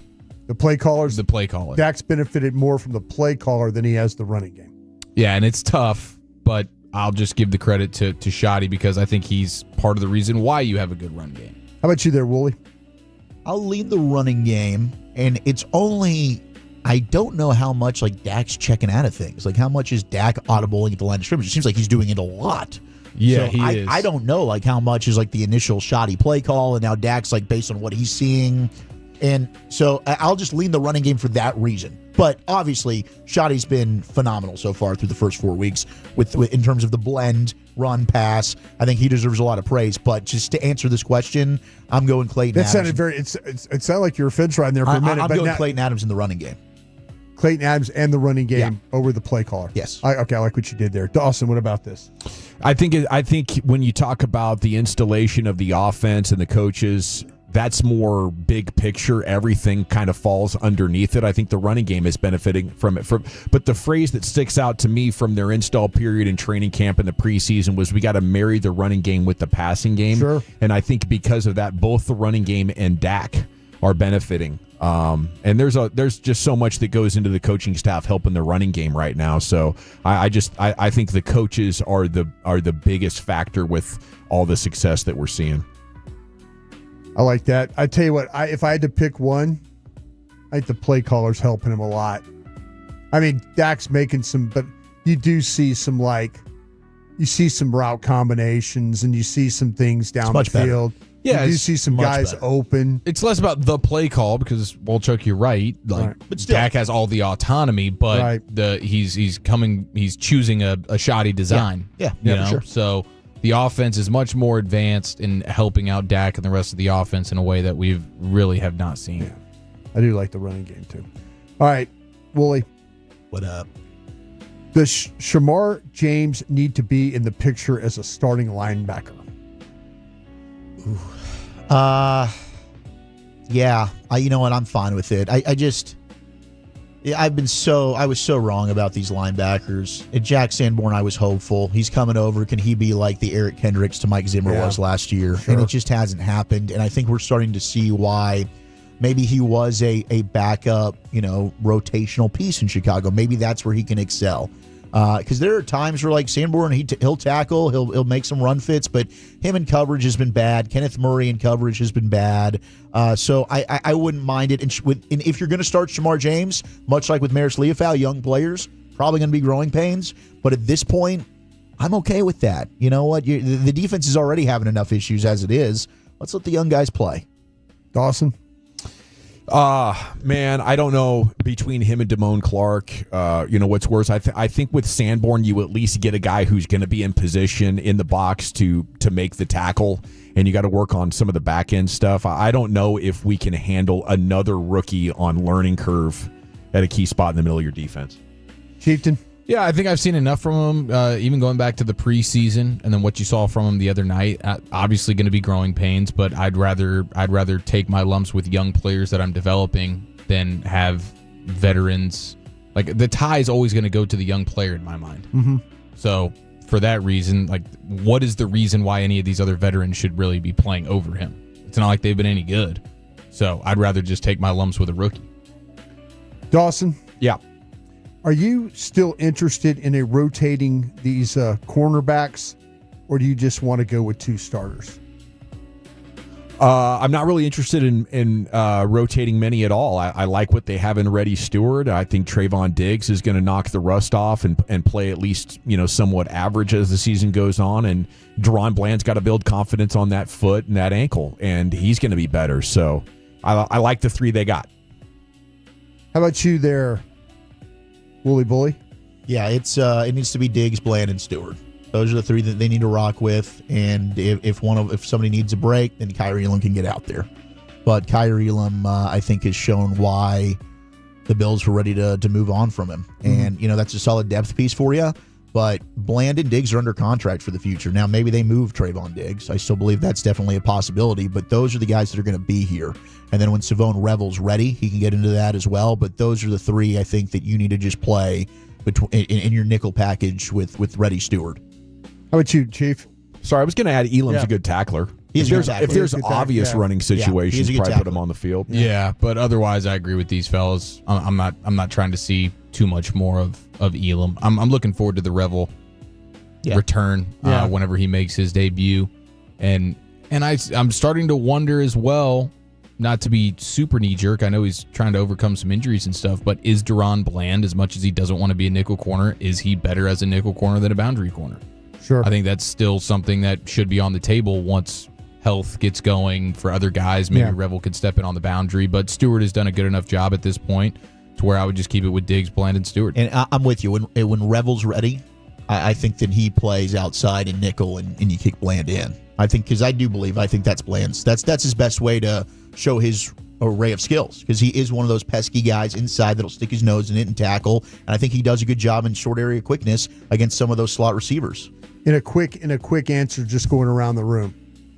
In a quick answer, what group is going to benefit the most from injured players coming back? The linebacking room or the cornerback room? Linebacker, because I know Overshown's an absolute demon. Revel, I don't know what we're going to get. Yeah, I mean, and even with Overshown, it's hard to know after an injury like that, but I'll take my chances seeing what I've seen from Overshown. Yeah, for sure. That makes 3. Overshown.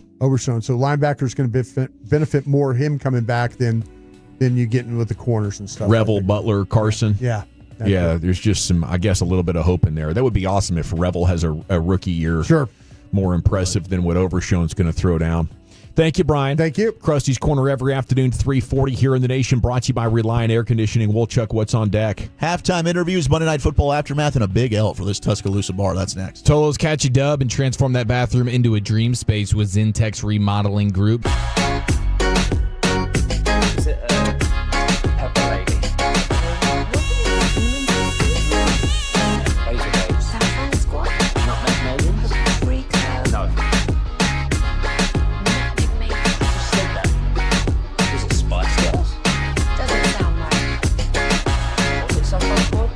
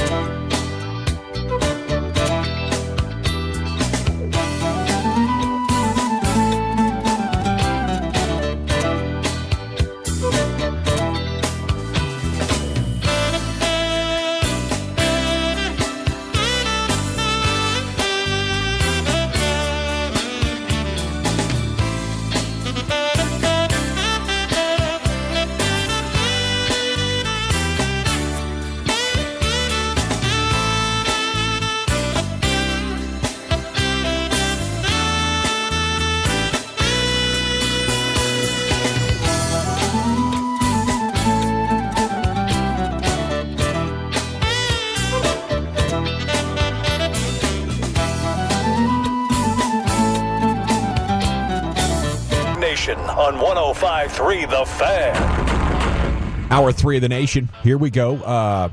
It is the G-Bag Nation on 105.3 The Fan, and Jared Sandler is going to join you coming up here in about 20 minutes. Then Mark Schlereth at 4:40 to talk about Week 4 and looking forward to Week 5. Right now, here's Wolchuk with your football fix. All right, Cowboys going to play the Jets. They have not won there against the Jets since 2003, Brian Broaddus. I was there.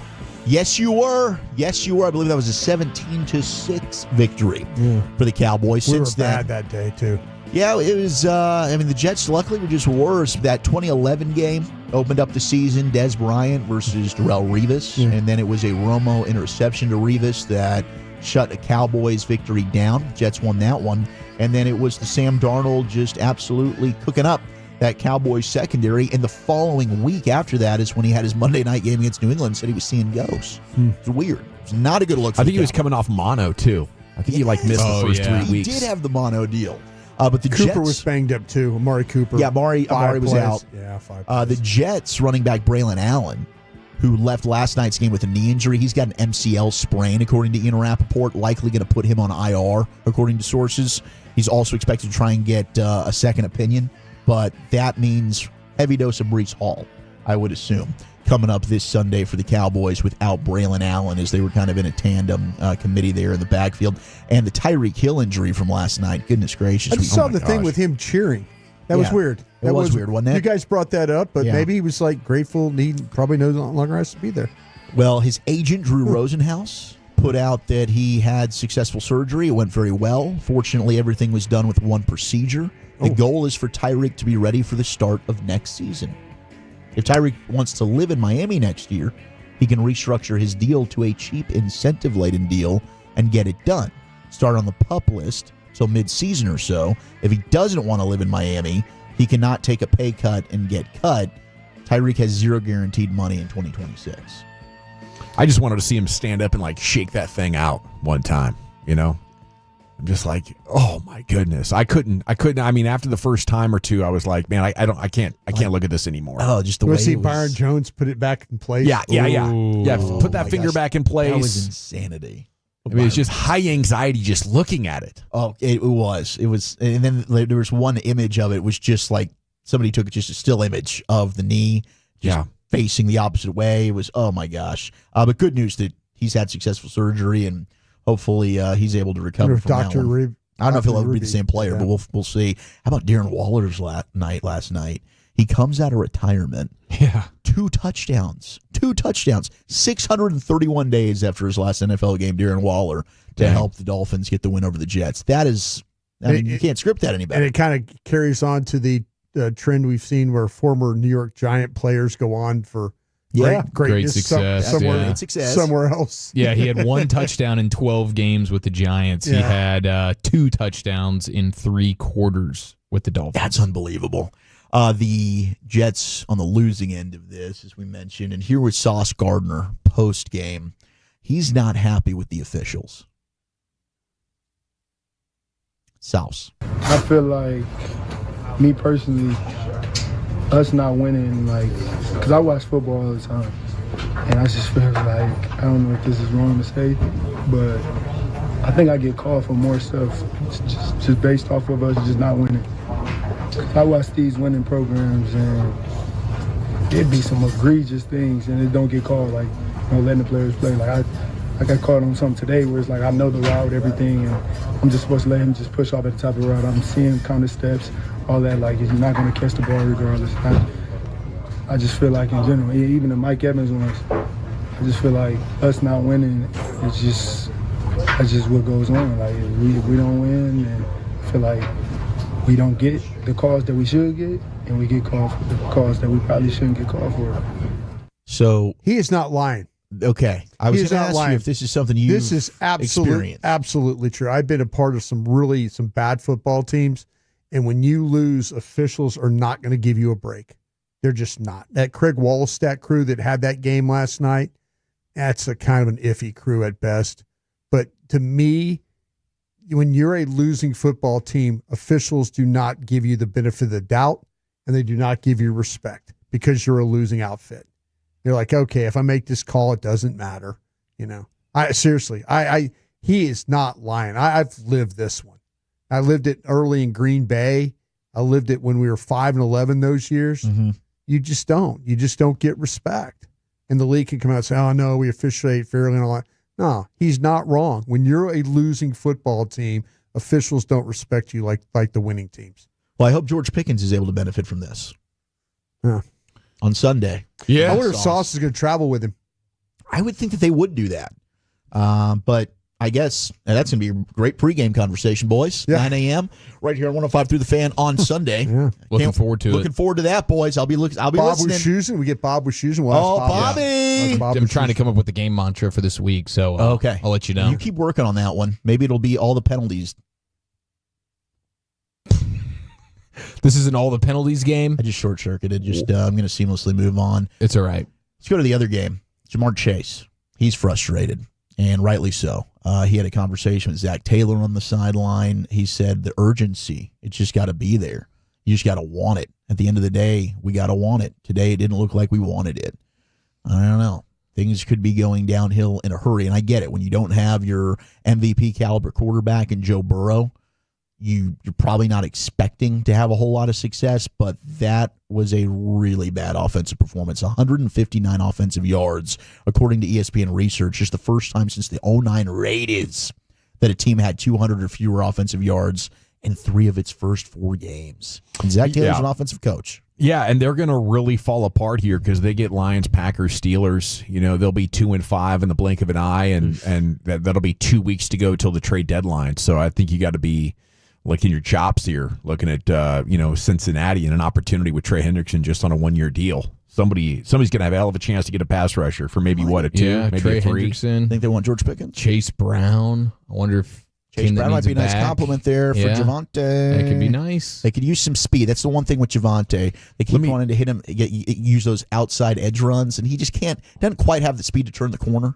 That's what Blue would be for. That's right. Would adding like a top 10 pass rusher make this secondary significantly better? It would help a ton. You look what Green Bay's getting away with. I know they had some pressures the other day. They didn't cover particularly well, but I guess their pass rush has masked some of the deficiencies they've had in their secondary. Yeah, like the combination of you getting healthier in the secondary, plus you actually add a dude who's had 17.5 sacks the last 2 years. Yeah. That's going to help you a ton. If Dak keeps playing like this for another month and things sort of stabilize with your defense, would you, even if you're not planning on signing Trey Hendrickson to an extension, there's got to be a conversation about trading for a rent-a-player.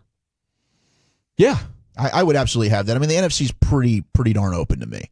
Like and I've admitted it. I am biased when talking about the Eagles, but they could easily be 2-2 right now. I think the Rams are legit and really good. I think the Bucs can be really good, but you're not looking at anybody in the conference saying like, holy, that's a world beater team right there.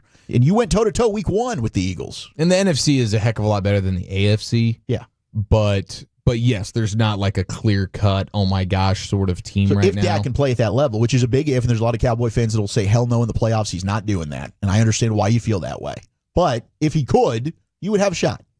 Yeah, and I would be open to making a trade for Hendrickson, especially with it's a rental deal. I wonder what you'd really have to give up. I don't think you'd have to give up one of the ones. I don't either. I really don't believe you would. I think if I'm trying to give up a 1, I'm going to try and go get Max Crosby out of Vegas. All right, let's ask this. You said you might not have to give up one of the ones. What if he gets on the market and now you're competing with other teams? I wouldn't do it. I wouldn't overpay for it. Okay, well then we don't think about Hendrickson, because what's going to happen is once word gets out that they're trading him, teams are going to come and they're going to offer more than what you're. In fairness, it already did, and it's going to take your 1. Well, it did. Like they had these conversations and they ended up having to lower their asking price. And they asked for a 2, and they didn't trade it. This is before the season. It was before the season. Now the asking price should be even lower. No, not in this case, because what's going to happen is teams are going to want this guy now. Before the season, you're kind of thinking like, oh, let's see if we can go steal the guy. Now you're in a situation where someone is going to need this guy. Jerry Jones gave 2 1s for Joey Galloway. I mean, just think about somebody doing something silly like that. I'm not saying they're going to give 2 1s to the guy. I'm just saying that teams will overpay now that they know that, hey, we have to go get this guy. Yeah. In my opinion. Yeah, if the market ends up being like that where somebody's offering a 1, I'm probably not going to be dancing in those waters. Bears, Ben Johnson. Did you guys see this halftime interaction? Aditi with Kinkhabwala. Yep, here it is. CBS Sports sideline reporter Aditi Kinkhabwala, 14-10. Bears trailing at the half, and here's her and Ben. Your offense has struggled to take advantage of those takeaways. Yeah. Okay, so what did you tell them to get things going? That it wasn't our brand of football. We're capable of a lot more, and so we're hitting the reset button here at halftime, and we're going to come back and establish our identity here in the second half. So you need to change what you're doing. I don't know. You think so? We're going to be just fine. Thank you. All right, Ben Johnson, all business. The little intimidation, How do you really feel? menacing stare. Yeah, do you need to change what you're doing was the final follow-up there, and Ben just gave her a death glare. Now, he's asked about this post-game by reporters, and this was his thought. I know there's been some buzz about your halftime exchange. Can you relay how you interpreted that conversation? Yeah, in the moment, I honestly, I didn't think too much of it. I'm kind of in game mode. But then when I look back at it, I am a little bit disappointed with what that looks like. I didn't hear very well, and that's not an excuse. But when I thought I heard that, not a question, but that I needed to make some changes, I didn't take that very well. So I'll do a better job with those going forward. Yeah, I don't. There's some people that are like, "Why did you have to apologize? You shouldn't have had to apologize." The mic kind of cut out, so we didn't really see her say, "Do you think you need to make some changes?" He thought she said, "You need to make some changes," and the offense was bad. And obviously, he is an offensive guy that prides himself in that. But I kind of like the fired up Ben Johnson there. I thought it was kind of fun, but from Aditi's perspective, the death glare was it was intimidating, as the broadcast crew said. It's a high pressure job. These coaches, they gotta deal with all of this stuff and sort of be a CEO. I don't think it's a good look for Ben Johnson, who's trying to prove to everybody in the league that he can handle all that stress and pressure. Bears did come back, get the win. They are now at 2-2. We got news about Lamar Jackson. He is likely to sit against the Texans, could miss 2 to 3 weeks with this hamstring injury. It is getting really bad for Baltimore. I wonder how this season unravels. Maybe we talk. Cooper Rush going to save the day. We're going to change our offense. He could. Cooper Rush could be the dude. He's done it before. It really doesn't matter if they can't get their defense healthy. And now you got your best defensive tackle out for the season, and Justin Madubuike. Yeah, so that's just one of those where if the injury bug starts to get you, and maybe it wasn't meant to be your year, as we saw in Week 1 against Buffalo, you got to take your medicine. It's a war of attrition, and that's why when you get in and you are healthy, you got to take advantage of those opportunities better. Man, Aaron Rodgers and the Steelers feeling pretty good right now. Leading the division at 3-1, win that division. They very well could with no Joe Burrow, and it's the Browns, and the Browns are going to be starting Dylan Gabriel this week. Joe Flacco might get a win. Your time is done. Throwing him to the Wolves versus a Brian Flores defense. Yep. Vikings. Be careful. Vikings. Yeah. And Dylan Gabriel. Am I hearing this right? Did the Vikings stay overseas? Are they playing 2? Yes, back to back. They went Ireland, and now they're doing the London game. Yeah. And I think they asked for that. Did they? Yeah, that was like one of our off-season stories, and they said, look, if we're going to be doing it, might as well just stay over there. Wow. Find anybody with the Viking heritage, maybe, that wants to jump on your bandwagon. Maybe. I mean, it's a big opportunity to go over there and sort of share your brand with a different continent. There are teams in Spain in soccer that want to come play regular season games in America, and they actually had deals to get it done, but UEFA intervened because the other teams around Europe were complaining that you're going to go to America and put down roots and take advantage of that marketplace. There needs to be like a lottery system or a wait your turn system. You can't just decide you're going to go be the team of America. So, the NFL really is working on this expansion stuff. I mean, Goodell is still very open to the idea of maybe one day we do get a team in Europe. Yeah, and it's going to start with having every team play an overseas game at some point. Like in any given year, every team's going to have a. And that counts for Mexico. I guess so. It does. It certainly does for Brazil now. Well, I mean, getting some of the stories in the social media of the time the people had in Dublin and the time people had in Did we Brazil. have a bunch of drunk broadcasters? We did have some of that, but it's like a once in a lifetime experience, I think, for fans and media to get a chance to go over and do this kind of stuff. I went in 14. It was an absolute blast. Yeah, it'd be amazing. But I worked in NFL Europe in 1990, and I was sitting there thinking, man, they're gonna have teams over here one day. I mean, like NFL teams playing in these markets is what they're going to have. They're going ahead of your time. Yeah, I'd like to see a whole division. That would cut down on their travel, and then you could go over there for a couple of weeks, like Minnesota is now. Maybe a couple of trips to Europe per season. Yeah, what you need to do is build a facility over there that you can, like a hotel and meeting space, like the Star. You need to build the Star in like London, so when a team comes over, they can use that as their training base. But then build a facility here in Dallas, so when they come over, it's centrally located, and they could go either way they need to. But All right, thank you, Brian. Mark Schlereth going to join us coming up at 4:40. Jared Sandler is next here talking to Rangers and where they go next, the decision to move on from Boch as well here on The Fan. All right, but it is a Tolo Truck Tuesday at East Dallas Diesel, and I'm actually going to be out there at East Dallas Diesel this Saturday, noon to 2. Come on out, get your G.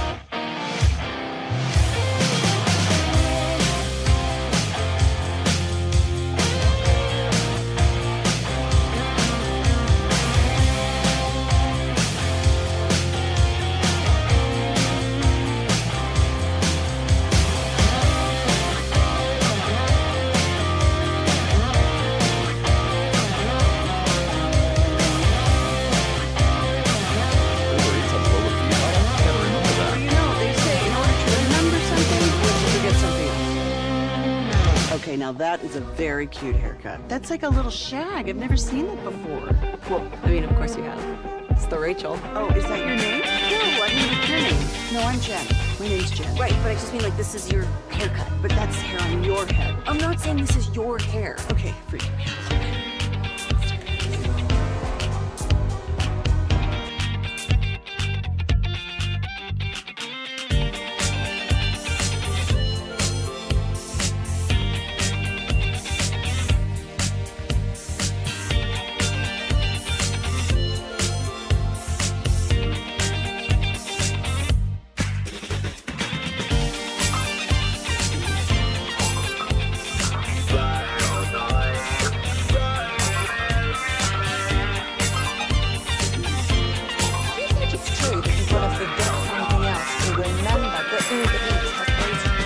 That's absurd. Hey, remember when you used to be a, what was it, Pepper Lady? Pepper Lady? Wasn't it Cinnamon Sisters? Basil Babes. Saffron Squad? Nutmeg Maidens? Paprika? No. Nutmeg Maidens? I just said that. Was it Spice Girls? Doesn't sound right. Was it Saffron Squad?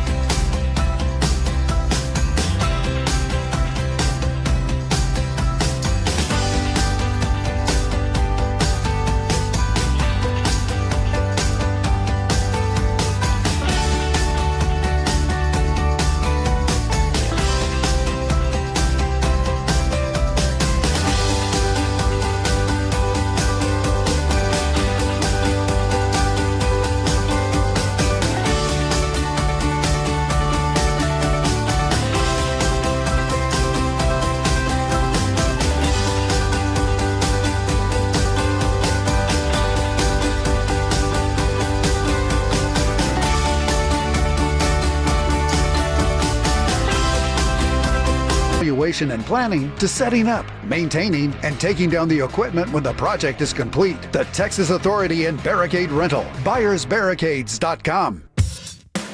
All right, welcome back, G-Bag Nation. It's time to talk with Jared Sandler, our Rangers insider, pre- and post-game show host. Segment's brought to you by the Frankels. If you've been injured in a car or truck wreck, call the Frankels first, 214 or 817-333-3333. There's never an out-of-pocket cost. They only get paid when you win. It's the Frankels. Go to car and truck wreck attorneys in Dallas. And a good afternoon, Jared. How the heck are you? Fellas, I'm doing well. How are y'all? Doing good. You know, just wondering what all went into this decision to have a mutual parting of ways. What else can you tell us about why maybe it made sense for the Rangers? Well, it seems like, you know, the Rangers, just from a roster standpoint, are probably going to have a lot of changes. And, you know, we've heard Chris Young talk about cutting back on payroll a little bit for this upcoming season. And maybe they felt like with the roster they envision having, it made sense to, you know, transition at this time. And, you know, I don't know who the next guy is going to be. Obviously, a lot of people have identified Skip Schumacher, and I'm right there with everyone and thinking, you know, that's, you know, that name seems to make a lot of sense, but I guess you never know until, you know, things like that become official. But, you know, I guess maybe they just saw this as a transitional period and it made sense to make a move. But, you know, I think, you know, what I will tell you, that did not lead to this is like some loss of the clubhouse or Boch falling in favor, with the players or, just some untenable situation. I think it was the exact opposite of that. I think there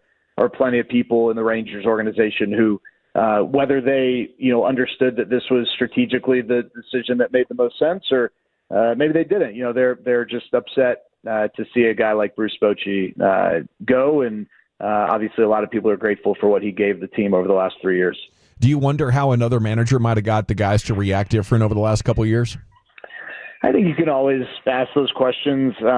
Listen, I've been a part of now 3 managers, Gavin, Chris Woodward and Jeff Bannister, and I will tell you that there were times I can, fair or unfair, I would identify moments where they just lost the clubhouse. Again, whether it's on them or just maybe it wasn't the right group, it's not necessarily an exclusive indictment against them, but there were times where it was clear this is not going the direction it needs to go. That never happened with Bruce Bochy. Now, Gavin, you know what it's like. You got a boss. That boss has employees or people who report to him. Not everyone is going to love every single thing that he does, but he never lost the respect of that group. Now, were there things he could have done differently? I'm not behind the walls enough to know, for sure he could have done this or he could have done that instead of this or that. I think that, one of the things that Chris Young mentioned last night was just, a voice to hold people accountable to make sure that the last 2 years in which the team did not achieve the results that they wanted doesn't happen again. I think that's obviously something they're going to look for in the next guy. If you had to spitball like other names, I know you mentioned Bob Melvin this morning with Sean and RJ. It was interesting that Michael Young's name has surfaced as a candidate with the Angels. I mean, is that anybody that they've had interest in outside of Skip? Well, I think, Michael Young's always had a strong place in this organization and is currently, unless he's got a contract that's up, currently employed by the Rangers. I talk to Michael semi-regularly. We have our weekly USC Trojan football bitch fest over text. So, no, I'm allowed to say that. That's okay, right? I can say that. Yes, you can say that. My wife looked at me like I was about to get fined or something. Listen, here's the deal. Michael has one kid who's in college. He's got 2 that are yet to get to college. I think he very much loves being a dad. Now he is in Southern California, so maybe Anaheim would make a little bit more sense. But I don't know that Michael, and I don't want to speak for him because things can change, things can evolve. I think Michael will always have a place in this game, and I think he'll always kind of be able to write his story and what that role is.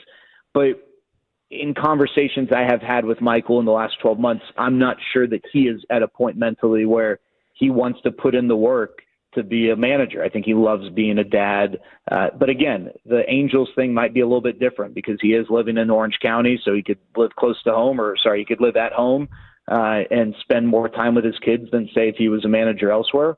And I would say this, if Michael wants that job, that's probably his job. He's got that type of respect around the league. I'm not sure, where he stands on that at this time. Jared Sandler here with you on the Fan. Hey, Jared, just kind of curious, though, could this, and I don't want to put you in a bad spot, but I might be, is this one of those things where you have somebody on board, but then all of a sudden there's some other teams that are talking about potentially bringing a guy on board that you already have, and you're trying to kind of stop that before it gets to that point? If you understand what I'm trying to say is, like, do you have, the Rangers currently have Skip here. Other teams might be interested in him. Is this one of those preemptive things that you're trying to do? You don't want to maybe lose a guy? So you're saying they needed to make that decision with Boch so that they didn't lose Skip? Yeah. Right. Yeah. I mean, I think all things get considered. Here's the deal, Broadus. They had Will Venable, and they obviously felt really strongly about Will. Yeah, they sure did. And Will left to take the White Sox job, and I don't think that there was ill will towards him, but I think the Rangers obviously don't. Here's the thing: I don't know, how the Brain Trust feels about Skip, and I don't know how Skip feels about the Rangers. Right? Sure. He's been around for a year, and and it's kind of been I don't want to say a passive interview, but you're always taking notes on things, right? Skip knows that he wants to manage, and I think he knows or knew this year that the Rangers would maybe one day be a possibility. It's possible, Broadus. I think it's possible that the Rangers feel like they've got their guy, or they feel good about a few candidates out there, and that they know that those guys aren't necessarily going to be there next year. So I would be remiss not to acknowledge that was a part of the calculus. The other thing is, if you're taking a step back this year in payroll, that's not to say that you can't win, right? Let's look at the Mets. The Mets took steps forward in payroll, and they're not even in the playoffs, right? Whereas the Brewers and the Blue Jays and the Guardians and the Tigers, these are not big spending teams, and they're in the playoffs, right? So and Skip Schumacher, just since his name's been brought up, he took the Marlins to the playoffs a few years ago, and they were an incredibly low payroll team. So you don't have to spend to win. It's nice to do it, and obviously the Dodgers and the Braves and teams like that, and I know Braves missed the playoffs this year, but they had been in the playoffs every year for the last decade almost.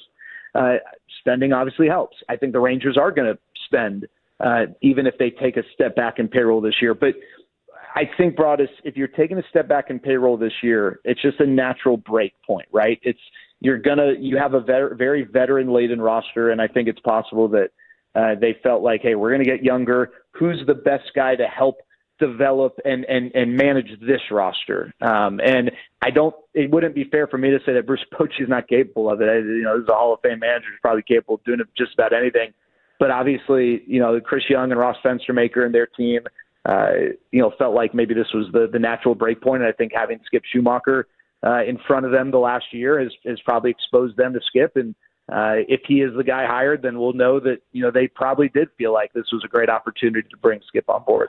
Yeah, what do you think is the Schumacher sort of scouting report or elevator pitch, personality-wise, leadership-wise? What's his skill set as a manager? Well, I'll tell you this, Eric. He's in a good way, I think, very strong-willed. He turned down his option after his second year with the Marlins because he did not like the direction of the front office. Kim Ng was leading that baseball operations department, and I think she was maybe promised certain things, and ownership went a different direction, and she was, I don't want to say pushed aside, but maybe pushed aside. Maybe that wouldn't be unfair. And Skip Schumacher didn't like that and felt secure enough in what he had accomplished in 2 years that he said, screw it, I'm out. I'm declining my option. I'll step away, right? I mean, how often does that happen? Usually managers are getting ushered out. They're not the ones declining an option. But he developed such a reputation in those 2 years, in part because of what he did with some rosters that on paper did not appear to be nearly as competitive as they ended up being on the field. So, Skip's a guy who, I happen to know a few people at the end of Skip's playing career who would work out with him in the off seasons. And they were like, this guy, if he wants to be, he's a future manager. So he's one of these guys, Austin Hedges, for instance, former Ranger. He's a guy that people have identified. Bobby Wilson, who's been a part of the Rangers as a player and here the last few years on staff. These are guys who people have identified as future managers, while they were playing. And Skip's that guy, and he's had a lot of success in his 2 years with the Marlins. If you just look at those rosters, those are teams that have had younger players. And so I think that if that is the direction the Rangers are going with their roster, he's had a lot of success and a track record of helping to develop and grow and groom rosters that maybe aren't as accomplished on paper as a more veteran-laden team. And that's not to say the Rangers are always going to lean that way. I think that's just, where they are right now. And I think looking at where they are organizationally, maybe that's a big point of emphasis. Thanks for the perspective, Jared. Enjoy the playoffs, and we'll circle back around real quick, talk about the winner and what's next after we get this skipper thing handled. Yeah, you got it, fellas. Thanks so much. Salute. There he goes. Jared Sandler here in the G-Bag Nation, our Rangers insider, part of every game day here on 105.3 The Fan. And, yeah, I was a little bit surprised last night, but ultimately I'm excited. I think the organization is taking a risk trying to find or being willing to move on from Bochi, who's so well accomplished. But after the disappointment of the last two seasons, I think it stands to reason that maybe a younger, more energetic guy, maybe somebody who could be the bad guy a little bit more, is what this team could have used to shake him out of it. Mark Schlereth, our Odyssey NFL insider, will react to Week 4. Look forward to Week 5 with you next year. It's the G-Bag Nation of the Fan. Coming up on the next KNC Masterpiece, is the Cowboys defense going to prevent Dak from changing his narrative? Plus,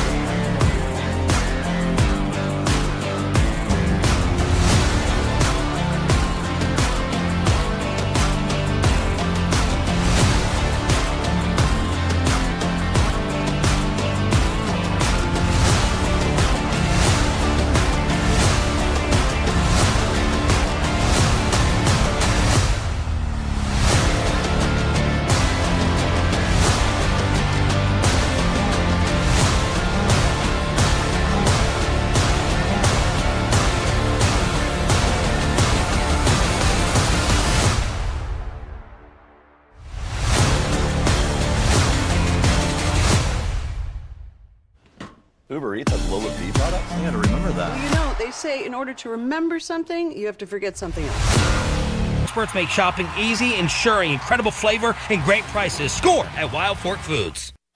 You know, we're doing things a bit different here at the Fan. So of course, we aren't doing your typical Texas-Oklahoma watch party on Saturday afternoon, October 11th. Instead, join us for our Fan Poolside Watch Party. And this isn't just any pool party. We'll be on the roof at the Highland Hotel in Dallas at Mockingbird at 75. Hang at the Cabanas, watching the game with a top-shelf tailgate BBQ buffet for purchase. And Tito's handmade vodka drink specials. There'll be raffle prizes all afternoon, and we'll be stocked with Flagtober flags. Join us, Tolos, and let's watch Texas-Oklahoma rooftop poolside at the coolest watch party in town at the Highland Hotel with the Fan.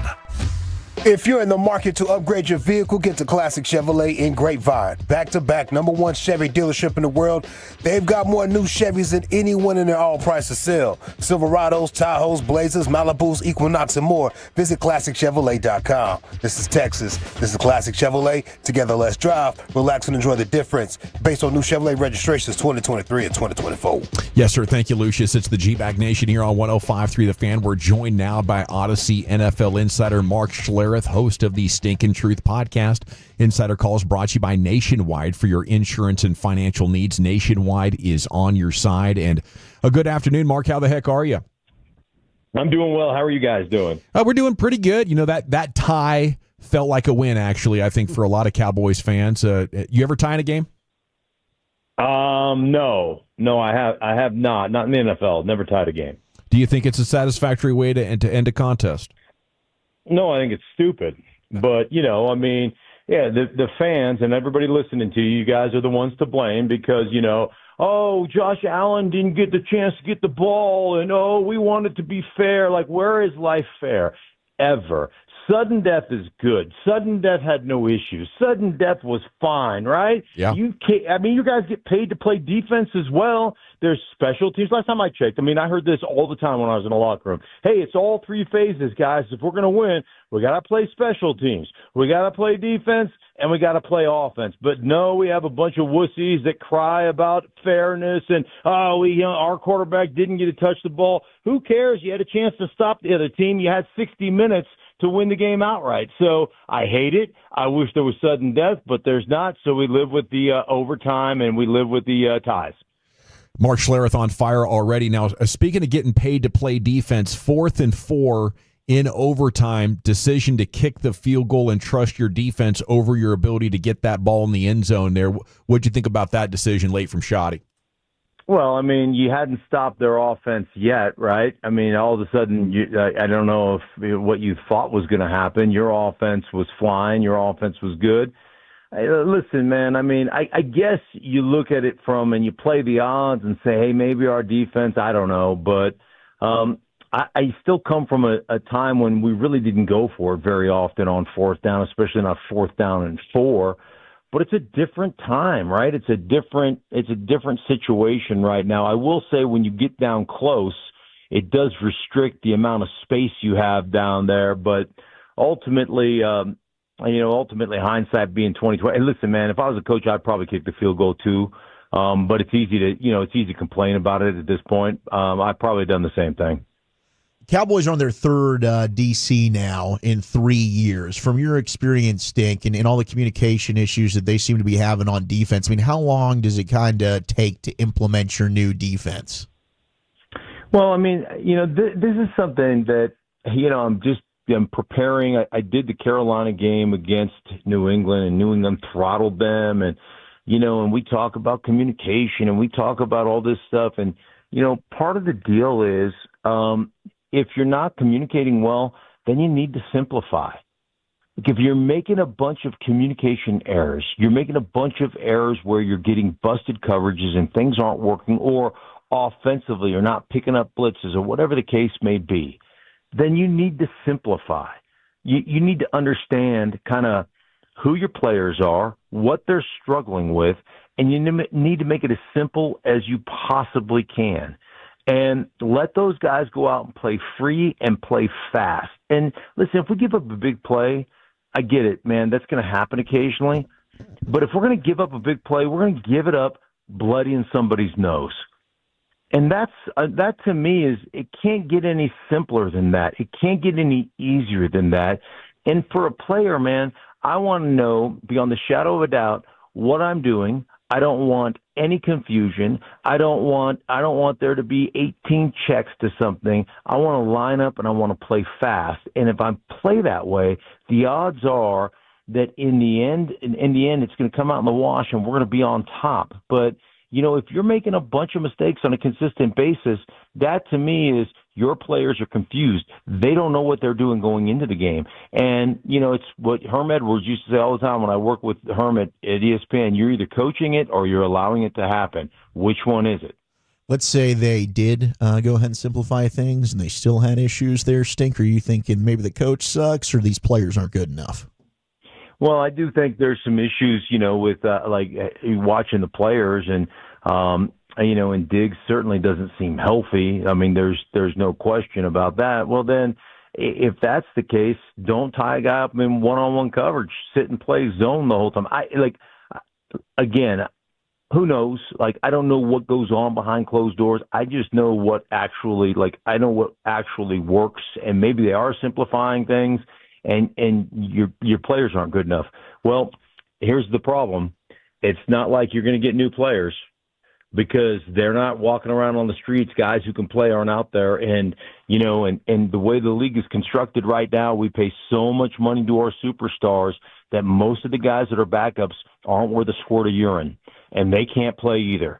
So, you're in a real predicament when you get injured. Or guys that you think are going to make that next step or take that next step don't. Insider Calls brought to you by Nationwide. For your insurance and financial needs, Nationwide is on your side. Mark, how well do you think Dak Prescott's playing right now? He's playing great.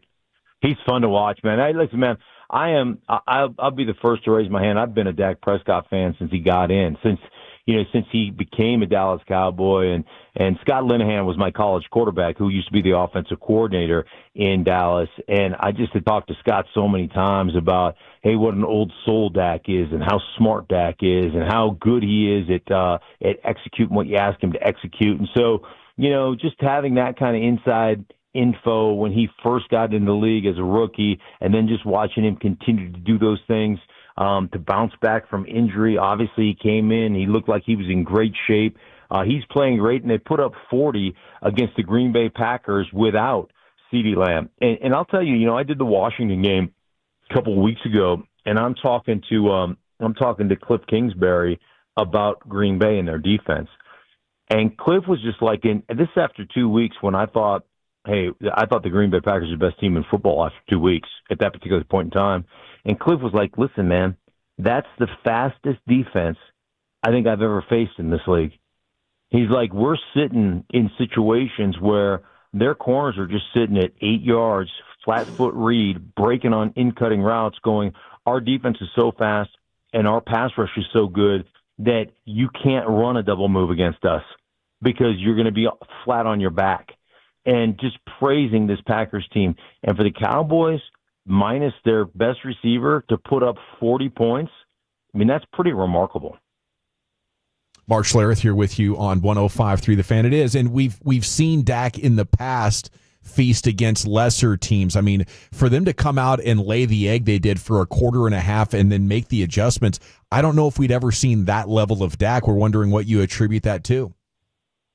Yeah, I just think that he is very comfortable in Shoddy's offense. I've always been a Shoddy offense fan. I like the way he sets things up. I like the way he's to me, he's a kind of a repeat offender when it comes to play calling. Same play, different formation, a little bit different look. So one or two guys on your offense are adjusting, but everybody else is running the same thing. And then, for a defense, it looks like 6-7 different plays. And so I've always been a fan of that. I've always thought he was a really good offensive kind of mind.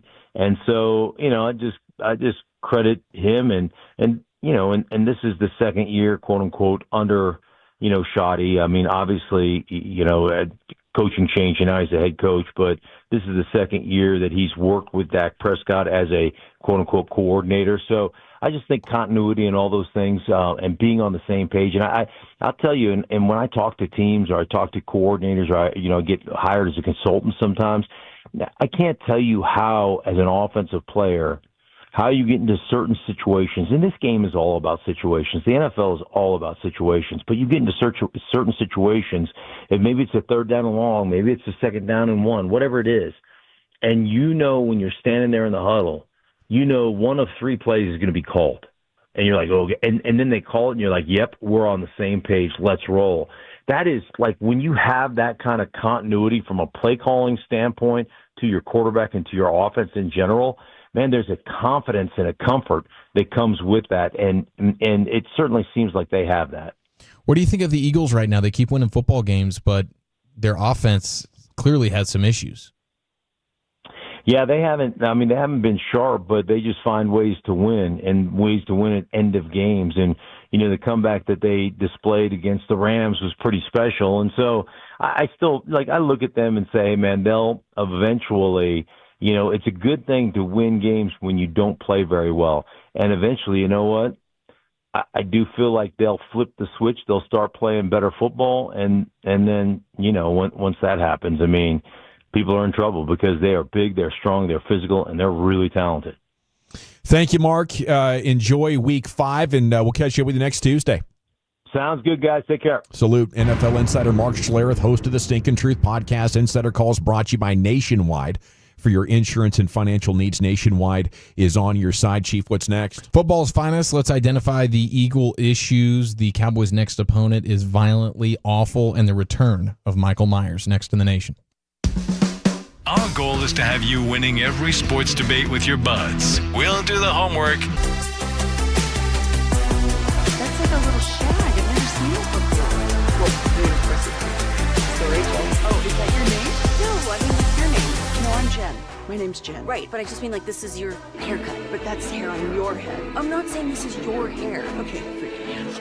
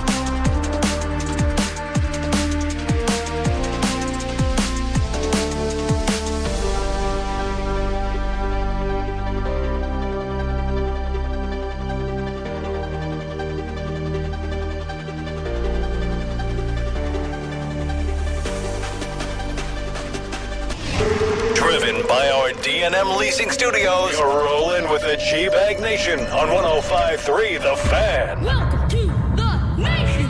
Yeah, buddy, hour 4 G-Bag Nation on 105.3 The Fan, going all the way until 7 o'clock. Then you'll get The Fan After Dark. Fred and Blake will be cooking. We have some proper round tripper around the bases coming up here in 20 minutes, then the G-Bag of the day in LA Live. So this hour is stocked with content and entertainment. Here's the chief of finest. All right, it's going to be Cowboys in the Arctic Whites versus the all-black uniforms, the alternate for the Jets on Sunday. Great. So just go ahead and prep for that color clash. I think it's going to be pretty strong. Looking forward to it. I'm still trying to figure out how we want to characterize this week's game for the Cowboys from a mantra standpoint. Packers game was a shoddy earn your money game and a don't get punked game. And I think the Cowboys check off both of those for that one. They really do. I'll be interested. Always ask you before the game starts which way you're going here. Yeah, I mean, what's the last time they won in New York versus the Jets? You said 03? 2003. Do it all the time against the Giants. You're going up against a desperate team. You just had an emotional game where you exhausted yourself last time you did that versus the Giants. You kind of laid an egg versus the Bears. I think this is a competitive character game. It's a character game. It is. And I'll leave the exact phrasing up to you, but it's a game you just can't afford to slide back on, offensively anyway. And defensively, you still have a lot to prove. So hopefully it's a step forward game. Pittsburgh did look horrible in their first 3 weeks. They were one of the 5 worst teams in the NFL in most defensive metrics. They went out there and dominated against the Vikings, had them at 6 points with 8 minutes to go into the fourth quarter until a couple of late touchdowns happened. But I think that's a team that's laden with some Hall of Fame type of players, and maybe you're not that. But it did at least show that you can play bad for 3, maybe 4 weeks and still have the potential to be a much different defense than what you've put on film so far. I'm hoping, but it's kind of like we were hoping for a Rangers surprise finish about 10 days ago. Yeah, and the Jets just find ways to beat themselves and lose for sure. The defense for the Jets has kind of been struggling a little bit. They can't really tackle.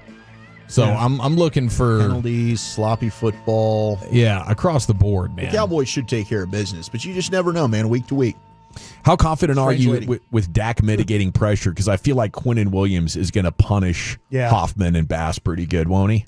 Especially Hoffman, I would say. Bots and I did a breakdown of the Jets today, and we were talking about Quinnen Williams. We showed some of his plays. He's nasty. Against Tampa, he was just throwing dudes around. We were breaking that down. So this will be a test inside for these guys. Yeah, it absolutely will be. And Harrison Phillips is a big boy too. Yeah. Big one tech there in the middle. Now the quote from Jets running back Breece Hall, he says, "Teams shoot themselves in the foot, but we shoot ourselves in the head." Wow. Oh, my God. That is how violent. It's fatal. You have Aaron Glenn talking about we got to stop killing ourselves. Yeah. That's where they're at right now. That's where they're at. And I think this has the potential to be, I don't know, as a trap game fair, it's only 1.5 points, but you mentioned very astutely the emotion against the Giants and how they did against the Bears. And New York, it kind of feels like, even though we already know they're a non-playoff team, internally they feel like their season's on the line and they really ticked their coach off. Pick on Brandon Stevens. And I say that with love because he's a fellow Plano Wildcat, but he's not good. Hey, you got the scouting report on that guy. Yeah. But after executing against Green Bay, I think anything's possible. Go give us a nasty front. Let's do this. Bring it on. No question, dude. The Jets are 10th in the league in total penalties right now, and the Cowboys are right behind them at 11th. Of course they are. 32 flags on the Jets, 31 for the Cowboys. Not top 10. That's true. Step in the right direction. That's a huge plus. Now, did you guys see the return of Ashton Genty's Michael Myers stance? Yep. Loved it, just like Pete did. Took it back to college. Yeah, Chip Kelly was trying to get Ashton Genty, who is one of the better running backs we've seen drafted as of late. Same stance as our guys in Detroit have, right? Yep. Yeah, Jahmyr Gibbs just standing up tall. It is a little bit weird. Like the first time we were seeing it a couple years ago, it was like, what are we doing here? He was the first one I noticed really doing it. Yeah, but even he would kind of still have his hands like kind of on his thighs to some extent, or like around his waist. Sometimes and like, you would. Now you have like Genty just is like his hands are just straight down and relaxed. It is fully Michael Myers, but it worked out. I mean, maybe it was because they were playing the Bears, but Genty had been going with the traditional running back stance because Chip Kelly wanted him to, and it was 17 touches 49 total yards. Woo. Then you get to the Michael Myers stance that he brought back from Boise. 23 touches, $155, and some touchdowns. That's come on now. Proof's in the pudding right there. He's the man. 3 touchdowns. Wow. Yeah, 2 receiving, 1 rushing. He was playing some serious football. Might make an appearance on TD Tuesday. He should. He just might. And Ben Johnson in that game, did you guys see that he tried the fake flea flicker? Yes, I did. He had DeAndre Swift act like he was going to toss it back. First of all, they tried the stumble bum as well, which was like, man, that was fun. I wasn't sure if they just like messed the play up when I first saw it. That's fair. But that was a called stumble bum. Didn't work out the same way it worked out for the Lions last year. But then Ben Johnson, on the heels of actually a successful flea flicker versus the Cowboys, went with the fake flea flicker, and it went for a good 7 yards on the ground. So, but I'm not used to seeing that. No. Ben Johnson is he's just pulling out all the stops, man. Now, I mean, if it works one week, you got to see. Keep going back to that. Well, what'd you get? You got 7 yards? 7 yards. You got 7 yards. It's good play. It's fair play. It's just funny it's just a funny play to watch. Yeah, it's not near as cool as the actual flea flicker when the flea flicker works.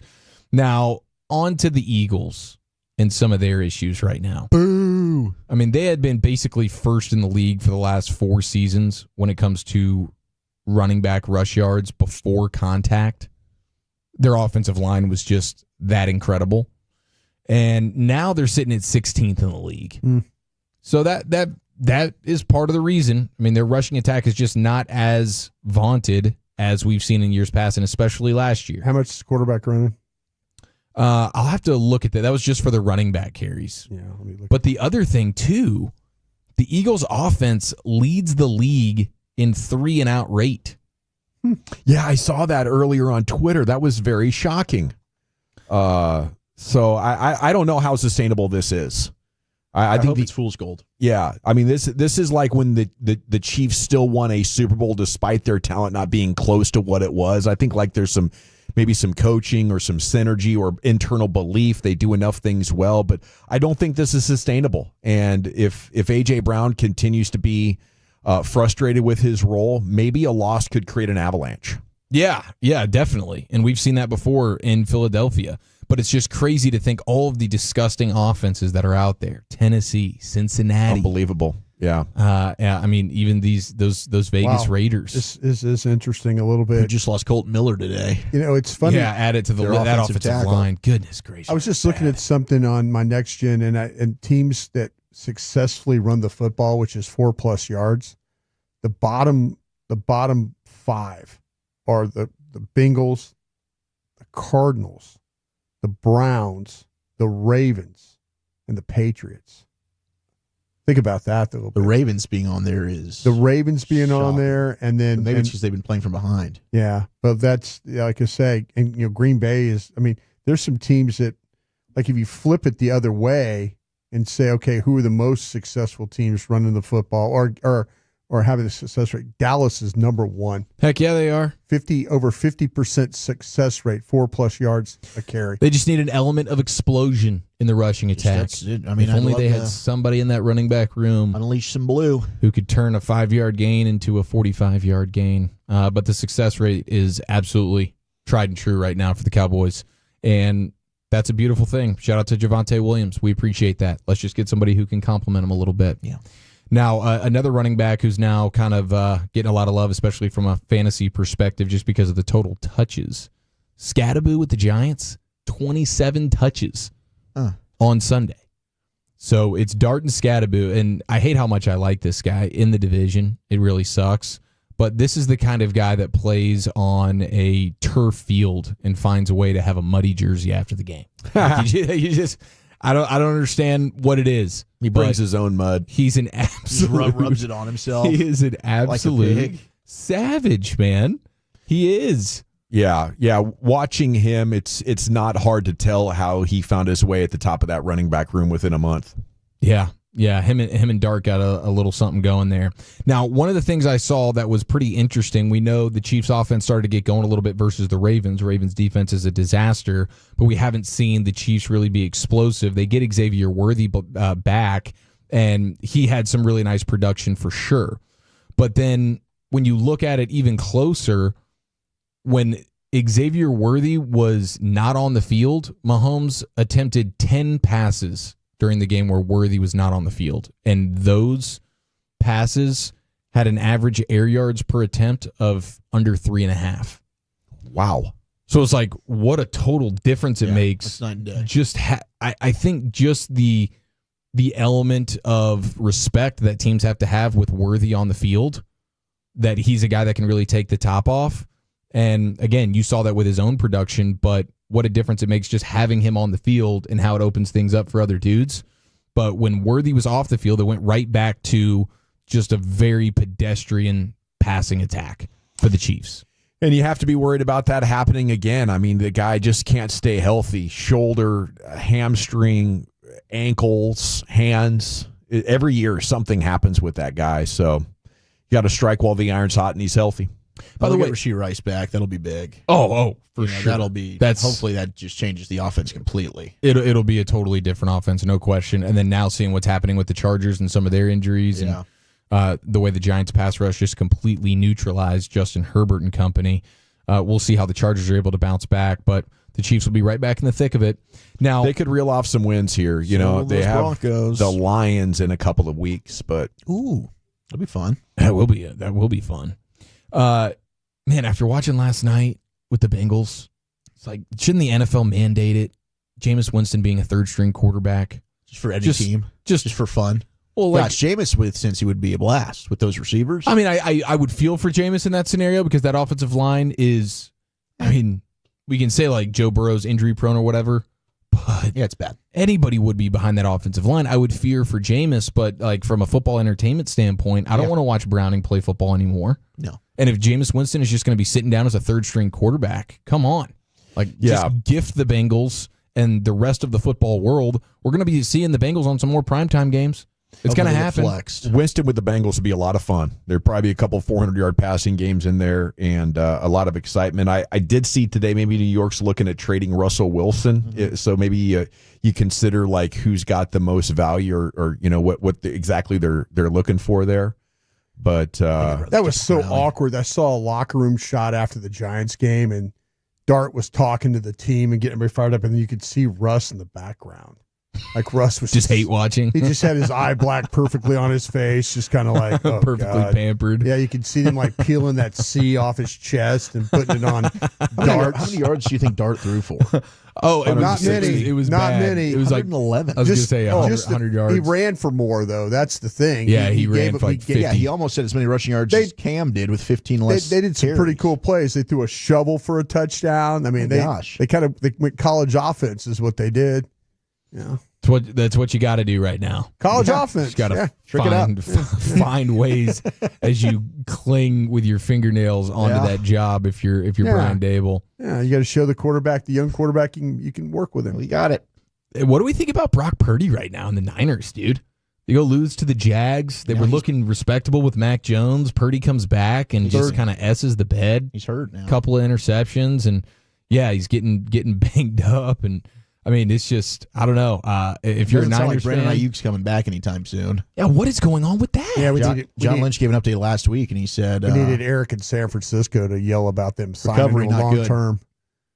Oh, with Ayuk? Yeah, no. With Purdy. Purdy, like Eric. I don't know about this one. You know, I don't know, guys. This guy. I guess we need. What's ever done the playoffs? So we need to be a little bit more patient, I guess. Maybe he can suck this year, then come back next year, and at least in the first 4 weeks, be the best quarterback in football. That's the third best passing team in the NFL right now, by the way.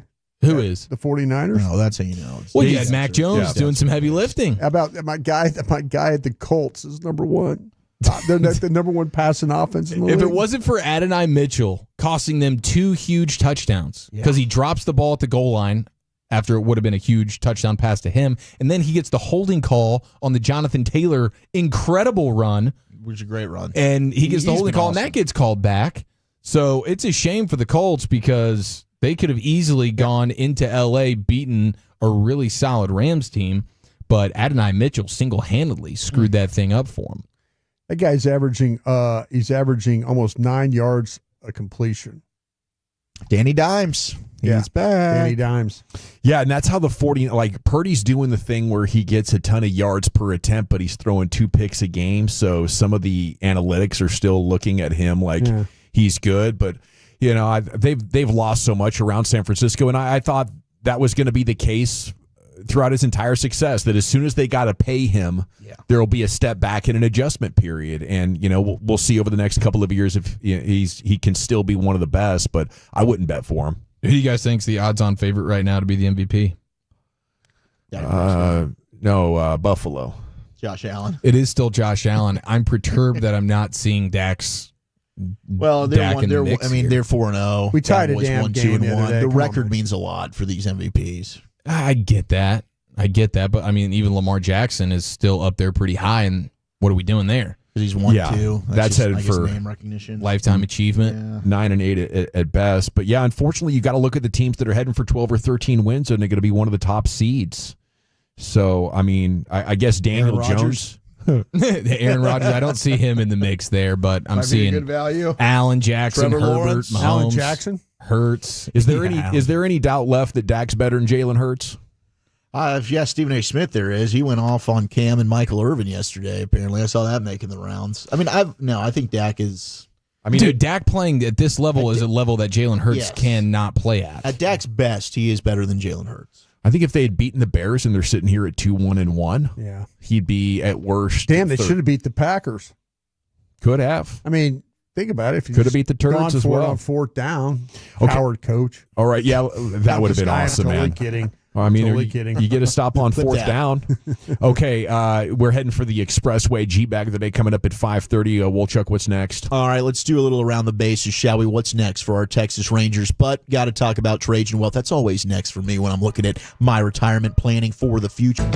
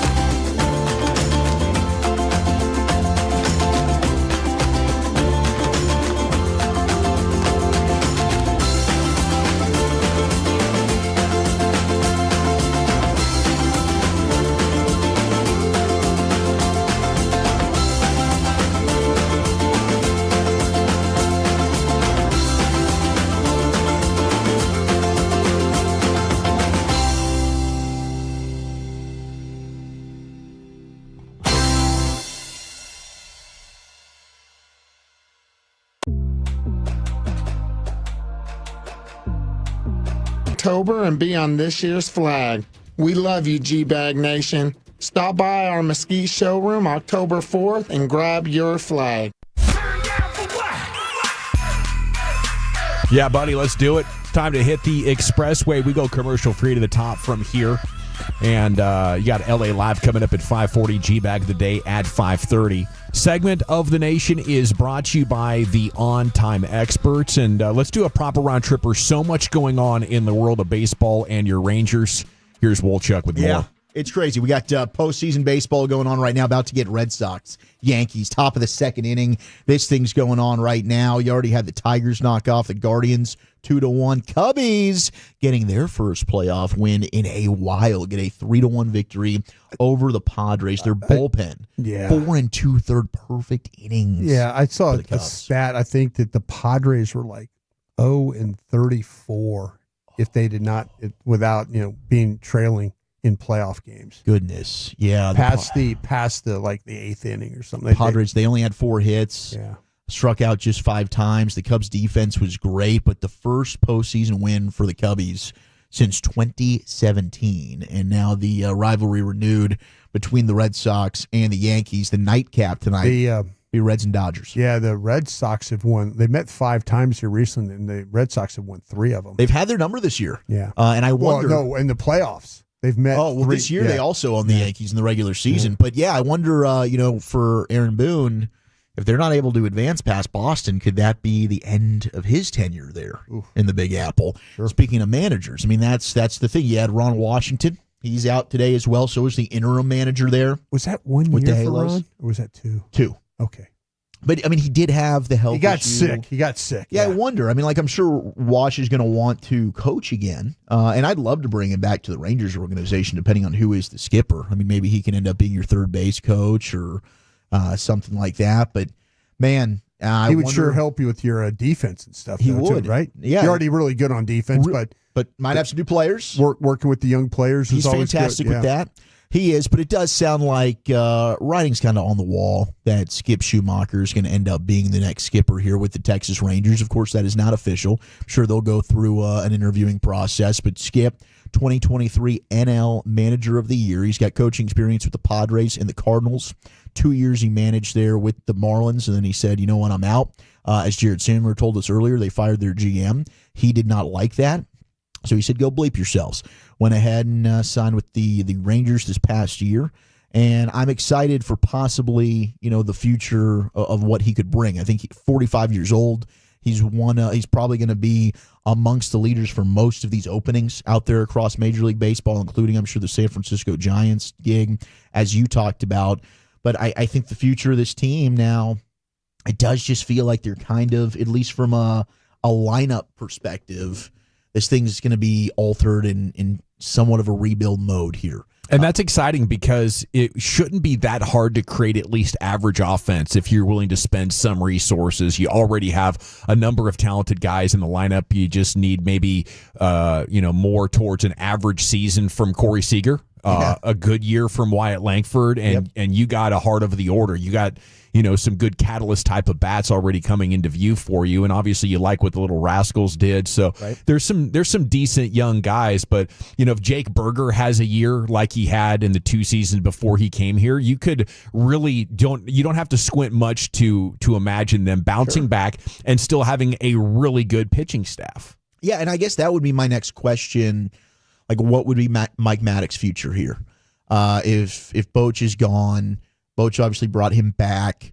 And clearly, I do think the leadership of guys like Evaldi and DeGrom has been huge in terms of the Jacob Latz and Jack Leiter progression. But Mike Maddox is also, the 2 times the Rangers have had quality pitching, he's been part of the organization. If Skip's the manager, isn't that kind of a natural fit that he's seen firsthand what this guy can do? I would hope so, and I think he's still got a year left on the deal. Yeah, and I would hope, that Mike would still want to stick around. You brought up Jake Berger. He had to have surgery to repair a tendon in his wrist. His wife took to social media, said surgery went successful. So maybe that was also something that was bothering Jake. Is he really kind of slumped the last 2 weeks of the season? I mean, he was on a tear since the All-Star break, but maybe that would would kind of give us an insight on why he was underperforming during those final couple weeks as the Rangers were trying to claw to a postseason berth. I had a lot of Ranger fans ask about Pete Alonso. He is going to hit free agency this year. Now, he's not anti-re-signing with the Mets. He's loved it. He said, playing for this organization, this city, they've continued to believe in me. I've loved playing here. But I wonder now, with everything that CY has said, I don't know what the market will be. I would assume that he's probably going to be way more expensive than what the Rangers are willing to dish out. So while I would love to get Pete Alonso and that bat in this lineup, I just don't have realistic expectations that they're going to be swimming in the Pete Alonso free agent waters. Yeah, it's hard to say how much curtailed spending is. You know, are we going to $200 million? Are we going to $250? Yeah. Are we going right up to the luxury tax threshold? Because, I mean, at $200 million, I think they could realistically add one big bat. You know, I think they're scheduled at around 130 right now for next year without considering any of their arbitration eligible guys. Yeah, that would be a good one. I mean, because he's certainly going to add you a lot of power in the lineup. But I mean, they really need we got to figure out what's up with Josh Young. You know, he needs to stay healthy. He clearly was really good defensively this year. He always is going to be. But the bat, there were moments. Does he end up tweaking? Kind of. I know he's one of these guys that's followed somewhat of what Corey Seager's like to do. That does not work for everybody. Evan Carter, can he sustain health? That's a big question. Like, these were guys 2 years ago we were counting on. We were thinking, here we go. Rangers just drafted Wyatt Langford. They've got Evan Carter. They've got Josh Young. Jonah Heim was a Gold Glove winning catcher.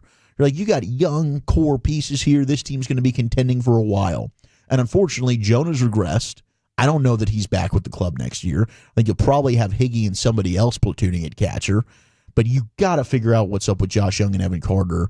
And please just have some kind of health. And that's a big question. I don't know that I expect that for Evan Carter. With a bad back at 21 years old, I kind of think this is something for his entire career he's going to be dealing with. Well, and we don't know how long his career is going to be. You know, it could be pretty short-lived, you know, considering what it was reported that he's trying to come back from. I don't think you can consider him a long-term member of your organization. You can hold out hope that it happens. But right now, I think the biggest concern from a production standpoint is how he performs against lefties. So I don't mind an Evan Carter, Michael Hellman platoon in the outfield, especially in center field, Langford. And then what are you going to do in right field? I imagine we're about, you know, we've seen the last of Adolis Garcia in a Rangers uniform. As much as that hurts me, I think it's the right thing to do to maybe throw around a little bit of that money out there in right field.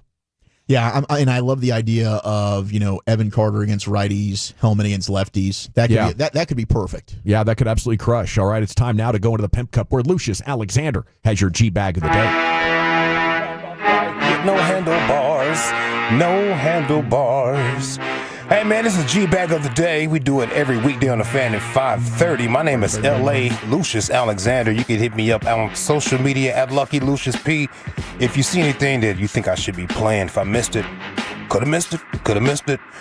Lucius Alexander on Facebook, that is Lucious, or you can find G-Bag Nation on Twitter. Send all your hate mail there, you know what I'm saying? Yeah, DMs are open. Yeah, send all your hate mail there, player. We're busy. All right, this champion audio is going for day number 2 right here. Mr. Gus Johnson. He was on the call for USC versus Illinois. Illinois fumbled after getting all the way to the damn end zone. I mean, they were there. Gus lost his mind. 1st and 10 at the 12 for Illinois. What a game. Here's Valentine. He lost it. Who wants it? Oh my goodness. In the end zone. USC has the football. Holy Chicago.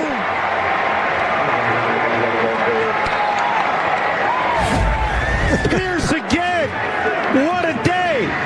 Punched out by Gentry. Scramble. Desire.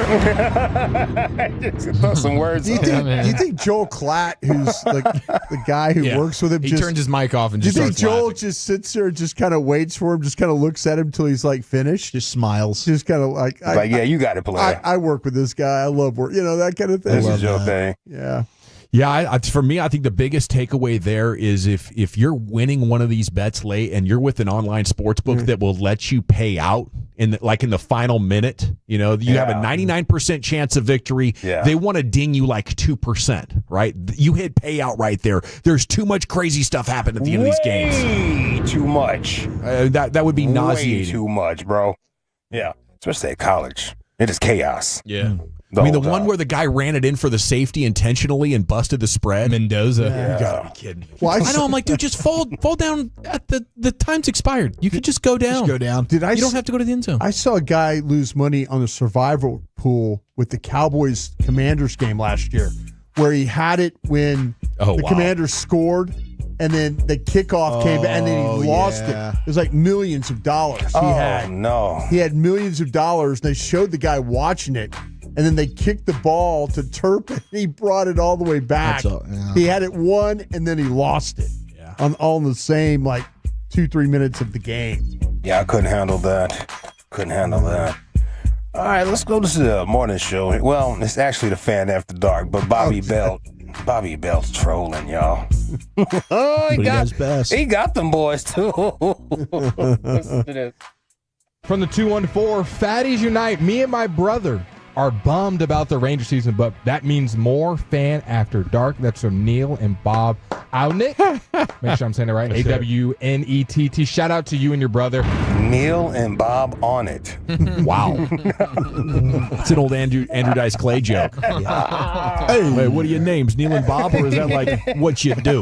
Hey. Poor Blank. I mean, he read it with so much vigor. I like how Bobby put more Fan After Dark, though. Yeah, that's how he sunk it in. Yeah, that was a no-brainer. Blake was going to bite on that bait. Gosh, I'm so glad we're From the not doing that 214, Fatties Unite. Me and my brother are bummed about the Ranger season, but that means more Fan After Dark. That's from Neil and Bob Awnett. Make sure I'm saying it right. Definitely didn't say it right. Awnett? The Awnett brothers. You son of a bee, boy. Boy. It takes okay, you can't fall in love with the fan tags or any of the interactions that we deal with here, because most of radio listeners don't even interact with the show. They just listen to the show. Mm-hmm. So you can't get caught up. No. You can't get caught up. I've had to learn. Although there are a couple living rent-free in my head, Lucius. Yeah. Oh, they're pretty good at There's it. a couple that just, it'll get you offsides. Some great trolls out there. Yep. Be a good troll. I say that too to Carter in here, man. Just don't throw insults out. Be funny. Be creative. Yeah. Get some respect with you. If you're going to be mean, be funny with it, fam. Yeah. Mm-hmm. Yeah, make us laugh with you. Yeah. Crackhead. Crackhead energy, yeah. Yeah, crackhead energy. Don't be mean, but yeah. Don't be mean, but you know what I'm saying. But if you type, Don't be smoke mean. crack. Yeah. Just Yeah. Hey, let's go to Decatur, Georgia. Wasn't live. Decatur was gravy. Coach Larry O has a pregame speech for his Little League football team. You understand me? Yes, sir. These motherfuckers are gonna pay for every thing. We ran through that banner. I ain't know nothing about it. We didn't know nothing about it. The kids didn't listen. Y'all did what you had to do. You understand? Yes, sir. But now they finna pay. They president want to be an ass. They want to forfeit the game. We let them and they 12 and 13. So now we're gonna beat their ass. Do you understand? Yes, sir. We're gonna have some fun kicking them in their ass. Do you understand? Yes, sir. We run DeKalb County. This our city. We run this bitch. Do we understand? Yes, sir. Fayette County run Decatur on 3. 1, 2, 3. Fayette County run Decatur. Yes, sir. Talking to a bunch of third graders. They were in. They were locked in. Cussing. They were locked in. Goosebumps. Cussing and fussing. I need to move down there so I can coach like that. They ran through their banner, I though? think that might be more my style. Yeah, you ran through that banner by mistake. That's a big. How do you make that type of mistake? Yeah, it's crazy. That's crazy, dog. He sound like a Killer Mike. Hold on. Kids didn't listen. Y'all did what you had to do. You understand? Yes, sir. But now they finna pay. Okay, yeah. He sound like Killer Mike. All right, what else we got down there? Paperwork here. Oh yeah, Dawson. What was you talking about earlier, bro? He doesn't want to live in Miami. He cannot take a pay cut and get cut. Tyreek has zero guaranteed money in 2026. I just wanted to see him stand up and like shake that thing out one time. You know, Jeez. I'm just like, oh my goodness, I couldn't. I mean, after the first time or two, I was like, man, I can't look at this anymore. It took me a second to register that you weren't talking about what I thought you were talking about, and it was the leg. Yeah. Which one? Shake that third one, baby. And then I threw the Byron Jones in there like I didn't know what was going on. Get up and shake that thing out one time. What'd you say, bro? I just wanted to see him stand up and like shake that thing out one time. One time. One time. Get up there and shake that thing out one time for your mind. Sometimes I feel a little crick in my knee or something, and I can just like kick it, and it pops, and it evens itself back out. You know, it's a little off the rails. I feel you, man. Okay. I feel you. I was dying last hour in here. Dying. 100% dying. Okay, is that what's going on? I stuck my finger down my throat and threw up whatever that was. Felt fantastic again. I felt great. Oh, thank goodness. Snapped it back. Whatever it was. It felt like gas all up in here. I was like, what's happening? Just go right in the trash can right in there? Right here in the trash can. My man. Puke and rally. Whatever my man was right here next to me. He looked over. He's like, you need help? I was like, I got it. Water? Do you need help? Don't worry about it. I'm an old Navy vet. Veteran. Be all right, bro. Be all right. Probably just threw up an ulcer. I'd be good, brother. You just got to shake that thing out one You time. got to shake it out one time for your mind. All right, man, let's go. Okay, is it Gus Johnson? He lost it. Is it Bobby Belt trolling the fan after dark? Neil and Bob were texted in. We went to Decatur, Georgia, where the coach had a speech for his youth team. I mean, they were 11 playing 12 and 13 years old. That would have got me hot, too. Yeah. It's a contact sport. If you can't handle the smoke of my 11-year-olds, then, get out of the league. They ran through our banner. Yeah, what I'd say. Then they ran through their banner? Yeah, they ran through our banner. Disrespect. I blame the team mom for that one. Yeah. Or is it got to be more buttoned up? Is it me on Tyreek Hill? I'm going to go with Bob Belt. I'm gonna go with Dawson. The Fan After Dark with our special guest host. Fatties Unite. Shoot, man. This is a tough one. Do. Boom, boom, boom, boom, boom. Bobby. 2-1, Wolchuk. Taking Dawson. 2-2, Brian. Dawson. By a score of 3-2, and your new G-Bag of the Day champion. Thanks to everybody for participating. If you ever miss the G-Bag of the Day, tune in about 2:20-ish. And, we'll replay the chant for you right before we get to Wolchuk's Top 10 every afternoon here in the nation. It is time to stay in the Pimp Cup, where Lucius has L.A. Live. It's a Toxic Tuesday. Let's get into it right after the Toxic Man himself, Rick James. All right, you squares. Fire up this funk and let's have a toe. It'll make you dance to some of everything. Everybody get high. I love big booty Latinas. So I sit here and I see, yes, I love. You are out of line. Well, I can't say I love big booty Latinas. Why? How do you figure that? That Wait, is how is that first a response? I'm so gonna my have to First Amendment right? I'm allowed to say I like big booty Latinas. How is that a crime? Amen. Is that because you're a big booty Latina? That is the second time. Wait, how is Do that? you have a No, comment I do have a about comment about technology, but you're yelling at me because I'm talking about big booty Latinas. Like, listen, AOC is my favorite big booty Latina. You're my second favorite big booty Latina. So don't get all, butthurt about that. I still think you're a beautiful lady. Little thick, but I like him thick. Oh, my God. He needs to be called out for his power rankings. That's your boy Alex Stein there, brothers. My guy Alex. Oh, okay. That's your boy Alex. Yep, my guy Alex. I talked to him the other day. He's a wild He boy. is wild. I know he's trolling too because AOC is not a big booty Latina, fam. He's not thick down there. No. I say that respectfully. She's a cute girl, but it's not a big booty Latina. Now, the girl he was talking to, the woman, she definitely was a big booty Latina. She definitely was. That's toxic. Can't talk to people like that. This is LA Live for Tuesday, September 30th, 2025. It is a Toxic Tuesday here in LA Live. Welcome into the first time, last time, and long time listeners of this station. LA Live is sponsored by Greystone Roofing and Construction. That is greystone-roofing.com.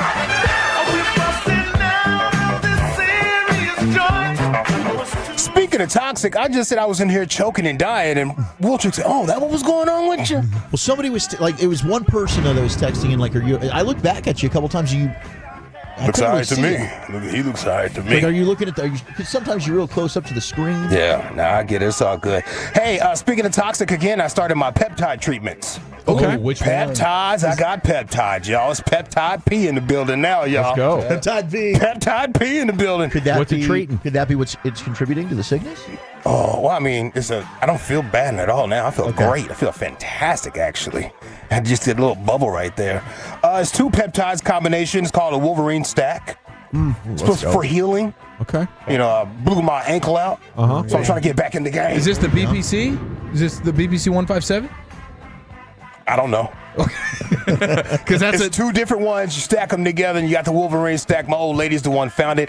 I don't even know if it's real peptides. It could be heroin, fam. There we go. I don't know what it could be. Baby powder that we're shooting into ourselves right now. Now the peptides are all the rage right now. I see, and bro. I got the healing one, the BPC 157. My back and my knees, at least 50% better. I've been taking it for like maybe 2 months now. 2 months. The BBC in your back. Yeah. I thought he was doing something with me. That's why I had to. Oh, what is it? Yeah, I thought you did say BBC. I backed away. I was like, yeah. I thought that's what you said. I was like, is this British America? It's not the BBC 157. Yeah, because the way you got the BBCs. That's what I thought you said that. Well, damn it. Like, what peptide is that? You're talking about back, blowing out back. What are you doing over there? I'll get your back taken care of. Okay. What are we Sorry doing? about that.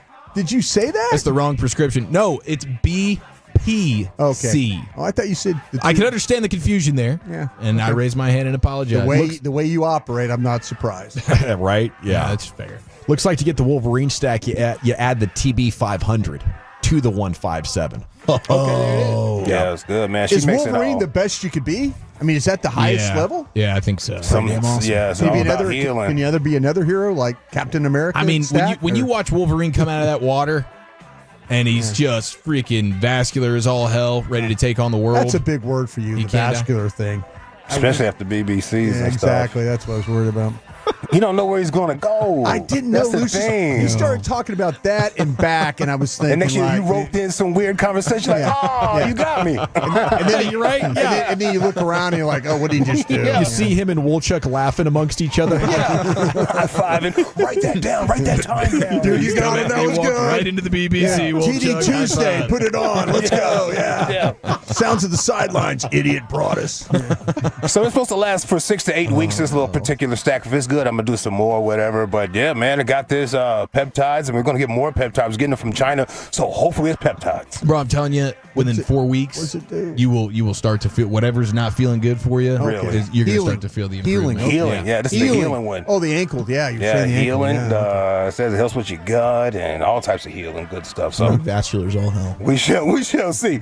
LA Live 105.3 The Fan on a Toxic Tuesday. Florida A&M. I'm not from Rattlers. Florida, but what up, fam? Yeah. Florida A&M University had to come out and apologize. Banned? Yeah, they had to apologize for their band announcer there, Mr. Broadus. Yeah. And the band announcer had to come out and apologize himself, too. He had to fall on the sword. Yeah. He was doing some splaining. By the way, Buddy has been an announcer for FAMU since 1975. He's a Radio Hall of Famer. Hall of Famer. He waited to the very end to make this little trip up right here. He was doing a little trash talking about the Alabama State University dance team, the Honeybees. Apparently the Honeybees is like a plus-size dance team that Alabama State has. And as they were leaving the field during halftime, oh boy, just had to get that joke off. Congratulate them. They're now the new face of Ozempic.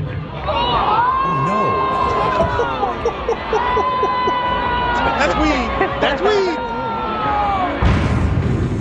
Guy's been there since 75, huh? Was that his last show? That might have been it. That might have been the final one. I hope they don't fire him. He's done the apologizing. FAMU has done the apologizing. But that's crazy. I think he's done. They're getting off the field, and my man was like, Congratulate them. They're now the new face of Ozempic. Listen to the crowd. Yeah, the crowd. Nobody liked it. How about this? I'd been like in the line buying concessions and like snapped around. Like, what did he just say? Jeez. Yikes. That's pretty wild, bro. Since 1975, this man is a Radio Hall of Famer. Might be done. He might be done. Poor judgment. Badge, what are you? Yeah, gets the best of you. What are you thinking? He's not. That's weed. These fat shamers make me sick. He just feels like nobody's going to care.